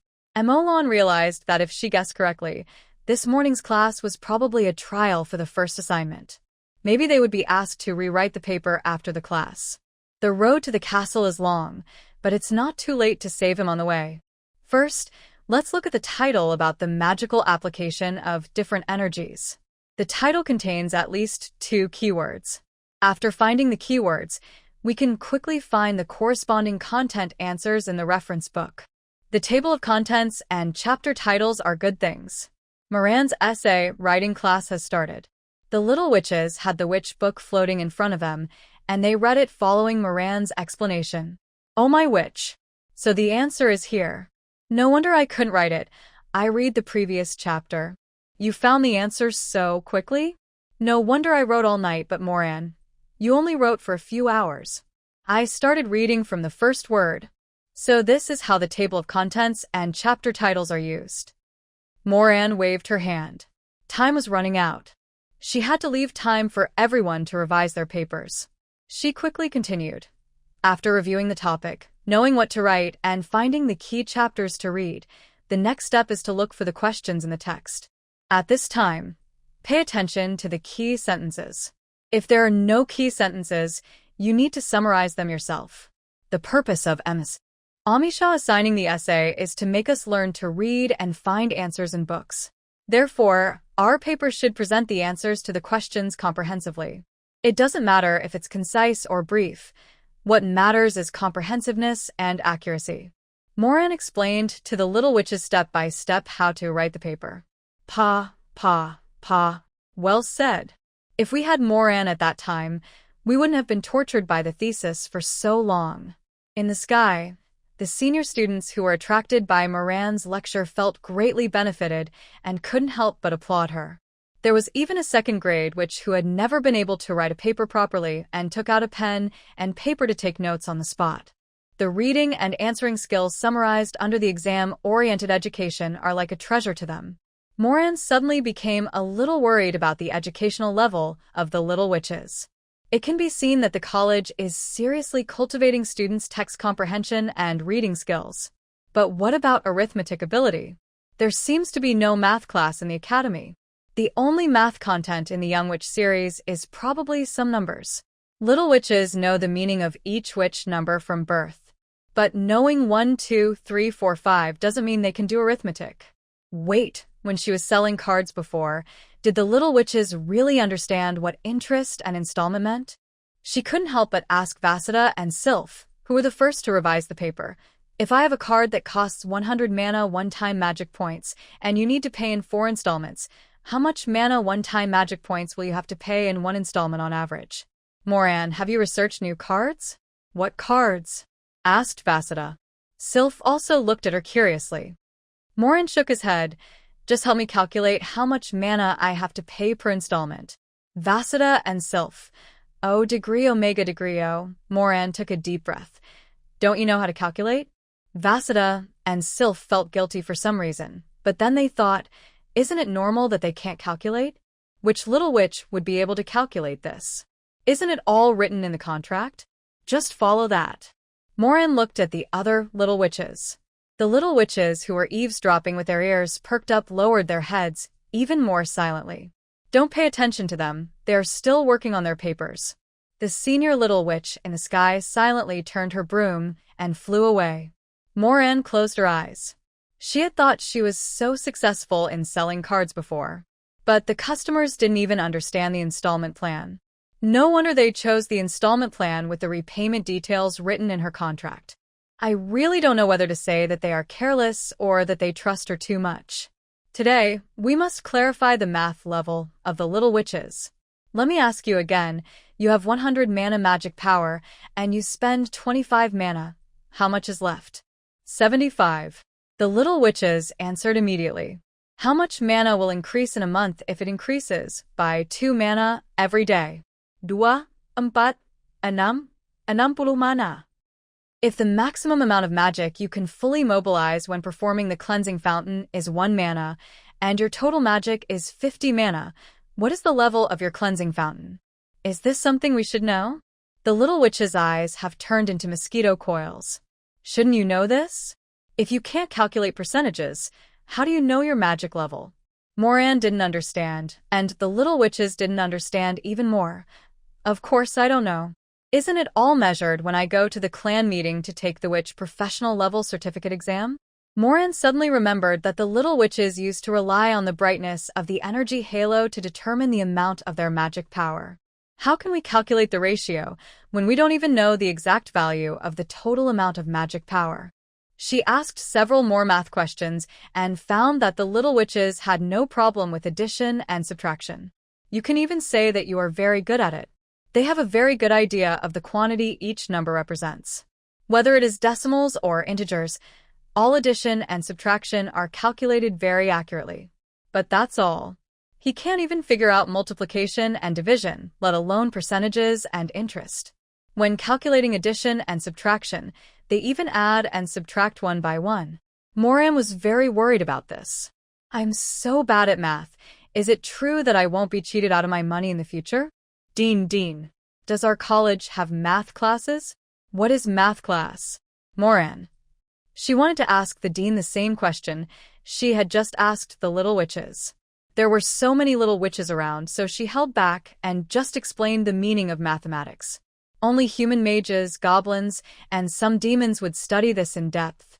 The average arithmetic level of us witches is already quite good on the Varan continent. Unless we encounter mages, goblins, and demons, we don't have to worry about being cheated. Moran. Is the witch's math level considered good? Is math in Valan continent so poor? No wonder Lilith always said that she was more cunning than the goblins. Everyone is so bad at math that they can't even do the math. How can they be so treacherous? She actually felt a little relieved. At least the little witches won't be cheated everywhere. After all, many people on the Valan continent don't even understand addition and subtraction. But you're right. Now your character card can monitor your magic power in real time. If little witches can calculate the magic power ratio, they can know their magic level more conveniently and accurately. I will discuss this with the other Amos has. Moran's eyes lit up. If necessary, I can provide a basic mathematics enlightenment book. There are ready-made ones in Blue Star's memory, so we just need to adapt them into a version suitable for the little witches. Elementary school level mathematics is enough for little witches to walk around the world of Valan. In your previous life, was mathematical knowledge common? Of course. A 12-year-old's math knowledge is probably enough to get by in the Valan world.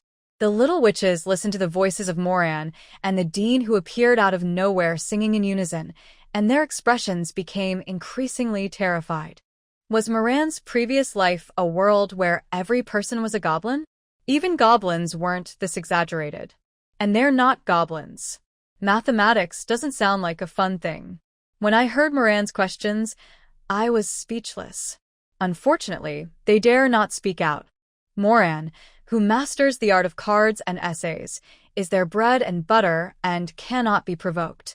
At this point, every little witch had learned the angel's prayer skills without any instruction.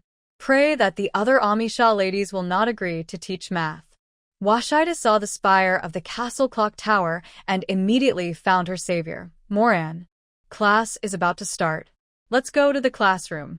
The other little witches nodded one after another. Yes. Our paper is almost finished.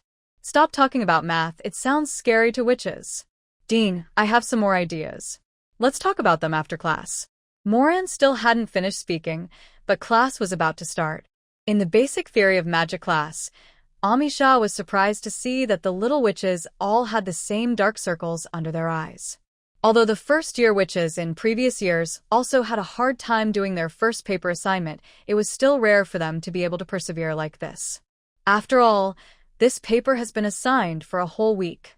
No matter how well or poorly written it is, there is always enough time to complete it. This year's little witches have always been reassuring. Even if there were some accidents this time, they will be able to learn lessons next time. So Amisha saw it but pretended not to see it. Only by fully trial and error can you truly have the ability to solve problems independently in the future. Has everyone finished the essay assignment assigned last Monday? Hand it in so I can take a look. The little witches handed in their papers one by one. There was excitement and anticipation in those tired eyes. The more Amisha read the paper, the more surprised she became. This class should be a paper review class. Teach them how to get information from books by commenting on texts. As a result, none of the little witches' papers had any problems. Each article clearly explains the issue of magical applications of the energies of different races. And it's obviously not copied. Although the content is similar, there are even some identical sentences. But after teaching the basic theory of magic for so many years, she knew at a glance that those identical sentences were copied from reference books. If there is any problem, the handwriting of this paper looks a bit sloppy, as if it was written in a hurry. But what this class is about is teaching you how to filter information, not practicing writing. It seems that today's teaching content has to be changed. The papers are all well written. Little witches. Can you tell me how you wrote them? Amisha needs to know to what extent the little witches have mastered the subject. The little witches raise their hands. What they talk about is similar to what they write. It turns out that I learned and wrote all of this on the way to the castle in the morning. The one who came up with this set of reading and writing methods was the only little witch without dark circles under her eyes. She had been taking theoretical classes for such a long time, but she had never thought about these key words and quick reading tips for key sentences. Usually, little witches are just taught to read with questions in mind. I have to say that Moran's method is more organized and clear, and clarity means it is easy to imitate and learn. Moran, can you summarize the reading skills you taught the little witches today into a book? After the clan council assesses its value, and it is included in the academy library, you can get gold coins as a reward. Amisha walked up to Moran. That's great, Moran said, without hesitation. Up to now, she had only seen gold coins in the Young Witch book series. If you want to improve the reading ability of the little witches, I have some education and practice plans that can be summarized together. Okay. Amisha said, no matter what kind of knowledge it is, as long as it is valuable, the clan association will give rewards after sharing it with the library. Moran suddenly remembered a question that had been bothering her for a long time. Now that she had the chance, she couldn't help herself. Dean, the clan and the academy train little witches until they reach adulthood, and they also give witch mothers fertility rewards, but they never ask for anything in return. But raising and educating a little witch requires money, right? Where does the money come from? Yeah. Where did it come from? Most of the other little witches hadn't thought about this question yet, but they couldn't help but become curious at this moment. With so much spending and no income, will the clan really not go bankrupt? The academy doesn't even give us food to eat. Isn't it because they are too poor? Amisha smiled and said, more than 80% of the operating funds of the clan association and the academy come from the witches' inheritance. Heritage? Moran thought that the witch tribe might have some industry, or some special magical knowledge that required payment to obtain, so as to make a profit. But I never thought about it as a legacy. Yes, it is a legacy. Long ago, when witches came to the end of their lives, they would entrust their lifelong accumulated knowledge and wealth to the next witch. The wilderness belongs to witches and sorcerers. After the clan associations and academies provide growth and educational resources for underage witches, many witches will give their inheritance to the clan association to raise young witches and maintain the development of the witch community. With the wealth accumulated by a witch over hundreds of years, it is no problem to raise dozens or even hundreds of little witches. So, you don't have to worry about the clan going bankrupt. The clan is much richer than you think. The reason why we don't provide you with 3 meals a day is not because we are poor, but just so that you can learn cooking magic well. Ami Shah said. Moran couldn't help but wonder if one day her life came to an end, how would she deal with her property? Other witches didn't need to rely on inheritance to become rich overnight. Only the clan that once raised her is still protecting the growth of batches of little witches. Leaving your property to the clan association is indeed the best option. Even if the tribe has never asked the witches to repay the tribe, the witches will always give back to the tribe at the last moment. Dean, I am willing to organize the knowledge I have and share it with the witch library without asking for any reward, Moran said solemnly. She also enjoyed the precious knowledge left by her witch predecessors, and it was her duty to leave her own knowledge to benefit future generations. No need. Apart from the inheritance, the clan will not take anything from the witch for free. Regarding rewards for sharing knowledge, the clan has its own set of reward rules to encourage everyone to research and learn and enrich the witch heritage. The clan is really not short of money. We don't need a little witch like you, who is not yet an adult, to make selfless contributions. Ami Shah refused without hesitation. I don't have a single gold coin in my pocket, so I should seize every opportunity to obtain resources. If you want to contribute, it won't be too late to do so until the day you die. Moran felt an arrow hit his chest. She really didn't have a single gold coin in her pocket. How rich is the inheritance donated by the witch elders? The clan will be so generous.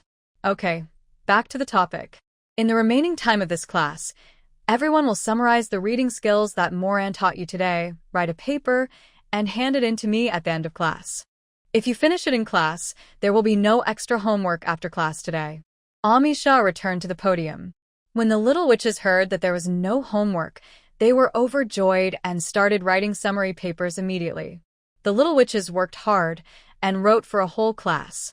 Not only did they finish today's summary paper, which was checked and passed by the dean, they also wrote a little bit of the paper on the history of witches that was due tomorrow. When the class ended at noon, the gloom of not being able to finish writing the paper in the morning was swept away. After class, Moran went to the second-grade library with the library pass given by Ms. Ami Shah. Moran wanted to organize the Blue Star reading and mathematics knowledge in her mind into a book, and the dean recommended that she learn transcription. For this reason, she was given permission to enter the second-grade library and copy the magic of books. The method of learning the art of transcription is in this book. The second-grade library looked similar to the first-grade library, but there were more magic books. Moran found the book The Magic of Books and put the pass on the book, and the copying restrictions on the book were lifted. She copied the entire book into her own witch book, turned to the part related to transcription, and the effects of each level of transcription, and the contract template are displayed here. The apprentice-level transcription technique allows one to control a feather pen to write down what is in one's mind or what one sees with the eyes, from text to pictures. As long as the idea in one's mind or what one sees with the eyes is clear enough, it can be copied one-to-one. The speed of transcribing is about 2 to 3 times that of handwriting. The price is 5 mana permanent mana. The basic transcription technique allows you to control 5 pens to copy. Just place the content to be copied nearby, and it will copy it automatically. The speed of transcribing is about 10 to 15 times that of handwriting. The upgrade price is 10 permanent mana. Intermediate transcription skills require the ability to transcribe and copy the contents of a standard page of paper at a time. Upgrade cost 15 permanent mana. Advanced transcription can transcribe 1/3 of the contents of the standard book at a time, and the upgrade price is 20 mana permanent magic. To be able to copy the contents of a standard book as easily as the special books in the library, one needs top-level copying skills. Upgrade cost 25 mana permanent magica. A standard page is equivalent to a page in a library book.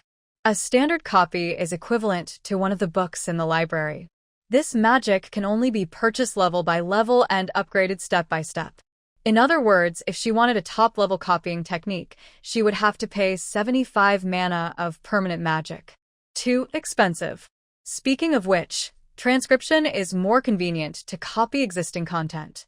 Just put what you want to copy there, and you can copy it directly with the basic copying technique.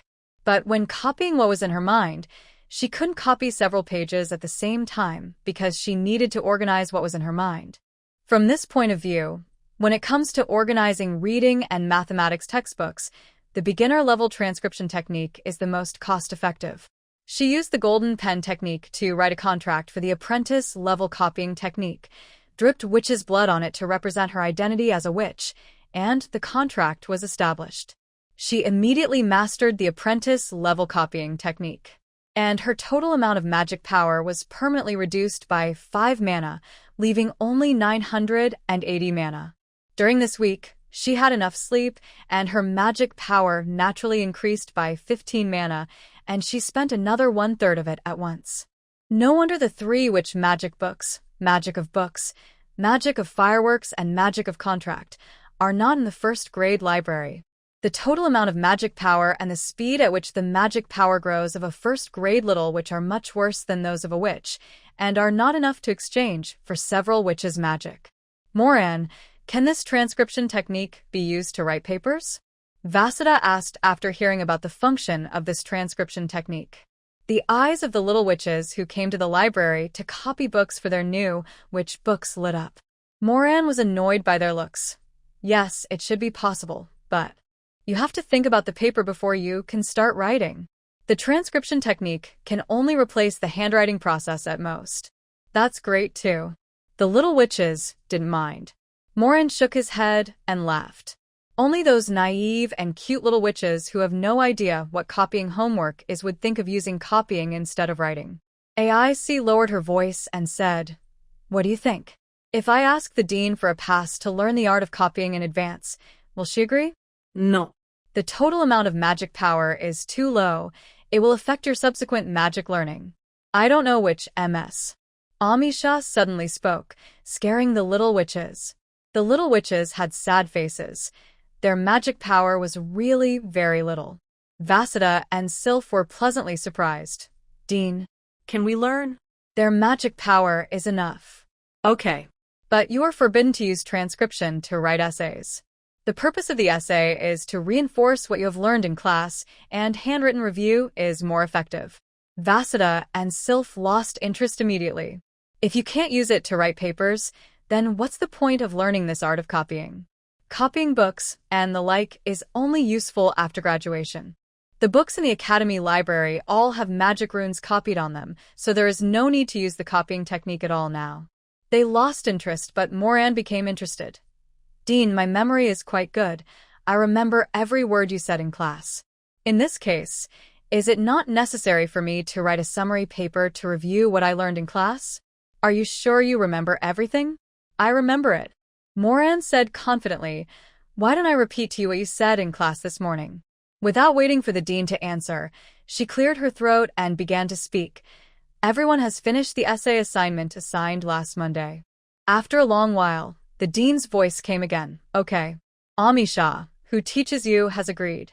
From now on, you don't have to write any summary papers. But you can't just slack off. When you have free time, read more books. Yeah. Moran was so happy. Writing these papers was really a waste of time for her. By writing fewer papers, she can have more time every day to read books that interest her. She really liked the Witch Academy's flexible teaching style. Little witches. Some little witches write papers quickly and well, and they never have to write papers again. Some little witches still have a lot of papers to write, and they will have to continue writing in the future, so even transcribing or ghostwriting is not enough. Why is the gap so big? When they reached the dormitory area, Moran said to Vasudha and Sylph, "You guys go back to the dormitory first. I'm going to the well to practice the spring technique." "Aren't you going back for lunch?" asked Vasudha.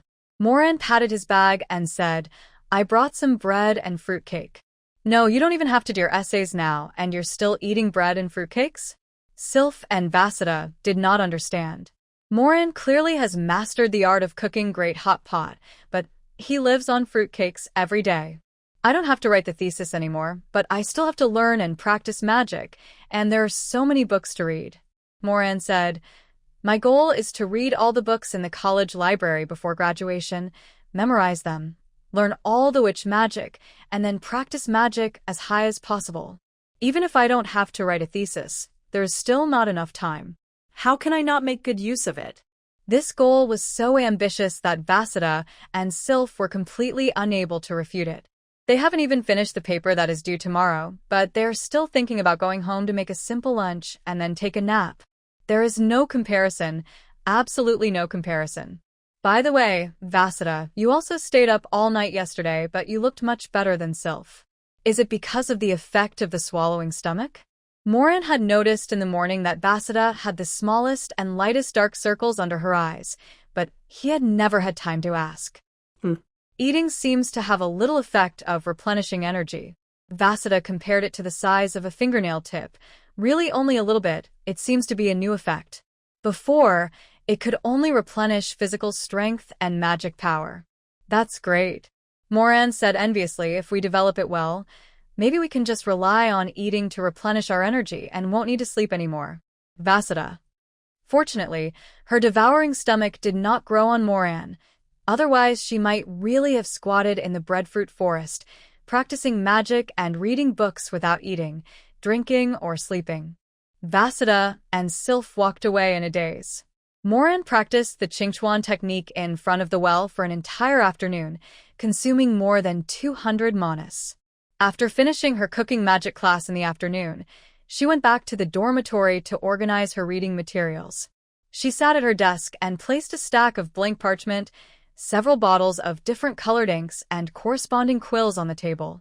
Then mobilized magic power and used transcription. The quill on the table suddenly stood up, dipped it in the black ink bottle, and then hovered above the parchment. It was as if an invisible hand was holding a pen, ready to write. The types of text reading questions and speed reading techniques of various countries on Blue Star flashed through Moran's mind. Combining the theoretical course materials she had read, she suddenly got an inspiration. As her thoughts became clearer, the quill began to move, and on the top parchment, she wrote in large witch letters, Magic Basic Theory Reading Workbook. The parchment jumped aside to dry, and the quill continued to write on the second parchment. The quill wrote extremely quickly, basically only slightly lagging behind the results of her thoughts. Sometimes, when she was hesitant, the feather pen would pause to urge her on. Relying on the writing speed of transcription, Moran worked for 5 nights and compiled a reading skills development program, a reading skills guide, a basic magic theory reading exercise book, a witch history reading exercise book, a continental history reading exercise book, and 6 volumes of basic mathematics and 6 matching exercise books. Moran simply bound it up and said, Dean, I have sorted it out. How can I give it to you? Tomorrow morning, Amisha in black robes will come to you to get it. Saturday morning, Moran had just finished his bread and cake breakfast when there was a knock on his dormitory door. Here it comes. When they opened the door, they saw Ms. Amisha, who usually taught them, standing outside the door, holding the broom she always rode. Dean, good morning. Good morning. Moran quickly invited Ms. Amisha into the room and pointed to the 17 books on the desk and said, They are all here. Amisha picked up one of the books, and the book moved automatically in her hands. In less than 3 minutes, she had turned from the first page to the last page. Then she picked up the next book. Can you see the words clearly so fast? Moran was puzzled. Although she couldn't see Ms. Amisha's energy aura, she could feel that she was probably casting a spell. Even though he was extremely curious about this way of reading, Moran didn't dare to disturb him. There were 17 books, and Ms. Amisha had read through them all in less than an hour. It's well written. It's quite suitable for a little witch. Amisha said, I will submit it to the clan meeting as soon as possible. Wait for my news. Amisha was about to take the book and leave, but Moran quickly stopped her. Dean, why were you reading so fast just now? Is it magic? I want to learn it too. If she reads at this speed, wouldn't it only take a few months to finish reading all the books in the library? Teacher Tracy's Witch Magic Speed Reading Technique is included in the magic of books you copied on Monday. However, it is not recommended that you learn it now, as the cost of casting this magic is permanent magic power. I just read these dozen books and consumed 20 permanent mana. Amisha said. After seeing Ms. Ami show off, Moran came back and immediately opened the magic of books to read. As expected, there is the magic of speed reading in it, and the price of the apprentice level is the same as before, which is 5 mana permanent magic. But the effect is the same as Ms. Ami Shah said. The cost of casting this magic is not a one-time magic power, but permanent magic power. It is equivalent to burning magic power to speed up reading, and it only speeds up the reading speed and has no effect on the reading effect. There is another shorthand technique, which also consumes permanent magic power. The effect is similar to her current photographic memory, which is equivalent to burning magic power to temporarily improve memory. Moran looked at his character card. Magic. For 96/992 mana, the total amount of magic power has finally increased naturally and is about to break through the intermediate level. There is no need to buy this kind of magic that consumes permanent magic power. Even though she was a witch, she couldn't resist speed reading for a long time. She studies so hard in order to become stronger faster. If you frequently burn your magic power to read books, you can only see yourself as a knowledgeable but powerless theoretical king. Without magic power, she couldn't even cast magic, so how could she be powerful? She couldn't rely on the knowledge in her head to cross the world and save the blue planet, right? This speed reading and shorthand technique was only suitable for use when reading opportunities were rare, time was urgent, and quick reading was needed. Only a top-level expert like the Dean, who possesses over 10,000 mana magic, can spend 20 mana permanent magic to quickly read a few books. This was not the magic that a mid-level witch like her should learn, so Moran closed the witch's book. Compared to speed reading and shorthand, there are other magics that are more suitable for her now. Moran finished reading this book last weekend and is now reviewing it briefly. In the title of the book, Ignition, Lighting and Water making refers to the art of spring purification, which Moran has already learned. Ignition represents the art of fire, which can start a fire and ignite or heat other substances. Its magical properties are similar to those of the spring magic. It creates real fire. As long as there are combustible materials, it can spread even without magical support. Unlike other fire magics, it only creates magical flames. Once the magic support is lost, it will be extinguished instantly. Even if there are combustible materials, it will not continue to spread. Illumination represents the art of light, which can use magic to release a lighting ball for illumination. Moran tried the light technique first. Preparation before learning the light spell. A stable and bright light source. Magic lamp is recommended. A handy magic wand. There was a magic lamp in the dormitory, and Moran stood near it with a magic wand. The first step is to feel the light source, observe the light source, and have an accurate impression of it. The second step is to hold the wand, concentrate, and give clear and accurate instructions to your magic power to condense a light source. Moran recited the steps of casting the spell silently. Similar to learning the Qingchuan technique, the first step is to observe and feel, and the second step is to mobilize magic power and issue commands. It was the first time she observed the magic lamp in the dormitory so carefully. Its light is bright and soft, milky white, and can illuminate every corner of the dormitory, but it is not dazzling.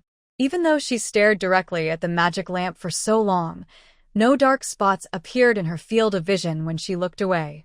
She looked, and the light ball of the magic lamp was deeply imprinted in her mind. She lowered her head, gripped her wand tightly, and mobilized her magic power by thinking about the appearance of the light ball. The tip of the wand suddenly lit up, and a ball of light that was very similar to the magic lamp ball appeared on the top of the wand.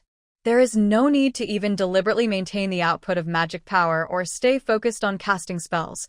The ball of light will remain there stably. It won't even fall off if you wave your wand. Moran remembered the method in the book, swung his wand, and thought to himself, "Destroy." The ball of light suddenly disappeared. Thinking about the appearance of the light ball, he shook the wand and injected a little magic power. The light ball appeared again, and the lighting effect was no worse than that of the magic lamp. Is it that easy? Moran played the game of light on, off many times, and he didn't make a single mistake. This magic itself seems to be much more stable than the spring magic. As she played, she couldn't help but have other thoughts. She was thinking about the magic lamp, and the ball of light emitted by the light spell looked like the magic lamp ball. If she thought of other lights, would the corresponding lights appear? Starlights, disco lights, strong spotlights, ultraviolet sterilization lamps, infrared therapy lamps. She has a clear memory of everything. Theoretically, it should be possible to simulate. The book only says that it is recommended to refer to the magic lamp, but it doesn't say that you can't refer to other lamps. Morin wanted to try it right away, but thinking of the consequences of her past actions, she became more cautious. I picked up the book on luminescence from the selected reading list and started reading it. The name of the book is Light. Luminosity is a magic that creates light. It can simulate all natural and artificial light sources in reality. However, the light created by luminosity only has the most basic function of light, illumination. So the light spell can simulate a light source similar to sunlight, but it cannot replace sunlight. Before the light spell goes out, you can inject magic power into it to extend the duration of the light spell. The color, shape, and brightness of the light spell are determined by the caster's will, and its success depends on the caster's clarity of will, magical proficiency, and magic power recharge. Apprentice-level light magic only stays on the wand. Basic light magic can leave the wand and stay at any position within half a meter around the body. Intermediate light magic can stay at any position within 1 meter around the body. The higher the level of light spell, the lower the magic power required to maintain it. After reading this book, Morin realized that ultraviolet sterilization lamps and infrared therapy lamps are no longer effective. At most, we can produce purple light and red light. It is possible to change the color, brightness, and shape of the luminosity spell. Morin thought of the star-shaped lights and cast the light spell. A 5-pointed star emitting warm yellow light appeared at the tip of the wand. With a star light on top, the magic wand looks like a fairy wand. Shake it and it's gone. Another disco light. Flowing round colorful lights appeared on the magic wand, and the entire dormitory became colorful. I wonder if there is a bar in Valencia? I think this light is very suitable. Just as I was thinking about it, the light went out. The energy consumption of this colored light is obviously greater than that of ordinary white light. Morin tried many different shapes and brightness of the light technique. As the book Light says, no matter what kind of lighting technique it is, it will always only have the function of illumination. Even if she was thinking of a super strong light in her mind, the light magic released was only brighter, but could not affect the field of vision, let alone cause temporary blindness. That brightness, suddenly appearing in the field of vision, theoretically should have a temporary blinding effect, but for some reason, it has no effect on vision. Even if you look directly at the sun, you will feel dizzy, but if you look directly at strong light, there will be no problem. Light spell really has no additional effect other than illumination. Morin could only attribute this to a problem with the magical light source. After trying many times, I found that the light ball that looks like a magic lamp is the most suitable for daily use and saves the most magic power. It's not without reason that the book recommends using a magic lamp to perform light magic. Although the apprentice-level light magic cannot be performed without the wand, there is no problem for the wand to leave her hand. The ball of light stayed on from around 6 in the evening to around 11, lasting nearly 5 hours before it went out. Morin only injected 1 mana in total. It seems that even for the apprentice-level light magic with the highest energy consumption, this amount of consumption is just a drop in the bucket for the witch. If you prepare an extra magic wand specifically for carrying the light spell, it would be almost like having a mobile magic lamp that is always on. No wonder Senior Lilith said that you don't have to worry about wasting magic power when using light magic. At 6 o'clock on Sunday morning, before daybreak, Morin left the dormitory carrying a basket. Time to prepare the bread and fruitcakes and juice for next week. Normally at this time, she could only reach the breadfruit forest by the light of the street lamps. After entering the breadfruit forest, it takes a while to adapt before you can barely see things in the moonlight. But today, she has the power of light. The ball of light on the wand made the area around her as bright as day.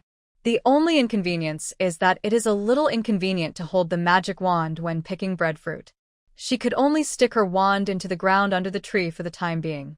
At this time, the advantage of the light magic of providing illumination without dazzling the eyes becomes apparent. The light shining from under the tree did not affect her from climbing the tree to pick breadfruit. With such good lighting conditions, Moran picked breadfruit much faster. By daybreak, she was already carrying the last basket of breadfruit back to the dormitory. Yawning, Vasudha went out to have breakfast in the breadfruit forest and ran into her outside the breadfruit forest. "Good morning, Moran." Seeing the light ball she inserted into the basket, he rubbed his eyes and said, "No, Moran, don't tell me that you have learned the light magic again." Yeah. "I just learned it," Moran said. "Aren't you busy organizing reading and math books?" Vasudha asked puzzledly. "I sorted it out and handed it over to the dean yesterday morning," Moran said. "Didn't you say there were 17 or 18 books? You sorted them out so quickly? Scribing is very convenient." Vasudha was amazed at Moran's speed. "She's been working hard this week.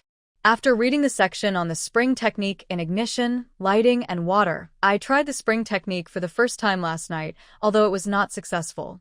I have reserved the whole day today to finish the 4 essay assignments from last week. They are all problem summary papers. I recorded them in class. They are very easy to write. If I work hard today, I will definitely be able to finish them." I was feeling smug about my success this week as I finally didn't have to stay up late to finish my homework. What about Moran? He has written 17 or 18 books and even learned the art of light. She hadn't written 4 papers yet, nor had she learned the Qingchuan technique, and she was still complacent, which was a bit foolish of her. Apart from anything else, Moran, you learn magic too fast. You learn the fountain of clear water in 1 try, and you can't learn the light of brightness in 1 try as well, right? Moran nodded. "Why don't we just follow the steps in the book?" "I also followed the steps in the book, but failed," said Vasudha. "How did you fail?" Moran asked quickly. In fact, she also felt that casting spells was too easy for her, and she succeeded every time.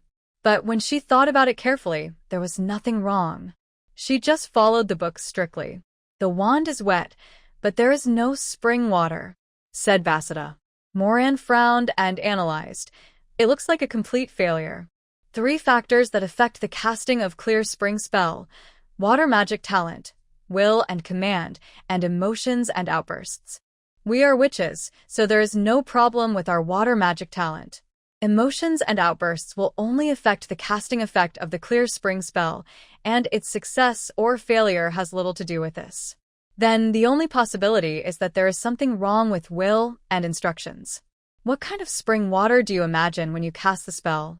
"It is the spring," said Vasudha. No matter how Moran asked, she couldn't explain it. She only knew that it was spring water, moist, and came from a water tower. "No wonder."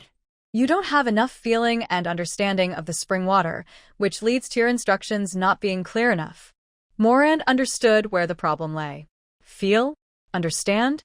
Isn't that what all water looks like? Vasudha still didn't understand. She had used and drunk so much water. How could she not understand what water was? Water is also different from water.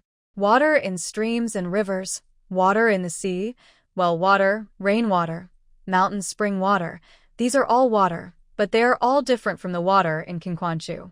The water used in the clear spring technique is completely pure, without any impurities. It is water condensed from pure water elemental force. In addition to being moist, water is also flowing, transparent, clear, and drinkable. Moran described a lot of water properties to her, and then told her, "You must first understand the effect you want the magic to produce before you can release the magic correctly.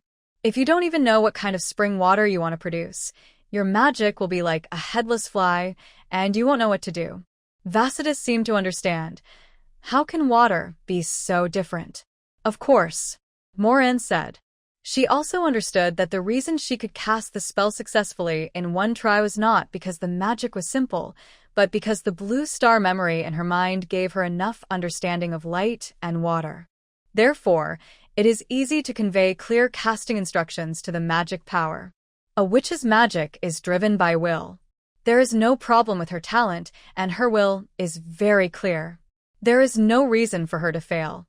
For other little witches, it is not easy to give clear spellcasting instructions because they do not understand things well enough and need to observe more. No wonder there are so many descriptions of the characteristics of the spring water in Qingchuan Dingdong, which she thinks are a bit redundant.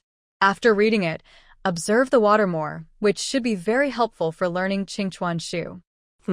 Vasudha really wanted to go back and read her book and try again to see if she could succeed, but unfortunately, she had to finish her thesis today. It would be great if this could also be developed into witch magic. Probably not. There was nothing Moran could do about this. Her memory does not consume any magic power at all. It is definitely not a witch's talent, and it is impossible to develop it into witch magic that can be shared. The witch Tracy, who possesses the Book of Omniscience, may have similar witch talents. It's a pity that her shorthand consumes permanent magic power, so she dare not use it casually. Even for Vasudha, who can restore her magic power by eating, she can only restore a one-time magic power. So Moran didn't mention it either. Oh. I won't talk to you anymore. I have to go eat some breadfruit and come back to finish my paper. Vasudha waved to her and prepared to go to the breadfruit grove. Moran also continued to walk towards the dormitory carrying the breadfruit. I had just taken 3.5 steps when I heard a scream of awe. The sound goes straight into the eardrums and makes people dizzy. The entire dormitory area fell into deathly silence. The short scream seemed like an illusion. The Amos has appeared beside the little which they were protecting. It's okay, I just fainted. Moran opened his eyes and looked at the unfamiliar ceiling, a little confused. Where is this? Wasn't she talking to Vasudha earlier? Oh, and what about the breadfruit? And that scream. The memory came back to her, and she sat up suddenly. Looking around, she saw Vasudha and Sylph lying neatly beside her. Not only them, when she looked around, she saw that almost all the witches in the 1st, 2nd, and 3rd grades were here. He was lying straight on the carpet, which made Moran's heart ache. What happened? Was the academy attacked by bad guys? Woke up? A voice came from behind her. Moran turned around suddenly and saw the familiar red hair. Then he relaxed. Senior, where is this? Has the academy been attacked by bad guys? Who is it? Lilith held a pile of potions and nodded. This is the infirmary. The academy was attacked, but it wasn't by humans. Look, it's this. Moran looked over and saw only the little witches lying on the ground. What? That flower, said Lilith. Flowers? Moran then saw that next to Sylph's head, there was a large flower pot covered with a crystal cover. There was a palm-sized plant in the flower pot, with a yellow bud the size of a fingernail on top. Although there was an extra bud and the leaves were gone, Moran still recognized it at a glance. Isn't this Sylph's bellflower? It's blooming? What does it have to do with it? To be honest, at this moment, Moran had already thought that the bad guys who invaded the college disguised themselves as this flower and secretly poisoned the witch water towers in the entire dormitory area. Otherwise, it would be hard to explain why so many little witches fell into the trap. Every little witch has a Ms. Amisha who always watches over and protects her to prevent any accidents. Then she heard Lilith say, "It just screamed," and all the little witches in the dormitory fainted. If it weren't for Ms. Amisha who was watching Sylph and saw the whole process, we wouldn't have thought it was it. Moran looked at the small flower that looked a little malnourished in surprise. What kind of bellflower is this? It's simply a queen of flowers. A scream knocked down a little witch in the dormitory. But isn't it a bellflower? It should be a mutation. But when touched by a person, the scream it makes can make creatures within a 500-meter radius faint. Lilith said, it may be related to Sylph's talent manifestation. We will have to wait until she wakes up to find out the details.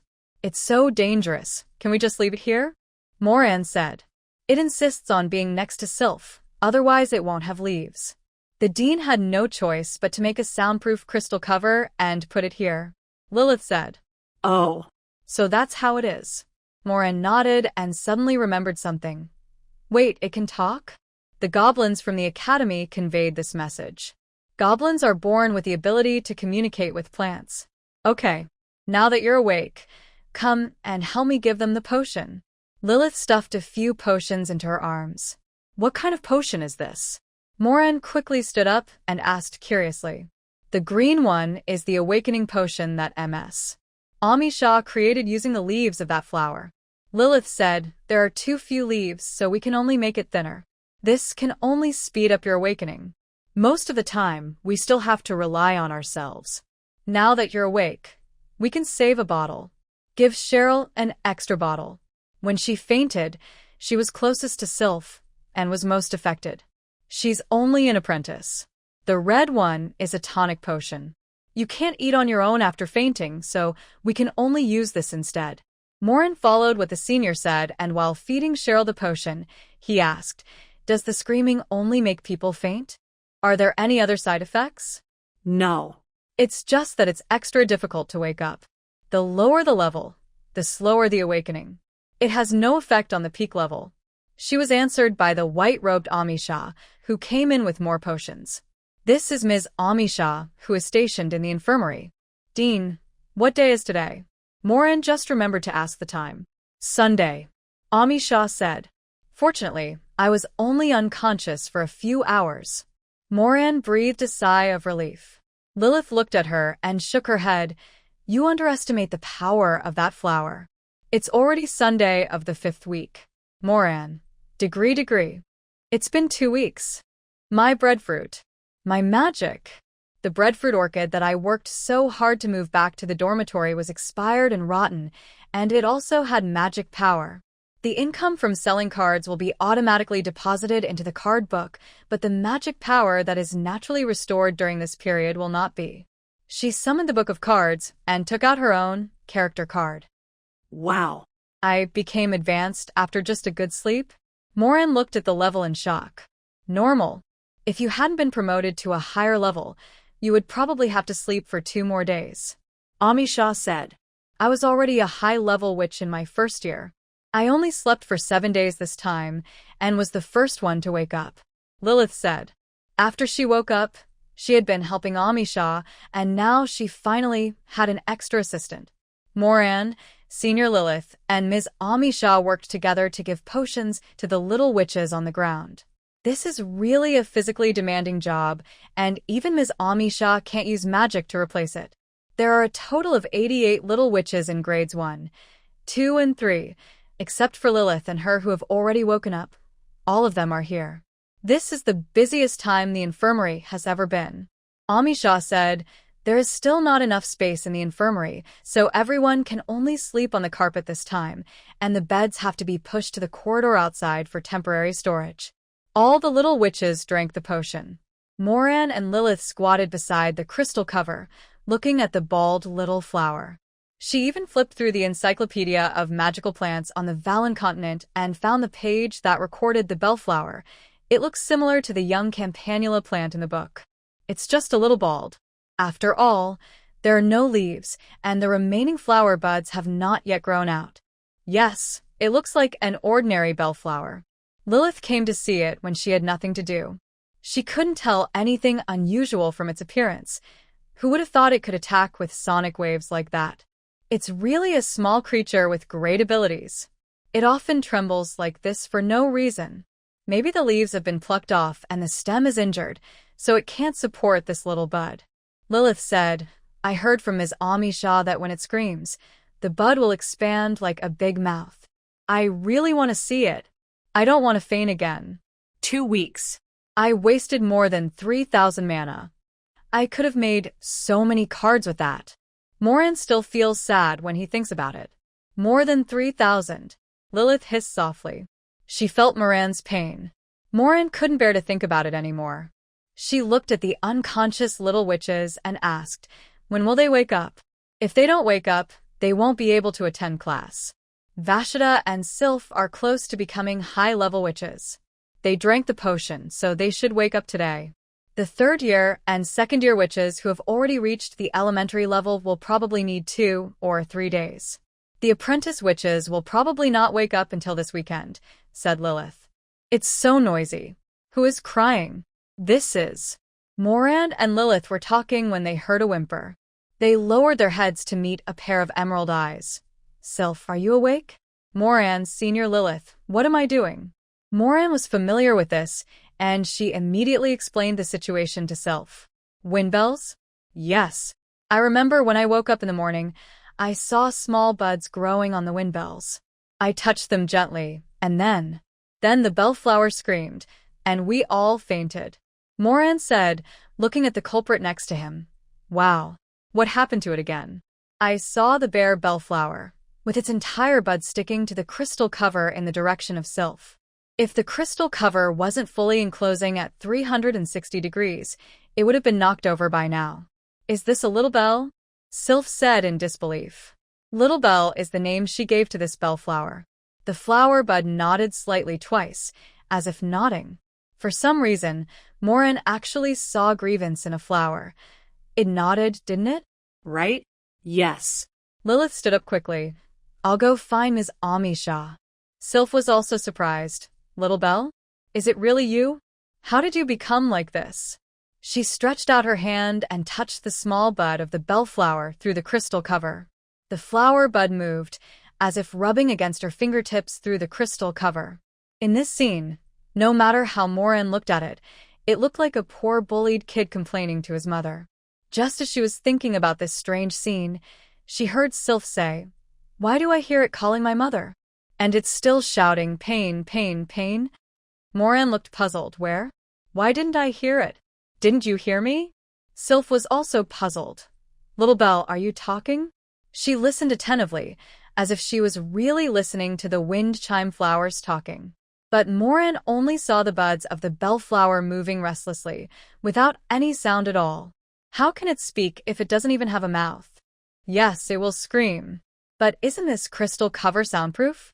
Before she and Sylph could come to a conclusion, Lilith called Ms. Amisha over. Sylph, are you awake? Amisha's voice just came out, and the weak wind chime flower suddenly got the strength from somewhere and jumped up. The force was so great that the large flower pot was lifted up, and the crystal cover was also lifted up. The bellflower, along with the flower pot and crystal cover, jumped onto Sylph's legs. It was so heavy that Sylph screamed in pain, but she still reached out to hold the crystal cover to prevent it from falling. It can be seen that the wind chime flower jumped desperately, and some of its roots were pulled out. As Ms. Amisha approached, Wind Bellflower shrank into a ball, wishing she could hide directly in Sylph's arms. Unfortunately, it didn't have the strength to jump a second time. Sylph was holding the flower pot, not knowing what to do. Why did you jump? It's mutated. Amisha seemed not to notice Windbell's fear. She looked at it closer, then shouted to the side. Baya. A leaf fairy appeared beside her. Sylph, this flower is no longer an ordinary bellflower. It has the ability to instantly stun extraordinary people below the peak level. It is very dangerous and needs to be carefully guarded. At present, it seems that the manifestation of your talent is related to plants. Considering that you will need to study plants and develop your talents in the future, greenhouse number 23 in the plantation is for your use. This bellflower, as well as the magical plants you cultivate in the future, can only be grown in greenhouse number 23. Bayer is now the management fairy of greenhouse number 23. You can ask her about the greenhouse. Fufu. I will help you take care of greenhouse number 23. Beer lifted the hem of her skirt. Thank you for your help, Bayer. Sylph nodded slightly to Bayer. Bayer can also serve as a translator between you and the plants. Amisha continued. Sometimes when you don't understand what the plant you're cultivating is capable of, you can ask Bayer to ask it. This bellflower, it's very stubborn. It won't communicate with you until you wake up. So far, only a little bit of information has been obtained through interrogation. Its flower buds cannot be touched and will emit a scream that can make creatures within a 500-meter radius fall into a state of dizziness. It takes a long time to get rid of this dizzy state. Its leaves are an antidote that can make people wake up quickly, but one leaf can only wake one person up immediately. For the rest, you can ask it again. This soundproofing cover will only block extremely loud, harmful sounds and will not affect normal speaking sounds. Upon hearing this, Sylph looked embarrassed. Dean, I think I can't hear it talking. Did you hear it? Amisha was surprised for a moment, but soon figured it out.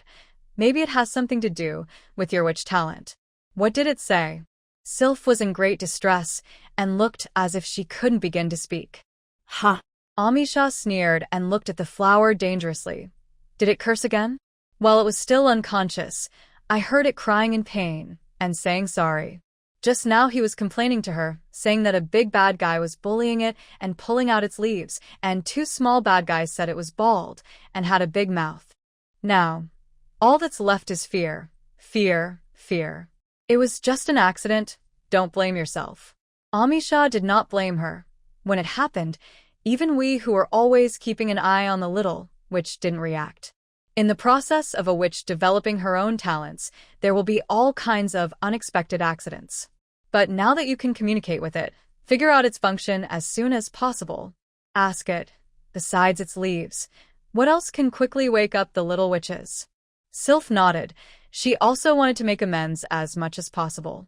In the eyes of Moran and the others, only Sylph was comforting Wind Chime gently, and Wind Chime didn't hear a word of her voice. After a long while, Sylph finally got the answer. Only the leaves it sheds on its own initiative can resist its sonic attack. But my magic power can help it grow some new leaves quickly, but I need to take down the soundproof cover. It is still a young plant and cannot control its sonic attacks. It will only scream uncontrollably when its flower buds are touched. Okay, wait a minute. Amisha took out her magic wand and cast a silent spell on a certain flower. Okay, now it will be fine even if it touches its bud. She would never put the little witches in danger a second time. Wind Chime Flower wanted to scream immediately, but it couldn't control its sonic attack ability. Sylph slowly opened the soundproof cover. The bellflower, which had been in jail for 2 weeks, was almost crying for joy. Its thin flower stem stood straight as it breathed in the fresh air. Subconsciously, I wanted to rub the flower bud against my mother, and then suddenly I froze and shrank the flower bud. Amisha snorted coldly. She knew that this flower was unreliable. On the day of the accident, it was Sylph who wanted to touch the flower, but it was obvious that the flower had already developed some intelligence when it grew buds, and it could be considered a living plant. She knew clearly that her flower buds could not be touched, but because of her clingy nature she did not avoid them, which led to the current result. Sylph put her hand in the flower pot and injected a little magic into it. The bellflowers were visibly perked up. It wants to use all its strength to grow a strong body and beautiful flower buds. But thinking of Mom's words, and the big and little bad guys who were eyeing her covetously, she had to use all her strength to grow leaves. Soon buds appeared on the stems, unfolding and turning into small leaves. When the leaves grow up, they fall off on their own. 1 leaf, 2 leaves, 3 leaves, until 85 small leaves had fallen off. Sylph stopped outputting magic power and wiped the sweat from her forehead. The growth of leaves consumed more magic power than expected, and she was almost drained of it, with only less than 0.1% of her magic power left. If it goes on for a little longer, she might faint. Amisha took out a bottle of Azure Potion, Recovery Potion. Drink it. Moran looked at the potion eagerly. This was the legendary Recovery Potion. Thank you, Dean. Sylph took the potion and drank it all. The leaves were collected and taken away to be fed to other little witches. The silencing magic was cancelled, and the soundproof crystal cover was put back on. Wind Bellflower's resistance was futile, and she kept cursing. It was just that Sylph had consumed too much energy just now. Even though she drank the recovery potion, it was only the most common apprentice-level recovery potion, which could only make her feel a little better, but could not restore her magic power on a large scale. She was in a bad condition and temporarily lost the ability to communicate with Wind Chime Flower and did not hear Wind Chime Flower's protest at all. Fire, the fairy who was born with the ability to talk to plants, twitched the corners of her mouth silently. This flower is really noisy. The leaves of the campanula are indeed a good antidote to its sonic attack. After feeding a whole leaf, all the little witches, whether they were intermediate, elementary, or apprentice, woke up immediately. All right. Amisha clapped her hands and started to shoo everyone away. Everyone go back. Classes will start tomorrow as normal according to the schedule. The little witches only knew that they were knocked unconscious by a flower and were still a little confused. While being pushed out by the dean, he asked, "What time is it now?" 2 weeks. It's Sunday of the 5th week. It's been 2 weeks? But fortunately, it's still Sunday. By the way, what time is it? 1 o'clock in the afternoon. What? 1 o'clock in the afternoon. I haven't finished my paper yet. Many people have not finished their papers. Dean, will the paper assignments be handed in as normal tomorrow? Of course. Ms. Amisha ruthlessly drove them out of the infirmary with their flowers. I haven't slept for 2 weeks. My magic clone also needs a rest. Why isn't today Saturday or Friday? Why isn't it Sunday? To make matters worse, they were now in the castle. It's okay. We can fly back. The 2nd and 3rd grade little witches still found some comfort. At least they don't have to walk back like the little 1st graders. Lilith was happy for less than half a minute when she asked, "When we were sent here, the broomstick was not with us. Then we all have to walk back to the dormitory together?" Vasida's eyes lit up. "I haven't walked the mountain road with the 3rd-year seniors yet. The little witch in the 2nd or 3rd grade." They were wrong. What was worse than being dizzy for 2 weeks and then having to do homework when you wake up was having to walk an hour or 2 on the mountain road to get back to the dormitory to do your homework. Under the resentful gazes of the other little witches, Lilith went to the broom shed to get her own flying broom. "I'll be back first. You guys take your time." When she woke up on the 1st day, she also walked back by herself. Along the way, Sylph kept apologizing to everyone. The little witches complained, but they didn't blame her. Instead, they were very interested in the wind chime flowers. "Honestly, your flower is amazing. Can it leave seeds? If you plant some near your home, wouldn't it be more powerful than a protective magic circle? Anyone below the peak level will be knocked down in a second." "I'm not sure." Sylph shook her head. "I can't hear the sound of the little bell anymore. I'll ask it when my magic power recovers."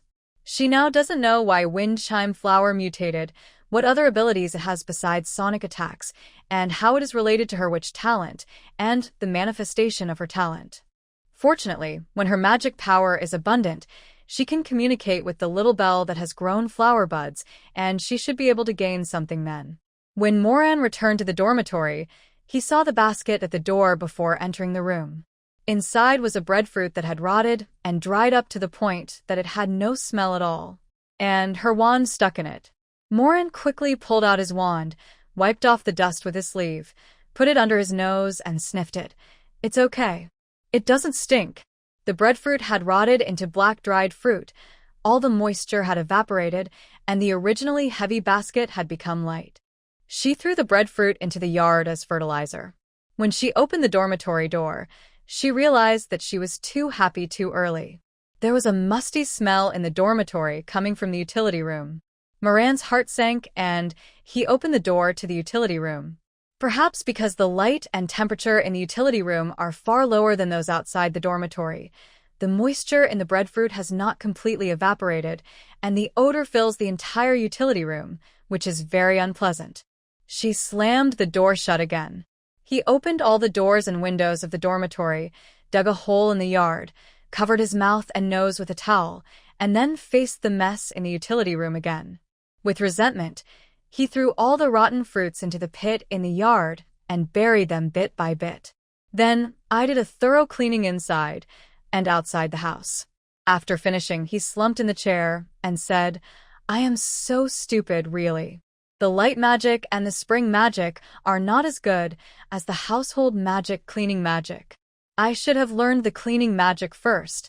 It's a pity that I have to go to school tomorrow, so I have to prepare the fruit cakes and juice for next week." By the time we picked the breadfruit, washed it, made it into juice, and made it into cake, it was almost evening. Eating bread cake and flipping through the witch's book, everything finally got back on track. Today she was particularly interested in household magic. The book Housekeeping Magic, cleaning, organizing, and repairing may not be finished even if you read it until midnight. As for the flame technique, Moran had already read ignition, lighting, and water making and the art of flame, so he could try it directly. The casting method is very similar to that of spring and light. With the memories of the blue star planet, she also has enough understanding of fire. Holding the magic wand, thinking of fire, he mobilized his magic power, and a small flame suddenly appeared on the tip of the magic wand. About the same size as a match flame, but steadier. Extinguish, light up. Extinguish, light up. Concentrate on casting the spell, with basically no mistakes. The flame technique was learned immediately, and the whole process took less than 3 minutes. As expected, as long as you know the method and master the clear casting instructions, it is not difficult for a witch with unlimited talent to learn a magic. The difficult part is to improve the level of magic. In this regard, even witches don't have much advantage and still need to practice more. So far, Moran has learned the 3 magics in the book Fire, Light, and Water. I started reading housework magic, cleaning, organizing, and repairing with peace of mind. Housekeeping magic involves cleaning, organizing, and repairing. They can be said to be separate magics, or they can be combined and collectively referred to as one magic, household magic.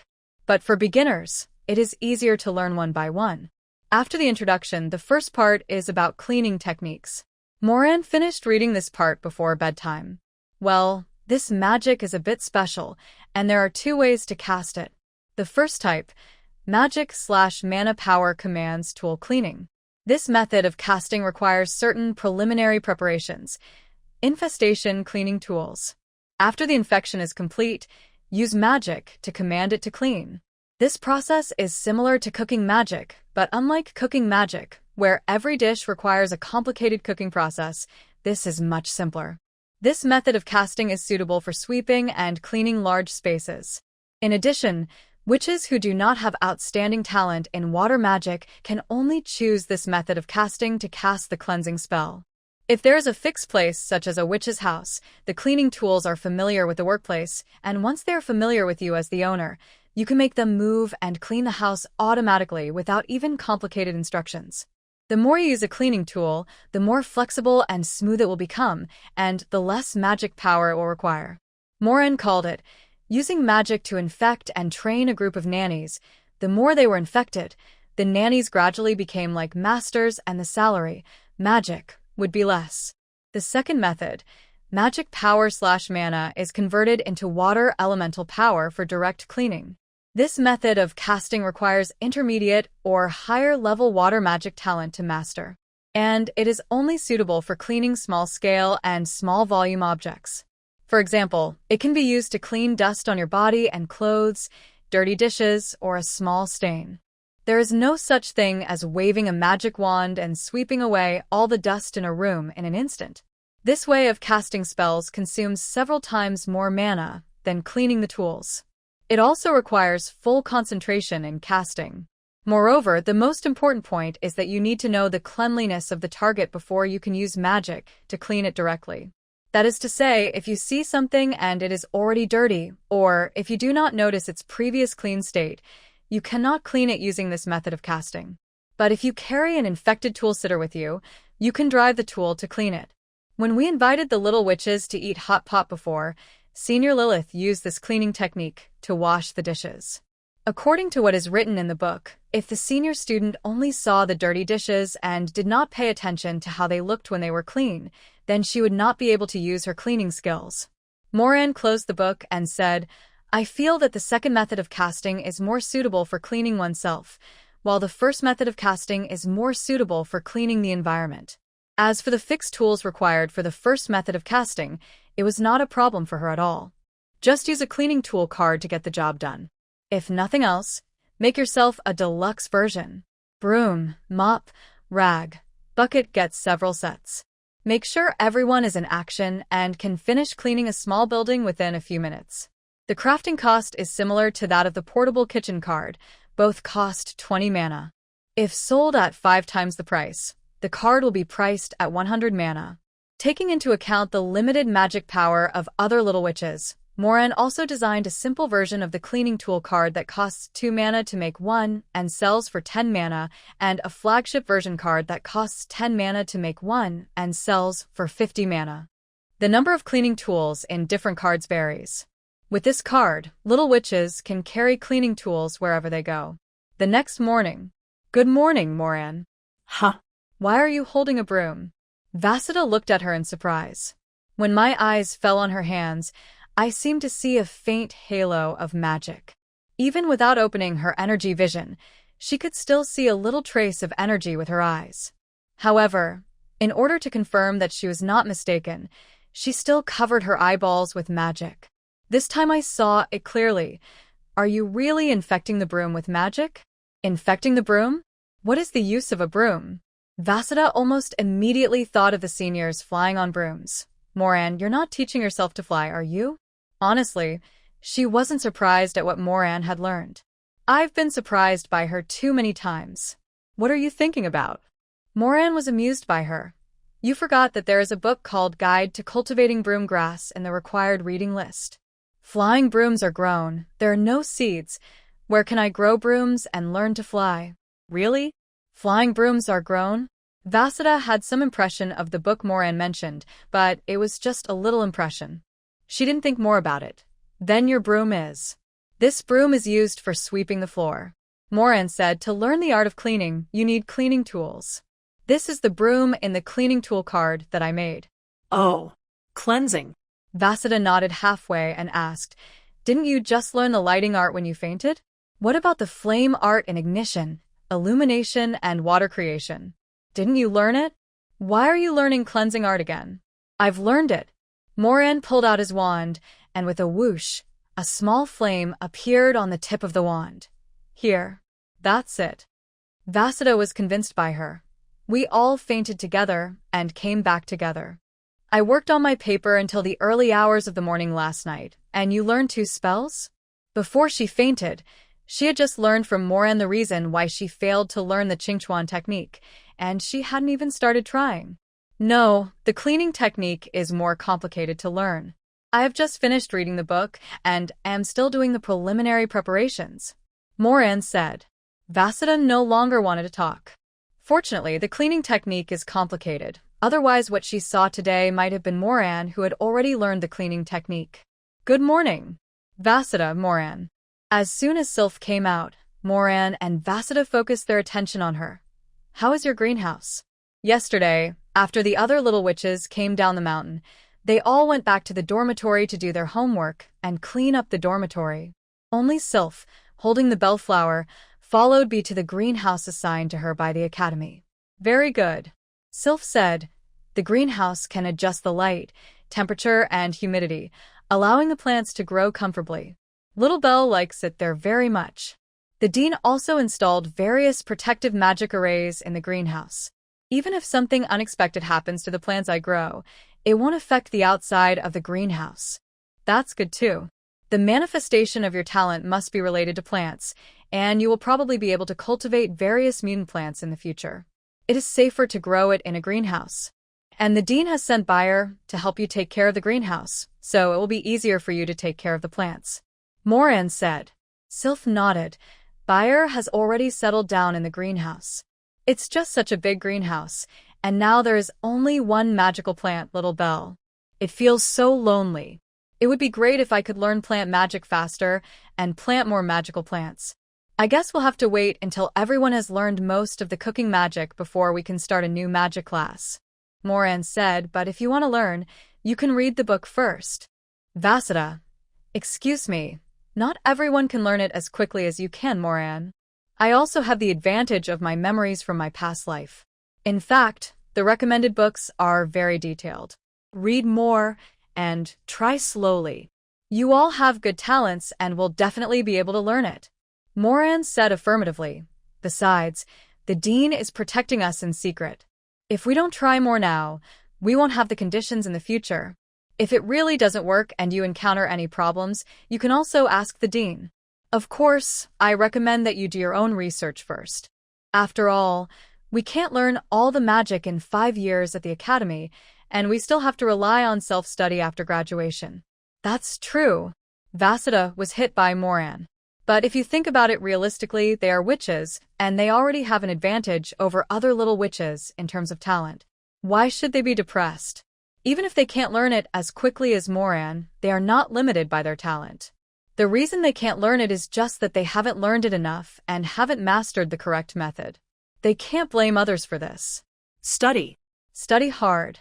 Now that I have experience in writing papers, I can write a paper summarizing a problem in half an hour. I can squeeze out more time to study magic in the future. Vasudha was full of confidence, and her spirit and energy were different. Sylph was flipping through the witch's book. The book about planting magic. Is it the one called 2 or 3 Things About Plant Growing? Introduction to Plant Magic? This is the one. Moran had already memorized the required reading list for first graders. Although I haven't had time to read every book, I have read the preface of each book, so at least I have a general idea of what the content of each book is. Influenced by these 3 girls, other little witches also thought about using their spare time to learn other magic in advance. After all, they're all experienced in writing papers. As soon as the recording card starts playing, just copy it onto paper and do some minor polishing. But when they went to the theory class, the positive atmosphere came to an abrupt end when Ms. Amisha said, "From today, the format of theory classes will change. The part of reading the textbook content on your own before class has been canceled and replaced by explaining the exercise book. Everyone needs to complete the reading of the textbook content for the next lesson and do the preview reading questions in the accompanying workbook before class. During class, we will go directly to the workbook exercises. Afterwards, everyone can ask questions about the content in the textbook that they still have doubts about. I will answer them one by one and then recommend corresponding reference books to you." The homework was changed from a summary paper on classroom problems to review exercises in the workbook. Every month, we will conduct a quiz on theoretical knowledge. Take a look at the theoretical knowledge learned this month. There are rewards for both those with excellent grades and those with unsatisfactory grades. Now I am sending you the accompanying workbooks for Basic Theory of Magic, History of Witches, and History of the Continent. This will be collected in every class for inspection, so do not copy it into the witch book. The little witches don't know what the exam is yet. But when the pile of books next to Ms. Amisha were handed to them, they knew what the exercise book was. It turned out to be a lot of homework. In conjunction with the textbooks for the theoretical courses, each chapter in the textbook has corresponding preview exercises, review exercises, and extension exercises in the workbook. It is obvious at first glance that this assignment is much more complicated than a problem summary paper that can basically be copied from a recording. What a shocking and tragic news. The content of the monthly exams and tests are all knowledge points that are in the textbooks or workbooks, or have been taught in class. Amisha continued, "In the future, we will no longer need essays to help you review. Instead, we will directly use exercise books to consolidate your knowledge and monthly exams to test what you have learned. Those with excellent monthly exam results will be rewarded with gold coins. Those who fail the monthly exam will be rewarded with a workbook. This exam in the Blue Star world is really a good thing. I never thought that the little witches could be tested in this way. From now on, we don't have to worry about little witches not studying theoretical courses seriously." The little witch's eyes went dark. I really wish they had never woken up yesterday. How come just 2 weeks later, Ms. Amisha came up with such a horrible idea? Such a thick exercise book. If you fail an exam, you will be rewarded with a huge book. It sounds overwhelming. Is this really a reward, not a punishment? By the way, Moran doesn't have to do the preview and review workbook assignments, Amisha added. Why? The little witches were puzzled. Moran has a good memory, so it would be fine if he didn't have to write the paper, but why doesn't he need a workbook either? Because the workbooks for the Basic Theory of Magic, History of Witches, and World History were written by her, I reviewed them with the witches in the clan and didn't make any major changes. The fact that she could write such a book shows that she has fully understood the contents of the 3 books, what is magic, history of witches, and changes over the years in the continent of Valen. If it weren't for the extended Q&A session, it wouldn't matter if she didn't attend these 3 classes. Amisha said, of course, she still has to take the monthly exams. The little witch's eyes shot like sharp arrows towards the figure in the middle of the first row. So this is the reading material she compiled based on her past life experience. Exercise books and exams. What a horrible world. Moran stared at the book guiltily, as if he wanted to stare a hole in it. She swore that it was really not her idea to reward a failed test with a workbook. It is absolutely the dean's free play. You have slept for 2 weeks. I don't know if you still remember what you learned before. In this week's theory class, I will give you a workbook on what you have learned before. Anything you can't finish can be treated as homework. The first monthly exam will be held in the Basic Theory of Magic class next Monday, and the exam will cover the chapters that we have learned so far. Ms. Amisha finished speaking and sat down. Let's get started. Today's Basic Magic Theory class turned directly into a workbook class. No matter how the little witches complained, the exercise books were squeezed into the first grade classroom at lightning speed. Resigned to my fate, I opened the workbook and completed the exercises. My previous feeling turned out to be correct. It is indeed harder than the thesis. In terms of difficulty, you can write a long paper just by listening to the recording without having to use your brain at all. But when doing the workbook homework, I wanted to read the corresponding chapter of the textbook over and over again. Sometimes there is no answer at all. In terms of time, now that I am familiar with writing papers, I can write one in half an hour. It took me more than half an hour to finish the preview questions for one chapter in the workbook. While the little witches were struggling with their exercise books, Moran was called to the podium by Ms. Amisha and handed a small bag to her. Your book clan has decided to include it in the library. This is a reward for you. Moran opened it and saw the bag full of red light. She was so excited that she quickly closed the bag. Red gold coins. She had only seen them in the Young Witch books. There are many different monetary systems in the world of Valen, popular among different races and countries.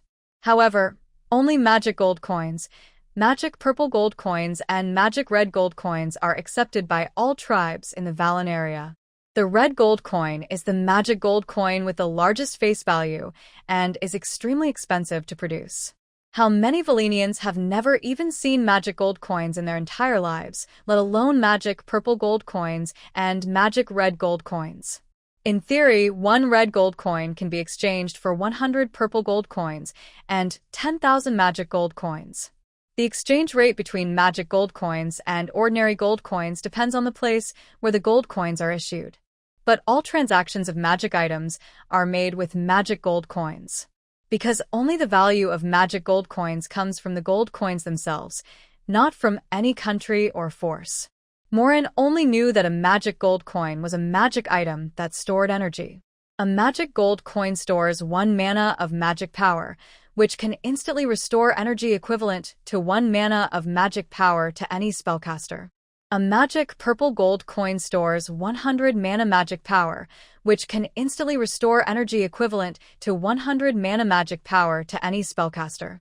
A magic red gold coin stores 10,000 mana of magic power, which can instantly restore energy equivalent to 10,000 mana to any spellcaster. Magic coins are the caster's extra mana bar. Therefore, the more spellcasters a race has, the more popular magic gold coins become. But currently, only angels, demons, dragons, witches, and humans know how to make magic gold coins. And she has at least 10 coins in this bag. 20 red gold coins. Amisha told her the amount directly. Moran. 20 pieces. This was a huge sum of money that she couldn't even imagine at the moment. It can be said that if she were an ordinary witch, this money would be enough for her to squander for hundreds of years. The clan association is really generous. 17 of them are rewards for your contribution of knowledge, and the remaining 3 are rewards for your help in guiding other grades in compiling theoretical workbooks. As Amisha spoke, a pile of books appeared on the table. These are the other theoretical course exercise books I compiled these days. I need your help to take a look and see if there are any problems with the question method and angle. I have also attached the original text of the corresponding textbook. Is there any space in your witch book? I will copy it in for you. Please take a look at it as soon as possible. Moran. She compiled 17 textbooks in 1 week. As for the dean, within 2 weeks, he not only submitted the teaching materials to the clan association for review, but also wrote out the exercise books for the theoretical courses of other grades. The key is that what Moran sorted out was the knowledge he already had.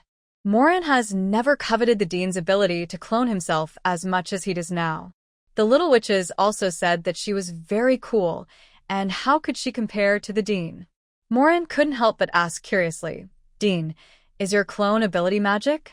Why don't I see similar magic in the witch magic catalog?" Amisha looked at her and blinked, then asked seductively, "Do you want to learn?" "Yes." Moran nodded without hesitation. "If you can learn it and create 100 or 80 clones, one goes to school, a few read books, and the rest learn magic, then you still have to worry about not being able to become powerful? With your qualifications, there is definitely a chance," Amisha said in an ambiguous way. Moran thought she was saying that he could learn, and he was immediately excited, but he didn't expect to hear Ms. Amisha say, "I will tell you when you graduate." Moran. "Okay, bring the witch book." Amisha said, "These exercise books don't have runes engraved on them yet. I'll copy them down for you. Read them quickly. Your seniors are waiting to learn from them." Moran reluctantly summoned the witch's book. Amisha used the top-level copying technique to copy books one by one into Moran's witch book. It is not like the standardized books in the library. Sometimes you have to copy several copies of a workbook to finish it. Fortunately, there are enough blank pages in Moran's witch book, otherwise there wouldn't be enough to fill it. The little witches who were struggling with their exercise books saw Moran standing on the podium, her face almost covered by the pile of books, and felt a little sympathy. They did not hear the conversation between Moran and Ms. Amisha. Moran no longer had to do the workbooks for basic theory of magic, history of witches, and world history, but the dean copied more workbooks for her. And after she came down from the podium, she never took her eyes off her witch book. As expected, no little witch could escape the punishment of the exercise book. Suddenly, they were balanced. Moran's current task is quite heavy. Ms. Amisha has repeatedly emphasized that she should finish it as soon as possible so that she can arrange workbooks for the little witches in other grades. But she was not as resentful as the little witches imagined. On the contrary, she looked quite happy. In order to save her the effort of copying and looking through the textbooks, Amisha inserted the corresponding textbook chapters into these exercise books. For her, reading the exercise book is like reading a theoretical textbook with exercises, full of new knowledge points. Moreover, these are theoretical courses that can only be taken after the second grade, and the textbooks are kept in the library of senior grades, which is not accessible to her now. But now, because she has to help the dean find out the gaps and check whether there are any problems in the question-setting ideas, she can now be exposed to this part of knowledge. With her ability to remember everything she sees, this is equivalent to self-studying the contents of all future theoretical courses in advance. Ms. Amisha also promised her that after she finished proofreading this batch of exercise books, she would not have to do the theoretical exercise book assignments for all grades. For theoretical classes, you only need to go to the classroom to answer questions and take monthly exams. The most important thing is that proofreading is paid, a full 3 gold coins. How is this different from paid study? So Moran was willing to read it, and read it very seriously.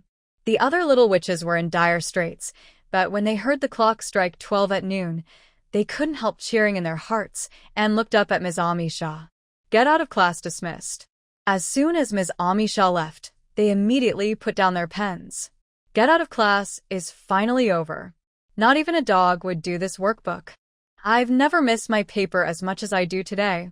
Molin Moran, you didn't tell me that the reading material you prepared was of this type. Where's Moran? Finally, the little witch remembered Moran, the inventor of the exercise book. Look. Still reading. Cheryl pointed forward. Moran. Get out of class is over. Vasudha picked up an exercise book, stood up and knocked on Moran's desk.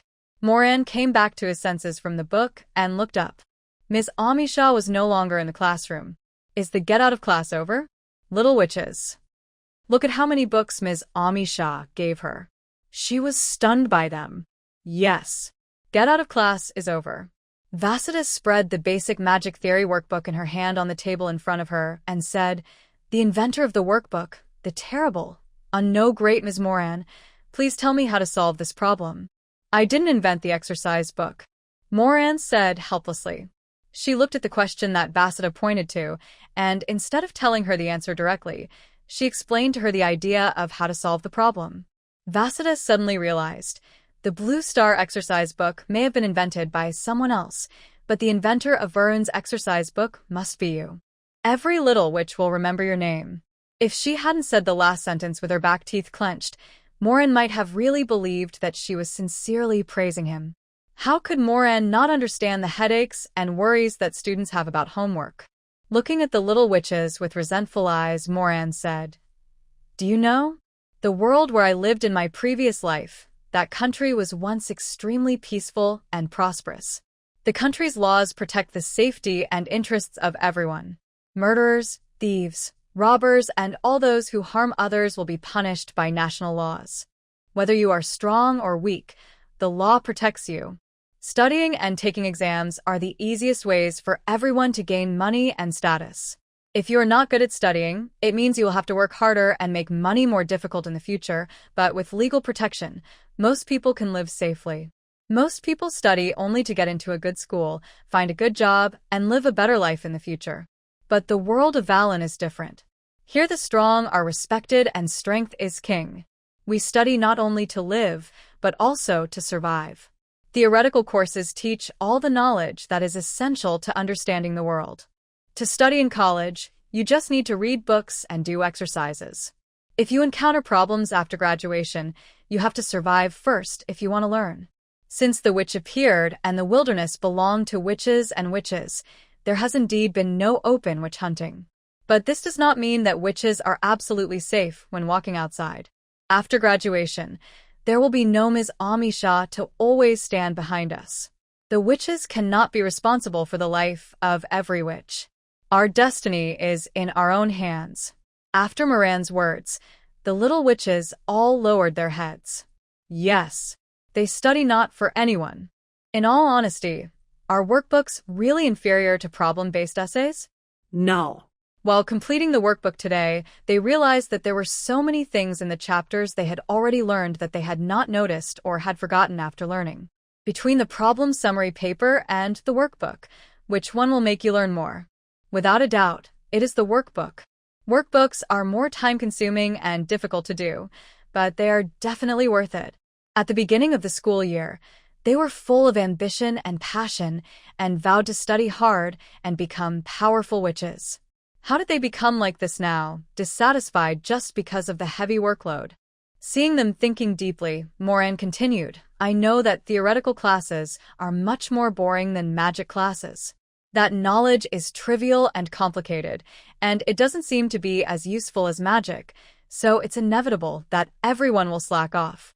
But the importance of theoretical knowledge is really no less than that of magic. You don't want to be repeatedly frustrated and unable to learn magic because you don't understand what it is, right? You don't want to be deceived by mistaking demons for angels when traveling, or be ripped off by mistaking goblins for dwarfs when traveling, right? You don't want to see rare magical plants, minerals, or other natural treasures, but miss the opportunity to become rich overnight because you don't know them, right? Knowledge really is power. The little witches felt terrified when they thought about the scene Moran described. Although it is a bit exaggerated to mistake demons for angels and goblins for dwarfs, they can't be that ignorant. But if they don't learn theoretical courses well, they may really have problems in learning magic, and they may also miss out on treasures due to lack of knowledge. Now, you may feel that the heavy workload is overwhelming, but this is nothing compared to what you will face when you live independently after graduation. In the future, you will thank yourself for your hard work and accumulation now. Moran's chicken soup literature came out of his mouth at once, which directly changed the negative and averse attitude of the little witches. As much as I hated exercise books before, I now hate myself for complaining about everything and not striving for progress. Moran. Thank you for inventing the exercise book. With the exercise book, we will definitely learn theoretical knowledge better than the little witches before. Moran looked at the little witches who were full of energy and eager to do hundreds of exercises and nodded with satisfaction. That's right. You can never have too much knowledge. If you encounter a question that you have no idea how to answer, feel free to ask me. I can tell you how to answer it. I have something to ask. Me too. Moran was surrounded by little witches holding exercise books. After answering the questions, the little witches held up their workbooks and said, I suddenly feel that workbooks aren't that scary after all. Finishing an exercise seems to make me happier than finishing a paper. Hearing this, Moran smiled and said, "You'll know when you take the exam. It's more rewarding to do well in the exam than to do the practice questions." "What is the exam like?" the little witches couldn't help but ask. Moran shook his head. "I don't know the specific question types and content, but it will not deviate from the knowledge points we have learned.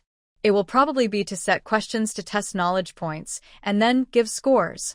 When submitting the training plan, she simply attached a proposal to add exams and provided some reference question types and exam scoring methods. What exactly was adopted by Ms. Amisha, she did not know. "As long as we study hard, we can all pass, right?" the little witches asked uncertainly. Even if they are eager to learn at this time, they cannot tolerate such a generous reward as a workbook. Of course. Moran's purpose in compiling exercise books and training programs has never been to confuse the little witches. The dean will not make things difficult for you on this matter. The exams at the Witch Academy are meant to urge everyone to study and test everyone's learning outcomes. They are not selective exams like the college entrance exams, and there is no need to test for differentiation. If I have to have a reference, the overall difficulty is probably similar to the first part of the driver's license test in my previous life. As long as you study hard, there will be no problem. However, the difficulty of the questions will be slightly higher, and it is impossible for all of them to be multiple-choice questions. The little witches felt a little relieved. As long as the reward of the exercise book is not mine, it's fine. By the way, Moran, what was the workbook that Ms. Amisha gave you just now? There were so many. AC remembered what she saw in class. This is the workbook for the senior theory course, compiled by the dean. Let me take a look and see if there are any problems. Moran said. Huh? Do seniors have workbooks too? Cheryl asked. Of course. Moran said affirmatively. All theoretical courses will be accompanied by exercise books. It was finished so quickly? Did the dean write it all by himself? Vassida remembered that Moran didn't write so many books at the beginning.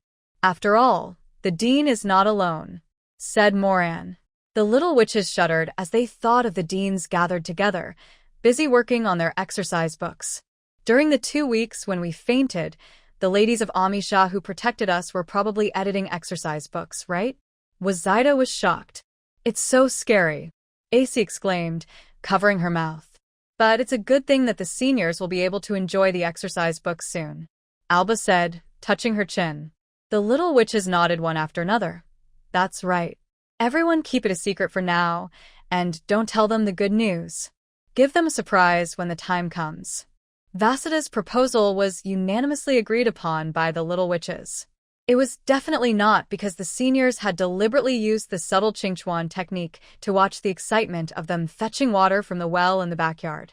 It was not because the seniors kept silent, allowing them to fully enjoy the battle of wits with Ms. Amisha in the theory class, and then reap a lot of papers. The Witch Academy loves to leave surprises. It's just that the surprises in the past were all left by the senior students for the junior students. This time, the surprise was left by the younger students for the older students. Looking at the little witches who were so excited and discussing the reactions of the seniors when they received the workbooks, Moran swallowed the fact that she still had to proofread the workbooks before they could be printed and distributed to the seniors.